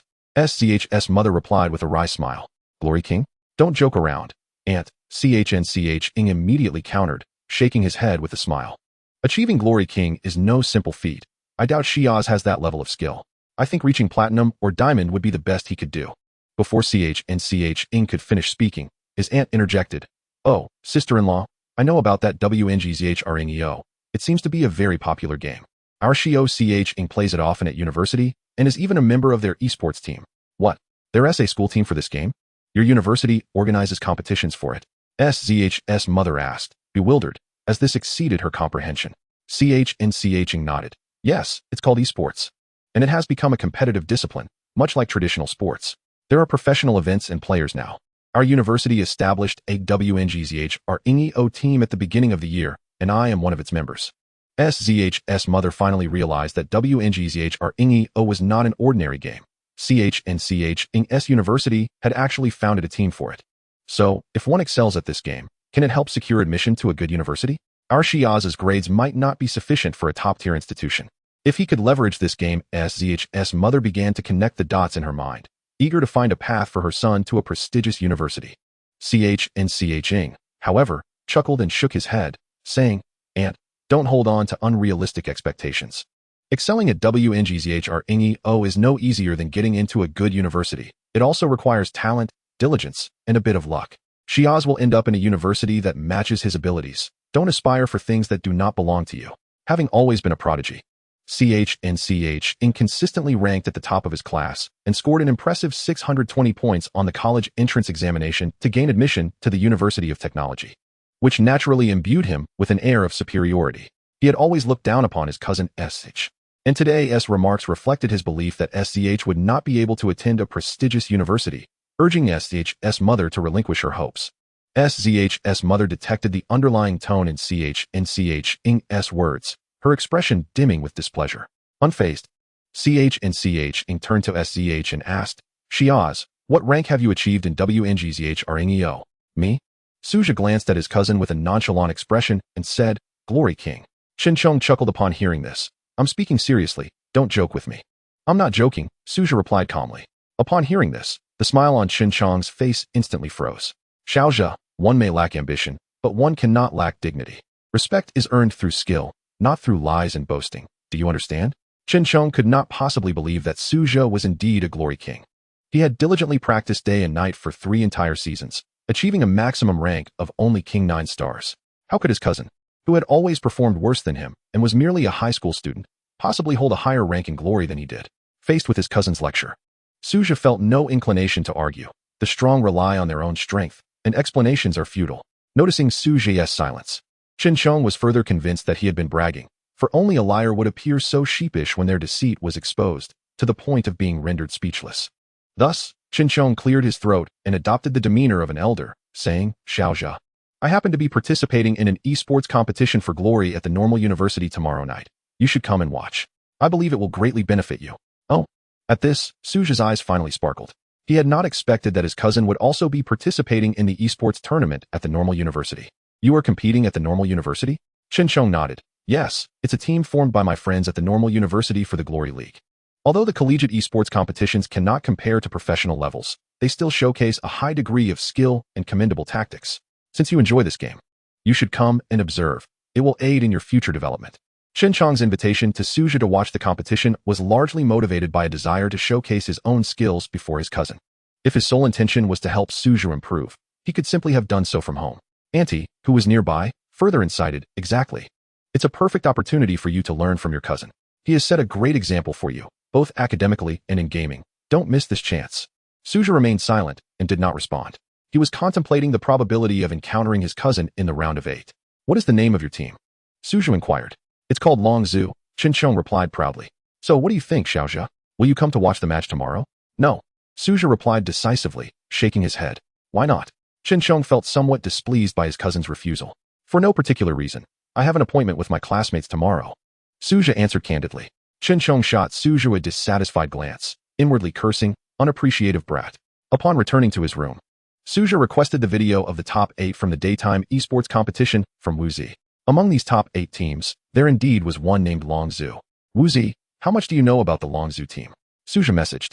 Wuzi quickly replied, "It's the team from the accounting college. I believe there are 2 foreign players from the Science and Technology University on their roster, and their skill level is quite high." "Why do you ask?" "Oh, just curious." Suja simply responded, then began studying the 2 elimination matches of the Longzhu team from that day. As he clicked on the video, it jumped straight past the selection phase to the point where both teams were deploying their champions. Longzhu's lineup appeared quite professional, featuring high-skill heroes with mobility. Except for the support character Nyoemo. Initially, Longzhu adopted an aggressive strategy of counter-invading, targeting the enemy's red jungle rather than the blue. Was this audacious approach reckless or a testament to exceptional skill? Suja pondered, continuing to meticulously analyze Longzhu's tactics. Chapter 50. Marco Polo counter-invading at level 1 is commonly seen in high-tier matches and coordinated 5-player games, as it serves as an effective means of suppressing the opponent. Typically, counter-invades target the enemy's upper jungle blue creeps, due to the favorable terrain for such incursions, making it an easier position to attack than defend. The blue creep's pit opens toward the river, allowing for direct aggression upon invasion, whereas conversely, the red creep's pit opens away from the river. necessitating a longer route for a successful red creep steal, thereby diminishing the likelihood of success. This explains why most players opt to counter-invade blue rather than red. Long Zhu's choice to counter-invade red from the outset was clearly unconventional. Suja narrowed his eyes, intrigued by Long Zhu's gameplay. After invading the jungle, the members of Long Zhu did not group together. The mid lane made Zhuge Liang and assassin Sun Wukong flanked from the right side of the red pit, while Marco Polo and the top laner Cao Cao approached from the left. As the clock ticked to 34 seconds, a typical moment for jungle steals, the top lane hero Cao Cao moved forward to gain vision, and Marco Polo suddenly unleashed his skill, the magnificent left wheel, unleashing a barrage of bullets toward the red creep. Marco Polo's first skill dealt substantial damage. If all bullets hit, the enemy would either be dead or critically wounded. However, Long Zhu's Marco Polo did not unleash his skill for the purpose of securing kills, but rather to steal the jungle. With remarkable precision, the critically wounded red creep was claimed, and the newly empowered Marco Polo executed a flash forward, landing all remaining shots of his skill on the enemy hero Di Renjia, stealing the red and securing a kill. Marco Polo dazzles in the jungle. Witnessing this scene, even the battle-hardened Suja couldn't help but silently commend the impressive play. No wonder Long Zhu dared to attempt a level 1 counter-invade. Marco Polo's execution was undeniably sharp. The situation in the wilderness is quite predictable, with the red buff. Ma Kubo Luo becomes exceedingly formidable, rendering the support unable to escape as he is surrounded and eliminated by the Dragon Clan's ambush team in the wild. Furthermore, Ma Kubo Luo, empowered by the red buff, cleansed the opposing jungle and left the enemy assassin and mid lane mage severely wounded with his exquisite use of skills. Had it not been for their swift retreat, these two might have met their demise at the hands of Ma Kubo Luo. This Ma Kubo Luo is truly remarkable, Suja mused softly. Although after reaching level 9, Ma Kubo Luo has struggled under the spotlight of other renowned marksmen, his win rate plummeting to the lowest among them. His high skill ceiling ensures that he remains one of the most dazzling marksmen, capable of turning the tide of battle. The performance of the Dragon Clan's Ma Kubo Luo clearly exemplifies this, as his early game engagement showcased his technical prowess. In the ensuing battles, Ma Kubo Luo exhibited steady performance, with Suja observing that his skill accuracy exceeded 80. The measure of a Ma Kubo Luo's prowess lies in the accuracy of his first skill. If this percentage is commendable, he can effortlessly contribute over 30 of the team's damage output in a match. In addition, the assassin Sun Wukong from the Dragon Clan also shone brightly. In the early skirmishes, Sun Wukong successfully dispatched opponents before the team fights commenced, decisively determining the outcome and ensuring a stable developmental environment for his team. Ultimately, the Dragon Clan concluded the battle within 12 minutes, boasting a significant lead in kills, with Ma Kubo Luo amassing an impressive 13 points, marking an unequivocal rout. After watching the video, Suja deduced that the two foreign aides on the Science and Technology University's team were indeed Ma Kubo Luo and Sun Wukong, and his cousin Chen Chong must be one of them. Faced with the prospect of encountering the Dragon Clan tomorrow, the outlook for Team 6 appeared grim, especially with their rhythm-setting jungler Han Meng absent, leaving Suja to bear the burden alone.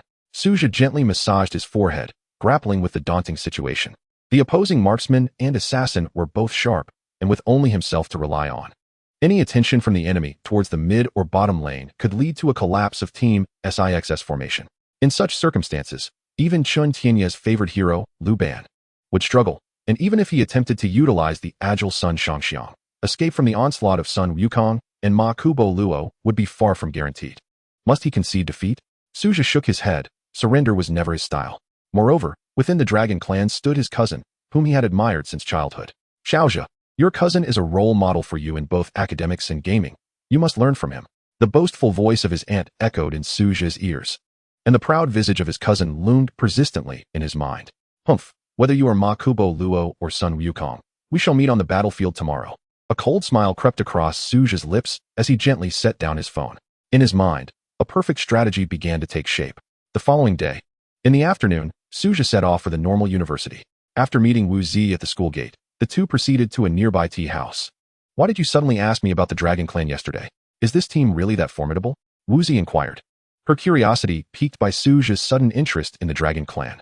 Indeed, their strength is noteworthy. If we face them today, it could be quite challenging, Suja acknowledged. Really? Wu Zi's anxiety escalated at Suja's words. And with Han Meng absent, that won't be an issue, Suja quickly interjected, understanding her concern. I studied the Dragon Clan's strategies yesterday and have a fundamental grasp of their tactics. As long as we adapt our approach accordingly, we shall prevail in this match. Wu Zi sighed in relief, assured by Suge's confidence. At 5 o'clock, the draw for the quarterfinals was officially announced, and Suge's hunch materialized. Team 6 indeed drew the Dragon Clan as their opponents. The brothers who arrived later had already viewed the video of the Dragon Clan's match from the previous day, and the performances of Ma Kubo Luo and the Assassin Monkey left them apprehensive.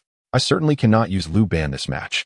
I'd likely get my head exploded by the monkey, Chen Ti and I remarked nervously, aware of the Monkey King's fearsome reputation. The opposing Ma Kubo Luo is relentless. Especially once he secures the red buff, he becomes utterly unreasonable, Lu Xiu added with a frown. We must find a way to limit him. Suja nodded in agreement. Precisely, the opposing Ma Kubo Luo and Sun Wukong are pivotal to this match. If we can successfully restrict their influence, we will have already won half the battle. At that moment, Ma Hailong hesitantly asked, Zhishun, do we really need to employ that strategy you mentioned earlier? Suja smiled and nodded. Why? Are you afraid? Ma Hailong quickly shook his head. Of course not. Why would I be afraid? At 6 o'clock, both Team 6 and the Dragon Clan entered the arena simultaneously. The quarterfinals were about to commence, and the number of spectators surpassed that of the opening match by more than double. This was partly due to the heightened tension of today's event, but also because Team 6's two prodigies, Yu Xiaojie Meng and Meng Tutu, had gained considerable fame. Upon the entrance of both teams, Suja was unsurprised to spot the familiar figure among the Dragon Clan members. His cousin Chen Chong, a member of the Science and Technology University team, stood there with a serious demeanor, casting a disdainful glance over the entire venue.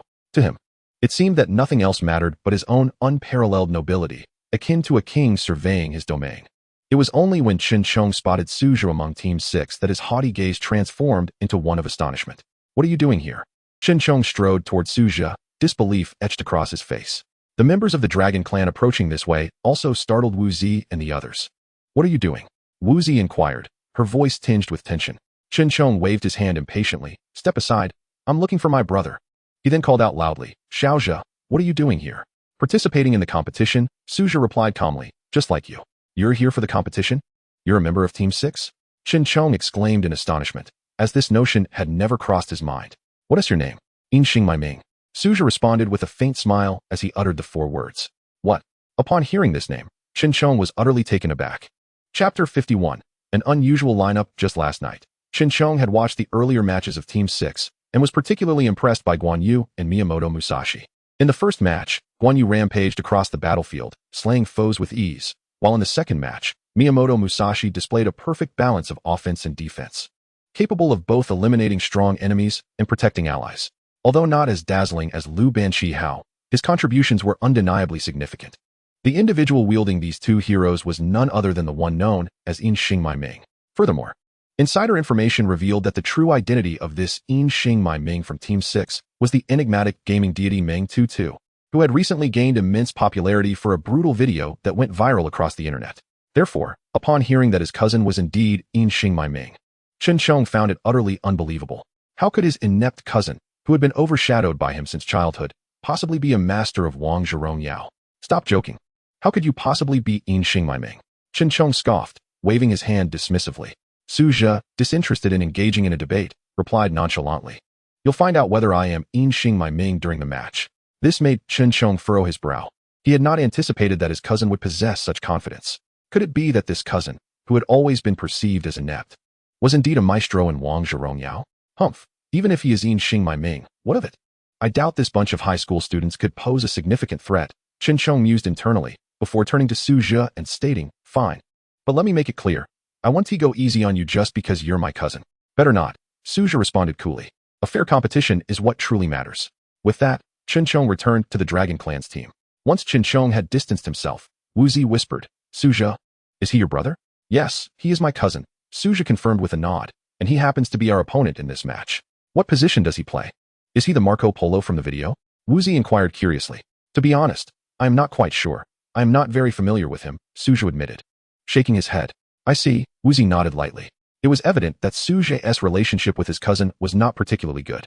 Initially, Wu Zi had been concerned about potential sibling rivalry creating an awkward situation, but now it seemed there was no need for such worries. 10 minutes later, the battle officially commenced. Both sides entered the room to select their heroes. The priority fell to the Dragon Clan, granting them the first choice in hero selection. Which one should we ban? Luna or Guan Yu? Having watched the previous matches of Team 6, the members of the Dragon Clan had gained some understanding of their favorite heroes. At this moment, Chen Chong glanced at the opposing lineup and declared solemnly, Guan Yu. There's no need for Luna. Haven't you noticed that the ace jungler, Yu Xiaojue Meng, from the last 2 matches of Team 6, is absent today? Upon hearing this, the members of the Dragon Clan quickly examined the opposing Team's roster. Sure enough, the only player with the highest rank, a mighty king tier, was nowhere to be found, replaced instead by a player of the gold tier, whose skills were likely lacking. Yu Xiaojue Meng is not here. That means Team 6's strength has diminished by at least 40%. Without a capable jungler to set the pace, how can they play effectively? However, Chen Chong did not underestimate them, instead offering a cautious reminder. Do not underestimate the opponent. It is better to be prudent. Thus, after some discussion among the team, they initially banned Guan Yu, a hero that Suju excelled with. From both a hero mechanism and a tactical perspective, no one dared to let Guan Yu, a top-tier solo laner, slip through. Next, Wu Zi quietly suggested, should we ban their proficient heroes, the Monkey King and Marco Polo? Suju shook his head, no need. Since these two are members of the university team, they certainly are not limited to just one hero. If we ban Marco Polo and the Monkey King, they will simply bring out other heroes they excel at. It is better to let them use the Monkey King and Marco Polo, as we understand those heroes' strategies much better. The Dragon Clan's strategies for Marco Polo and the Monkey King were quite fixed, and from the videos of the previous matches, Suju had essentially deciphered their tactics. Today, forcing the opponents to alter their strategies might catch Suju off guard, especially since the Dragon Clan possessed the first pick advantage. They needed to ban the formidable heroes. Allowing any strong hero to remain unbanned would result in them being snatched away by the opponents. Consequently, without hesitation, Suju banned Neza, the top-tier hero of Season 9, who simply could not be allowed to enter the fray. As the priority returned to the Dragon Clan, Chen Chong swiftly banned Wu Zetian. After her upgrades, Wu Zetian's win rate had soared, establishing her as a hero that required minimal skill. With good awareness, one could deal massive damage. Particularly, in recent weeks, Wu Zetian's highest win rate had approached 70%, and given that Wu Zi's signature hero was Wu Zetian, Chen Chong had no choice but to eliminate her. Seeing Chen Chong ban Wu Zetian, Wu Zi's face flushed with anger. Damn it, I only know how to use this one hero, and it gets banned? This is so unfair. Suju chuckled softly, no worries. Have you forgotten the strategy we discussed earlier? You won't be using Wu Zetian in this match anyway, so just let it go. Wu Zi huffed, fine, but I will definitely make sure to show the Dragon Clan what for. When it was Team SIX's turn to ban heroes again, Suju eliminated the marksman by Lee Bai. The hero selection phase began. The Longzhou battle team was the first to select their heroes. After much deliberation, they chose the assassin Sun Wukong as their premier hero. Indeed, as expected, it was the Monkey King. Chen Tianai squinted and remarked, this character is exceedingly aggressive. Dispatching squishy targets is merely a matter of 2 or 3 strikes. The selection rights then shifted to Team 6, who first picked the graceful dancer Qingqing Wuji and the substitute Lu Xiu, known as Dead Fish. Without Wu Zetian, Wuji had no choice but to select a new hero, and in accordance with the pre-match strategy devised by Suju, she decisively opted for the tanky mage Zhuang Zhou. Zhuang Zhou. The audience was taken aback to see Qingqing Wuji select Zhuang Zhou. How could the mid laner of Team 6 choose a support hero? Was she planning to play on the side lane? Next, the newly introduced Lu Xiu selected the new hero Mengqi for Season 9. This chubby rabbit's appearance drew enthusiastic cheers, as it was renowned as a formidable hero in the current patch. However, the greater surprise was that Team 6 began with 2 tanks, Zhuang Zhou and Mengqi, whose roles overlapped somewhat. Even if Mengqi played in the lane and Zhuang Zhou took the support position, the lack of hard crowd control from these 2 tank heroes made Team 6's lineup appear rather disjointed. What was Team 6 planning? Why select 2 tanks right off the bat? Was it a peculiar strategy born from fear of the Monkey King's explosive damage? Even Chen Chong from Longzhou was left bewildered. What a ridiculous composition. Why start with 2 tanks? Despite their astonishment, this did not deter Longzhou from their subsequent selections. Longzhou's mid laner secured the mobile mage Zhuge Liang, while marksman Chen Chong claimed the legendary Marco Polo. Indeed, you are Marco Polo. Suju muttered to himself upon seeing Chen Chong's choice. Your Marco Polo is undeniably strong, but in this match, I shall build such resilience that you will question your own existence. The selection rights turned once more, and Suju and Ma Hailong began their picks. Ma Hailong took the tank hero Bai Qi first. This marked the 3rd tank for Team 6, and the unusual composition left the audience in a state of astonishment. When Suju completed his selection, the arena erupted with excitement, for he too had chosen yet another tank. Sulai, the bulkiest of the Great Wall Guard. For tank heroes, Team 6 had constructed an unprecedented lineup of 4 tanks. What is the opposing team trying to accomplish? Are they intending to outlast us? Members of Longzhou questioned in confusion. For tanks?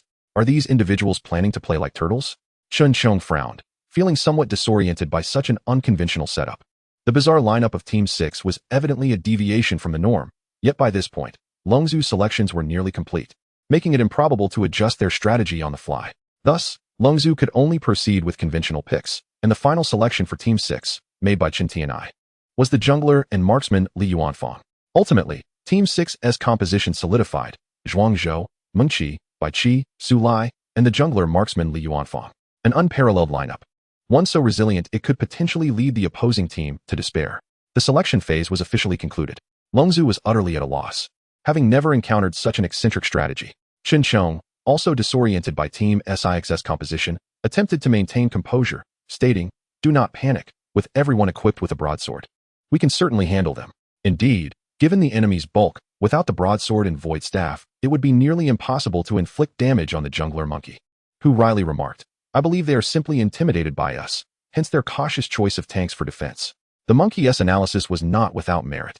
This was indeed one of Su Zhi's considerations. In the absence of Han Ming, the only player in Team 6 with a King S rank level was Su Zhi. Yet, this game ultimately relies on teamwork, and no matter how skilled Su Zhi may be, he could not single-handedly turn the tide in a disadvantageous situation. Longzhu's offense was razor-sharp, with the assassin monkey possessing remarkable awareness. Even if Su Zhi managed to suppress the enemy's marksman and support in the lane, there remained the risk of being overwhelmed in the mid and bottom lanes. In such circumstances, employing heroes with high error tolerance was the optimal strategy. In the realm of King of Glory, tanks evidently possessed the highest error tolerance, no matter how ferociously the monkey and Marco Polo pressed the attack. As long as they couldn't eliminate me in one combo, I could find an opportunity to escape. Moreover, a longer survival time afforded Su Zhi the chance to provide support, preventing him from being instantly dispatched as a squishy target and leaving no room for rescue. Additionally, it was noteworthy that tanks received comprehensive enhancements in Season 9, with increased healing over 5 seconds and several defensive items being bolstered, ushering in a true renaissance for tanks. Given the official's generous treatment of tanks, Su Zhi was more than willing to field a tank-heavy lineup. The battle commenced. Based on yesterday's video, Su Zhi surmised that Longzhu would undoubtedly initiate a counter-jungle raid starting from their own red zone. Though his composition excelled in early skirmishes, lacking Han Meng's support, Su Zhi was not inclined to engage in a level 1 fight against Longzhu, who boasted 2 varsity players. "Philosopher, how shall we proceed?" Lu Xiu, feeling a bit anxious as it was his first battle, inquired. "Let us flank the river and counter the enemy's red jungle." "What? The red jungle? Isn't that a bit too aggressive?" Lu Xiu gasped. Su Zhi smiled and shook his head. "Do not worry, it will be fine. The enemy is likely in our jungle countering." Su Zhi's judgment proved accurate, as Longzhu indeed grouped up in their jungle to contest the red. Zhuge Liang and the top laner Cao Cao were at the forefront, scouting for vision, while Chen Chang's Marco Polo unflinchingly unleashed his skill, the luxurious revolver. Bright bullets shot forth, yet not a single figure was struck. It was only when Longzhu stormed into the jungle that they realized there was no one from Team 6 present. "What on earth is happening?" Chen Chong asked, frowning. The monkey immediately grasped the situation and spoke in a low voice. "Alas, our strategy must have been deciphered by the opponents. They have no intention of claiming their own red buff. Rather, they are likely aiming to counter our red. The tactic of countering the red buff possesses formidable suppression capabilities, capable of significantly weakening the enemy by seizing their jungle resources. However, if both sides engage in countering simultaneously, it merely results in an exchange of jungle territories, rendering any party incapable of exerting pressure. Team 6 successfully evaded an early skirmish, effectively thwarting the opponent's early dominance. To have been seen through, after the strategy failed, Chen Chong felt a wave of frustration and a flicker of anger ignited within him. "We cannot let this go. Let us push against their first tower." After clearing the lower half of Team SIX's jungle, Chen Chong promptly led his teammates towards the enemy's bottom tower. At this moment, all members of Team 6 had gathered in the enemy jungle, making it impossible for them to return and defend the tower. However, the current situation for both sides was identical. The Longzhu team was assaulting Team SIX's bottom tower, while Team 6 could likewise attack Longzhu's top tower. "You wish to trade towers with us? Very well, let us see whose tower demolition speed prevails." Su Zhi smiled lightly and promptly commanded, "Push the tower." This scenario had been anticipated by Su Zhi long before the match commenced, which was precisely why he encouraged Chen Tianai to select Li Yuanfang. Aside from Li Yuanfang's first skill being a rapid tower demolition tool, Su Lai and the chubby rabbit Meng Qi, bearing the hefty Nanfu batteries, were equally adept at dismantling towers. Particularly Meng Qi, whose attributes were astonishingly formidable. With the level 1 Devour Nightmare, Meng Qi's physical attack approached 300, while Li Yuanfang, as a marksman, had a mere 161 physical attack at level 1, and Marco Polo only managed 175. It is not an exaggeration to say that a well-fed Meng Qi's output could rival that of 1.5 marksmen. Thus, both sides engaged in a fervent exchange of tower demolitions, employing an aggressive strategy of trading towers, with neither side preparing to retreat for defense. All were wholly focused on pushing. Push with all your might. I refuse to believe that 4 tanks cannot outpace us in demolishing towers, Chen Chong declared sternly, as Marco Polo frantically struck the defensive tower. Yet at that moment, news of the top tower's destruction reached them. Simultaneously, Team Six's tower had only lost 2/3 of its health. How is this possible? Chen Chong exclaimed in astonishment. How could 4 tanks demolish a tower so swiftly? Do not underestimate the opposing Team's tower demolition capabilities. They have the tower-destroying demon Li Yuanfang, along with Su Lai and Meng Qi. Their speed surpasses ours. The monkey quietly reminded, having recognized the terrifying pushing potential of the enemy composition. After securing their first tower, Team 6 showed no signs of halting, continuing their relentless advance towards the second tower. Damn it, they intend to push the second tower as well. Chen Chong was infuriated. Yet the tower trading tactic was proving ineffective against Team 6. After taking the first tower, we must return to provide aid. The monkey will intercept their minion waves. Chen Chong was not entirely at a loss against Team Six's strategy. By cutting off the minion waves, he could thwart the opponent's offensive. Meanwhile, Team 6 was reveling in their tower demolitions. Jagad, this chubby rabbit possesses such high attack power. It's simply monstrous, Lu Xiyu exclaimed, maneuvering Meng Qi to strike the defensive tower, reducing its health further. Indeed, that is why it is referred to as the child of the current patch. Suja replied with a smile, then noticed changes on the mini-map regarding the Longzhou team. The opponents had vanished from the map. They were likely returning to encircle them. Fall back immediately. Do not venture further. Although they were on the verge of demolishing the second tower, Suja prudently decided to withdraw. For Team Six's team fighting capabilities still lagged behind Longzhou's, and the 4-tank composition required adequate development to realize its full potential. Thus, under Suja's guidance, they methodically retreated from the lane. As they traversed the river, the enemy's Marco Polo, wielding a red buff, indeed emerged to ambush them. A splendidly executed first skill accurately struck the repositioning chubby rabbit Meng Qi. Yet Meng Qi employed his first skill, Dream Envelopment, to generate a shield, allowing him to retain a substantial portion of his health after Marco Polo unleashed his full combo. As they navigated through the river's brush, the enemy assassin Sun Wukong leapt forth, delivering a powerful blow to Bai Qi, resulting in a critical hit that, however, barely affected the resilient Bai Qi. Retreat. Do not pursue those meat shields, the monkey said helplessly, turning to save the top lane. Chen Chong, in a fit of rage, cursed, what is this? Can this even be considered fair competition? To field 4 meat shield tanks in a match is nothing short of shameless. At this moment, Suja quietly observed his cousin from a distance, and upon seeing the expression on Chen Chong's face, he surmised his current state of mind. Do not fret. This is merely the beginning. What follows will be even more exhilarating. Suja mused internally, then addressed the team. Let us focus on farming. Consequently, Suja's Su Lai guarded the top lane. Wu Zi Zhuang Zhou moved mid. Lu Xiyu's Meng Qi and Ma Hailong's Bai Qi headed to the bottom, while Chen Tianya's Li Yuanfang took to the jungle. Jagad, how should we build our items? Lu Xiyu, unfamiliar with Meng Qi, sought Suja's guidance. In truth, Meng Qi's itemization is quite versatile, due to his inherently extraordinary attributes, being tough and resilient, and with a short shield from his first skill. Meng Qi could maintain excellent survivability without the need for tank items. Moreover, his increased attack power upon gaining weight allowed him to deal significant damage without requiring offensive items. However, for beginners and players with less refined skills, a tank build for Meng Qi remains the most practical option. Aside from Yuanfang, everyone else would build tank items, Shadow Ninja Boots, Red Lotus Cloak, Warrior's Armor, Thorned Armor, and Frost Storm. Once these items were fully equipped, the opponent would be left with no choice but to cry for mercy. Suja smiled as he concluded. Chapter 53. First Blood and the Dragon. After taking to the lanes, the pace of both sides slowed, with no further conflicts arising apart from the exchange of the first tower. Upon reaching level 4, the assassin monkey from the Longzhou faction attempted a foray into the bottom lane. However, he encountered 2 formidable tanks, Bai Qi and Meng Qi, each more resilient than the last. After striking them twice, it became evident to Lao Sun that he was unable to fell either foe, compelling him to retreat to the jungle for further development. Meanwhile, in the top lane, Suja's Su Lai clashed head-on with Chen Chong's Ma Kubo Luo. Both brothers were equally determined, each intent on claiming the other's life. At the 3rd minute, Ma Kubo Luo, having just secured the red buff, emerged from the river's brush and unleashed a magnificent revolver shot, mercilessly aimed at Su Lai. The impact of the shot caused Su Lai's health to plummet, prompting him to use his flicker to evade the exceptionally precise attack from Ma Kubo Luo. Yet, instead of retreating towards the safety of the tower, Suja executed a reverse flicker, positioning himself behind Ma Kubo Luo. The moment he closed in, Su Lai activated his first skill, Fengyan Teipo, enhancing his regular attacks before crashing down upon Ma Kubo Luo. Chen Xiong, caught off guard by Suja's aggressive tactics, found himself at a disadvantage, as his second skill, Wandering Gun, had already been utilized upon emerging from the brush. Each of Su Lai's 3 enhanced basic attacks was devastating, with the final blow sending Ma Kubo Luo soaring into the air. Observing Ma Kubo Luo in peril, the support hero Neo Mo rushed to assist. Neo Mo's control abilities were formidable, making it challenging for Su Lai to continue his onslaught.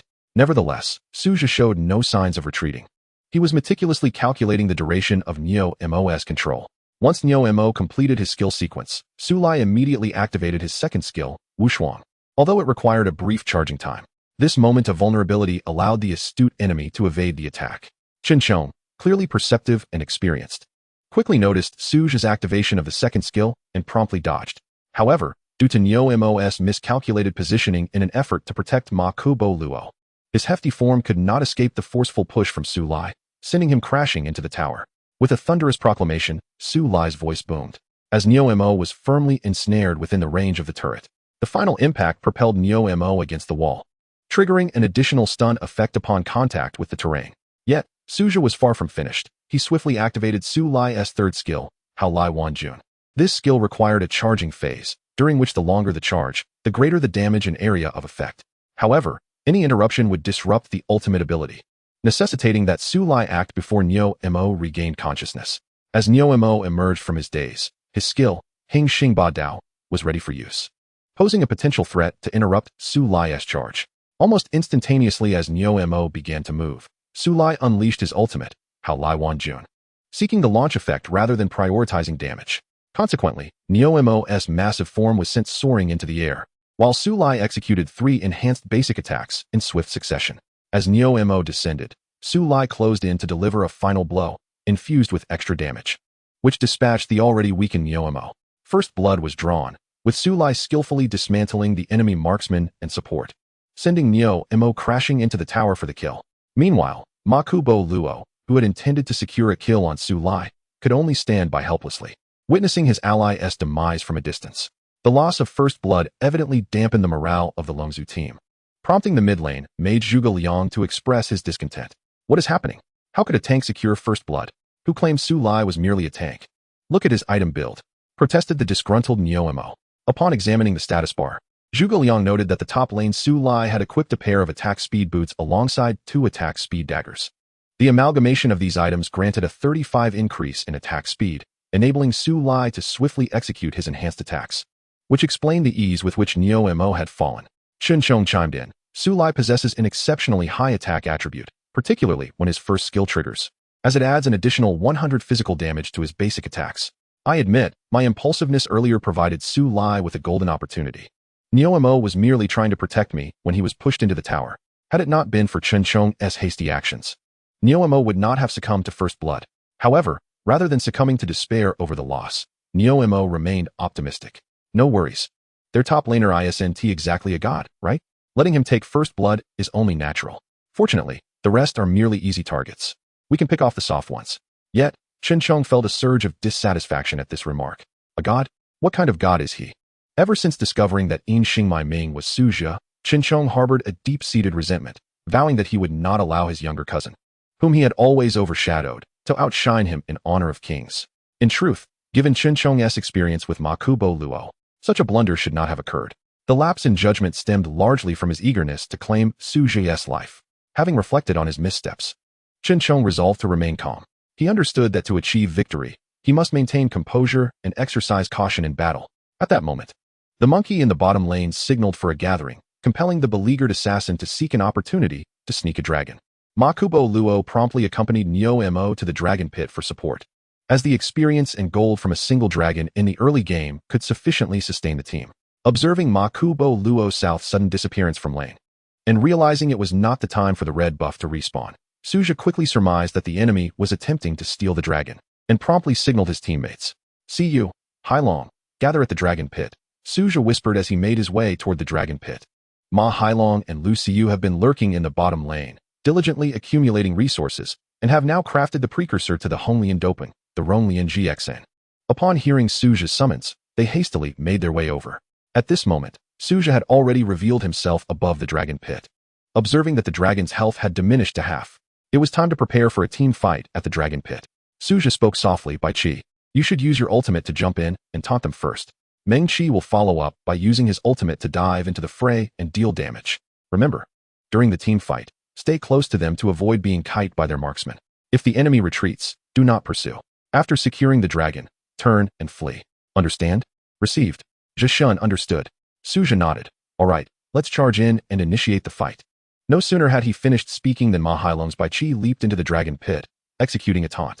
The revamped taunt skill of Bai Qi now possessed a more formidable effect and a natural displacement ability, and after taunting, Bai Qi's received damage was mitigated, enhancing his survivability. The Dragon Clan team, struck by Bai Qi's ultimate, could only encircle the resilient tank while also enduring the damage from the furious dragon. At that moment, a circle imbued with nightmares appeared in the dragon pit, as Meng Qi unleashed his third skill, Mengjing Xuanhua, descending from the skies. Upon landing in the dragon pit, Meng Qi displayed his might, swinging his plump claws with vigor. This rotund rabbit's attack range was extensive in its overweight state, and with a single swipe, the health of both Ma Kubo Luo and Sun Wukong plummeted. Furthermore, the Ronglian GXIN on Meng Qi and Bai Qi continuously inflicted magical burn damage on the three members of the Dragon Clan, and within mere seconds, the health of Ma Kubo Luo and Sun Wukong was nearly depleted. "No, Meng Qi's damage is too high. We must retreat from the dragon pit," Chen Chong decisively commanded, quickly escaping the dragon pit once Bai Qi's taunt concluded. However, Sun Wukong and Nyo Mo did not align with Ma Kubo Luo's pace and remained stubbornly focused on the dragon, particularly as the dragon's health dwindled to a sliver, unwilling to relinquish their hard-won prize. Meanwhile, Suja Su Lai was hiding above the dragon pit, accumulating energy. Once his ultimate was fully charged, he would immediately flash into the dragon pit to catch the opponents off guard. As the dragon's health dwindled, Su Lai's energy surged. 3 seconds, 2 seconds, 1 second. Just as the dragon was about to be slain, Sun Wukong leaped high, preparing to deliver the final blow. Almost simultaneously, Su Lai unleashed his ultimate, Hao Lai Wan Jun, and at the instant of the shockwave's release, Suja executed his flash with astonishing speed, descending into the dragon pit. Boom! Su Lai's massive staff struck the ground, sending the enemy Nyo Mo and Sun Wukong flying, while Lu Xiu's Meng Qi swung his claw down upon the dragon, snatching it away before Sun Wukong could intervene. Meng Qi secured the kill on the dragon. The entire team was rewarded with experience and gold. Chapter 54. Stalemate. Upon witnessing the dragon they had fought so hard for being snatched away by Su Lai, the Dragon Clan team was infuriated. Sun Wukong, nearly losing his composure, leaped towards Su Lai, swinging his staff, glowing red, with great force against Su Lai's head. Chen Chong, noticing his teammates' irrationality, quickly cautioned, "Retreat. Everyone's condition is poor." As Sun Wukong charged into the fray, his health visibly dwindled. Suffering from the continuous magical burn inflicted by the dual Ronglian GXIN on Bai Qi and Meng Qi, while their basic attacks also dealt substantial damage. After taking 2 hits from Sun Wukong, Suja smirked coldly. "Since you're here, don't leave." Su Lai executed his first skill, Feng Yen Ta Pe, enhancing his basic attack with 3 swift strikes. By the second strike, Sun Wukong's 4-second shield had shattered, and with the third strike, Sun Wukong was sent flying into the air, his staff appearing pitifully like a toothpick against Su Lai's robust and formidable weapon. Concurrently, Lu Xiu's Meng Qi brought down his hefty paw. This seemingly soft and harmless chubby rabbit was, in fact, a terrifying killing machine. With a single swipe, Sun Wukong's health was completely depleted. Meng Qi secured the kill on Sun Wukong. After Suja claimed first blood, Lu Xiu also triumphantly took down an enemy. Wonderful. After defeating Sun Wukong, Lu Xiu was exhilarated, astonished by Meng Qi's formidable damage output. With a full tank build, he can still deal such pain. This hero is ridiculously powerful. Yet before Lu Xiu's excitement could subside, a scream suddenly pierced the air from the bottom lane jungle. The opposing Cao Cao had invaded the jungle, taking down the jungle farming Li Yuanfang. "Damn, I was ambushed. My bad, I was too careless," Chen Tianai said, his face etched with guilt. Suja gently shook his head. "Cao Cao has 3 dashes. His single target capability is indeed formidable. This is not your fault." Before Suja's words had fully escaped his lips, Wu Zi suddenly frowned, and let out a sharp scream. Shortly thereafter, news of a kill echoed from the mid-lane, as Wuzi Zhuangzhou was forcibly killed under the tower by the opposing Zhuge Liang. How could Zhuge Liang deal such high damage? Even with my bulk, he could take me down? Wuzi found it hard to believe, as she had confidence in Zhuangzhou's durability. Zhuangzhou's early resilience was primarily aimed at countering physical damage heroes, boasting the highest base physical defense of 150 among all tanks, leading many to intuitively feel that he was virtually immortal. However, Zhuangzhou's magic resistance stood at a mere 50, identical to other heroes, which meant that magical skills would still inflict considerable damage on him. Without building magic resistance items, Zhuangzhou had to tread carefully against mages. Suja patiently explained, moreover, Zhuge Liang's skills generate passive magic spheres upon hitting enemies. Once 5 are accumulated, they deal significant damage. This passive is a lethal tool in the early game. Even Zhuangzhou cannot withstand it. I see now. Wuzi suddenly realized. I thought those 5 swirling energy orbs around him during his tower dive were his skills. They are not skills, yet they deal considerable damage. When seeing Zhuge Liang surrounded by magic spheres, one should avoid direct confrontation and play defensively under the tower. Suja advised. Both teams lost ahead in the jungle and mid lane, bringing the kill count to an even 2 after 6 minutes of play. This match is quite challenging, Wuzi lamented, noting the absence of a rhythm-setting Han Meng and the enemy's superior strength compared to the amateur teams faced yesterday. This shift has made the situation for Team 6 increasingly difficult. Do not panic. Our objective in this match is to survive and farm for items. Suja quietly reassured the team, reminding them of their tank roles and strong survivability. However, before he could finish speaking, Li Yuanfang, having just respawned and entered the jungle, encountered the enemy again. Chen Chang's Marco Polo appeared like a specter from the river, swiftly followed by the enemy assassin, Monkey. The golden staff struck down with ferocity, and Marco Polo's pellets were unleashed, leaving Chun Tianya's Li Yuanfang defenseless and sent back to the fountain once more. I can't believe I was killed again. These people have no shame, just focusing on me. Chen Tianyi grumbled. The members of Dragon Clan team were not foolish. They recognized that among Team 6, Li Yuanfang had the poorest survivability. Although Li Yuanfang's second skill was designed for escape, providing mobility and a slow effect, unfortunately, Chen Tianya's reaction time and speed were too slow, preventing him from using it before being controlled by Monkey. After eliminating Chen Tianyi twice, the Dragon Clan members seemed to have discovered the key to victory. This Li Yuanfang is truly weak. We should just keep targeting him. Yes. He can't even use his mobility skill before dying. The assassin Monkey expressed confidence, stating, I can handle this level of player by myself. You all focus on the lanes while I take care of the jungle. With Chen Tianyi having already given up 2 kills, Suja knew he could not stand idly by. See you. You go to the top lane to farm, and I will provide some protection for Tianyi in the jungle for a while. Lu Xiyu nodded eagerly, and then the chubby rabbit Meng Qi bounced towards the top lane. Meanwhile, Su Lai slipped into the jungle, hiding in the brush below the blue buff. After killing Li Yuanfang, the enemy assassin Monkey would surely clear the jungle, and after clearing the lower jungle, he would likely invade the upper blue camp. Sure enough, moments later, Monkey's figure appeared in the river, heading towards the jungle to clear camps and hunt. Upon seeing Monkey approach, Suja activated his ultimate, Hao Lai Wanjun, unleashing a powerful aura that expanded around him. Just as Monkey unsuspectingly leapt in to attack the blue buff, Su Lai unleashed his ultimate. Bang! The giant staff struck the ground, sending Monkey's frail body flying into the air. Without hesitation, Suja activated his second skill, charging towards Monkey and forcefully slamming him against the rocks in the blue area. Upon contact with the terrain, Monkey was stunned, and Suja unleashed a series of enhanced basic attacks. 1 hit, 2 hits, 3 hits. The third strike sent Monkey soaring. The frail Monkey was left with minimal health. However, as Monkey fell from the air, he quickly activated his protective spell, demonstrating impressive reaction time and speed. Monkey's protective spell could block one enemy skill attack within 1 second. If successful, he would enter an invincible state, generating a shield for the next 4 seconds. Suja was well aware of this tactic and preemptively unleashed all his skills before Monkey could activate his protective spell. Although Monkey could block all skills, he could not defend against basic attacks. More importantly, without successfully blocking a skill, Monkey's subsequent 4 seconds of invincibility would not trigger, leaving him utterly vulnerable. In close quarters, Su Lai mercilessly swung his giant staff, repeatedly striking Monkey's small frame. Desperate, Monkey attempted to use his second skill to escape. However, with no enemy units nearby to leap to, Monkey's escape distance was minimal. As soon as Monkey used his mobility skill, Su Lai followed up with a flash and delivered a powerful blow to Monkey. Boom! The great sage equal to heaven cried out in agony as he collapsed, having been killed by Suja, bringing the kill count back to an even footing. Damn! The assassin Monkey was single-handedly defeated by Suja, leaving him both frustrated and disheartened. They say Monkey is a 3-hit wonder, but Su Lai is the real deal. 3 hits send you flying. And the high damage output is too much for a squishy character to endure.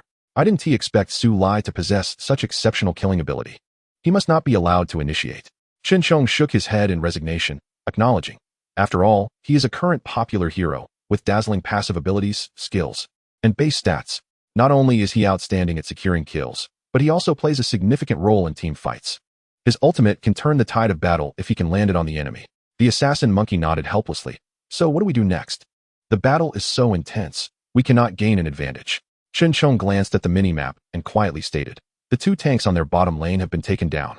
Even if Su Lai is strong, he can only protect one person. Let's gather at the top lane for a push. After securing a kill, we can take the tower. Chapter 55, Collision Tactics. To protect the fragile Li Yuanfang in the jungle, Suja was forced to retreat from the lane.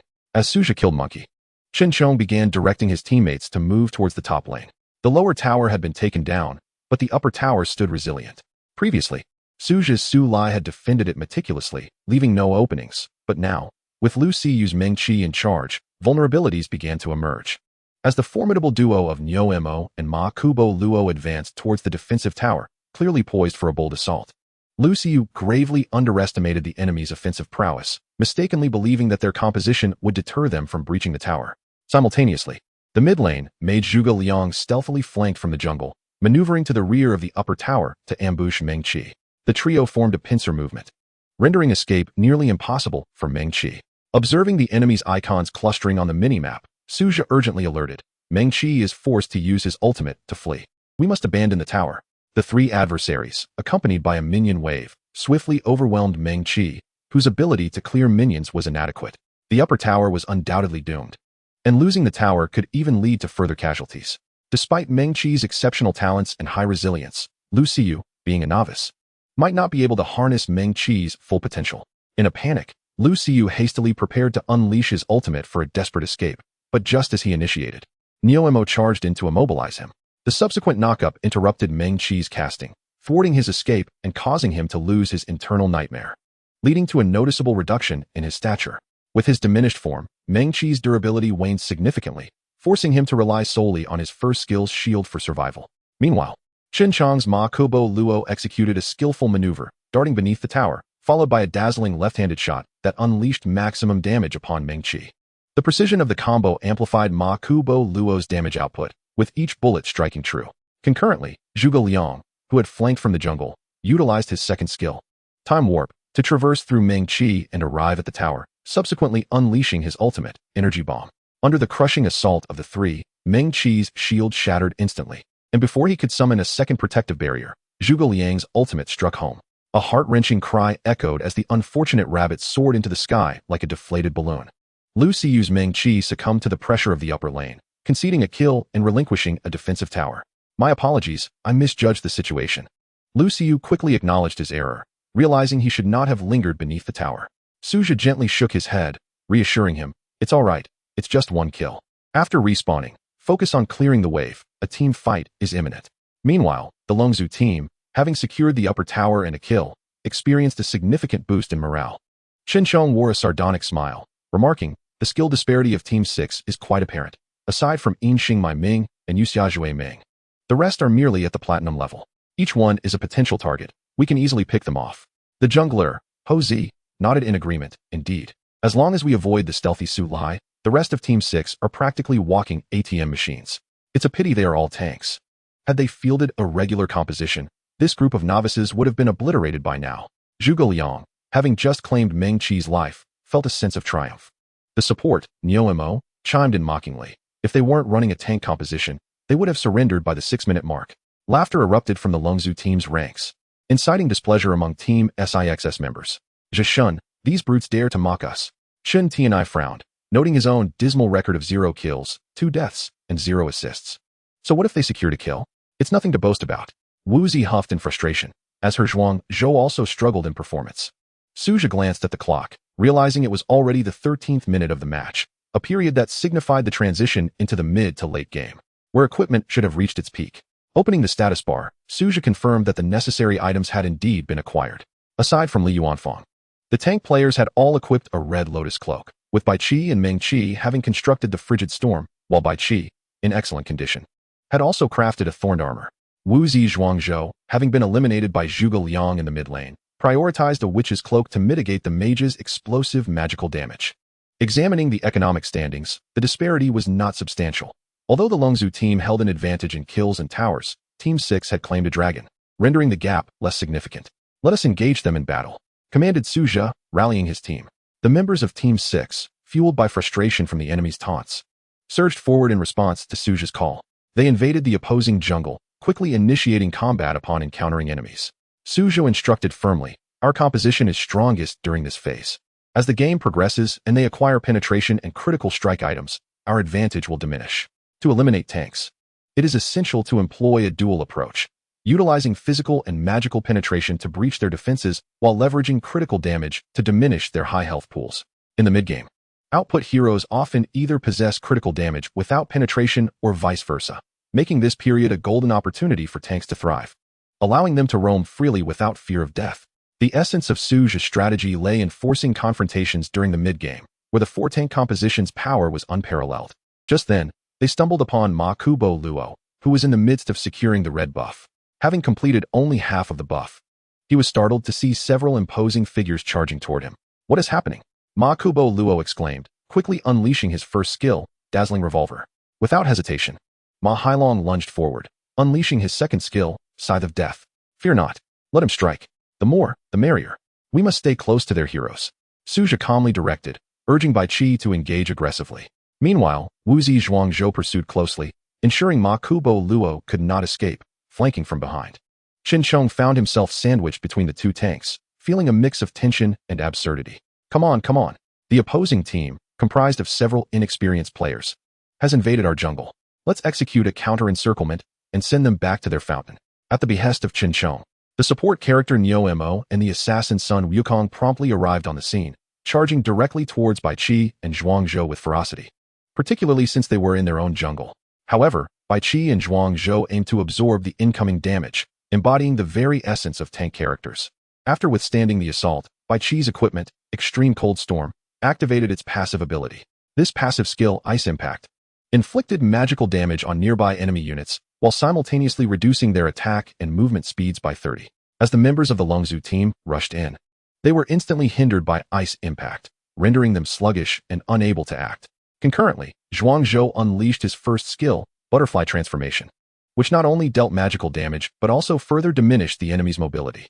The cumulative slow effect from Butterfly Transformation and Ice Impact left the Longzhou players utterly immobilized. The dual equipment of Crimson Lotus Cloak on both Zhuangzhou and Bai Qi served as their principal source of damage, dealing magical damage equivalent to 2 of the user's maximum health to enemies. This meant that the damage inflicted upon Sun Wukong and Marco Polo was based on the maximum health of Bai Qi and Zhuangzhou, both of whom boasted formidable health pools nearly double that of the Monkey and Marco Polo. Thus, the 2 of their maximum health equated to a staggering 4 of the maximum health of the enemy's squishier champions. The stacking effect of the 2 Crimson Lotus Cloaks resulted in a loss of 8 maximum health points per second. Moreover, at this juncture, Su Zhe's Su Lai and Lu Siyu's Meng Qi had yet to enter the fray. Once they did, the damage from the 4 Crimson Lotus Cloaks would escalate further. The fragile forms of Marco Polo and the Monkey stood little chance against these armored behemoths, barely surviving for 6 seconds. Although reinforcements were en route, Qin Chong began to sense something amiss. Wait, why is our health depleting so rapidly? We only triggered Extreme Cold Storm once, and with Zhuangzhou stacking damage. It shouldn't be this high. At that moment, the Monkey had a sudden realization. Oh no, it's the Crimson Lotus Cloak. They must all have equipped it. Qin Chong quickly grasped the situation. We must not allow these 2 tanks to get too close. Retreat and maintain a safe distance. But it was too late. As Ma Hailong's Bai Qi awaited their escape. Hailong, unleash your ultimate. At Su Zhe's command, Ma Hailong's Bai Qi executed his ultimate skill, Arrogant Taunt. Enemies struck by the taunt were compelled to attack Bai Qi for a duration, exemplifying his role as the core character in the bully strategy. Whether you want to hit me or not, you must. Bai Qi charged forth, fully prepared to absorb punishment, leaving no room for escape. Not only did Bai Qi taunt Marco Polo and the Monkey, but he also ensnared the arriving support characters Niu Mo and Zhuge Liang, effectively taunting 4 players at once, an impressive feat indeed. While Bai Qi held the attention of the adversaries, Zhuangzhou continuously stacked damage around him. The damage from Zhuangzhou's second skill, combined with the Crimson Lotus Cloak, soon inflicted significant harm upon the foes. Just then, Meng Qi followed up with his ultimate, launching it into the crowd, transferring energy before repositioning amidst the throng. 3 Crimson Lotus Cloaks. Triple Magical Burn. Suja Su Lai, not to be outdone, completed his charge just as Bai Qi's taunt concluded, then executed his ultimate and flashed into the crowd, shaking the ground and sending everyone skyward. For Crimson Lotus Cloaks. Quadruple Magical Burn. The members of the Longzhu team, alarmed, realized just how devastating the opposing all-tank composition could be in team fights. Chapter 56. The glory of tanks. If Bai Qi and Zhuang Zhou's dual Crimson Lotus Cloaks were already causing immense suffering for the Longzhu team, the entrance of Su Lai and Meng Qi was akin to a descent into despair. The 4 tanks charging into the fray was enough to give the enemies a headache. Attack them? They were either enveloped in extreme cold storm or bearing reflective armor, resulting in a self-destructive trade-off. Moreover, attacking the unyielding tanks was futile, yet avoiding them proved equally challenging. As they relentlessly pursued their targets like a relentless plague, the Crimson Lotus Cloaks scorching any who dared to engage. To retreat was to risk losing the jungle and inevitably sacrificing the defensive towers. After a mere 3 seconds of stalemate, Chen Chong made a swift decision. Retreat, retreat. Do not engage in team fights. However, Su Lai had already ensnared the monkey, leaving him critically wounded after 3 basic attacks, coupled with Zhuang Zhou's butterfly transformation slowing effect. Neo Mo had no chance of escape. We can't get away, you all retreat, the monkey uttered in despair. As he and Neo Mo were left to face the wrath of the 4 tanks, succumbing to their relentless assault. After the victorious team fight, Suja led the charge to clear the enemy jungle, and capitalizing on their triumph, the 6th team seized the mid-lane tower. Damn it, this is infuriating. After losing the tower, Chen Chong seethed, his Marco Polo having performed flawlessly throughout the match, and the Longzhu team maintaining a consistent lead. How did their advantage evaporate so suddenly during the team fight? Aside from Suja, the opposing team was comprised of players of lesser skill, utilizing heroes that lacked technical depth. Yet, these brawny tanks fought with unyielding strength, their coordination revealing no flaws. At that moment, the assassin monkey sighed in resignation. I must admit, the 6th team's strategy is quite cerebral. Although Yuxia Chasing Dreams is absent, they adeptly leveraged the advantages of tanks in this version and skillfully utilized equipment like the Crimson Lotus Cloak, elevating their overall performance to a higher echelon. The auxiliary Neo Mo nodded in agreement, acknowledging the impeccable nature of their lineup, which possessed both survivability and output capability, as well as top-notch minion clearing and pushing abilities. Chen Chong was indeed aware of the formidable strength of the 6-man formation. In this version, tanks were undoubtedly the most dominant class. However, he was reluctant to concede, unwilling to allow his cousin to lead a group of gold and platinum-ranked novices to defeat him. Let us avoid direct team fights, Chen Chong suggested quietly. Zhuge Liang and I will leverage our range to wear them down first. Once they are sufficiently weakened, the rest of you can move in for the kill. This, he believed, was their only course of action at this point. The monkey, however, was not optimistic about Chen Chong's proposal. Wearing down tanks? Don't forget that tank healing has been significantly enhanced in this version. It won't be as easy as you think. Chen Chong frowned. But we have no other options. We can only stall for time. Once we reach the late game and acquire Pajun, it should become much easier. The monkey nodded in agreement, recognizing the necessity of delaying their opponents. Meanwhile, Suja had no intention of dragging the battle into the late game. He planned to exploit their mid-game advantage to push and shatter the enemy's crystal. After securing 2 kills and demolishing a turret, Suja decisively led his teammates to assault the Shadow Lord, disregarding whether the monkey and Neo Mo would revive immediately. Given the disparity in their formations, Suja was confident that even if they were ambushed while taking the dragon, he could retaliate effectively. Chun Tianya's Li Yuanfang played a crucial role during the assault on the Shadow Lord, with his remarkable dragon-slaying speed allowing Team 6 to claim the dragon in a mere 8 seconds. At this moment, Team 6 economy surged once again, prompting Su Zhe to command everyone to purchase the Baja heavy armor. Next, we must utilize the Lord S Vanguard to breach their high ground. They will undoubtedly employ ranged skills against us, but once we have the Baja heavy armor, our sustain will be impeccable. The revamped Baja heavy armor restored 2 of maximum health every 2 seconds in combat, and 6 out of combat, making it a veritable mobile fountain for tanks. Even after being worn down by the enemy, a few seconds out of combat would swiftly rejuvenate them. Moreover, the cost of the Baja heavy armor had decreased from 2370 to 2070, significantly enhancing its value. Following their victory in team fights and the destruction of turrets and the Lord, for tanks on Team 6 had amassed enough resources to acquire this legendary equipment. By the 17th minute of the game, the 5 members of Team 6 gathered with the Lord S Vanguard at the mid-lane high ground. Upon seeing his cousin leading the tank army, Chong immediately advanced. Engage with them cautiously. Do not initiate a team fight yet. Once we have depleted their resources, they will naturally retreat, he whispered. However, reality proved to be less favorable than his aspirations. Chong's Marco Polo unleashed a volley of bullets, reducing Bai Qi's health by 1/3. Yet in mere seconds, Bai Qi had retreated and returned fully healed. What the?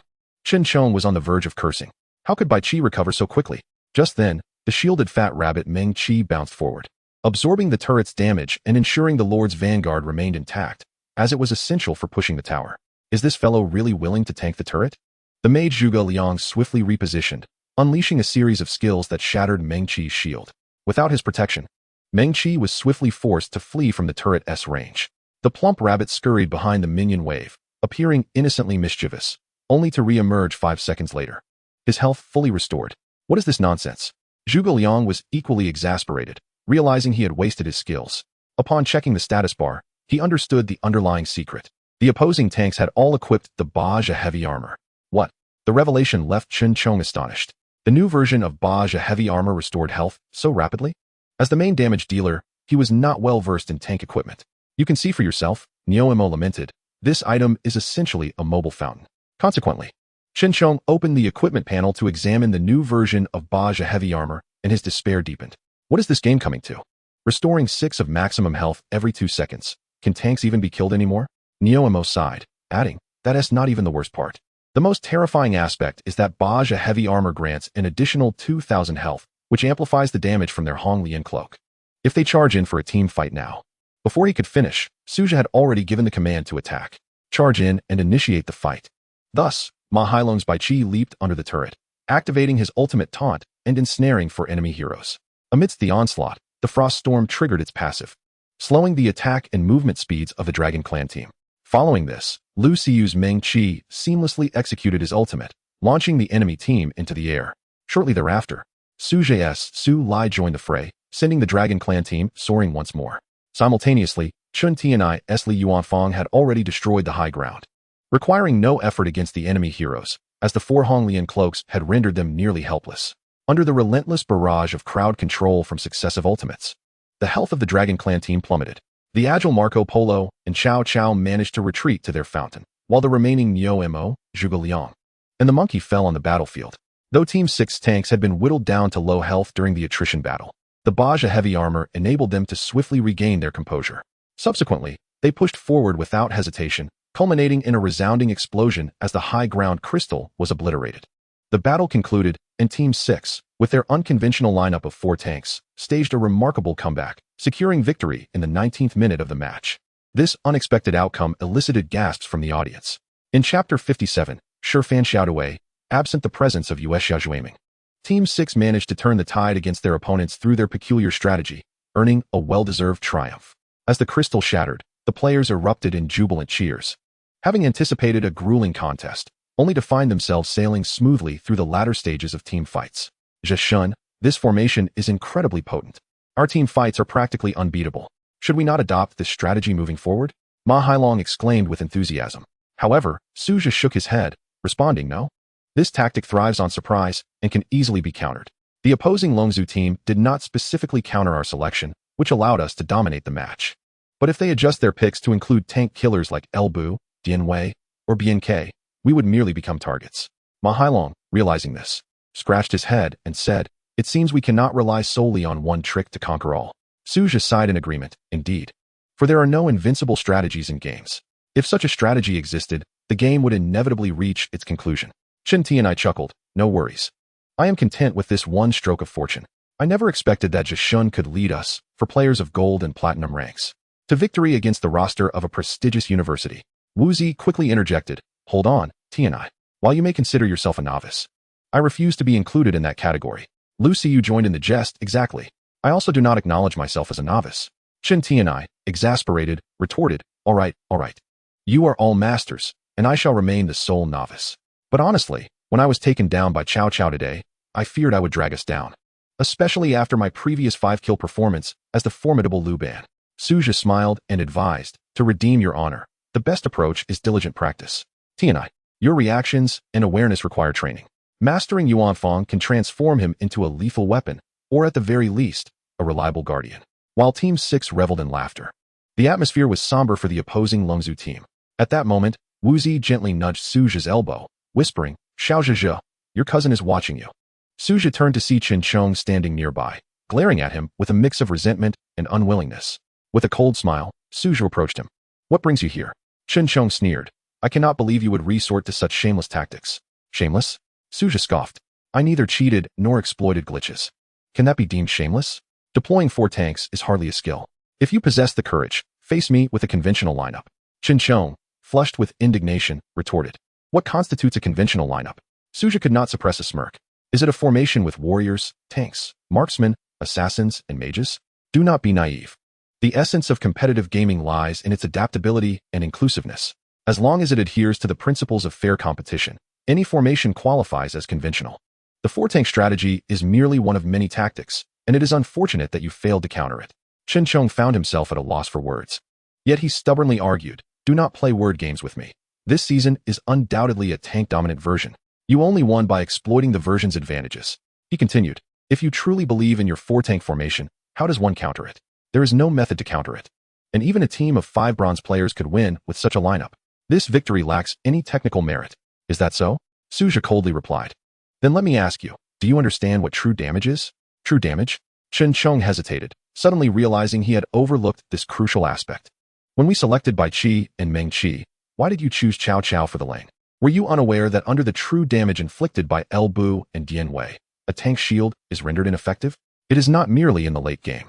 As soon as El Bu unleashes his skill with the Broken Army, he can annihilate a low-health tank, as true damage ignores any shield. Not to mention the inherent damage reduction." Su Zhe maintained a calm expression. "Furthermore, why did the mid-lane mage select Zhuge Liang? Are you not aware of BNK's presence? His 5-layer poison can eliminate Zhong Zhou in the early game, and in the late game, BNK, with his formidable healing, is not deterred by the burn effect from the Red Lotus Cloak. The mere selection of BNK renders our 4 Red Lotus Cloaks redundant. Must I teach you this?" Under Su Zhe's analysis, Chen Chong was left speechless, finally recognizing that Su Zhe's understanding of the game far surpassed his own, and his lineup choices were impeccable. The 4-tank formation from Team 6 was not invincible. It merely countered Longzhu's composition. Chen Chong's over-reliance on his Marco Polo and misplaced faith in his teammates, Cao Cao, Monkey, and Zhuge Liang, led to their defeat, a consequence entirely of his own making. "Now, do you understand that your loss was not unjust?" Su Zhe asked, a cold smile on his face. Although Chen Chong acknowledged his well-deserved defeat, he could not swallow his pride. "Do not gloat. Victory and defeat are commonplace in battle. What does it matter that you won this time? I refuse to believe you can maintain this winning streak." With a forced smile of disdain, Chen Chong shook his head. "How laughable. I, a player of the esteemed king rank, am reduced to discussing the game with you gold and platinum novices. Truly, a disgrace." With that, Chen Chong turned and walked back to his team. "Su Zhe, do not let me cross paths with you again. If I do, I will not show you the same mercy as today." Watching Chen Chong's comical retreat, Su Zhe shook his head and chuckled. The pride of the vanquished is merely a facade to mask their ineptitude. Returning to his teammates, Wu Zi was already planning a victory celebration. Chun Ti and I excitedly cheered from the side, expressing his fondness for this lively atmosphere of feasting and revelry. Observing the joy among his friends, Su Zhe felt a genuine sense of happiness. After a brief discussion, the group decided to indulge in hot pot at a restaurant next to the school. On this chilly autumn night, a hot pot meal was just the remedy to warm their spirits. Upon exiting the academic hall, they made a beeline for the hot pot establishment and ordered a pot of spicy broth to feast upon. Halfway through their meal, a group of students from the normal university entered, filled with laughter and chatter, seemingly celebrating a recent victory in an esports competition. "Xiao Feng, you must be kidding. That top laner on the opposite side was slain twice in the first 3 minutes. He was utterly lost." Of course, the title of the best Sun Shangxiang in Qingxi is not just for show. But Xiao Feng, why haven't you picked Sun Shangxiang? I wanted to see your infinite rolling and that half-health shot from the princess. At that moment, a cool and arrogant voice interjected. "These rookies in the top 8 are not worthy of my Sun Shangxiang. I could dominate them even with Lu Ban, making them cry for their daddies." Hearing this, Lu Xiu couldn't help but whisper, "Who are these people? So arrogant. T and I, your Lu Ban Kaheo has been disdained." Wu Zi glanced up and quietly remarked, "They are from our normal university S team. Did you see that boy with the gold-rimmed glasses? His name is Ling Feng, a junior and a key player on our team. It's said he was a 100-star level Glory King last season. The best princess in Qingxi?" Su Zhe inquired. Wu Zi nodded. "Yes, his son Shangxiang has a combat power of 6,900, ranking first in the Qingxi district. Goodness, a power level of 6,900. How many matches must he have played? Chen Ti and I exclaimed in astonishment. Indeed, such high combat power is formidable. Upon hearing that he is the best Sun Shangxiang in Qingxi, Suja couldn't help but gaze at him a few more times. At this point, the group had settled in, and the topic of the esports competition continued. Xiaofeng, who do you think our opponent will be in the quarterfinals next Thursday? Ling Feng shook his head. It's hard to say, but I hope it's Team 6. Team 6? The one that just crushed those unfortunate guys from the Technology University with a tank composition? Exactly, Ling Feng confirmed. Why do you hope for them? Ling Feng chuckled lightly. Why? Because they are weak. I've watched videos of all the top 8 teams and found Team 6 to be the weakest. And not just by a little. Unbeknownst to Ling Feng, Team 6 was sitting right beside him, continuing to boast. I've seen the more valuable matches. And Team 6's overall strength is the least impressive. Only the top laner, Yin Xing Mai Ming, and the jungler, Yuxia Zue Meng, can barely hold their own. I suspect they are at most around the level of 20 stars in the king ranks, nothing more. Xiaofeng, have you seen those videos of those 2 crushing game streamers? Even the legendary Zhao Yun was defeated by them. A teammate interjected. Of course, I saw that match. Guan Yu and Luna's gameplay was standard, but not exceptional.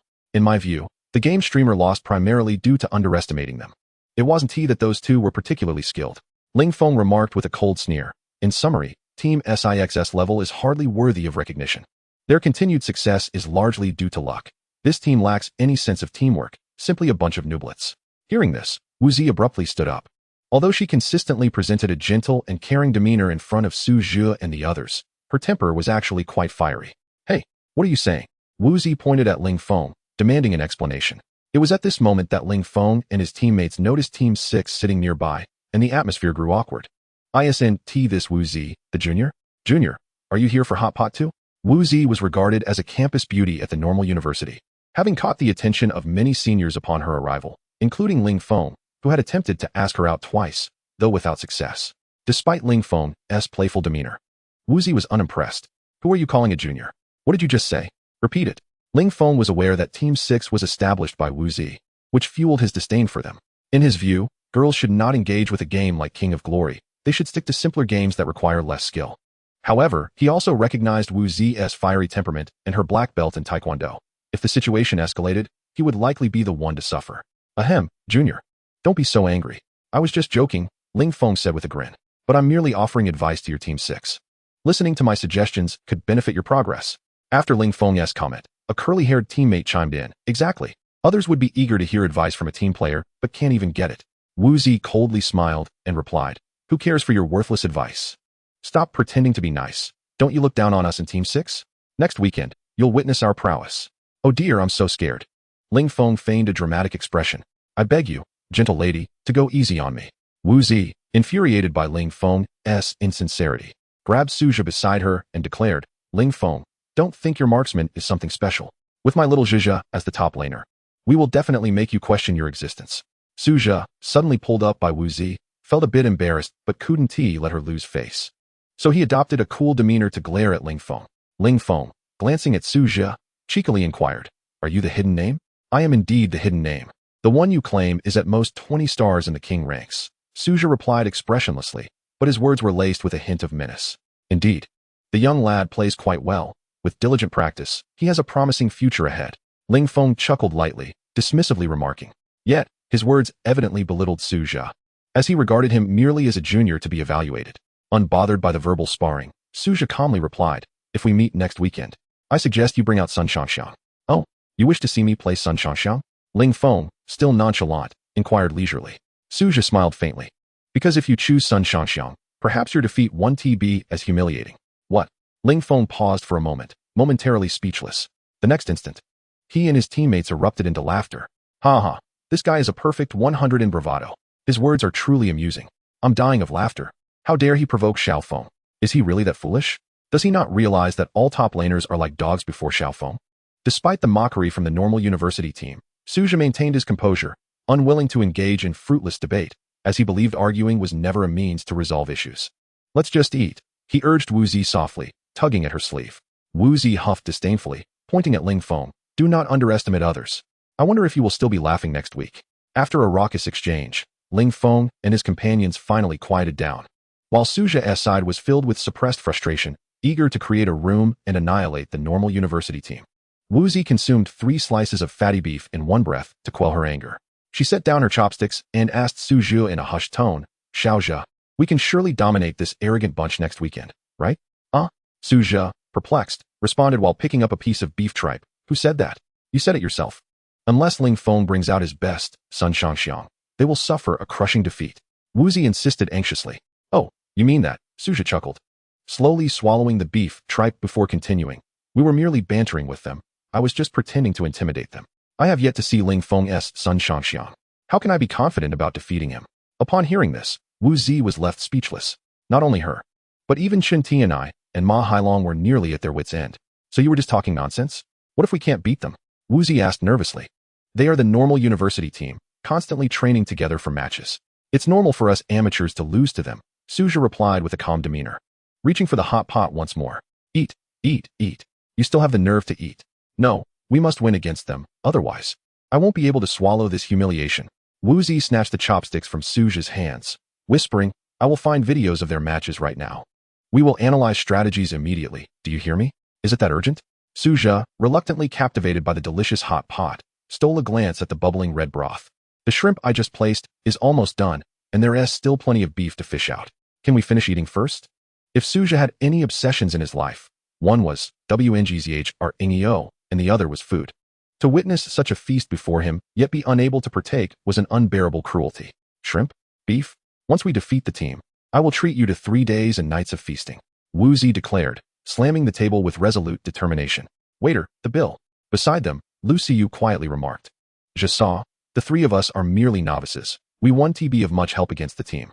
Perhaps we could stay behind and finish the hot pot?" Wu Zi glared fiercely. "All right, let us see who dares to stay. Whoever does will have this pot of red oil poured over them." Upon hearing this, Lu Xiyu immediately surrendered. Eating hot pot was secondary. The priority was winning the match. "I support Jassaw. Let us leave at once." Chen Tianai and Ma Hailong, frightened, tossed their chopsticks aside and grabbed their clothes to depart. Though Su Zhe felt reluctant, he understood Wu Zi's orders were not to be defied. Thus, he cast one last wistful glance at the hot pot, whispering, "Farewell, my beloved delicacies."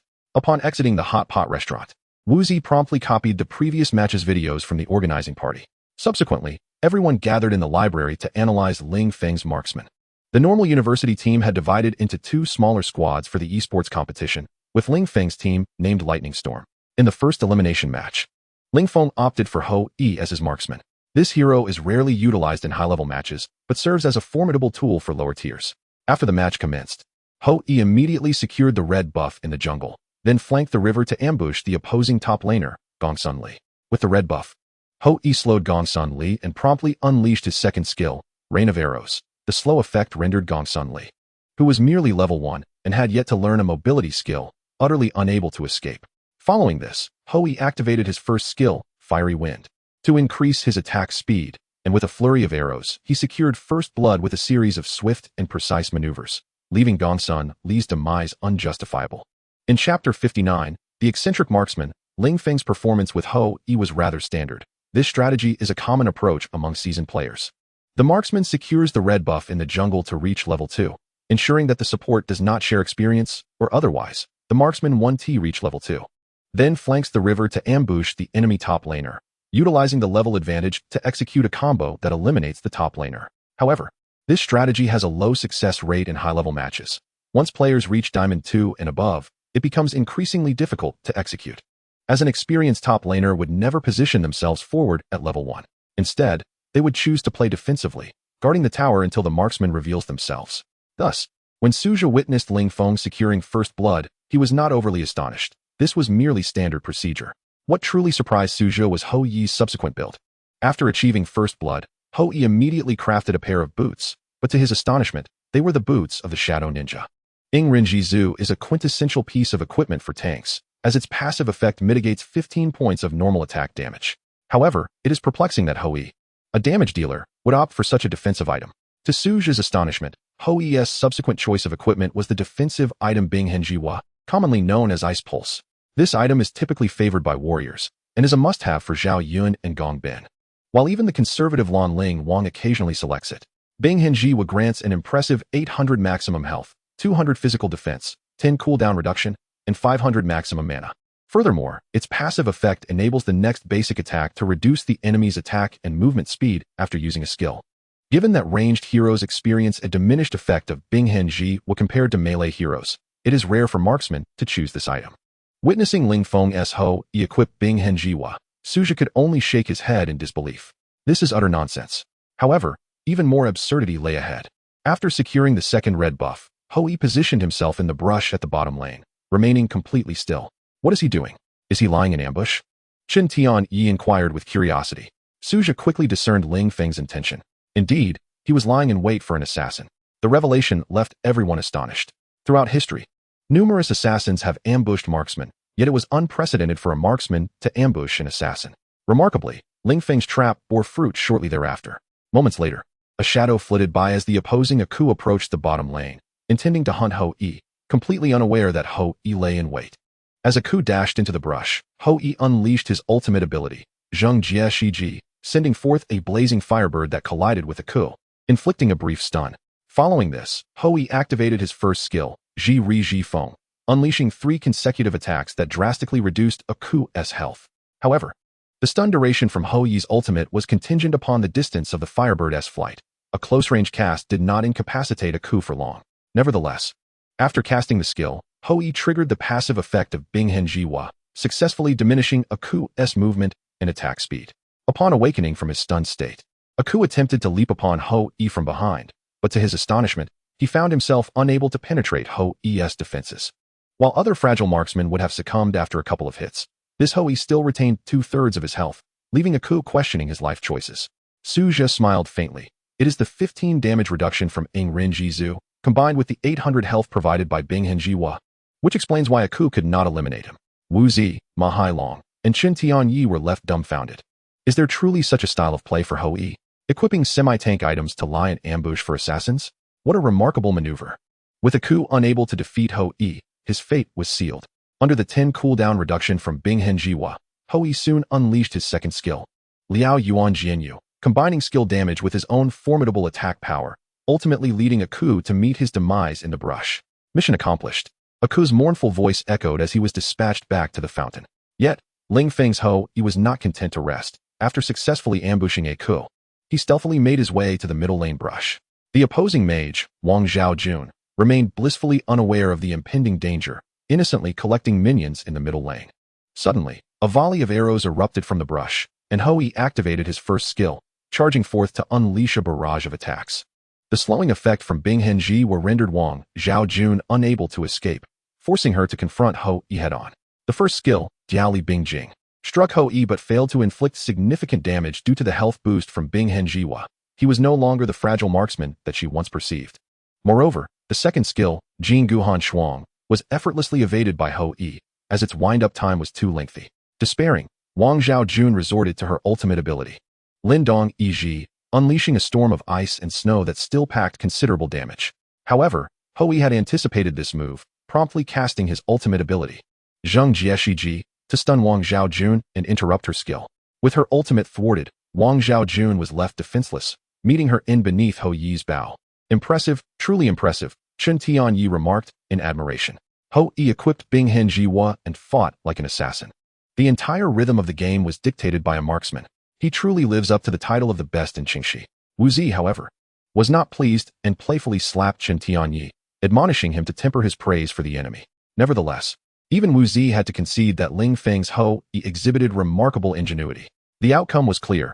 Ling Feng effortlessly secured victory in battle. Once the video concluded, Wu Zi turned to Su Zhou and queried, "What do you think? How confident are you in facing Ling Feng?" Su Zhou shook his head, candidly replying, "It is difficult to say." "Why is that?" Wu Zi questioned, somewhat perplexed. "Because he is merely using Hou Yi, not Sun Shangxiang, and his approach is evidently rooted in a playful mindset. The strategy he employed is that of an assassin lying in wait, and the gameplay deviates from conventional tactics. Based solely on this, I can ascertain that his awareness and execution are commendable, and his understanding of equipment is profound. However, to genuinely evaluate his skill level, I require a match featuring Sun Shangxiang," Su Zhou elucidated. Understanding dawned upon Wu Zi as she nodded. "So unless you witness him using Sun Shangxiang, you cannot accurately assess his true capabilities?" "Indeed," Su Zhou affirmed. "Only upon seeing his signature hero will I feel assured." "I comprehend now. Ling Feng has been rather audacious throughout these elimination matches, not once utilizing his most proficient hero, Sun Shangxiang. Currently, it is challenging for us to find relevant videos of him, but I can reach out to my friends for assistance. Wu Zidao remarked. A few seniors from our department are on good terms with Ling Feng and often team up for ranked matches. I can arrange for them to record the game videos during their sessions, and we can analyze them together later.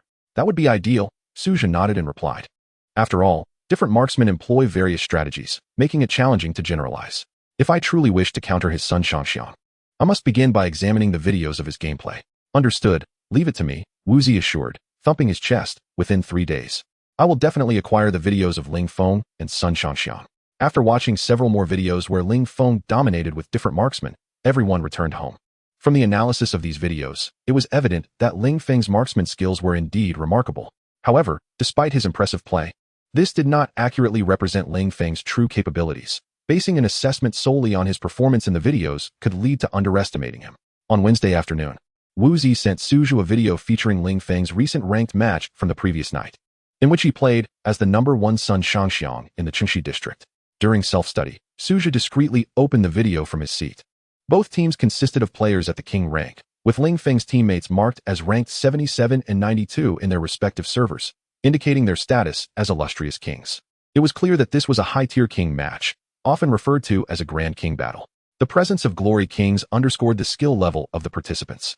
As Wu Zi mentioned, Ling Feng's account was already at king rank with 17 stars. Having reached this rank shortly after the commencement of Season 9 attested to Ling Feng's prowess. Suja focused intently on the screen, meticulously studying Ling Feng's gameplay. The pace of this rank match was exceedingly rapid. Neither team ventured into the jungle, but rather clashed at the river in a level 1 skirmish. The players were well versed in various tactics, making ambushes and counter-ambushes a routine affair. Supports even ventured mid lane to assist mages in gaining early levels. This multitude of strategies compelled both teams to converge towards the mid lane, resulting in an explosive level 1 clash. Ling Feng selected the formidable mage tank, Dong Huang Tai, while the opposing team relied on Su Lai and the poisonous healer Bian Ke to spearhead their early efforts. During the initial skirmish, Ling Feng's mage, Zhiju Wu, fell victim to a misstep, getting knocked into the air by Su Lai's third basic attack, subsequently succumbing to the poison from Bian Quebec. However, at that moment, Ling Feng's Sun Shangxiang seized the opportunity to charge into the river, unleashing a powerful shot that reduced the opposing assassin, Lan Ling Wang, to half health. From the remarkable critical hit effects, Suzhou immediately deduced that Ling Feng's Sun Shangxiang was equipped with the Wushuang emblem.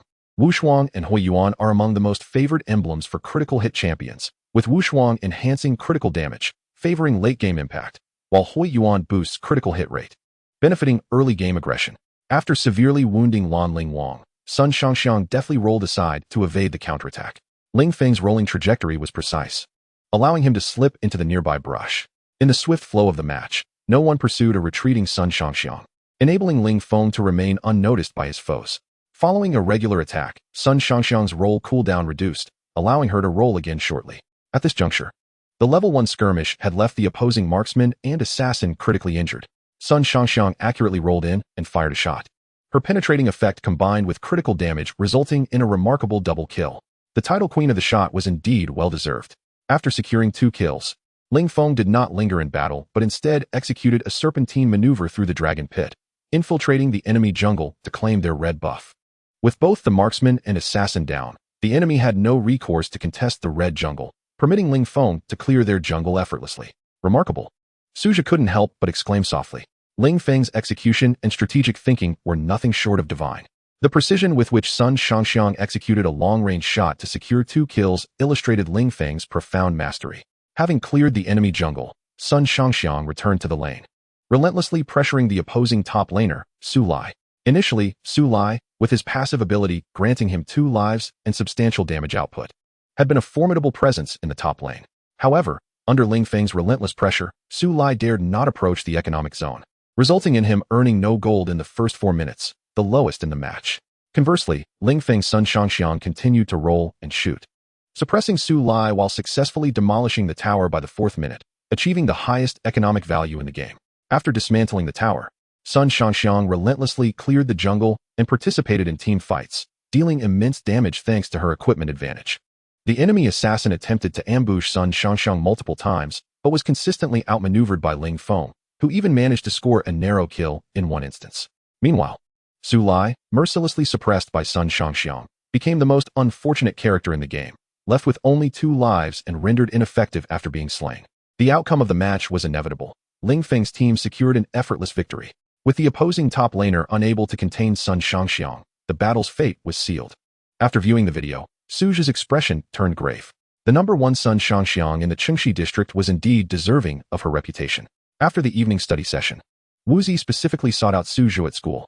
They met at a tea shop at the school entrance, where Wuzi straightforwardly inquired, "Did you watch the video?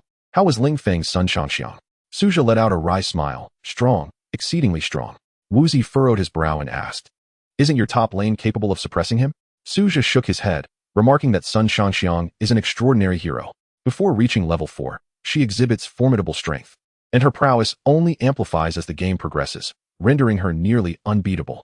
The sole period of vulnerability she faces spans the 10 minutes following her attainment of level 4, a phase commonly referred to by Sun Shangxiang players as the Dark 10 minutes.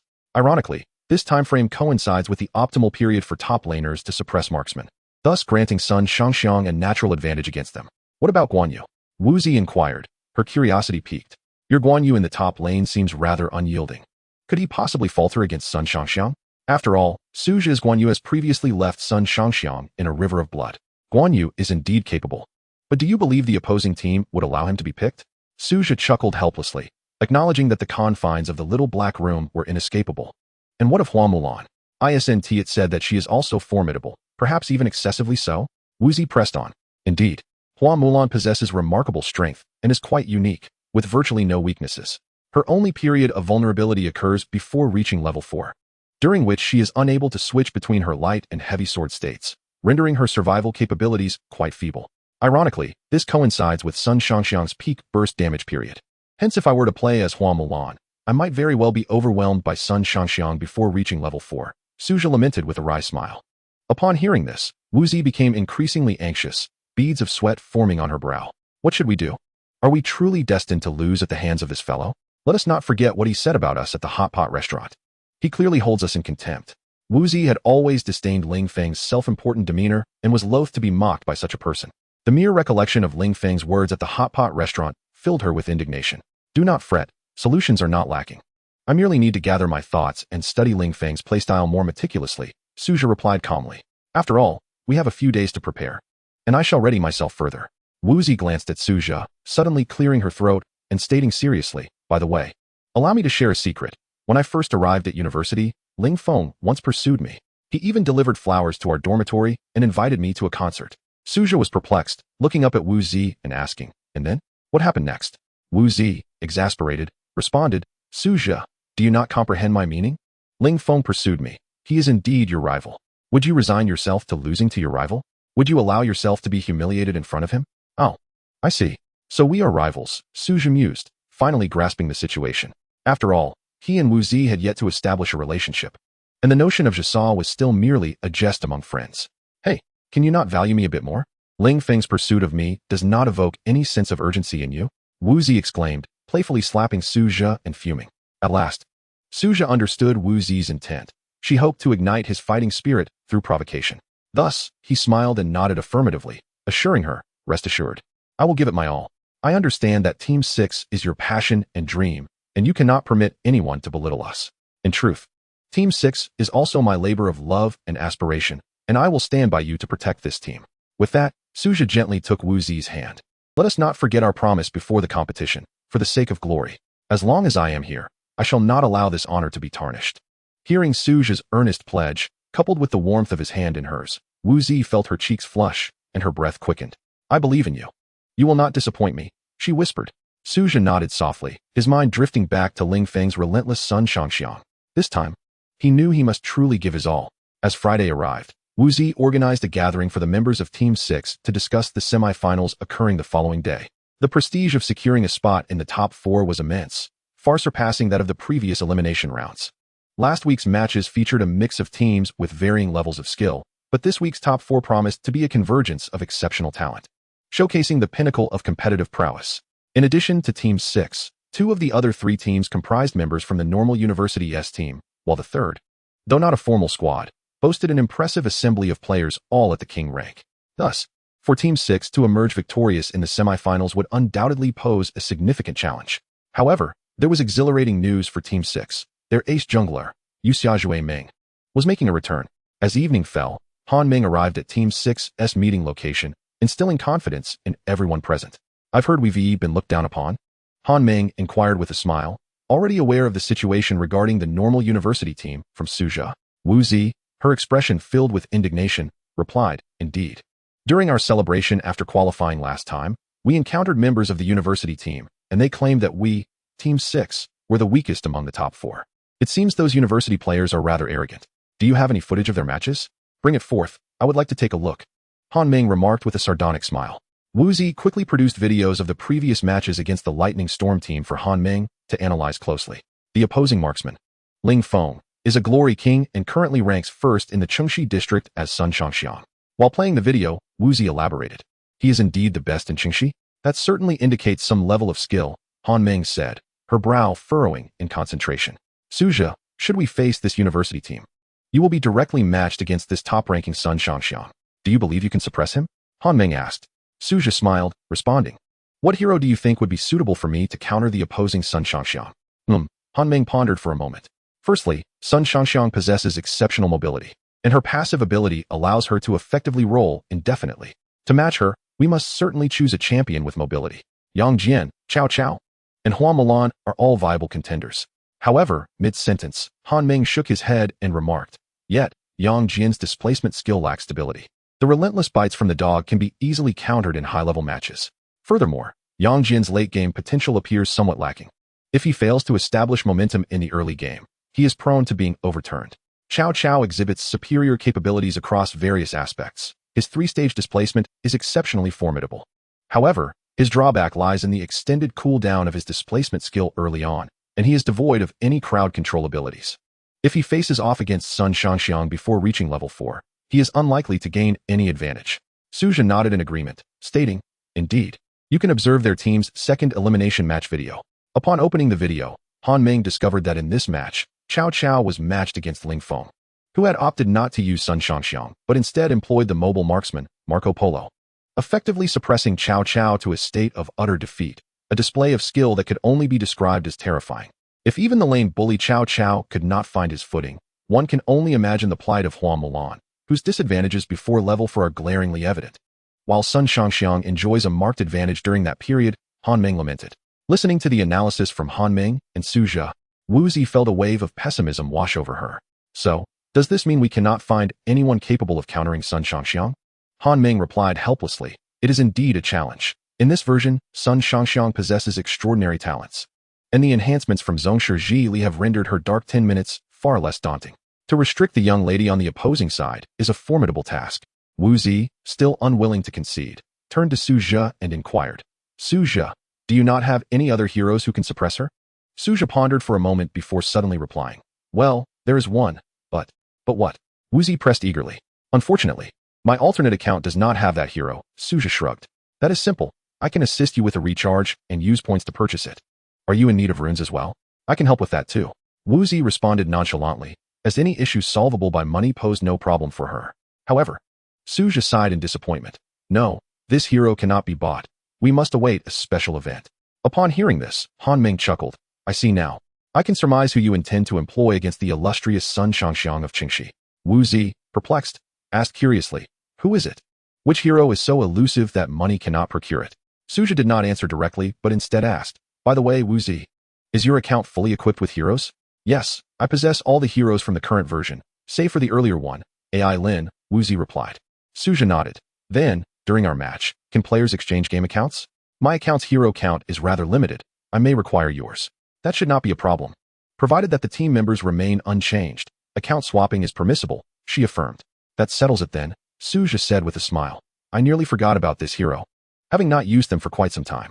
Wu Zi, brimming with curiosity, pressed. Who is it? Please give me a hint. Suzhou wore a mysterious expression. I shall keep you in suspense. You will find out during the match. The following day, the semifinals of the Shifan University Esports tournament commenced. As customary, the final matchups were only revealed prior to the competition, leaving Team 6 unaware if they would be facing Ling Feng's lightning storm. Before the display screen in the academic hall, Wu Zi and Suzhou stood side by side. awaiting the matchup announcement. Please, let us face Lightning Storm. I will not let that wretched Ling Feng off easy. I intend to show him our prowess. Wu Zi closed her eyes, placing her hands on her chest, murmuring softly to herself. Suja smiled at Wu Zi, jesting. It seems one should not offend women. They hold on to grudges with remarkable tenacity. Wu Zi shook her fist, indignantly replying, Of course. Haven't you heard? The most venomous heart belongs to a woman? If he dares to speak ill of me behind my back, I shall ensure he pays for it. As she spoke, Wu Zi anxiously glanced up at the display screen. I just hope we can meet Ling Feng's team. If they are eliminated by someone else in the semifinals, it would be quite disappointing. Suja chuckled, rest assured. Our Team 6 has been fated to cross paths with them. Since we encountered my cousin in the quarterfinals, we are bound to meet Ling Feng in the semifinals. Before Suja could finish his sentence, the large screen illuminated, revealing the semifinal pairings, and alongside Team 6 was indeed Ling Feng's Lightning Storm. See, what did I tell you? Suja pointed to the screen. Fated rivals, indeed. Wonderful. Wu Zi exclaimed, excitement radiating from her as she grasped Suja's arm. Xiaozhe, you must be fully alert. Tonight, we must annihilate them. We absolutely must. Suja chuckled wearily. Please, let us not harbor such intense desire for revenge. It could severely affect your mental well-being. Wu Zi pouted. I don't care. I relish striking others' faces. The harder I hit, the happier I become. Humph. Suja laughed heartily. All right then, I shall honor your wishes. Let us go and strike the illustrious Sun Shangxiang of Qingxi. The two turned and made their way to the lecture hall, where the room was already packed with a sea of eager spectators. After all, this was the semifinal of the esports tournament, and the significance of this clash was undeniable. Among the four teams, two comprised the elite lineup of Shifan University's team, naturally attracting numerous fans to watch. As the star marksman of Shifan University, Ling Feng boasted a considerable fan base. Upon entering the lecture hall, Suja noticed several female students in the audience holding customized signs emblazoned with the words Ling Feng. Who can rival him? Seriously? Are we still in the era of such outdated personal idolization? Suja rubbed his forehead, reflecting. It seems Ling Feng holds considerable influence at Shifan University. Chapter 62. Battling away from home, it is evident that Ling Feng is quite popular at Shifan University, which serves as the home ground for the university team, thus underscoring their undeniable appeal. Even Wu Zi had to concede that the majority of the audience present were supporters of the Lightning Storm team, while the only supporter for her own team, Team 6, was perhaps the distant figure of Hao Xiaoming nestled in a corner. At that moment, Ma Hailong, who had already settled into his seat, chuckled wryly and said, Zhishun, you must come and experience the palpable pressure from the audience. Their enthusiasm is overwhelming, and I can hardly bear it. Just then, the Lightning Storm team made their entrance, and as Ling Feng stepped into the arena, the crowd erupted into deafening cheers. Ling Feng, who can rival him? Ling Feng, who can rival him?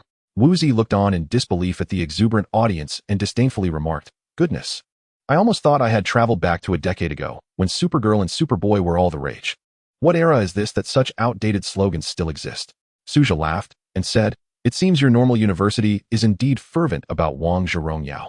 As he spoke, Ling Feng unexpectedly approached Team 6. Upon seeing him come closer, Wu Zi stood up warily. This guy dares to come over. His audacity is remarkable.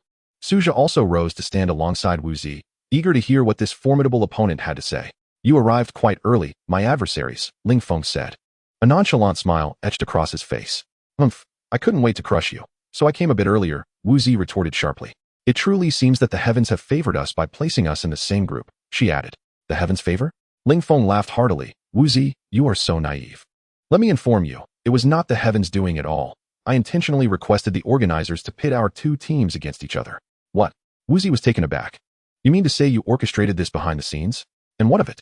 Ling Feng arrogantly dug at his ear. Do not forget, we are the university team.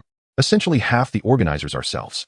At that point, Ling Feng leaned closer to Wu Zi and whispered, Let me reveal a secret. The finalists for this competition have already been decided. It will be a showdown between our two university teams. Hence, the organizers deliberately separated us for the semifinals, leaving you in a position to vie for third place. My sincerest apologies, haha. Afterward, Ling Feng turned to Suja and said, Little one, do not blame your senior for being merciless in this match. After all, advancing our university team to the finals is the school's intention, and I can only send you back home. Following his provocations, Ling Feng turned and waved to the audience. Instantly, the crowd erupted into another round of thunderous cheers. Ling Feng, who can rival him? Ling Feng, who can rival him? Fuming, Wu Zi clenched her fists tightly and gritted her teeth. How shameless. To openly manipulate things behind the scenes. The university team participating in such an amateur competition is already an act of bullying, and the school even predetermined their entry into the finals. Even if the school has predetermined it, they still have to defeat us to reach the finals, right? Suja questioned. That may be true, but since it is the school's directive, they will undoubtedly give it their all. After all, they are the university team, while we are merely a makeshift squad. If they go all out, do we still stand a chance? Wuzi replied helplessly. Suja smiled and looked at Wuzi, asking, Didn't you just say you wanted to crush Ling Feng? Why the sudden loss of spirit? Regardless of whether the school made the decision, aren't these still the opponents we face? Wuzi lowered her head, saying, I initially thought that if they were arrogant and underestimated us, we might have an opportunity. However, it seems they will surely give their full effort and will not show us any mercy. I never intended to let them show us mercy from the start. Suja calmly stated, In a competition, one must prepare for the worst while striving for the best outcome. Wuzi, rest assured.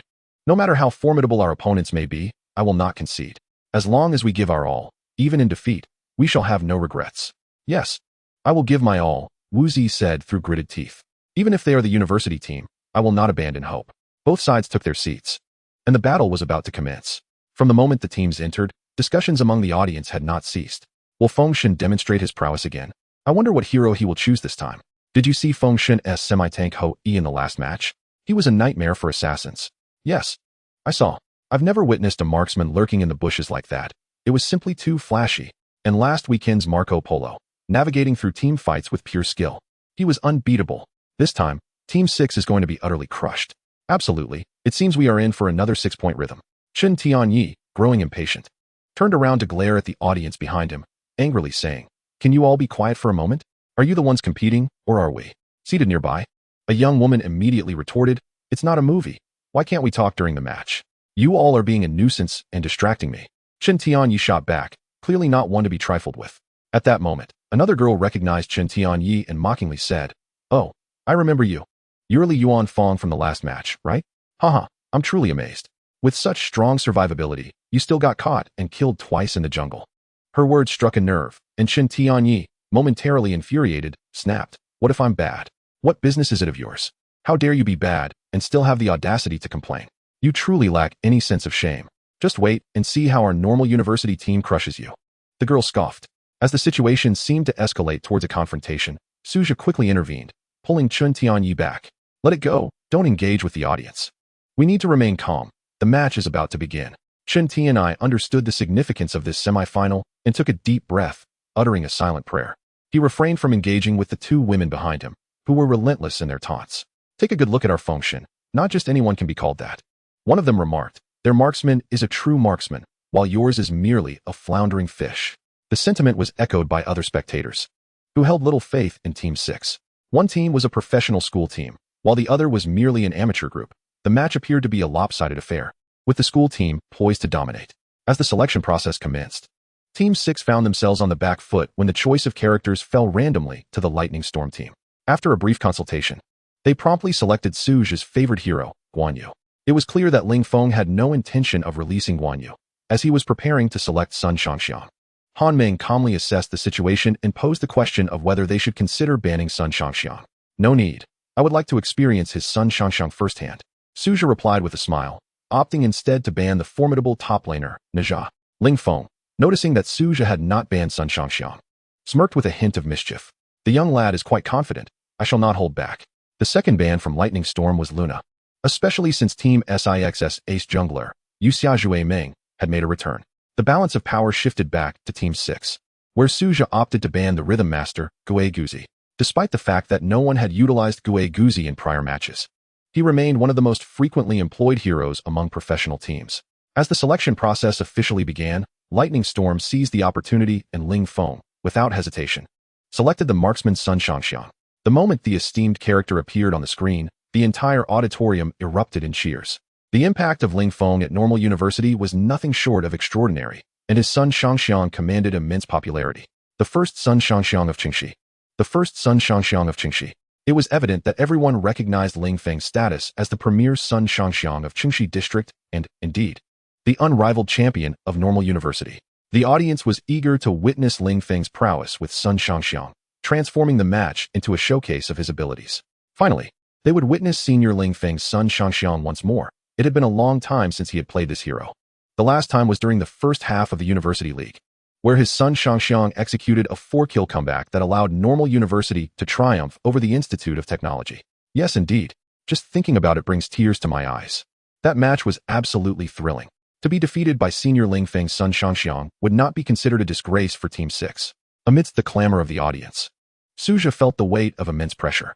Ma Hailong, sweating profusely, whispered, "Zhishun, the school team's influence is overwhelming. We feel like a lone boat in a storm, utterly isolated." Even the usually fearless Chen Tianai could not help but frown and exclaim, "Damn it, can someone silence these people? Their incessant chatter is throwing me off." Suja reassured his teammates with a gentle pat on their shoulders, encouraging them to remain calm and to treat the spectators as if they were invisible. As Ma Hailong and Chen Tianai finalized their character selections, no one paid attention to whom they had chosen. All eyes were fixed on Ling Feng.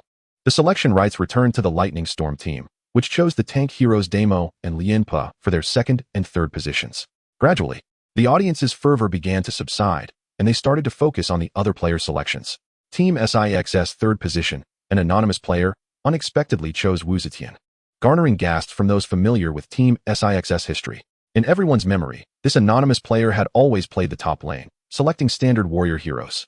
While Wu Zetian was the signature hero of another player, Qing Cheng Wuzi, the sudden switch was indeed surprising. Unbeknownst to the audience, the anonymous player had exchanged accounts with Qing Cheng Wuzi, and in reality, it was Wu Zi playing Wu Zetian. To ensure the use of her most adept hero, she even topped up Suja's alternate account, Anonymous, with credits to secure Wu Zetian. Such is the privilege of wealth. For a single match, one can spend thousands with a mere wave of the hand. Besides Anonymous, Team SIX's other standout player was the fourth position, Yu Xiaojue Ming. After Luna was banned, Yu Xiaojue Ming opted for the powerful jungler, Bai Li Xiansu. However, despite the strength of Yu Xiaojue Ming's selection, the enthusiasm for Team 6 remained lukewarm. As their opponents boasted a truly extravagant lineup, the Normal University team was a source of pride for every student of the institution. The selection rights passed back to Lightning Storm, which secured their final two heroes, Gao Jianli and Chao Chao. Thus, the last selection fell to Team SIX's Qing Cheng Wuzi, whose identity was no longer Wuzi, but rather the formidable top laner, Suja. The audience had likely surmised Team SIX's temporary role swap, for upon seeing Wu Zetian, it was clear to everyone who the anonymous player truly was. At that moment, all eyes were fixed on Qing Cheng Wuzi's selection interface, eager to discover which hero Suja would choose. After all, the top laner would be directly facing off against the ace marksman of Lightning Storm, Ling Feng. The stakes were high, and the question loomed, who would be chosen to counter Sun Shangxiang? At that moment, Suja made a decisive move with a flick of his finger. A dazzling figure clad in blue and white emerged upon the screen, revealing Shun Ming, Yi Dao, Zhu Yujing, one of the three illustrious champions. The unparalleled choice for a top lane warrior. It was he. Upon witnessing Suja select Zhu Yujing, Wu Zi finally grasped the situation. No wonder it was said that this hero could not be purchased with in-game currency. The three champions, Jibu Huowu, Nakalu Lu, and Zhu Yujing, were all obtainable solely during special events and could not be directly acquired with currency. Suja's alias was a smurf account, lacking access to this exceptional hero. However, due to Zhu Yujing's recent decline in strength across several patches, his pick rate had diminished significantly, leaving novices like Ma Hailong and Chen Tianai, who had only recently begun their journey in the game, unfamiliar with this hero. What kind of hero is this? He looks quite handsome, but I haven't seen anyone use him. Is he formidable? On the opposing side, the Lightning Storm team, upon seeing Suja's choice of Zhu Yujing, Ling Feng couldn't help but pause momentarily. Shen Ming, Yi Dao, Zhu Yujing? Intriguing. This young lad has some ideas. Ling Feng remarked with a cold smile. Zhu Yujing? It's been ages since I've seen this old champion. Given his recent weaknesses, the buffs in the new season are hardly impactful. Among the three champions, he is undoubtedly the weakest. How foolish of the opposing team to bring him into a match. Ling Feng's teammates snickered derisively. Among the trio, Jibu Huowu was undeniably the reigning queen of mages, while Nakalu Lu was a popular assassin capable of obliterating squishy targets at any stage with her combo. Only Zhu Yujing remained tepid, failing to stir any excitement. In Season 8, Zhu Yujing's win rate languished at the bottom among all heroes, clearly illustrating his inadequacy, effectively rendering him the leading candidate for the new 3-waste status in. Now, with Suja unveiling this underutilized hero, particularly against the ace of the Normal University team, Ling Feng's son Shangxiang, it naturally stirred a commotion at the venue. Has this kid given up? Do you think we'll refrain from calling you a noob just because you're being tormented using such a trash hero? The crowd jeered, clearly unimpressed. Honestly, What use is Zhu Yujing besides his good looks? In response to the mockery, Suja maintained a serene expression. Han Ming shook her head in exasperation, stating, "These spectators are so fixated on statistics without engaging their minds." In truth, it was not just the audience. Even Ling Feng took a while to comprehend the significance of Suja's choice. "Should you bring such a hero to the arena? Do not blame me for slaughtering you like a pig," Ling Feng sneered, fully entering the battle mindset. The match was officially underway. The enemy team would reach the battlefield in 5 seconds. "Suja, where shall we engage for the level 1 team fight?" Han Ming inquired, confident in Suja's intuition. "Let us ambush in the mid-lane river. De Mo and Lien Po will undoubtedly attempt to counter jungle." Thus, the 5 members of Team 6 congregated in the mid-lane river. As they probed their surroundings, they indeed encountered the opposing Da Mo and Lien Po attempting to invade. Han Ming swiftly cast the second skill on by Li Xiansu, then launched her hook towards Da Mo. However, the positioning of Lien Po was impeccable, shielding Da Mo from the hook. Truly the university team, they possess remarkable awareness. Han Ming complimented, redirecting her attacks onto Lien Po. Just then, Da Mo surged forward with his first skill, Jin Yan, and struck Wu Zetian, who had misstepped, lifting her into the air. Simultaneously, the remaining 3 opponents hastened to join the fray, with Ling Feng's son Shangxiang taking immediate action. With a somersault, she fired a shot that struck Wu Zetian precisely, dealing significant damage. "That hurt," Wu Zi exclaimed, caught off guard, and panicked. "You should retreat. We can't engage at level 1, Suju advised, aware that Wu Zetian's current state would only lead to her demise if she continued to fight. At that moment, the enemy's Cao Cao successfully breached the defenses, reaching Chun Tianai's Lu Ban Shi Hao, unleashing a 3-part combo that left Lu Ban Shi Hao severely weakened. Quick on the uptake, Ling Feng denied Lu Ban Shi Hao any chance of escape, rolling forward for another shot. Chun Tianya's Lu Ban myth was thus shattered, yielding first blood. Chapter 64, Suppression. Damn it. Chun Tianai cursed, angrily pounding his thigh after losing first blood. Having learned from previous experiences, he had resolved not to use Lu Ban Shi Hao, a hero known for his poor survivability. Yet, lacking experience with other marksmen, he had resorted to the big Lu Ban once more in the semifinals, only to have him taken down for first blood at the onset of the level 1 team fight. The humiliation swiftly eroded his composure. The Lightning Storm team, having secured first blood, showed no signs of relenting, aggressively invading the lane. The bloodied Wu Zetian had retreated under her tower, but the enemy's tank, Lien Po, charged forward to tower dive. Ling Feng's son Shangxiang executed a roll to the tower and fired another shot. The damage was dealt, and Wu Zetian was swiftly eliminated. Ling Feng's son Shangxiang mercilessly claimed 2 kills in the level 1 skirmish. Impressive. Spectacular. The Wind God is invincible.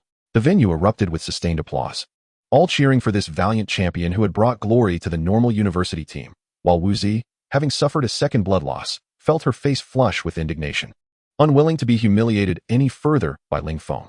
"Damn it, this is infuriating." Wu Zi gritted her teeth and exclaimed, "These university team members are truly despicable." Observing the morale of Chun Tianai and Wu Zi falter, Suja quickly offered a reassuring whisper, "It's all right, it's just 2 kills. Their advantage isn't overwhelming. We still have opportunities." Meanwhile, following their victory in the level 1 team fight, the Lightning Storm team proceeded to invade the jungle, clearing out the entirety of Team Six's upper jungle. However, Han Ming did not show any signs of weakness. Although her team was initially unable to compete with the opposing team, she cleverly maneuvered through the river and infiltrated the enemy's jungle. Just before the mid-lane mage and the top-lane warrior retreated, she managed to secure a blue monster, effectively alleviating the pressure they had placed on her despite the disparity in kills.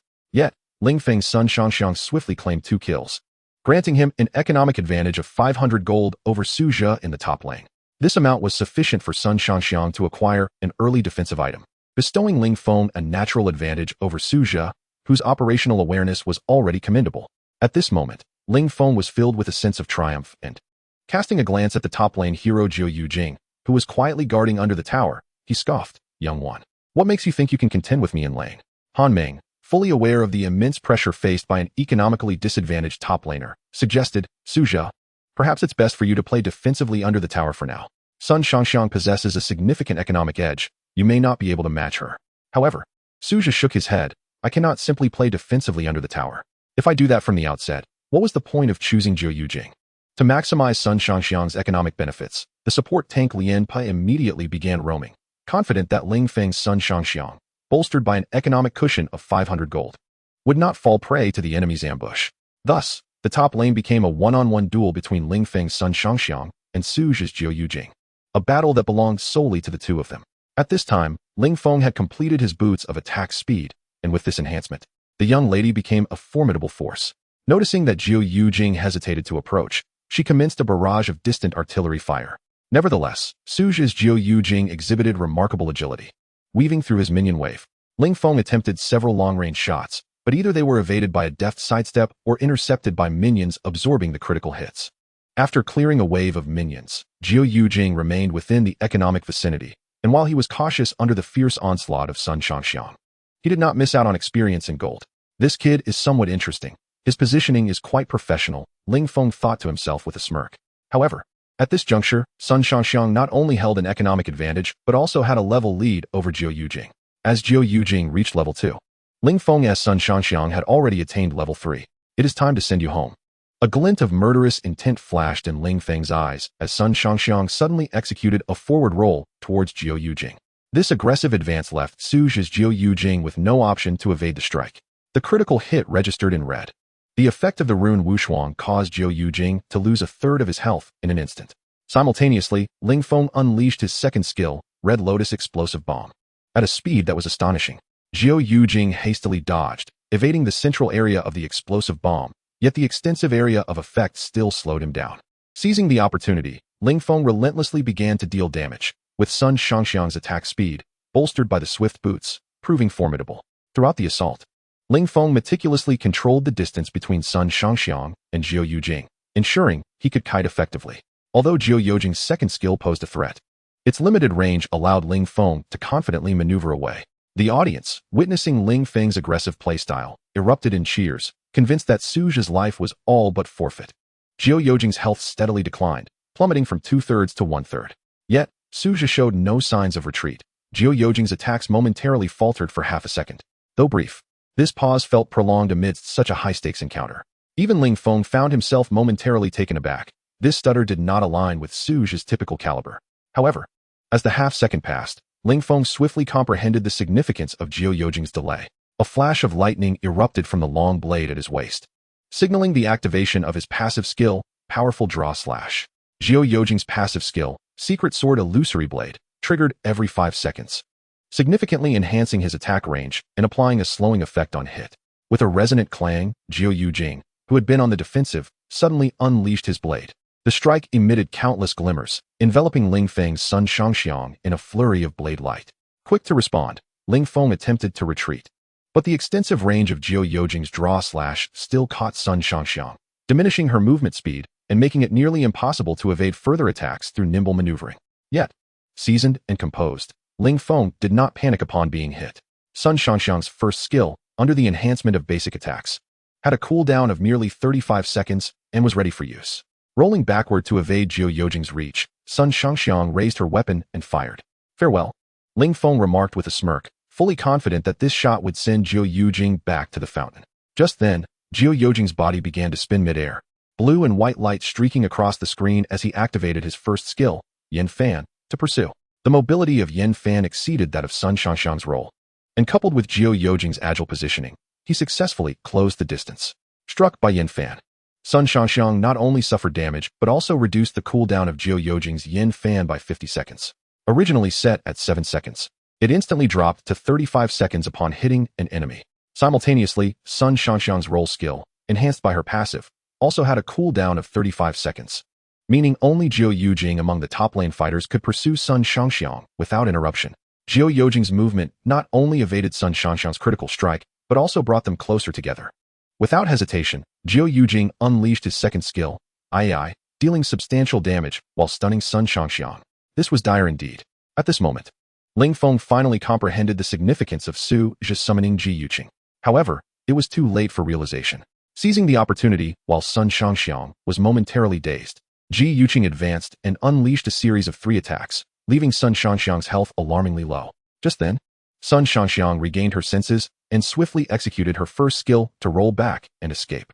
Unfortunately, Ji Yuqing's mobility skills were equally swift. As he activated Yin Fan once more, and with a single stroke of Shin Meng, he pursued like a shadow. After catching up, he landed another strike, leaving Sun Shangxiang with but a sliver of health. In desperation, Ling Feng activated his flicker, attempting to escape with the barest of health before Ji Yuqing. Alas, At that very moment, a brilliant light flashed from the hilt of Ji Yuqing's sword. The blade draw the 5 seconds had elapsed. With a swift motion, a cascade of silver radiance poured forth like moonlight, striking Sun Shangxiang from a distance. Cursed! With a harrowing cry, the young lady fell, filled with resentment, as Ling Feng was slain beneath the tower. Despite being 500 gold behind, Ji Yuqing elegantly retaliated, claiming victory over Sun Shangxiang in a remarkable turnaround.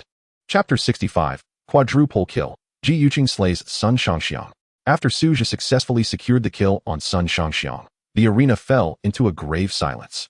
Everyone stared, dumbfounded, at the large screen, unable to believe that the battle god Ling Feng from Shifan University had succumbed in a solo confrontation. Moreover, Sun Shangxiang had a clear advantage in both economy and level over Ji Yuqing, making it hardly a fair contest. Yet the truth lay before their eyes, leaving no room for doubt. Su Zhi's Ji Yuqing had indeed executed a stunning reversal, single-handedly eliminating the wind god. Moments later, a girl in the audience gasped in astonishment. Even now, she could not fathom how the wind god had fallen. She simply could not accept this reality. Her exclamation was like a stone cast into the calm center of a lake, instantly stirring a tempest of commotion. The crowd erupted, buzzing with excitement over Su Zhi's extraordinary performance. How could Ji Yuqing, a melee hero, possess such an extensive attack range? It was due to the passive ability of the blade draw, which significantly increased his attack range. How could Ji Yuqing be so formidable? The damage from his second skill was astonishing. Ji Yuqing had not even used his flicker. This was sheer annihilation. Su Zhi's single kill of Sun Shangxiang boosted the morale of Team 6. Zhi Shun was indeed invincible. Look at how Ling Feng's arrogance crumbled. Wu Zi felt an overwhelming sense of pride and joy, exclaiming, "Little Zhe is magnificent." Su Zhi, maintaining his composure, rallied everyone, saying, "Stay focused. We still have a chance in this match." Meanwhile, on the side of the Lightning Storm team, Ling Feng, despite having a lead in both economy and level, was slain by Su Zhi, causing the smile on his face to freeze. "Xiao Feng, what happened? Did you make a mistake?" The jungler de Mo inquired with a frown.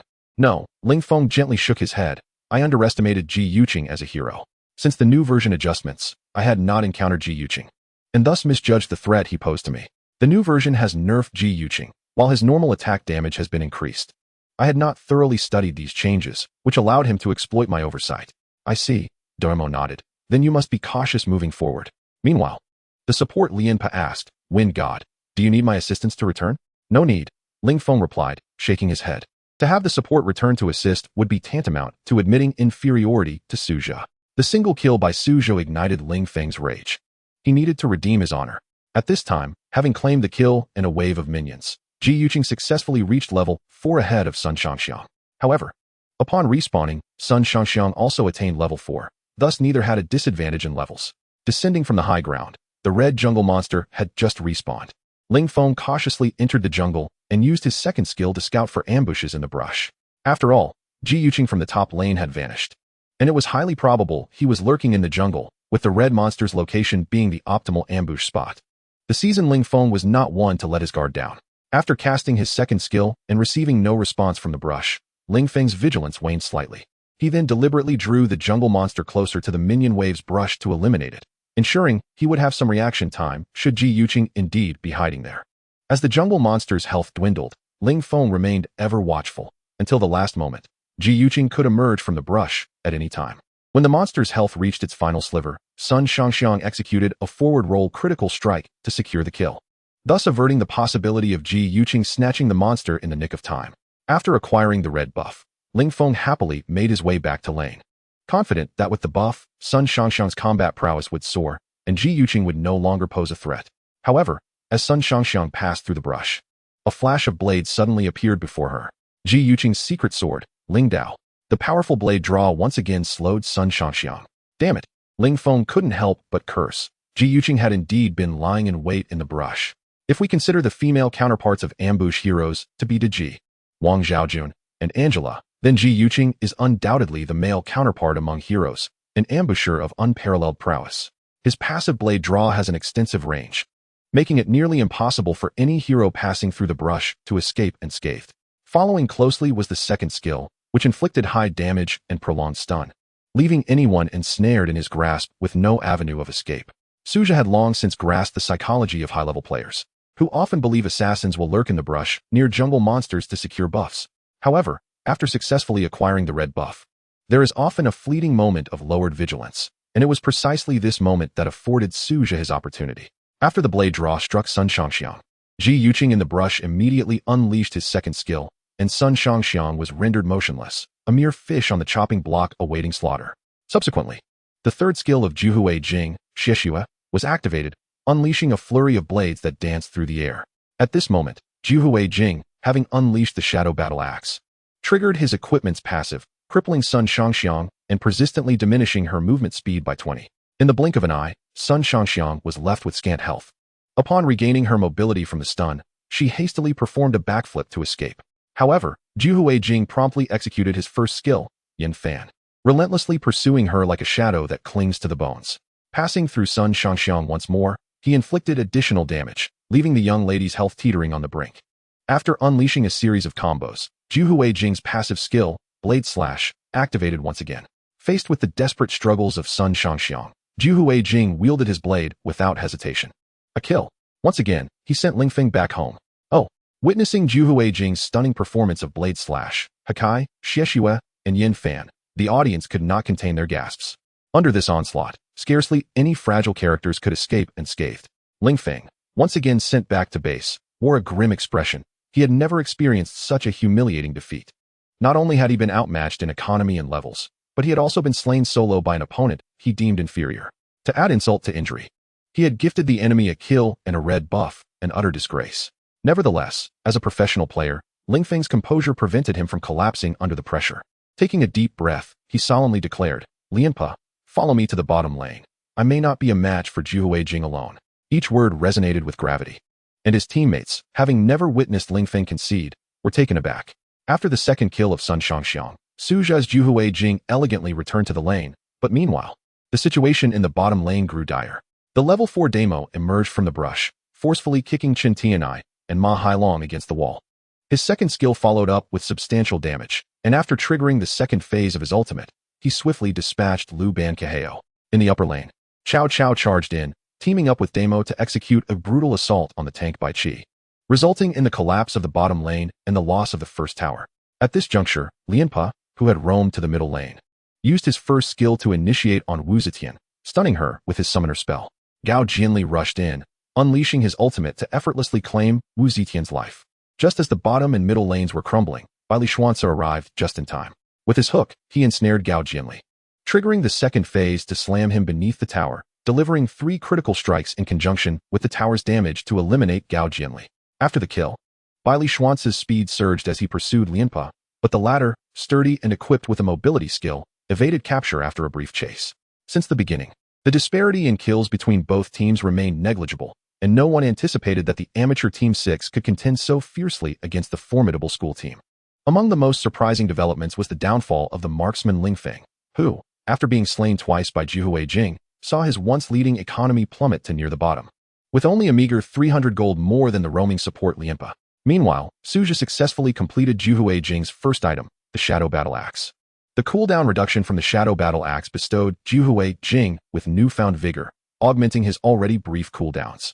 Casting an eye over the battlefield, Suja whispered, "Han Ming, I will roam with you. Our opponents are starting to find their rhythm, and we must disrupt their flow." Chapter 66, Damo. Merely relying on Suja's pressure on Sun Shangxiang in the upper lane would not ensure victory.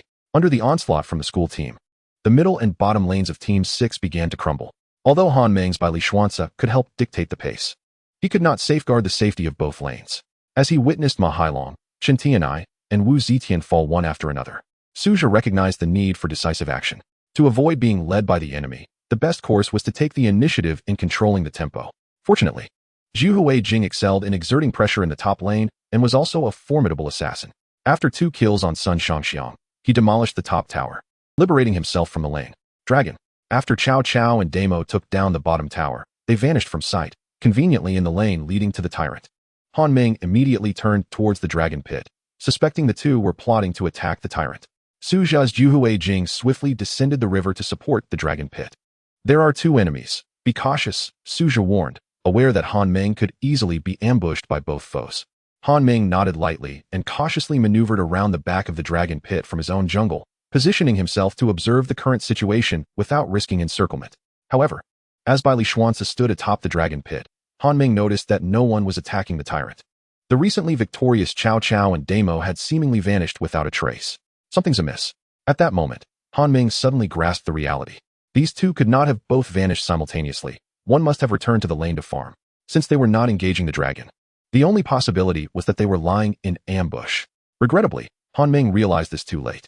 Above the dragon pit, from the brush behind the red jungle monster, a foot suddenly emerged. Damo had been lying in wait, unleashing his ultimate, Zhen Yan, pinning Han Ming's Bai Li Xuanzi firmly against the wall. With a thud, Bai Li Xuanzi was struck into a prolonged state of dizziness. Damo, relentless in his assault, charged in with a flurry of punches, while Cao Cao also sprung from the brush, eager to join the attack on Bai Li Xuanzi. Soon after, Damo activated the second phase of his ultimate, swiftly eliminating Bai Li Xuanzi, who fell victim to the ambush in the jungle. What a cunning Damo, Han Ming muttered under his breath. They truly are the school team. They know exactly when and where to set up an ambush. Humph, Suja scoffed. Juhue Jing lay in wait within the brush. However, this time, Suja was not lying in wait for the young lady Sun Shangxiang, but for the opposing Damo. After Damo and Cao Cao eliminated by Li Xiansu, they went their separate ways. Cao Cao proceeded online to collect his rewards, while Damo seized the opportunity to clear the jungle of 6. However, as Damo moved towards the side jungle, a flurry of blades erupted from the underbrush, as Suju's Zhu Yujing successfully ensnared Damo once again, unleashing a rapid sequence of 4 attacks. Blade draw, Iato, fine snow, and yen return. Following this flurry, even the resilient Damo had lost half of his health. Aware that Zhu Yujing had gained a financial advantage after claiming 2 kills and finding himself caught off guard and in a precarious state, Damo hastily activated his first skill to dash through the wall, retreating towards his jungle. Yet, Suju's Zhu Yujing pursued with a flash, refreshing yen return in just 35 seconds, and initiated a second dash, positioning himself directly in front of Damo. Attempting to escape? It would not be so simple. It is a well-known fact in the canyon that no one has ever escaped the blade of Xin Ming. If Zhu Yujing intends to stop you, escape is simply not an option. With blade draw refreshing every 5 seconds, another flurry of blades slowed Damo, who, in desperation, turned to retaliate with a flurry of punches.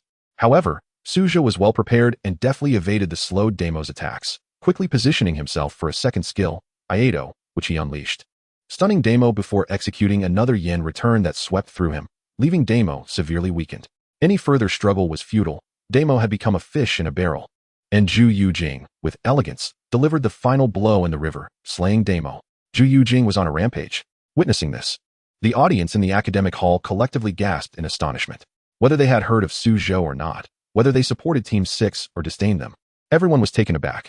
They had not anticipated that what they believed would be a swift match would turn into such an evenly contested battle within just 6 minutes. They were even more astonished to see that an amateur player in a high school uniform could perform with such prowess, not only eliminating the ace marksman Ling Feng twice in the mid lane, but also demonstrating remarkable efficiency in roaming. Damo, having been taken down by Zhu Yujing, muttered under his breath in frustration. Ling Feng, frowning, inquired, "How did you get caught by Zhu Yujing alone?" Damo replied, "I was careless. I thought he had gone to the mid lane to collect minions, but he slipped right into the jungle."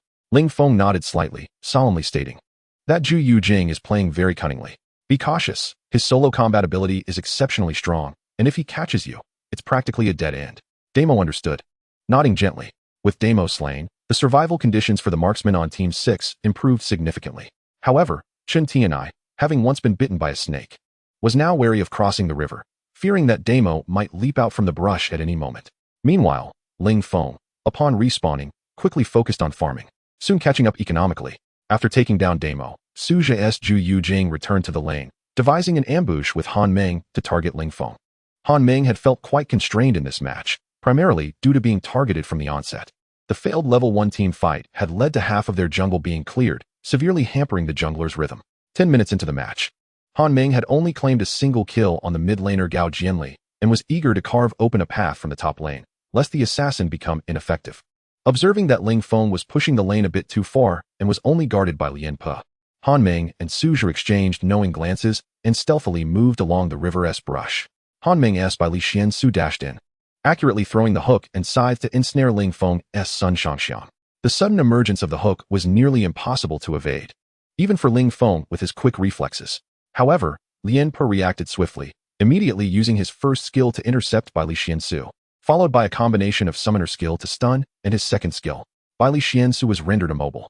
Seizing the opportunity, Suja executed a combination of his first skill, Yin Return, and second skill, Iato, striking Sun Shangxiang, and subsequently unleashed his ultimate, Fine Snow, culminating in a successful takedown of Sun Shangxiang with the final blade draw. Just then, a towering figure emerged from the enemy jungle. Damo descended and charged in, delivering a powerful kick to Zhu Yujing, stunning him. A prolonged stun. Zhu Yujing was completely immobilized, unable to move. However, Han Ming's by Li Xiansu had already broken free from control, swiftly casting the hook and scythe at Damo. Unfortunately, Damo was exceedingly quick, activating his ultimate's second phase to evade Han Ming's attack. Meanwhile, mid laner Gao Jianli had arrived, unleashing his ultimate in conjunction with a flash, reducing Bai Li Xiansu to a sliver of health. 3 against 2. The situation was dire. Retreat. Don't worry about me, Suja commanded softly.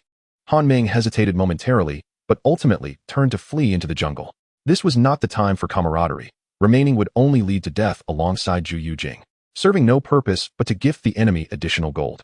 As Zhu Yujing remained under Damo's control, he was faced with 3 enemies. Lianpa mercilessly unleashed his ultimate, leaping towards Zhu Yujing. 1 hit, 2 hits, 3 hits. The third strike sent Zhu Yujing soaring into the air. Gao Jianli and Damo struck simultaneously. Zhu Yujing's health plummeted at an alarming rate. But just then, Zhu Yujing broke free from control. The flash skill activated. Zhu Yujing dashed through the crowd towards the brush, while the 3 opponents were determined not to allow him to escape, pursuing him closely. Yet, Zhu Yujing slipped into the brush, disappearing from sight, leaving only a faint silhouette behind. Damo, unwilling to relent, activated his first skill to scout the jungle. Just then, a flash of blades erupted from the brush. It was Zhu Yujing's passive skill, Secret Sword Dreamblade. Blade draw reappeared. Chapter 67, Counterattack. Witnessing Zhu Yujing unleash blade draw from the brush, the audience erupted in astonishment. Did he truly wish to turn the tables? At this moment, Zhu Yujing's health had dwindled to less than a third, yet he faced a trio of adversaries, concealed within the underbrush. Zhu Yujing utilized his blade draw to restrain his foes, and the cooldown for his ultimate, Shui, had just concluded. With a remarkably brief cooldown of under 8 seconds on his third skill, augmented by the cooldown reduction from the Shadow Battle Axe, Zhu Yujing could unleash his third skill, Shui, every 8 seconds, a frequency that was nothing short of terrifying.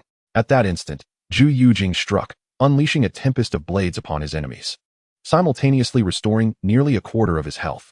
Following his ultimate, Zhu Yujing executed a swift retreat with Yin Fan, catching Damo and the others off guard.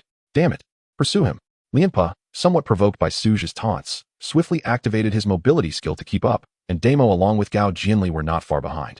Encircling from 2 directions. After using Yin Fan, Zhu Yujing did not flee recklessly but instead found another patch of grass to lie in wait. 3, 2, 1. The sword hilt gleamed, and blade draw activated once more. As the 3 approached the thicket, a dazzling flash of blades emerged, slowing the trio down. And with another swift Yin Fan, Zhu Yujing evaded their encirclement. Upon landing, he did not hasten to escape but instead executed his second skill, Iajutsu, striking Gao Jianli. With Gao Jianli's frail constitution, having endured 2 blade draws, 2 Yin Fans, and 1 ultimate Shui, he was now pierced by Iajutsu, resulting in an instantaneous depletion of his health. Zhu Yujing was now an unstoppable force. While the 3 pursued him, Zhu Yujing had managed to eliminate one of their ranks, leaving Damo and Lianpa in a precarious state, utterly befuddled. What happened to your control skills? Have they been fed to the dogs? Gao Jianli exclaimed, his face flushed with anger as he questioned Damo and Lianpa. We're not as short as Zhu Yujing, Lianpa retorted defiantly. At this juncture, Ling Feng, seated nearby, spoke solemnly. Enough. Enough. Do not pursue any longer. We mustn't inadvertently gift him a triple kill. Instead of wasting time, it would be wiser to target the other 3 weaker opponents for a higher success rate. Alas, before Ling Feng could finish, a boisterous voice echoed from nearby. The spotlight's on me. Han Ming's Bai Li Xiansu had not strayed far, having cleared some jungle monsters to restore considerable health. He arrived just in time, casting his scythe to ensnare Damo. After executing his third skill, the nightmarish scythe's second phase activated, sending Damo hurtling towards him. At that moment, Zhu Yujing's ultimate Shui refreshed once again, striking with lightning speed. Amidst the flurry of blades, Damo's health plummeted, yet he was undeterred, activating his mobility skill to launch Bai Li Xiansu into the air. Simultaneously, Lianpa charged forward to confront Zhu Yujing, leading to a fierce melee in the jungle. At this point, Damo's ultimate was off cooldown, and he retaliated with a powerful kick towards Bai Li Xiansu, who was sent crashing into a rock, resulting in a prolonged state of dizziness. In this head-on clash, Zhu Yujing and Bai Li Xiansu struggled to gain the upper hand. Subsequently, Damo executed a series of attacks against Bai Li Xiansu, who, pinned against the wall, was left with scant health. After Damo's ultimate struck the enemy with remarkable accuracy, a triumphant smile adorned his face. You think you can turn the tables on us? Dream on. However, at that moment, Wu Zetian in the mid lane suddenly unleashed her ultimate. The death and life decree illuminating the ground beneath the enemy heroes, immediately inflicting damage and control. Well done. Suja couldn't help but murmur in admiration. Wu Zi played a pivotal role in this confrontation. Do not forget, Team 6 still has me, Wu Zi declared, her voice resolute. Damn Damo, perish. As Wu Zetian unleashed her ultimate, Damo was in the midst of activating his second skill, rendering him unable to agilely evade the attack's range. With no other option, Damo found himself ensnared, and his previous advantage vanished. Seizing the opportunity, Suja's Zhu Yujing executed a precise yen fan, sweeping through Damo. Then swiftly followed up with Ayajutsu to immobilize him, delivering a series of basic attacks to send Damo back to the fountain. Zhu Yujing had become a whirlwind of destruction. Meanwhile, Han Meng's Bai Li Xiansu, recovering from his daze, promptly cast his scythe to ensnare Lianpa, who, bound and helpless, was successfully eliminated by Han Meng. After a grueling skirmish, Su Jie and Han Meng ultimately emerged victorious, dispatching all 4 enemies. Yet, the good fortune was short-lived. As news of calamity emerged from the bottom lane, Cao Cao executed a double kill, claiming both Lu Ban Chi Hao and Bai Qi. A warrior of the king tier, Cao Cao posed no challenge to 2 players of the gold tier. However, Su Zhu and Han Meng were too distant to effectively restrict Cao Cao's actions. Thus, they decided to band together to push the tower, advancing directly to the high ground in the upper lane. Meanwhile, the relentless Cao Cao single-handedly demolished the tower, reaching the high ground as Su Zhe and Han Meng approached. At this moment, Ling Feng and Gao Jianli from the Lightning Storm team had respawned. Yet Team SIXS Bai Qi and Lu Ban Chi Hao remained in the fountain, hindered by Sun Shangxiang and Gao Jianli, preventing Su Zhe from successfully breaching the tower. Meanwhile, Cao Cao faced no obstruction. As Wu Zi began to return for assistance, a miscalculation left Cao Cao unmonitored, allowing him to push through with a wave of minions, successfully breaching Team SIXS bottom high ground. Our defensive tower has been destroyed. The enemy has unleashed super minions. These 2 messages appeared sequentially on the screen, instilling immense pressure upon Team 6. Mine. I am truly sorry. Chen Tianai lamented, his brow furrowed in distress. Ma Hailong quickly acknowledged his part in the mishap. I bear responsibility too. I failed to protect Tianai adequately. However, Suja remained unfazed by the unfolding situation. It is not uncommon to face a comeback even after losing all 3 lanes. This has merely unleashed a wave of super minions. What is there to fear? Nonetheless, despite the circumstances, the emergence of the super minions has directly constrained the rhythm of team fights for Team 6. If they wish to engage in battle again, they must first manage the minion waves in the bottom lane, which necessitates that at least one hero remains firmly occupied down there. Hailong, you are tasked with clearing the minions in the bottom lane. Ensure that no super minions approach our high ground before we engage in combat. Suju instructed in a low voice. Understood. Ma Hailong responded eagerly. It was one thing to be unable to contend with Cao Cao, but it would be utterly humiliating to falter against mere super minions. At that moment, Lightning Storm had already gathered in the upper lane, evidently preparing for a strong push. While the first wave of super minions had just crossed the river, marching inexorably towards the high ground. Indeed, the school team demonstrated their profound understanding of wave-pushing strategies. With the bottom high ground of Team 6 breached, they were compelled to leave someone behind to handle the super minions, thereby forcing Team 6 upper lane to engage in a forced 4-on-5 battle. Zhishun, what should we do now? Ma Hailong, who was en route to the bottom lane, asked uncertainly. As the only tank in the team, his absence would undoubtedly place them at a significant disadvantage in the team fight. You go clear the minion wave. We will stall in the upper lane. Suja replied solemnly, exchanging a knowing glance with Han Meng. I will flank the backline. You stay and protect the carries, Han Meng declared decisively.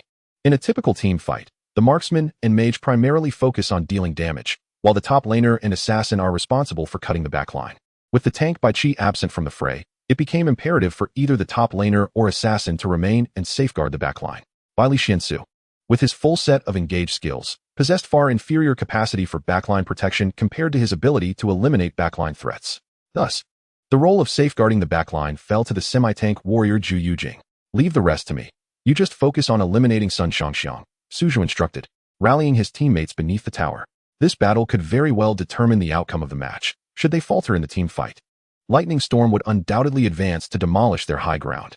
On the opposing side, Ling Feng, assessing the situation, smiled as he saw Bai Qi still heading to the bottom lane to clear minions. They only have 4 players, and 2 of them are novices. If we dive the tower and eliminate them, we can easily push to destroy their crystal. The support Lian Pe, eager for action, nodded and said, I will initiate the engagement and tank the tower, while Cao Cao and Mo will swiftly eliminate their Lu Ban, Qi Hao, and Wu Zetian. Even if Zhu Yujing and Bai Li Xiansu are formidable, they cannot possibly win a team fight 2 against 5. Yes, let us wait for the next wave of minions, Ling Feng said, his blood surging with excitement. After being suppressed by Zhu Yujing for the entire match, the time for a counterattack had finally arrived. As the late game unfolded, with tank support items on the rise, the existence of defensive towers became less significant. Thus, despite fighting beneath a tower, Lightning Storm did not find themselves at a distinct disadvantage. Moreover, this was a mismatched 4 versus 5 team fight. With Team 6 tank Bai Qi occupied in the bottom lane, facing the highly coordinated normal school team, Team 6 was in a dire predicament.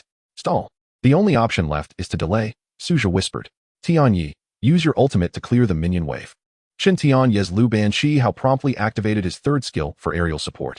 Although Lu Ban Qi Hao had been relentlessly pursued and was lacking in gear, the consumption capability of his ultimate could not be underestimated.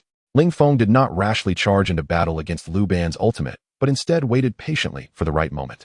Meanwhile, Ma Hailong's Bai Qi had begun to clear the super minions in the bottom lane. The super minions were tough and resilient, requiring considerable time to eliminate. Soon, the artillery barrage from Lu Ban's aerial support swept through the enemy ranks, signaling the end of the stalling phase. Ling Feng, seizing the opportunity, coldly commanded, let us initiate the engagement. Without hesitation, the tank Lian Per rolled towards Team 6, entering the range of the defensive tower first. Be careful not to get caught in his ultimate, Suja cautioned, positioning himself close to Chen Tianyes Lu Ban Qi Hao for protection. However, at that moment, Gao Jianli suddenly activated his ultimate and dashed in, appearing right beside Lu Ban. Dodge, Suja commanded, raising his hand to execute a precise strike that stunned Gao Jianli. Wu Zi, playing Wu Zetian, reacted swiftly, using her long sleeves to knock Gao Jianli away. Yet, while they had evaded Gao Jianli, avoiding the onslaught of Daimo and Cao Cao proved to be a greater challenge. Daimo surged forward, employing the summoner skill Ice Punishment to instantly slow Lu Ban Qi Hao, then activated his ultimate, Universal Salvation, forcefully sending Lu Ban Qi Hao crashing against the wall. Top laner Cao Cao quickly followed suit, executing a displacement skill before unleashing his second ability. At this point, Lu Ban Qi Hao's health was critically low, and Daimo triggered his ultimate again, delivering the final blow to Lu Ban. Under the relentless assault of 3 adversaries and their overwhelming control, Chen Tianyes Lu Ban Qi Hao was unable to escape, falling without even managing to use his flash. Meanwhile, Suja's Zhu Yujing had only 1 hard crowd control ability. After stunning Gao Jianli with his second skill, he could no longer protect Lu Ban. At this juncture, Zhu Yujing was left with no choice but to unleash his passive blade slash to slow down Daimo and Cao Cao, following up with his 3rd skill, Light Snow, to inflict substantial damage on both foes. Simultaneously, Han Meng's Bai Li Xiansu emerged from the jungle, lunging towards Sun Shangxiang, using Ice Punishment to slow her down before immediately unleashing his nightmarish scythe. However, Ling Feng's Sun Shangxiang was well prepared, having awaited the appearance of the enemy assassin. The moment the effect of Ice Punishment appeared on him, Ling Feng decisively used his flash to evade Bai Li Xiansu's scythe. Although Sun Shangxiang's first ability, Roll, also provided mobility, its range was relatively short. Against a player of Han Meng's caliber, the roll might not guarantee evasion from Bai Li Xiansu's scythe, but using flash significantly enhanced his chances of escaping, causing Bai Li Xiansu's scythe to miss. For Bai Li Xiansu, if the scythe missed, all efforts would be in vain. None of his combos would succeed. This is bad, he dodged it. Han Meng frowned. After all, Ling Feng was the top Sun Shangxiang in the West City District. Even when suppressed throughout the match, his skill and technique were undeniable. Suja swiftly switched screens to assess the situation concerning Sun Shangxiang and spoke in a deep voice. We must strive to force Sun Shangxiang outside the teamfight area. Do not allow her to deal damage. Understood. Han Meng's Bai Li Xiansu did not retreat, but advanced once more towards Sun Shangxiang. Meanwhile, on the bottom lane, Ma Hailong had finally cleared the minion wave. Zhishun, should I return now? Suja glanced at the bottom lane. If Ma Hailong returned to base and then rushed to the scene, he would be too late. At that moment, the minion wave was moving towards the high ground of the lightning storm, while the opposing 5 remained engaged in a team fight at the top lane.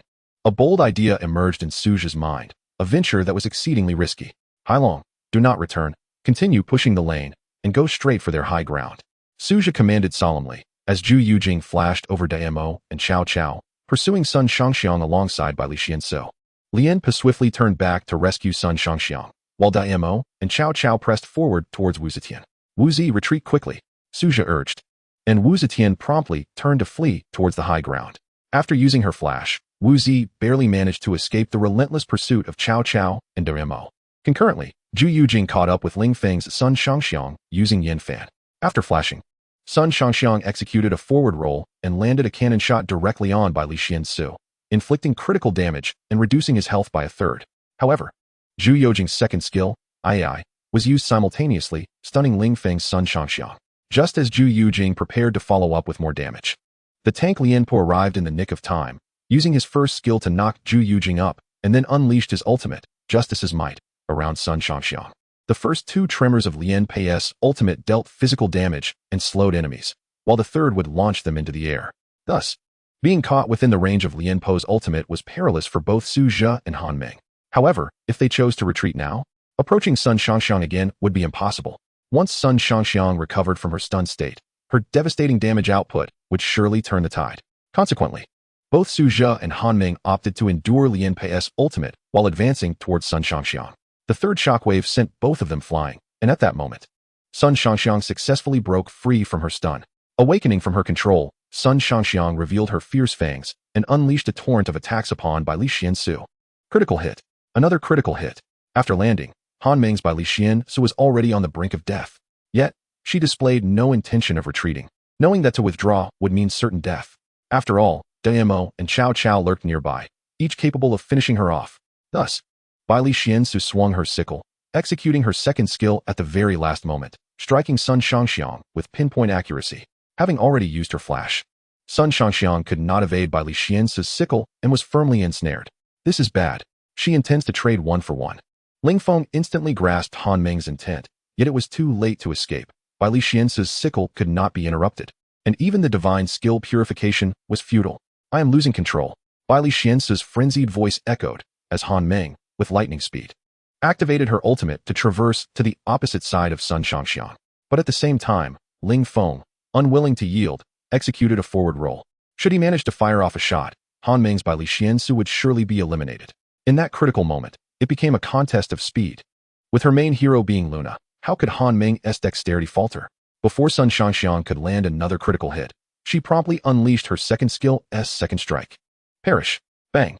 With a muffled thud, Ling Feng's Sun Shangxiang was violently slammed to the ground, and Han Ming's Bai Li Xiansu followed up with a basic attack, successfully taking down Sun Shangxiang.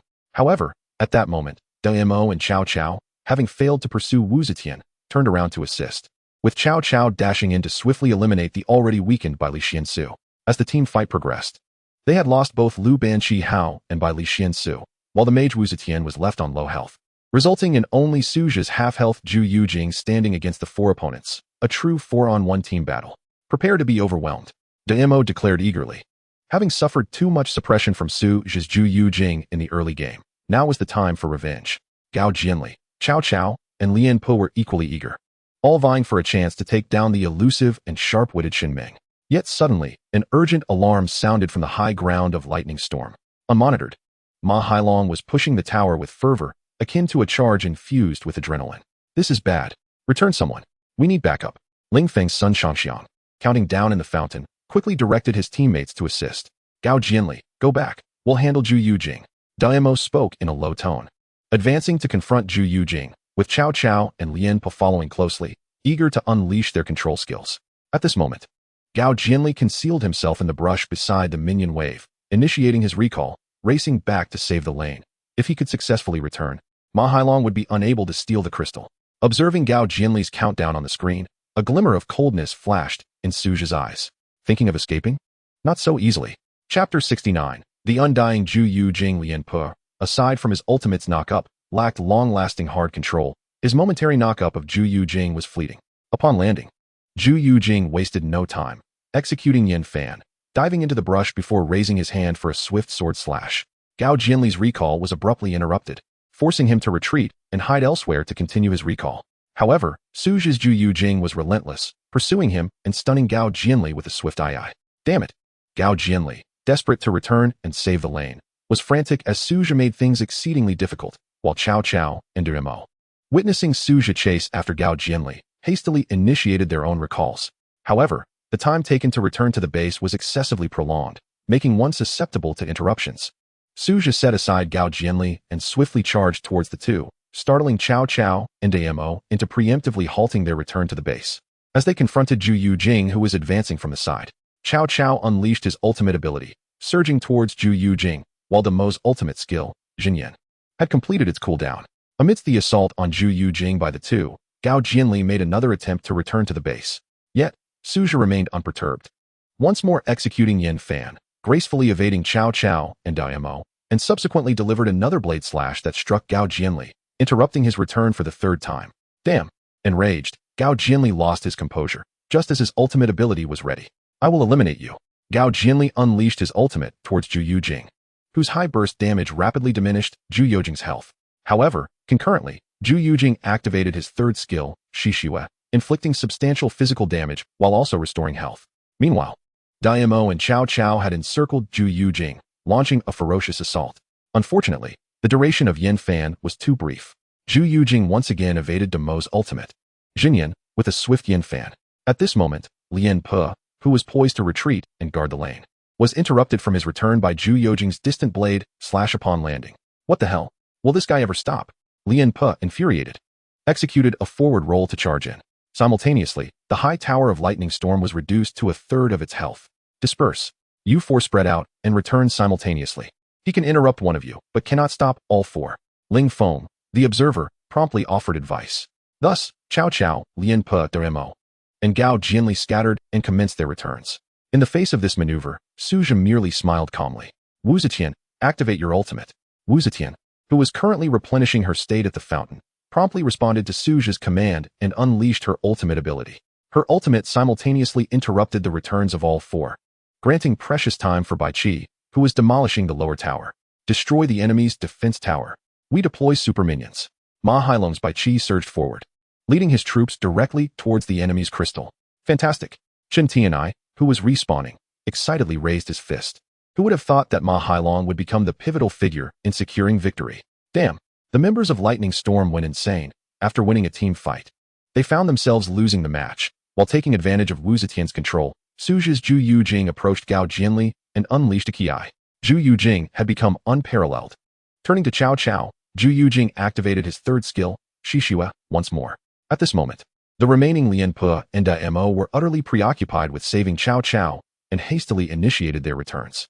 However, as they did, Bai Qi was already swinging his scythe, methodically reaping the enemy's crystal. The audience held their breath, anxiously gazing at the large screen. Would Bai Qi destroy the crystal first? Or would Mo and Lian Pe arrive in time for rescue? Just then, Zhu Yujing executed Yin Fan again, striking Mo and interrupting his return, followed by another blade slash that hit Lian Pe. Oh! The crowd erupted in astonishment. Suja's Zhu Yujing, with exquisite maneuvers, turned the tide of the battle. The remaining three members of Lightning Storm found themselves unable to return home, helplessly watching as Ma Hailong's Bai Qi ravaged the crystal. This manner of defeat was maddening in the extreme. 1 hit, 2 hits, 3 hits, 4 hits. After the fourth strike, Bai Qi wielding his scythe shattered the crystal. And with an explosion, the battle came to an end. Roaring, Ma Hailong, who had personally destroyed the crystal, slammed his phone onto the table and stood up, exclaiming, "We won. We actually won. We truly won." Chen Tianai excitedly stood up and embraced Ma Hailong, shouting, "Awesome. 6 is awesome. Hailong, you rock. Liu Ban is the best." Wu Zi, equally exhilarated, was at a loss for words during the earlier team fight. When Liu Ban Kaheo and Bai Li Xuanzi were both slain and she found herself returning to the fountain, she had believed victory was impossible. Yet, she could never have imagined that they would turn the tables in such a manner. Did we win? We won. Wu Zi leaped towards Suja, hugging him before the entire audience. Suja, feeling somewhat embarrassed, blushed and murmured, "There are so many people watching." Wu Zi, however, proudly declared, "I don't care. I am delighted." At this moment, the audience was utterly dumbfounded. This outcome was something none had anticipated. An amateur team had triumphed over the school team, and the top shooter of the normal university was thoroughly suppressed by a high school student throughout the match. This unprecedented match had opened the eyes of all. Zhu Yujing was undeniably flamboyant, truly remarkable. One person restrained for such capability was insurmountable. Wu Zetian's ultimate played a crucial role at the last moment. Otherwise, Bai Qi would not have succeeded in seizing the crystal. It was unexpected that the coordination of 6 would be so impressive, even managing to make the school team stumble. Such a surprise. No one expected Feng Shun to be so thoroughly defeated. Brilliant. This match was genuinely spectacular. However, amidst the spectators' discussions, a shadow loomed over the lightning storm team. Xiaofeng, what happened today? How could you be so suppressed by Zhu Yujing? Upon hearing this, Ling Feng's expression darkened. And he retorted, do you have the face to question me? Have you seen how many times you were single-handedly killed by Zhu Yujing? Forget it, forget it. The opposing Zhu Yujing indeed played exceptionally well, there's no denying that. The support, Lien Pu, quickly intervened as a peacemaker, patting his teammates on the shoulders in competitions. There are wins and losses. We just inadvertently capsized in the ditch, and that is nothing to worry about. Ling Feng took a deep breath, slowly closing his eyes. He understood well that the skill and tactical level of the opponent, Zhu Yujing, had indeed reached a certain height. It was no easy task to contain Zhu Yujing, even with the full roster of the regular team from Shifan University, let alone the half team of the Lightning Storm. Ling Feng. At that moment, a voice unexpectedly rang out, and Ling Feng slowly opened his eyes. Before him stood a stunning figure, the beautiful campus belle, Wu Zi. Oh, it's you? Ling Feng said with a wry smile, having already guessed Wu Zi's purpose for coming over. Feel free to mock me. I truly cannot compete with that top laner. Zhu Yujing. Ling Feng chuckled at his own expense, not wishing to make excuses for his defeat. Very well, at least you still have the spirit of a man. Wu Zi said solemnly. I am here to tell you that our team does not permit anyone to be underestimated. Furthermore, do you really think Suzhou is merely a 20-star small king? Huh. Let me tell you, Suzhou is far stronger than you. And I believe you have seen this for yourself today. There is no need for me to elaborate further. With that, Wu Zi turned and left gracefully. Ling Feng glanced at Wu Zi's elegant silhouette, then his gaze shifted to Suzhou not far away. I truly underestimated him. This lad is a prodigy. Someone of Zhu Yujing's caliber cannot possibly be obscure and anonymous. Who could he really be? After the match, it was once again time for the celebratory feast. The venue was the same hot pot restaurant as last time, where everyone gathered to make up for the regret of not being able to enjoy hot pot previously. Come on. Xiao Zhezhe, have a piece of beef. Come on, Xiao Zhezhe, have a piece of pork belly. Come on, Xiao Zhezhe, have a piece of beef tripe. Wu Zi stood up, personally serving Suzhou with her chopsticks dancing in the air. Hey, Jasal, you are being too biased. You've given all the meat to Suzhou. What are we supposed to eat? Chen Ti and I complained with a face full of grievance. At least share some food with the brothers. Wu Zi waved her hand dismissively. Go away. My Xiao Zhezhe worked hard against Zhu Yujing. He must be well compensated. Who among you endured as much as he did? In the hot pot restaurant, steam filled the air, and a thick mist enveloped the glass. The 6 members of Team 6 were in high spirits, laughter resonating throughout the space.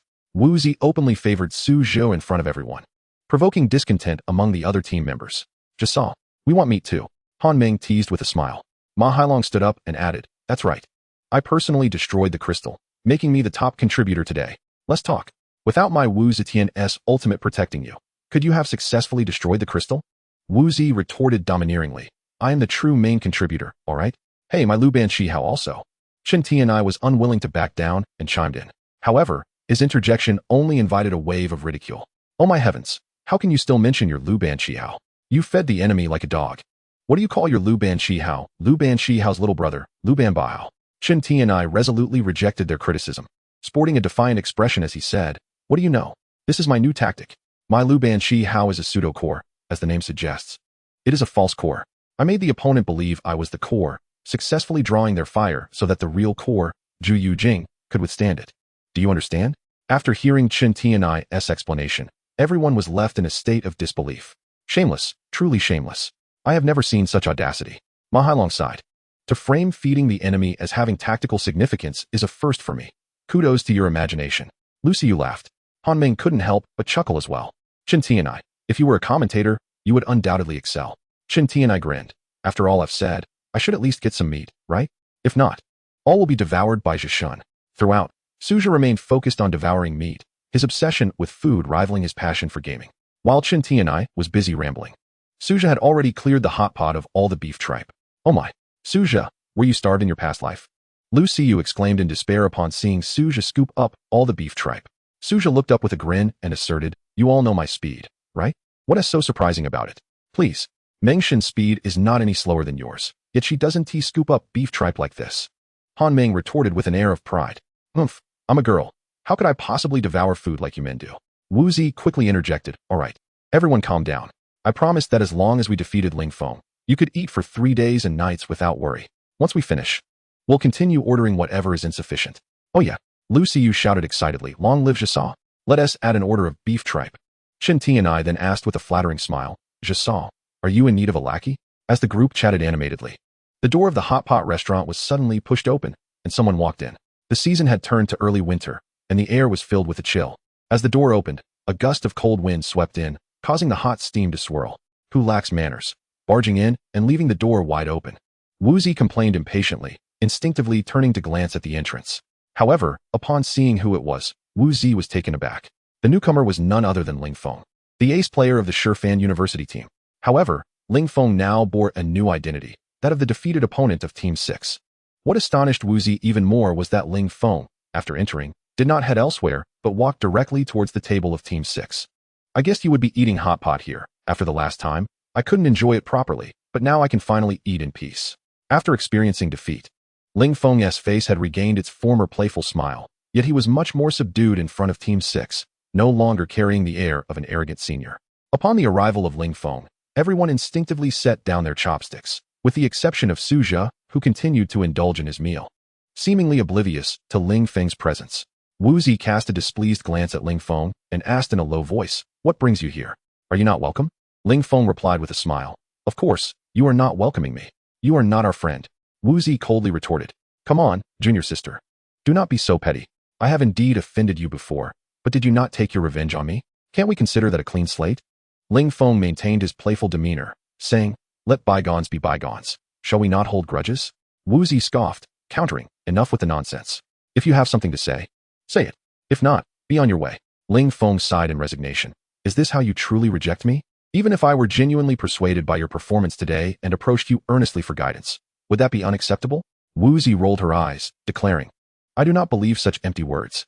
Ling Feng nodded. "Very well, I shall not keep you in suspense. I have come to discuss a matter with you.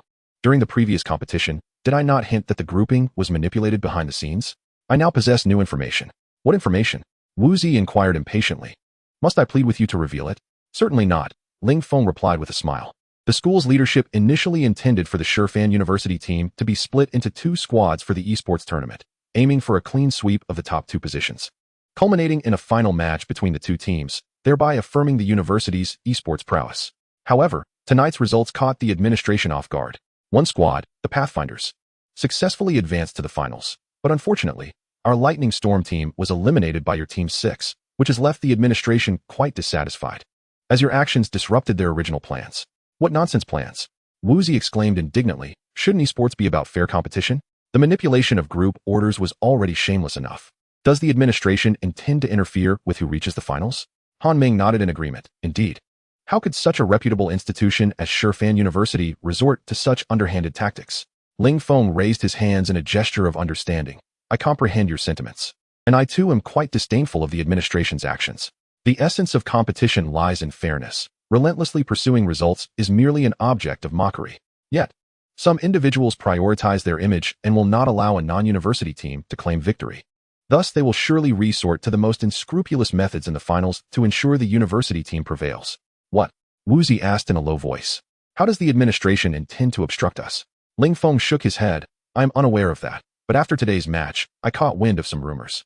The Pathfinders squad consists of my teammates from the university team. They received notification from the administration that, come what may, the finals must result in a victory, and they are permitted to employ any means necessary, even at the cost of fairness." Han Ming's face darkened with disgust. "I cannot believe the university's administration would stoop to such depths." Woozy slammed her hand on the table, exclaiming, "Damn it, this infuriates me." Meanwhile, Suja remained unfazed, quietly savoring his hot pot, seemingly indifferent to Ling Feng's lengthy discourse.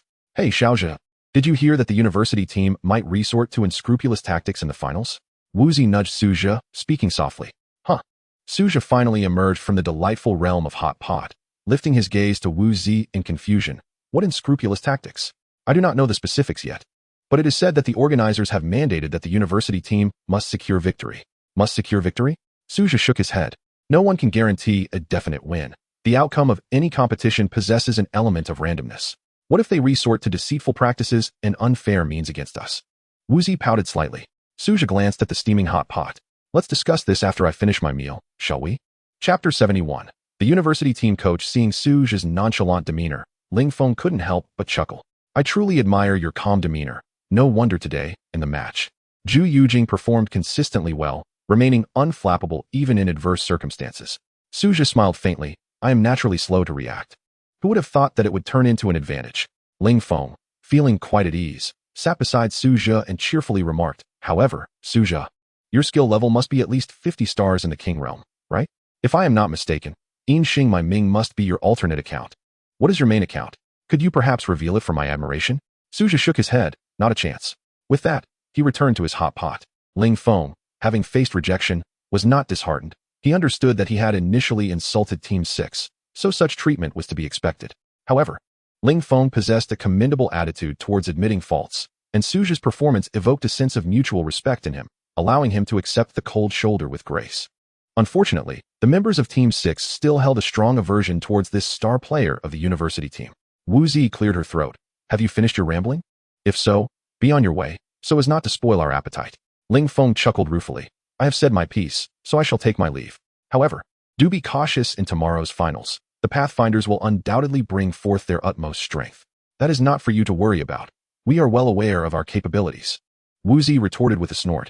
I do not believe they would dare to cheat openly. At that moment, in the training room of the Shifan University team, another squad, the Pathfinders, was diligently analyzing the match between Team 6 and Lightning Storm. The top laner of Team 6 possesses remarkable intellect. Zhu Yujing is undoubtedly the ideal counter to Xiaofeng's Sun Shangxiang. Moreover, this individual demonstrates exquisite control, as evidenced by his impeccable positioning and strikes during the early game.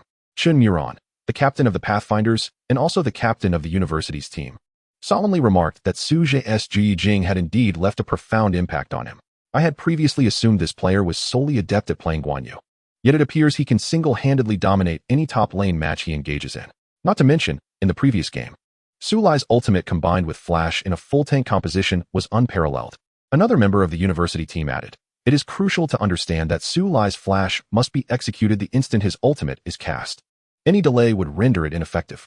The precision required for Su Lai's Flash surpasses that of Guan Yu's, and it is astonishing that his reflexes could achieve such a feat at this moment. The marksman of the team wore a pained expression, lamenting. Just the thought of facing Team 6's top laner tomorrow gives me a headache. Xiaofeng was utterly overwhelmed by him, and I can only imagine my fate. Captain Chun Muran tapped the table to remind everyone. Do not forget, the school has issued a directive. We must secure victory in tomorrow's match. For failure will result in the loss of our funding for this year. What? Upon hearing this, despair engulfed the entire Pathfinders team. Captain, let us not forget that Team 6 has not only a top laner, but also a jungler, Yuexia Zhuiming. Indeed, you have witnessed Yuexia Zhuiming's prowess. He effortlessly dominated the entire arena. Chun Muran's expression turned grave. He was acutely aware that Yuexia Zhuiming's abilities were formidable, leaving him uncertain about the upcoming battle. Just then, a knock echoed through the training room. Chun Muran hurried to answer the door, only to be taken aback by the visitor. Coach. Standing at the entrance was none other than Dong Feng, the highly esteemed coach hired by the university. Dong Feng, a former professional player, transitioned to become a League of Legends streamer after his retirement. Upon the release of Honor of Kings, he immersed himself in the game, becoming one of the earliest players in the country. In the first 4 seasons, he effortlessly reached the Apex rank 4 times and had even received invitations from professional clubs. Currently, he is employed by the university as the team's coach. In terms of skill, awareness, and experience, few can match Dong Feng. Even the king-ranked players of the university team appear to him as mere children. Witnessing the coach's personal visit, Chun Muran was taken aback. Coach, what brings you here? Dong Feng pulled out a cigarette, leisurely lit it, and asked with narrowed eyes. Did you watch Team SIX's match today? We are currently on our 3rd viewing. Chun Muran replied. Do you feel confident about winning tomorrow? Dong Feng inquired further. Chun Muran candidly responded. To be honest, I do not. Both the top laner and jungler of Team 6 are exceptionally strong, and we have yet to devise a suitable strategy to counter them. Upon saying this, Chun Muran suddenly realized and asked, Coach, you are here to help us strategize, aren't you? With your wealth of experience, you must have a method to suppress them, right? Hearing this, the members of the Pathfinders team looked at Dong Feng with hope, believing that with Coach Dong Feng's assistance, they could formulate a strategy to counter Su Zhe and Han Ming. However, Dong Feng shook his head, refuting, No, you are mistaken. I am not here to devise tactics for you. Chun Muran was left bewildered. Then why have you come? Dong Feng smiled and explained, I am here because the university has issued a strict order. Our team is only permitted to succeed in tomorrow's finals. And the only way to ensure success is for me to step in personally. What? At this revelation, Chun Muron was utterly stunned. Not only Chun Muron, but the entire Pathfinders team was taken aback. Coach Dong Fong, a player of professional caliber since the dawn of the era, is stepping into the fray. Chun Muron shook his head, considering this approach excessively shameless. Although Dong Fong is on their side, a victory obtained in such a manner would be hollow. Coach, is this really appropriate? You, a professional player, participating in our amateur esports competition? I am aware of its inappropriateness, Dong Fong replied with a resigned smile. However, given that the university has directly engaged with me regarding this matter, it is only right that I fulfill my obligation since I am receiving their remuneration. But the rules of the esports competition prohibit the addition of other players during the tournament, and we did not register your name, according to regulations. You should not be eligible to compete. Chun Muron countered. Regulations? Are not regulations set forth by the school? Rest assured. The organizers have already stated that they will amend the rules temporarily before tomorrow's match, allowing friends outside the team to assist in the finals, thus enabling me to participate. Dong Fong clarified. This is truly Chun Muron initially intended to voice his disapproval of this shameless maneuver, altering the rules to allow a professional player to compete, all for the sake of one victory. However, after much contemplation, he swallowed his words. After all, he was the captain of the university team, and airing grievances against his own side was unthinkable. Dong Fong, perceiving Chun Muron's reservations, patted his shoulder and said, I understand your concerns. But this victory is of great significance to the school, so let us find common ground. Ultimately, it is for your benefit. For our benefit? Chun Muron replied with a bitter smile. But does a victory gained in such a manner hold any true significance? It matters not whether it is meaningful. As long as the organizers deem it significant, that is all that matters. Dong Fong remarked nonchalantly. Having navigated the esports professional scene for nearly a decade, he had long grown accustomed to such underhanded dealings and unscrupulous practices. For Dong Fong, the only concern was the monetary reward. Yet, Chun Muron remained reluctant to accept this reality, still harboring a sense of idealism. Honor of kings. To aspire to become a champion is to earn glory. However, victories attained through such means, even if one achieves the status of a champion, cannot truly be regarded as glorious. Yet, under the pressure from the organizers, Chun Muron refrained from voicing additional concerns, for he was now the captain, and he could not allow his personal opinions to affect the entire team. Very well, I understand. Chun Muron quietly turned off the video on his computer. Since Dong Fong had taken action, the outcome of the final was already devoid of suspense. Even though Team 6 boasted prodigious talents like Su Zhe and Han Meng, they were mere inexperienced youths in the presence of the professional Dong Fong. Tomorrow's championship had already been preordained to rest in the hands of the school team. Chapter 72. Sudden change of plans at this moment. Team 6 remained oblivious to these developments, completely unprepared for the organizers' unexpected alteration of the rules for the final match. They were all engrossed in a delightful feast of hot pot, filled with laughter and chatter. Xiao Zhe, if we win the match tomorrow, we shall be the champions, Wu Zi exclaimed with eager anticipation. Su Zhe smiled gently. Isn't it a bit premature to discuss this now? Didn't Ling Feng just say that the school would do everything in its power to ensure the victory of the school team? That suggests our odds may not be very favorable. Wu Zi countered confidently. But we just defeated the school team today, didn't we? Ling Feng is the primary marksman of the school team. I refuse to believe they possess any last-minute tricks to guarantee their victory tomorrow. Besides, Normal University is a prestigious institution. They cannot openly cheat, can they? Su Zhe chuckled. One can never say for certain. It is best to maintain a calm mindset before the competition. To be honest, today's victory had an element of luck involved. Had they not overlooked Hai Long's pushing capability, the school team would not have lost. Wu Zi nodded softly, acknowledging the unpredictable nature of victory and defeat. Nevertheless, she remained filled with anticipation for the forthcoming match. As night fell, the grand finale of the Normal University esports tournament commenced. Team 6 gathered in the academic hall, poised to embrace their momentous final. Although this was not their first competition, the atmosphere was charged with tension. Which marksman should I use tonight? Are you all suggesting I avoid using Liu Ban Chi Hao? Chen Tianai inquired anxiously. Please, I beg you, do not use Liu Ban Chi Hao, Wu Zi replied with a wry smile. Your Liu Ban frightens me. Chen Tianai chuckled. All right, but I'm worried that my proficiency with other heroes might not match up, and I might perform worse than with Liu Ban. Meanwhile, Ma Hailong and Lu Xiu were deliberating on who should take the stage in the final match. Xiu, why don't you take this one? I'm feeling quite nervous. My palms are sweaty, Ma Hailong whispered, his voice trembling. No, I'm not prepared at all. You should go. I would only be a liability. Lu Xiu hastily declined. Having experienced the heart-stopping semifinals, both Ma Hailong and Lu Xiu understood the intensity of esports competitions. They were not unwilling to participate in the finals. They simply feared becoming the weak link that could lead to their team's downfall. Noticing his teammates' excessive anxiety, Suja approached and patted them on the shoulders. What is there to fear? Worst case scenario, we lose. No, don't jinx it. We will surely win, especially with you and Mengshin on our side. Wu Zi quickly interjected. At that moment, Han Ming suddenly coughed and pointed towards the audience. Look over there. Following her gesture, the team turned to see a banner supporting Team 6 unfurled in the stands. 6. March forward with courage. Though a simple banner, lacking the flamboyance of Ling Feng's previous supporters, it was evident that the audience had spontaneously rallied to show their support for Team 6, who had previously had only a solitary admirer, Hao Xiaoming. This indicated that Team 6 had garnered fans. Oh my, is that our support team?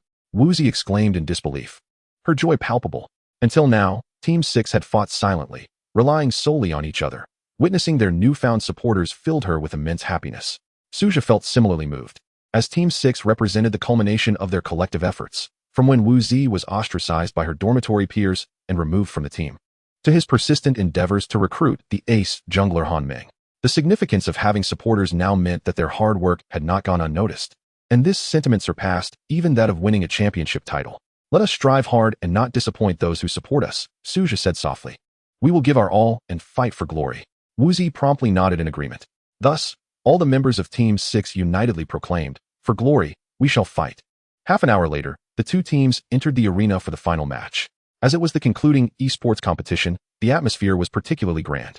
In addition to the live audience, the organizers and school officials were also present, with the front row of the lecture hall filled with esteemed figures from Normal University, all eagerly awaiting the final showdown. The head of the organizing committee, Bian Ronghua, who had issued the order for the school team to win, sat prominently. Beside him was the university president, the most distinguished figure among the attendees. President, all the players of this Pathfinder team are members of our school team. These young individuals are intelligent, perceptive, and enterprising, bringing great honor to Normal University, Bian Ronghua introduced with a smile, considering that he had orchestrated the school team himself. The youth today are involved in a multitude of entertainment projects. I am aware of this Wangzhe Rongyao.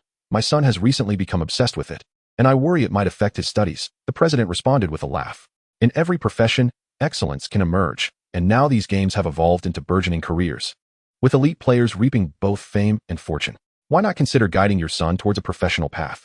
Director Bien flattered with a smile. However, the principal waved his hand dismissively, expressing his preference for his son to pursue a medical career, as these emerging industries are inherently unstable. He believed it would be wiser for his son to maintain a respectful distance from them. At this juncture, the principal inquired about the origins of the other team. Was it not stated that our Normal University's team had split into two squads?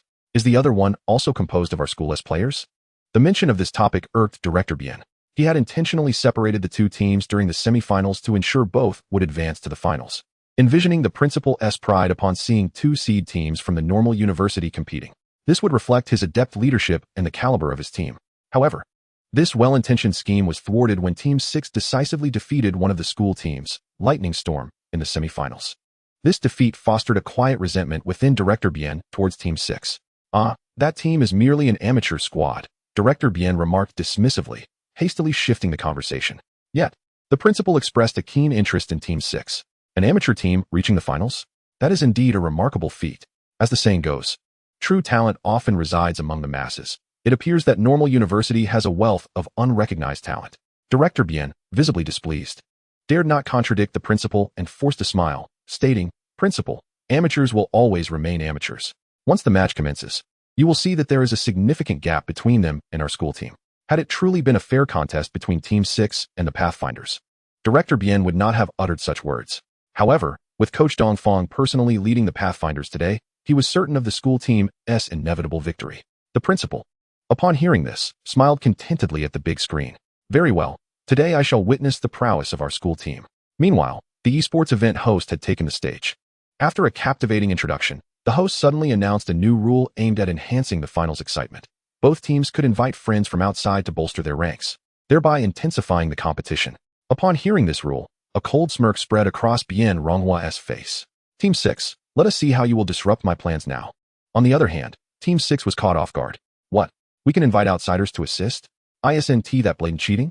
The school team must have known about this new rule long ago, and certainly selected their allies beforehand. We just learned of it. How can we possibly gather help in such a short time? Wu glanced towards the Pathfinders and immediately recognized Coach Dongfang. Ah, now I understand why they suddenly added a rule. He is going to participate. Who is going to participate? Suzhou inquired, curious. Wu pointed at Dongfang, explaining. He is the coach of the school team. He was previously a professional player and has reached a professional level in Wangzhe Rongyao. His participation is outright cheating. Chapter 73. An eye for an eye. Realizing the organizer's scheme, Wu felt her face flush with anger. How shameless. Changing rules at the last minute and allowing a professional player to stand in for the school team? Is it really just about winning a championship? Must they resort to such underhanded tactics? Everyone else shared her sentiment, deeming it utterly ridiculous and a blatant act of bullying. Chen Tianai, impatient by nature, stood up and pointed at the organizers in the front row, exclaiming, I protest. How can rules be altered during a match? This undermines the fairness and objectivity of the competition. It is a blatant disregard for principles. Director Bien glared, sit down. The rules are set by the organizers, and you have no right to protest. If you wish to compete, then do so. If not, concede. I want to concede. I will protest. Chen Tianai shouted defiantly, disregarding Bien Ronghua's status as the head of the publicity department. Director Bien barked, shut up. If you continue to speak, I will have you removed. Wu quickly tugged at Chen Tianai's arm. Confronting Director Bien would only play into the hands of that cunning individual. Although Chen Tianai refused to back down, he complied with Wu Zi's urging and sat back down, seething. Meanwhile, Bien Ronghua forced a smile at the principal. Ah, I apologize for this display. Today's youth lacked discipline and dare to act out so openly. The principal chuckled, waving his hand. It's quite all right. I'm accustomed to it. My child has ignored me since entering middle school, and their antics far exceed this one. As the audience learned of the sudden rule change, murmurs erupted in the stands. This alteration is rather hasty. I assent it? How can rules just change like that? Indeed, what are the organizers thinking? Inviting other players to participate in the finals. What purpose does that serve? At that moment, an observant audience member spotted Coach Dongfang on the Pathfinder's side and suddenly realized, look, the school team has even brought their coach. Are they planning to let him compete? No way. This coach is a professional. Allowing a professional player to compete in an amateur match is utterly shameless. If the school team were to actually proceed with this, it would be a source of ridicule. Amidst the audience's discussions, Coach Dongfang indeed took his place within the Pathfinder's lineup, adjusting his equipment with his phone, evidently preparing to enter the fray. Witnessing this scene, the audience erupted in a frenzy. Coach Dongfang is truly going to compete? Good heavens. The school team must be desperate to win, even if they achieve victory. It is far from honorable. Such vanity is truly disheartening. They have even enlisted professional players for the championship. Hush. Consequently, the venue erupted with a cacophony of boos, a manifestation of discontent directed towards the school's team, TNLZH. After all, amateur esports competitions are intended to provide opportunities for amateur players. Yet the school team has chosen to deploy professional players to interfere. The audience, predominantly fans of the school team, began to turn against them following this uproar. Meanwhile, Director Bien, listening to the jeers from the crowd, felt his face flush with embarrassment. He had been preoccupied with ensuring the victory of the school team to bolster his own reputation, not realizing that he had concocted such a laughable scheme. Enraged and humiliated, Director Bien stood up and pointed at the audience, shouting loudly, "Be quiet. Show some decorum. What has happened to the quality of students from SHF and DSU? What of your cultivation as contemporary university students? Do you understand the concept of silence? Silence." His outburst only incited further outrage among the audience. The boos intensified, leaving Bien Ronghua speechless. After calling for silence twice, he had no choice but to sit down again, while the principal beside him wore an awkward smile. Bien Ronghua himself felt a twinge of embarrassment, clearing his throat and remaining silent thereafter. Meanwhile, the others were filled with indignation. What is this? They have professional players on the opposing side. Lu Siyu exclaimed angrily. The school is utterly shameless. How can we possibly win? Ma Hailong nodded in agreement. Indeed. They have even brought out a coach. Are we simply destined to be slaughtered? Wu frowned and declared, this is utterly despicable. We cannot allow the organizers' schemes to succeed. Resorting to such underhanded tactics for a championship is incredibly shameless. Chen Tianai turned to Su Zhou and asked, Zhishun, what should we do now? Su Zhou did not rush to respond. Instead, he glanced at Han Ming. Han Ming, do any of your friends have time right now? Han Ming inquired, are you suggesting? Su Zhou replied, my meaning is quite straightforward. Since they have enlisted external assistance, we may as well do the same. Both Su Zhou and Han Ming, being high-ranked players in the game, had acquainted themselves with numerous skilled players on their journey to the pinnacle of glory. Aside from the ace jungler Han Ming, Su Zhou also knew several top-tier players, albeit they resided in different cities, hence the difficulty in inviting them to join their team. Nevertheless, Even if they were not in the same city, coordinating a match for the finals was not a formidable task. Given that the organizers had not stipulated a limit on the number of additional players one could enlist for assistance, Suja felt free to extend invitations. Han Ming immediately understood and nodded. So you mean we should invite people to assist us? Suja smiled. Why not? I doubt anyone would willingly miss the opportunity to spar with professional players. He then turned to gather everyone's opinions. This match is the finals. It should ideally be our own battle, but due to the organizer's shameless alteration of the rules and the opposing team's enlistment of a professional player, we now find ourselves in this predicament. If we wish to secure victory, it would be prudent to invite a few experts for assistance. However, this may mean some of you could be unable to participate in the finals. What are your thoughts? Before he could finish, Chen Tianai immediately exhaled in relief. Wonderful. I can step back. Zhe Shun, feel free to invite someone. I will relinquish my position. Otherwise, the pressure is too great. And I am hesitant to use Liu Banqihao. Ma Hailong and Lu Xiu nodded in unison. We are also willing to give up our positions for the victory of Team 6. Wu Zi hesitated. I am reluctant to step back. After all, this is my final match, and I still wish to participate. Those who do not wish to relinquish their spots may remain. It is perfectly fine. Suja smiled, and then reconfirmed with everyone. Is everyone decided? No regrets? Chen Tianai, Ma Hailong, and Lu Xiu responded in unison. No regrets. Suja nodded. Very well. Han Ming and I will begin contacting our friends. With that, the two of them dispersed to make calls and soon secured 2 friends to assist them. Wu Zi anxiously asked upon seeing them return swiftly. How did it go? Are the people you contacted reliable? After all, they are professionals. Can our helpers match their skill level? Suja replied with a reassuring smile. Rest assured. Their abilities will not be inferior to mine or Han Ming's. At that moment, the host announced with a melodic voice that the match was officially commencing, and both sides entered the room to begin selecting players. Seated in the front row, Bian Ronghua assumed that Team 6 would not be able to recruit strong reinforcements in such a short time. Unfortunately, he underestimated Su Zhu and Han Ming's ranks and connections. For 2 players of high glory rank, enlisting skilled allies was a trivial matter. As the match commenced, both sides entered the room. On the side of T and LZH, in addition to the 4 players of the king rank from the school team, there was also a professional level player named Dong Fong. Dong Fong's in-game name was Fong Shu, positioned as the first player in the team. Meanwhile, Team 6 placed Han Ming in the first position and Su Zhu in the 5th. Among the remaining positions, aside from Wu Zi, 2 mysterious players were added, one named De Chue and the other with the in-game name Gu Ch Nsh Ngu. Upon witnessing this scene, Bian Ronghua's expression slightly altered. It appeared that Team 6 had indeed enlisted external help, though he was uncertain of their skill level. Director Bian silently mused, but quickly regained his composure. Even if they had enlisted assistance, I doubt it would surpass that of amateur players. And certainly not compared to Dong Fong. Our school team remains in a solid position to win.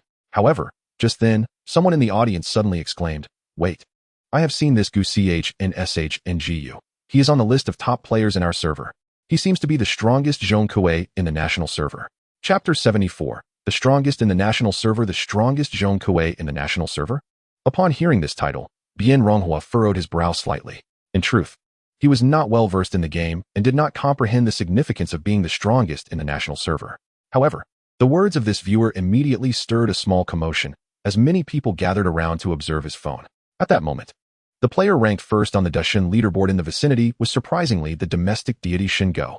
Nonetheless, this commotion did not spread further, as the majority of the audience present did not recognize this domestic deity. Meanwhile, both teams had completed their selections. The Explorer team had inevitably dropped Guan Yu and Luna, 2 heroes that Su Zhe and Han Ming excelled at, and their release would undoubtedly dazzle the arena. On the other hand, Team 6 had discarded Bai Li Shou Yu and Neja, heroes that no one wished to encounter. As the selection commenced, Han Ming first secured the jungler hero Bai Li Xian Su, marking her 3rd time utilizing him, with commendable performances in her previous 2 outings. The professional player Dong Fong from the Explorer team opted for Han Xian, an exceptional jungler renowned for his rhythmic gameplay, also famously known as Han Tiao Tiao. Upon seeing the professional player select Han Xian, Su Zhe smiled subtly, realizing that they were indeed gearing up to set the pace with such a maestro. Han Ming nodded in agreement, cautioning, You should be wary of this Han Tiao Tiao.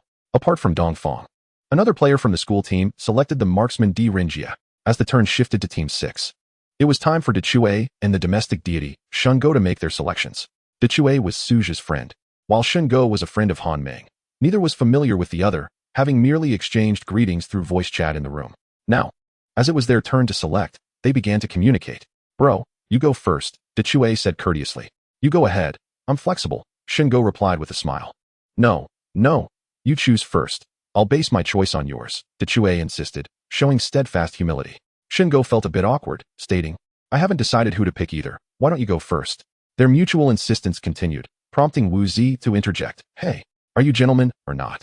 Just make your selections already. As soon as Wu Zi spoke, the two lonely men became animated. Who is this girl? Her voice is quite pleasant. Is it Ching Wu Zi? That name is lovely too. She must be a beauty. Absolutely. I love talking with girls on voice chat. It's such a thrill. However, amidst their banter, the selection time elapsed. Dechue randomly selected Cheng Yaojin, while Shingo randomly picked Zhong Kuei. When time runs out without a selection, the system typically assigns players their most proficient hero to ensure that even random choices do not hinder teammates. Evidently, Dechue's highest proficiency was with Cheng Yaojin, and Shingo's was with Zhong Kuei. Yet, the awkwardness lay in the fact that both heroes were considered unconventional picks in the competitive arena, particularly in high-level competitions or professional leagues, where Cheng Yaojin and Zhong Kuei were rarely utilized. Consequently, the audience was left in disbelief at the random selections made by these two players. Cheng Yaojin, Zhong Kuei, are they joking?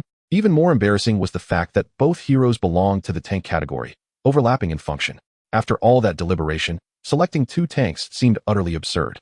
The audience erupted in confusion, questioning how Team 6 had ended up with such two underwhelming heroes. Is anyone even using Zhong Kuei nowadays? I've never seen anyone play him. I have hardly seen anyone use Cheng Yaojin. Does he really get picked? They lamented. Does Team 6 even want to win? Why are they making such choices? This is utterly ridiculous. On the opposing side, the Explorer team was equally perplexed. Captain Chun Mo Ran wore a bewildered expression, asking, what kind of strategy is this? A nearby marksman murmured, they must have randomized their selections. It can't be intentional. Coach Dong Fong was left in a mix of laughter and disbelief. Cheng Yaojin? Zhong Kuei? Surely, they must be jesting. Who still plays these heroes? From a distance in the audience, Ling Feng was on the verge of despair, exclaiming, Suja, what are you thinking? What have your teammates chosen? Where's the marksman? Shouldn't there be one among them? Suja felt equally helpless and frustrated. Dechue, did we not agree that you would take the lead? Why did you choose Cheng Yaojin? Dechue feigned innocence, replying, I just forgot. Chang Ge, why don't you step in for a bit? Chang Ge, who is Chang Ge? Wu Zi asked, bewildered. Suja swiftly shifted the topic, saying, I won't play. I have to head to work. Dechue, nonchalant, remarked, then let's forego it. After all, this version isn't particularly strong. Suja was nearly driven to exasperation. This is the finals, for heaven's sake. At this juncture, it was the opposing team's turn to select. The Explorer team promptly secured the mage Zhuge Liang and the tank support Niu Mo. The selection rights returned to Team 6, where Wu Zi chose the mid-lane mage Wu Zetian. As it was Suja's turn, he had to contemplate the overall composition of their team. With Cheng Yaojin and Zhong Kuei, who were neither a clear top laner nor a dedicated support, if Suja were to select another top warrior, the lineup would become utterly incoherent. Yet, if he stubbornly proceeded to play, he could not guarantee his optimal performance, as he was the strongest top laner, not merely a mediocre one.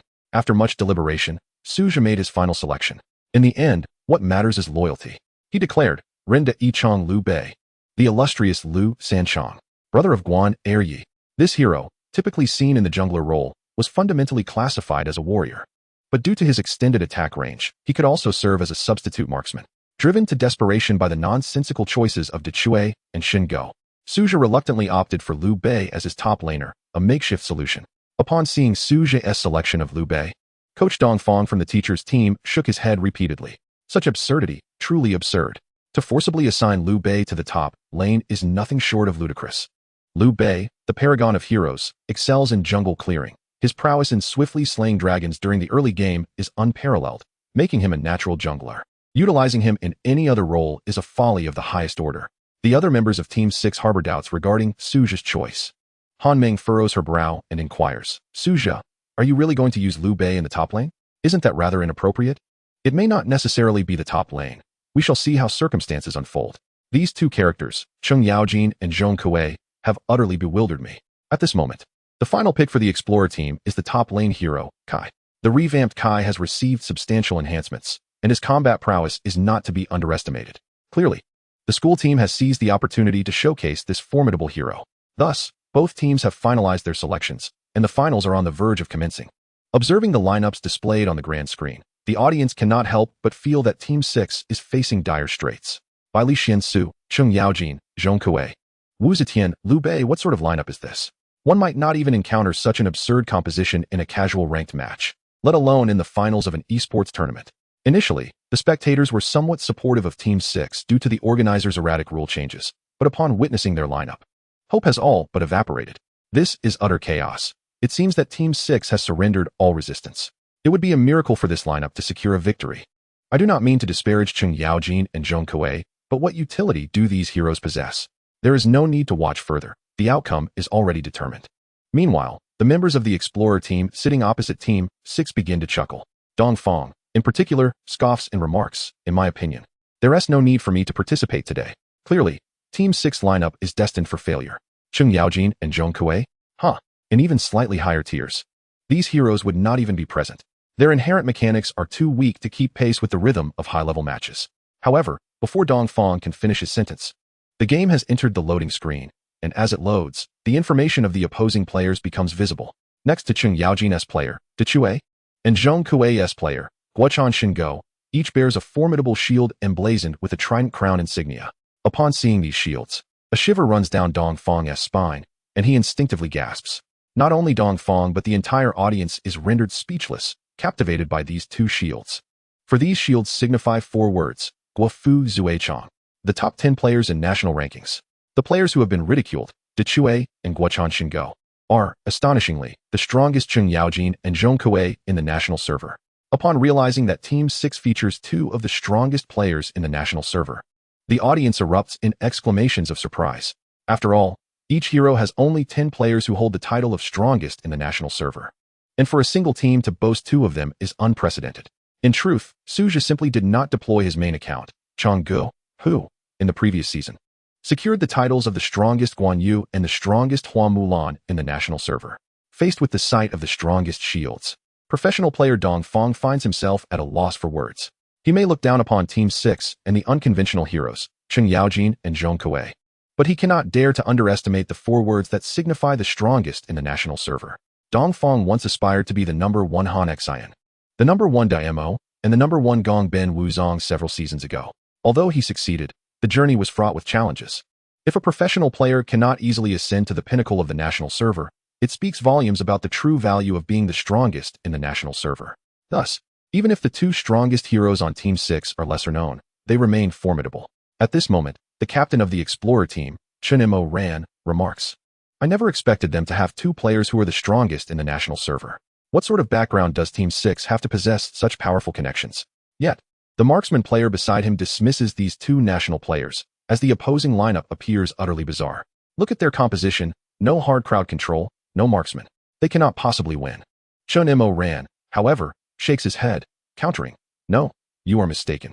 Have you watched the recent autumn tournament? Do not forget that even among professional teams, compositions without a marksman often arise. In this version, marksmen are not particularly dominant, and it is entirely feasible to omit them from the lineup. Moreover, do you not recall the once popular dual lane strategy? It similarly does not necessitate a traditional marksman. The so-called dual lane strategy involves employing 2 side lane heroes in a single lane, utilizing jungle-oriented marksmen like Li Yuanfang or Lee Bai, or semi-mage marksmen like Yu Ji, to free up a roaming position and distribute resources and tempo effectively. Such a composition requires exceptional teamwork to function optimally and is rarely seen in amateur competitions. Nevertheless, Chen Mo Ran possesses a deep-seated respect for Team 6, leading him to speculate that they are indeed employing a unique dual-lane strategy. Coach Dong Fong, who had previously held Team 6 in disdain, now finds himself compelled to reassess the situation seriously upon witnessing 2 of the strongest players in the national server in action. Indeed, Mo Ran is correct. The opposing team is likely executing a dual-lane strategy, and caution is imperative during the landing phase. Meanwhile, chaos ensues among Team 6. Comrades, let us deliberate on how to divide our lanes. The player controlling Cheng Yaojin, De Chue, declares, I wish to play the top lane. Will you allow me? Not a chance. Suja retorts without hesitation. The top lane is mine. No one is allowed to take it. Hey. Even if you are the strongest top laner, you cannot expect me, a Cheng Yaojin, to play support. De Chue protests. Who cares about you? You randomly selected Cheng Yaojin. I invited you here to perform competently, understand? Suja complains. De Chue chuckles. Everyone makes mistakes. I did not anticipate that I would suddenly be assigned this champion. At a critical juncture, Guofu Zhong Kuei, the national server's embodiment of the divine hook, proposed a strategy. How about this? Cheng Yaojin will go solo to the bottom lane while I roam, and will engage in a dual lane strategy. De Chue immediately concurred, exclaiming, "Absolutely. I also support a dual lane approach. I intend to challenge the opponent's top laner, Kai. It is said that Kai is exceedingly powerful in this version. Let me demonstrate how my 3 axes will overpower him." Thus, the division of lanes was finally established. Suja's Liu Bei would occupy the top lane. Han Meng's Bai Li Xiansu would take on the role of jungler. Wu Zi's Wu Zetian would traverse the mid lane. De Chue's Cheng Yaojin would descend to the bottom lane, and Guofu Zhongkue would roam. After finalizing the lane assignments, Han Meng inquired, "How shall we approach the level 1 team fight?" With a smile, Guofu Zhongkue replied, "I will cause a disturbance in the red area while you wait in the river to ambush Han Xian." On the opposing side, the coach of the pathfinding team, Dong Fong, had selected Han Xian, which practically confirmed that he would attempt to counter jungle. It is well known that Han Xian and Lee Bai are the 2 heroes with the highest success rates for counter jungling. And Han Xian's ability to retaliate after securing the red buff is even superior to that of Lee Bai. Guofu Zhongkue's assessment proved accurate, as the pathfinding team was currently deliberating their counter jungle strategy. "Let the marksman remain in our jungle to secure the red buff. The rest will join me to invade the opponent's jungle for a counter jungle," Dong Fong commanded in a low voice. At that moment, both teams had already sent out their minions. The marksman D. Renjia stealthily approached the bottom jungle, while the rest advanced towards Team Six's jungle. Concurrently, Cheng Yaojin, Liu Bei, and Bai Li Xiansu lay in wait in the jungle. As soon as Dong Fong's Han Xian appeared, the trio would strike with overwhelming force. However, Dong Fong was not naive. He had already anticipated an ambush from the opposing side. He deduced that the enemy's crowd control at level 1 was relatively limited. And with Han Xian's 2-phase mobility, he could easily navigate in and out of danger. As the jungle creatures respawned after 30 seconds, Team 6 did not rush into the jungle, for Han Xian held the smite skill, and no one wished to allow him to secure the red buff with it. At this moment, Dong Fong's Han Xian was accompanied by Kai, Niu Mo, and Zhuge Liang as they approached the jungle. Although the grass seemed calm, it concealed a hidden danger. "Niu Mo, lead the way," Dong Fong commanded, with his passive skill enhancing his defenses and his already impressive health attributes. Niu Mo was undoubtedly the optimal choice for a tank. Following the previous season's enhancements, he had emerged as the tank with the highest win rate in the canyon. Upon discovering that the opponent's jungle was unguarded, Niu Mo boldly advanced to scout the brush, where he unexpectedly encountered the trio from Team 6. With remarkable reflexes, he activated his summoner spell to stun all 3 adversaries. Witnessing Niu Mo's successful initiation, Dong Fong's Han Xian wasted no time leaping in to unleash his assault. His target selection was astute, as he first engaged the relatively fragile yet high damage Bai Li Xiansu. Han Xian's early damage output was considerable, and his passive effect, which knocked enemies into the air, was a lethal weapon. Han Meng's Bai Li Xiansu had intended to upgrade his control skill first, but under the pressure from Dong Fong's Han Xian, he was compelled to prioritize his escape skill instead. After Niu Mo's stun took effect, he immediately activated his control skill, dominating Bai Li Xiansu and rendering him utterly incapacitated. At that moment, Dong Fong's Han Xian unleashed a flurry of basic attacks, triggering his passive effect and sending Bai Li Xiansu flying. As the level 1 skirmish commenced, Han Meng's Bai Li Xiansu was already on the brink of death. In a critical moment, Suja's Liu Bei charged forward, activating his second skill to repel Han Xian and Niu Mo, thus sparing Han Meng from surrendering first blood. However, Suja's protection was merely temporary, for the opposing team still had the mobile mage Zhuge Liang. Zhuge Liang executed a graceful maneuver past Liu Bei, simultaneously activating his passive skill. Observing Zhuge Liang charging towards the injured Bai Li Xiansu, Cheng Yaojin hastily leaped in to slow the enemy. Meanwhile, Wu Zi's Wu Zetian had also arrived in the mid lane, unleashing the Empress's radiance towards Zhuge Liang. The skill's effect would knock the enemy airborne, and Wu Zi initially intended to protect Bai Li Xiansu. However, unexpectedly, the knock-up effect sent Zhuge Liang directly next to Bai Li Xiansu, enabling Zhuge Liang to effortlessly eliminate him. The ace jungler Han Meng could have narrowly escaped, but instead, he found himself thwarted by Wu Zi's miscalculation. Witnessing this scene, Wu Zi felt an overwhelming sense of shame and stammered, "I'm so sorry. I didn't mean to harm you." Han Meng, however, remained remarkably composed, as he had encountered such betrayals from teammates before. "It's fine, let us focus on eliminating Zhuge Liang." Though Zhuge Liang had secured first blood against Bai Li Xiansu, his positioning was now exceedingly precarious, having ventured close to the second tower and sustaining 2 hits from its defenses. Suja's Liu Bei surged forward, unleashing a barrage of attacks, and Cheng Yaojin unhesitatingly activated his summoner spell, executing Zhuge Liang. The first blood secured by Zhuge Liang was avenged, momentarily leveling the score to 1-1. Just as Su Zhe and De Chue were besieging Zhuge Liang, Dongfang's Han Xian executed a second jump towards Wu Zetian. Once the skill activated, Han Xian's attack speed soared, quickly delivering a series of strikes that sent Wu Zetian soaring. Niu Mo and Kai also eyed Wu Zetian hungrily, and it appeared that another tragedy was about to unfold for Team 6. In Chapter 76, Guofu Zhongkue, the lower jungle was bustling with action. What initially seemed to be a tense situation unexpectedly elicited laughter from the audience. The players from both teams were bewildered by the audience's laughter, uncertain of the source of their amusement, while only the onlookers understood the humor. The laughter originated from the upper lane, where Di Renjia had assumed that Team SIXS members had all gone to engage in the level 1 team fight, allowing him to easily secure the red buff. However, unbeknownst to him, a roaming Zhongkue was lurking in the nearby brush, poised to strike. As the jungle creature's health dwindled, Zhongkue swiftly cast his hook. The red jungle creature was yanked through the wall by Zhongkue's hook, but awkwardly. He failed to claim the creature. The wounded red creature staggered towards the pit, its health rapidly regenerating, and upon witnessing this, Di Renjia was utterly devastated. After laboring tirelessly for half a day, was it all in vain? It was evident that the opposing Zhengku was lurking nearby, watching intently. Enraged, Di Renjia charged towards Zhengku, who, without a word, turned and fled. After pursuing for a few steps and confirming Zhengku's retreat, Di Renjia returned to the jungle monsters. He could not afford to lose the red buff, and if necessary, he would start anew. He continued his relentless assault on the monsters.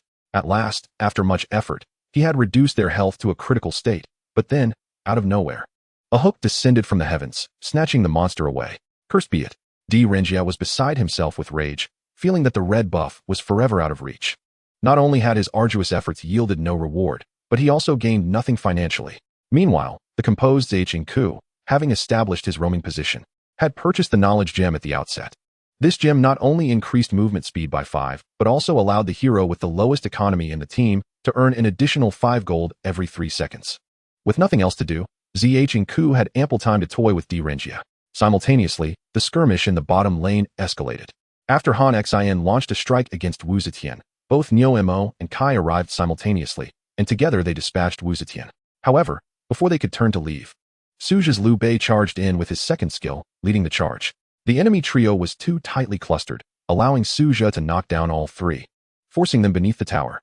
Han Xian, who had initially aimed to secure a kill on Wu Zetian, found himself lacking health. Lee Bai claimed the life of Han Xian. Observing Coach Dongfang's Han Xian's demise, Kai and Niu Mo promptly began their retreat. At this moment, Di Renjia paid no mind to the red buff and quickly turned to support his comrades. Thus, the 3 surviving members of the Pathfinder team gathered in the mid-lane river. All 3 were in decent condition, with Kai, the top laner, possessing formidable solo combat skills, contemplating a counterattack. Noticing Suja's Lee Bai and Cheng Yaojin in a weakened state, Kai issued a command, 3 against 2. Let us counter them. With that, Kai and Niu Mo charged back towards Suju and his team. However, midway through their advance, Niu Mo suddenly exclaimed, "Huh? Where's Di Renjia?" The adjacent marksman despaired, shouting, "I was hooked by Zhengku." Turning back, they saw that Di Renjia had been ensnared by Zhengku in the upper jungle, splitting their trio into 2 against 2 and 1 against 1. Yet, in the early game, Di Renjia was not intimidated in a duel. And even after being hooked by Zhengku, he managed to reduce Zhengku's health to a critical level with his remarkable mobility. "Humph, dare to toy with me? You shall meet your end," Di Renjia sneered, seeing Zhengku's health dwindling. Just then, Zhengku swiftly activated his flash to escape. Thinking of fleeing? It won't be that easy, Di Renjia retorted, using his own mobility to pursue. What was this? The voice of Bai Li Xuanzi echoed as he burst forth from the nearby grass. Begin your performance. The resurrected Bai Li Xuanzi, who had succumbed to first blood, charged out. Low-level heroes can revive quickly after death, and since Han Meng was the first to die, he was also the first to return. During the initial skirmish, Han Meng had already ambushed in the jungle. Di Renjia, overly focused on chasing Zhengku, had failed to notice the enemy assassin's revival. With a skillful maneuver, Bai Li Xuanzi struck 3 rapid attacks, delivering a final critical hit that reduced Di Renjia to a sliver of health. At that moment, the critically wounded Zhengku retaliated with a hook. Di Renjia let out a cry of despair as he fell to the ground, lifeless. Haha, what a fool.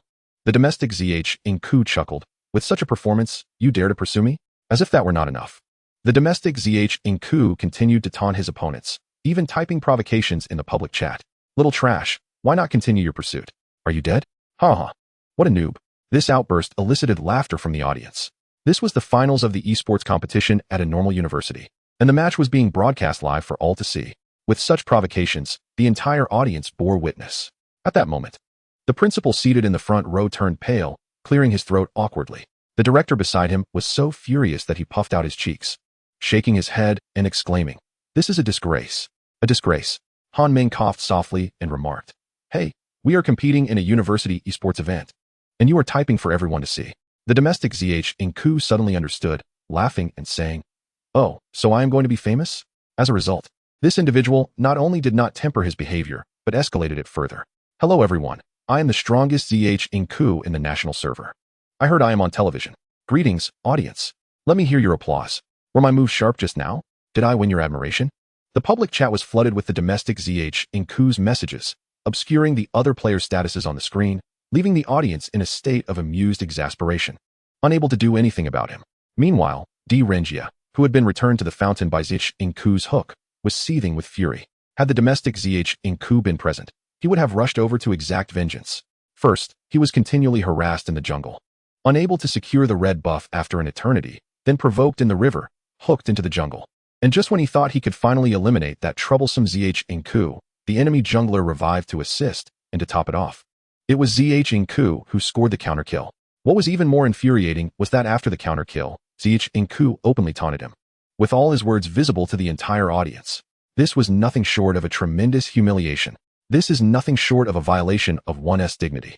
Upon witnessing the incessant remarks from ZH in Ku, DRNG's face turned a shade of green in anger.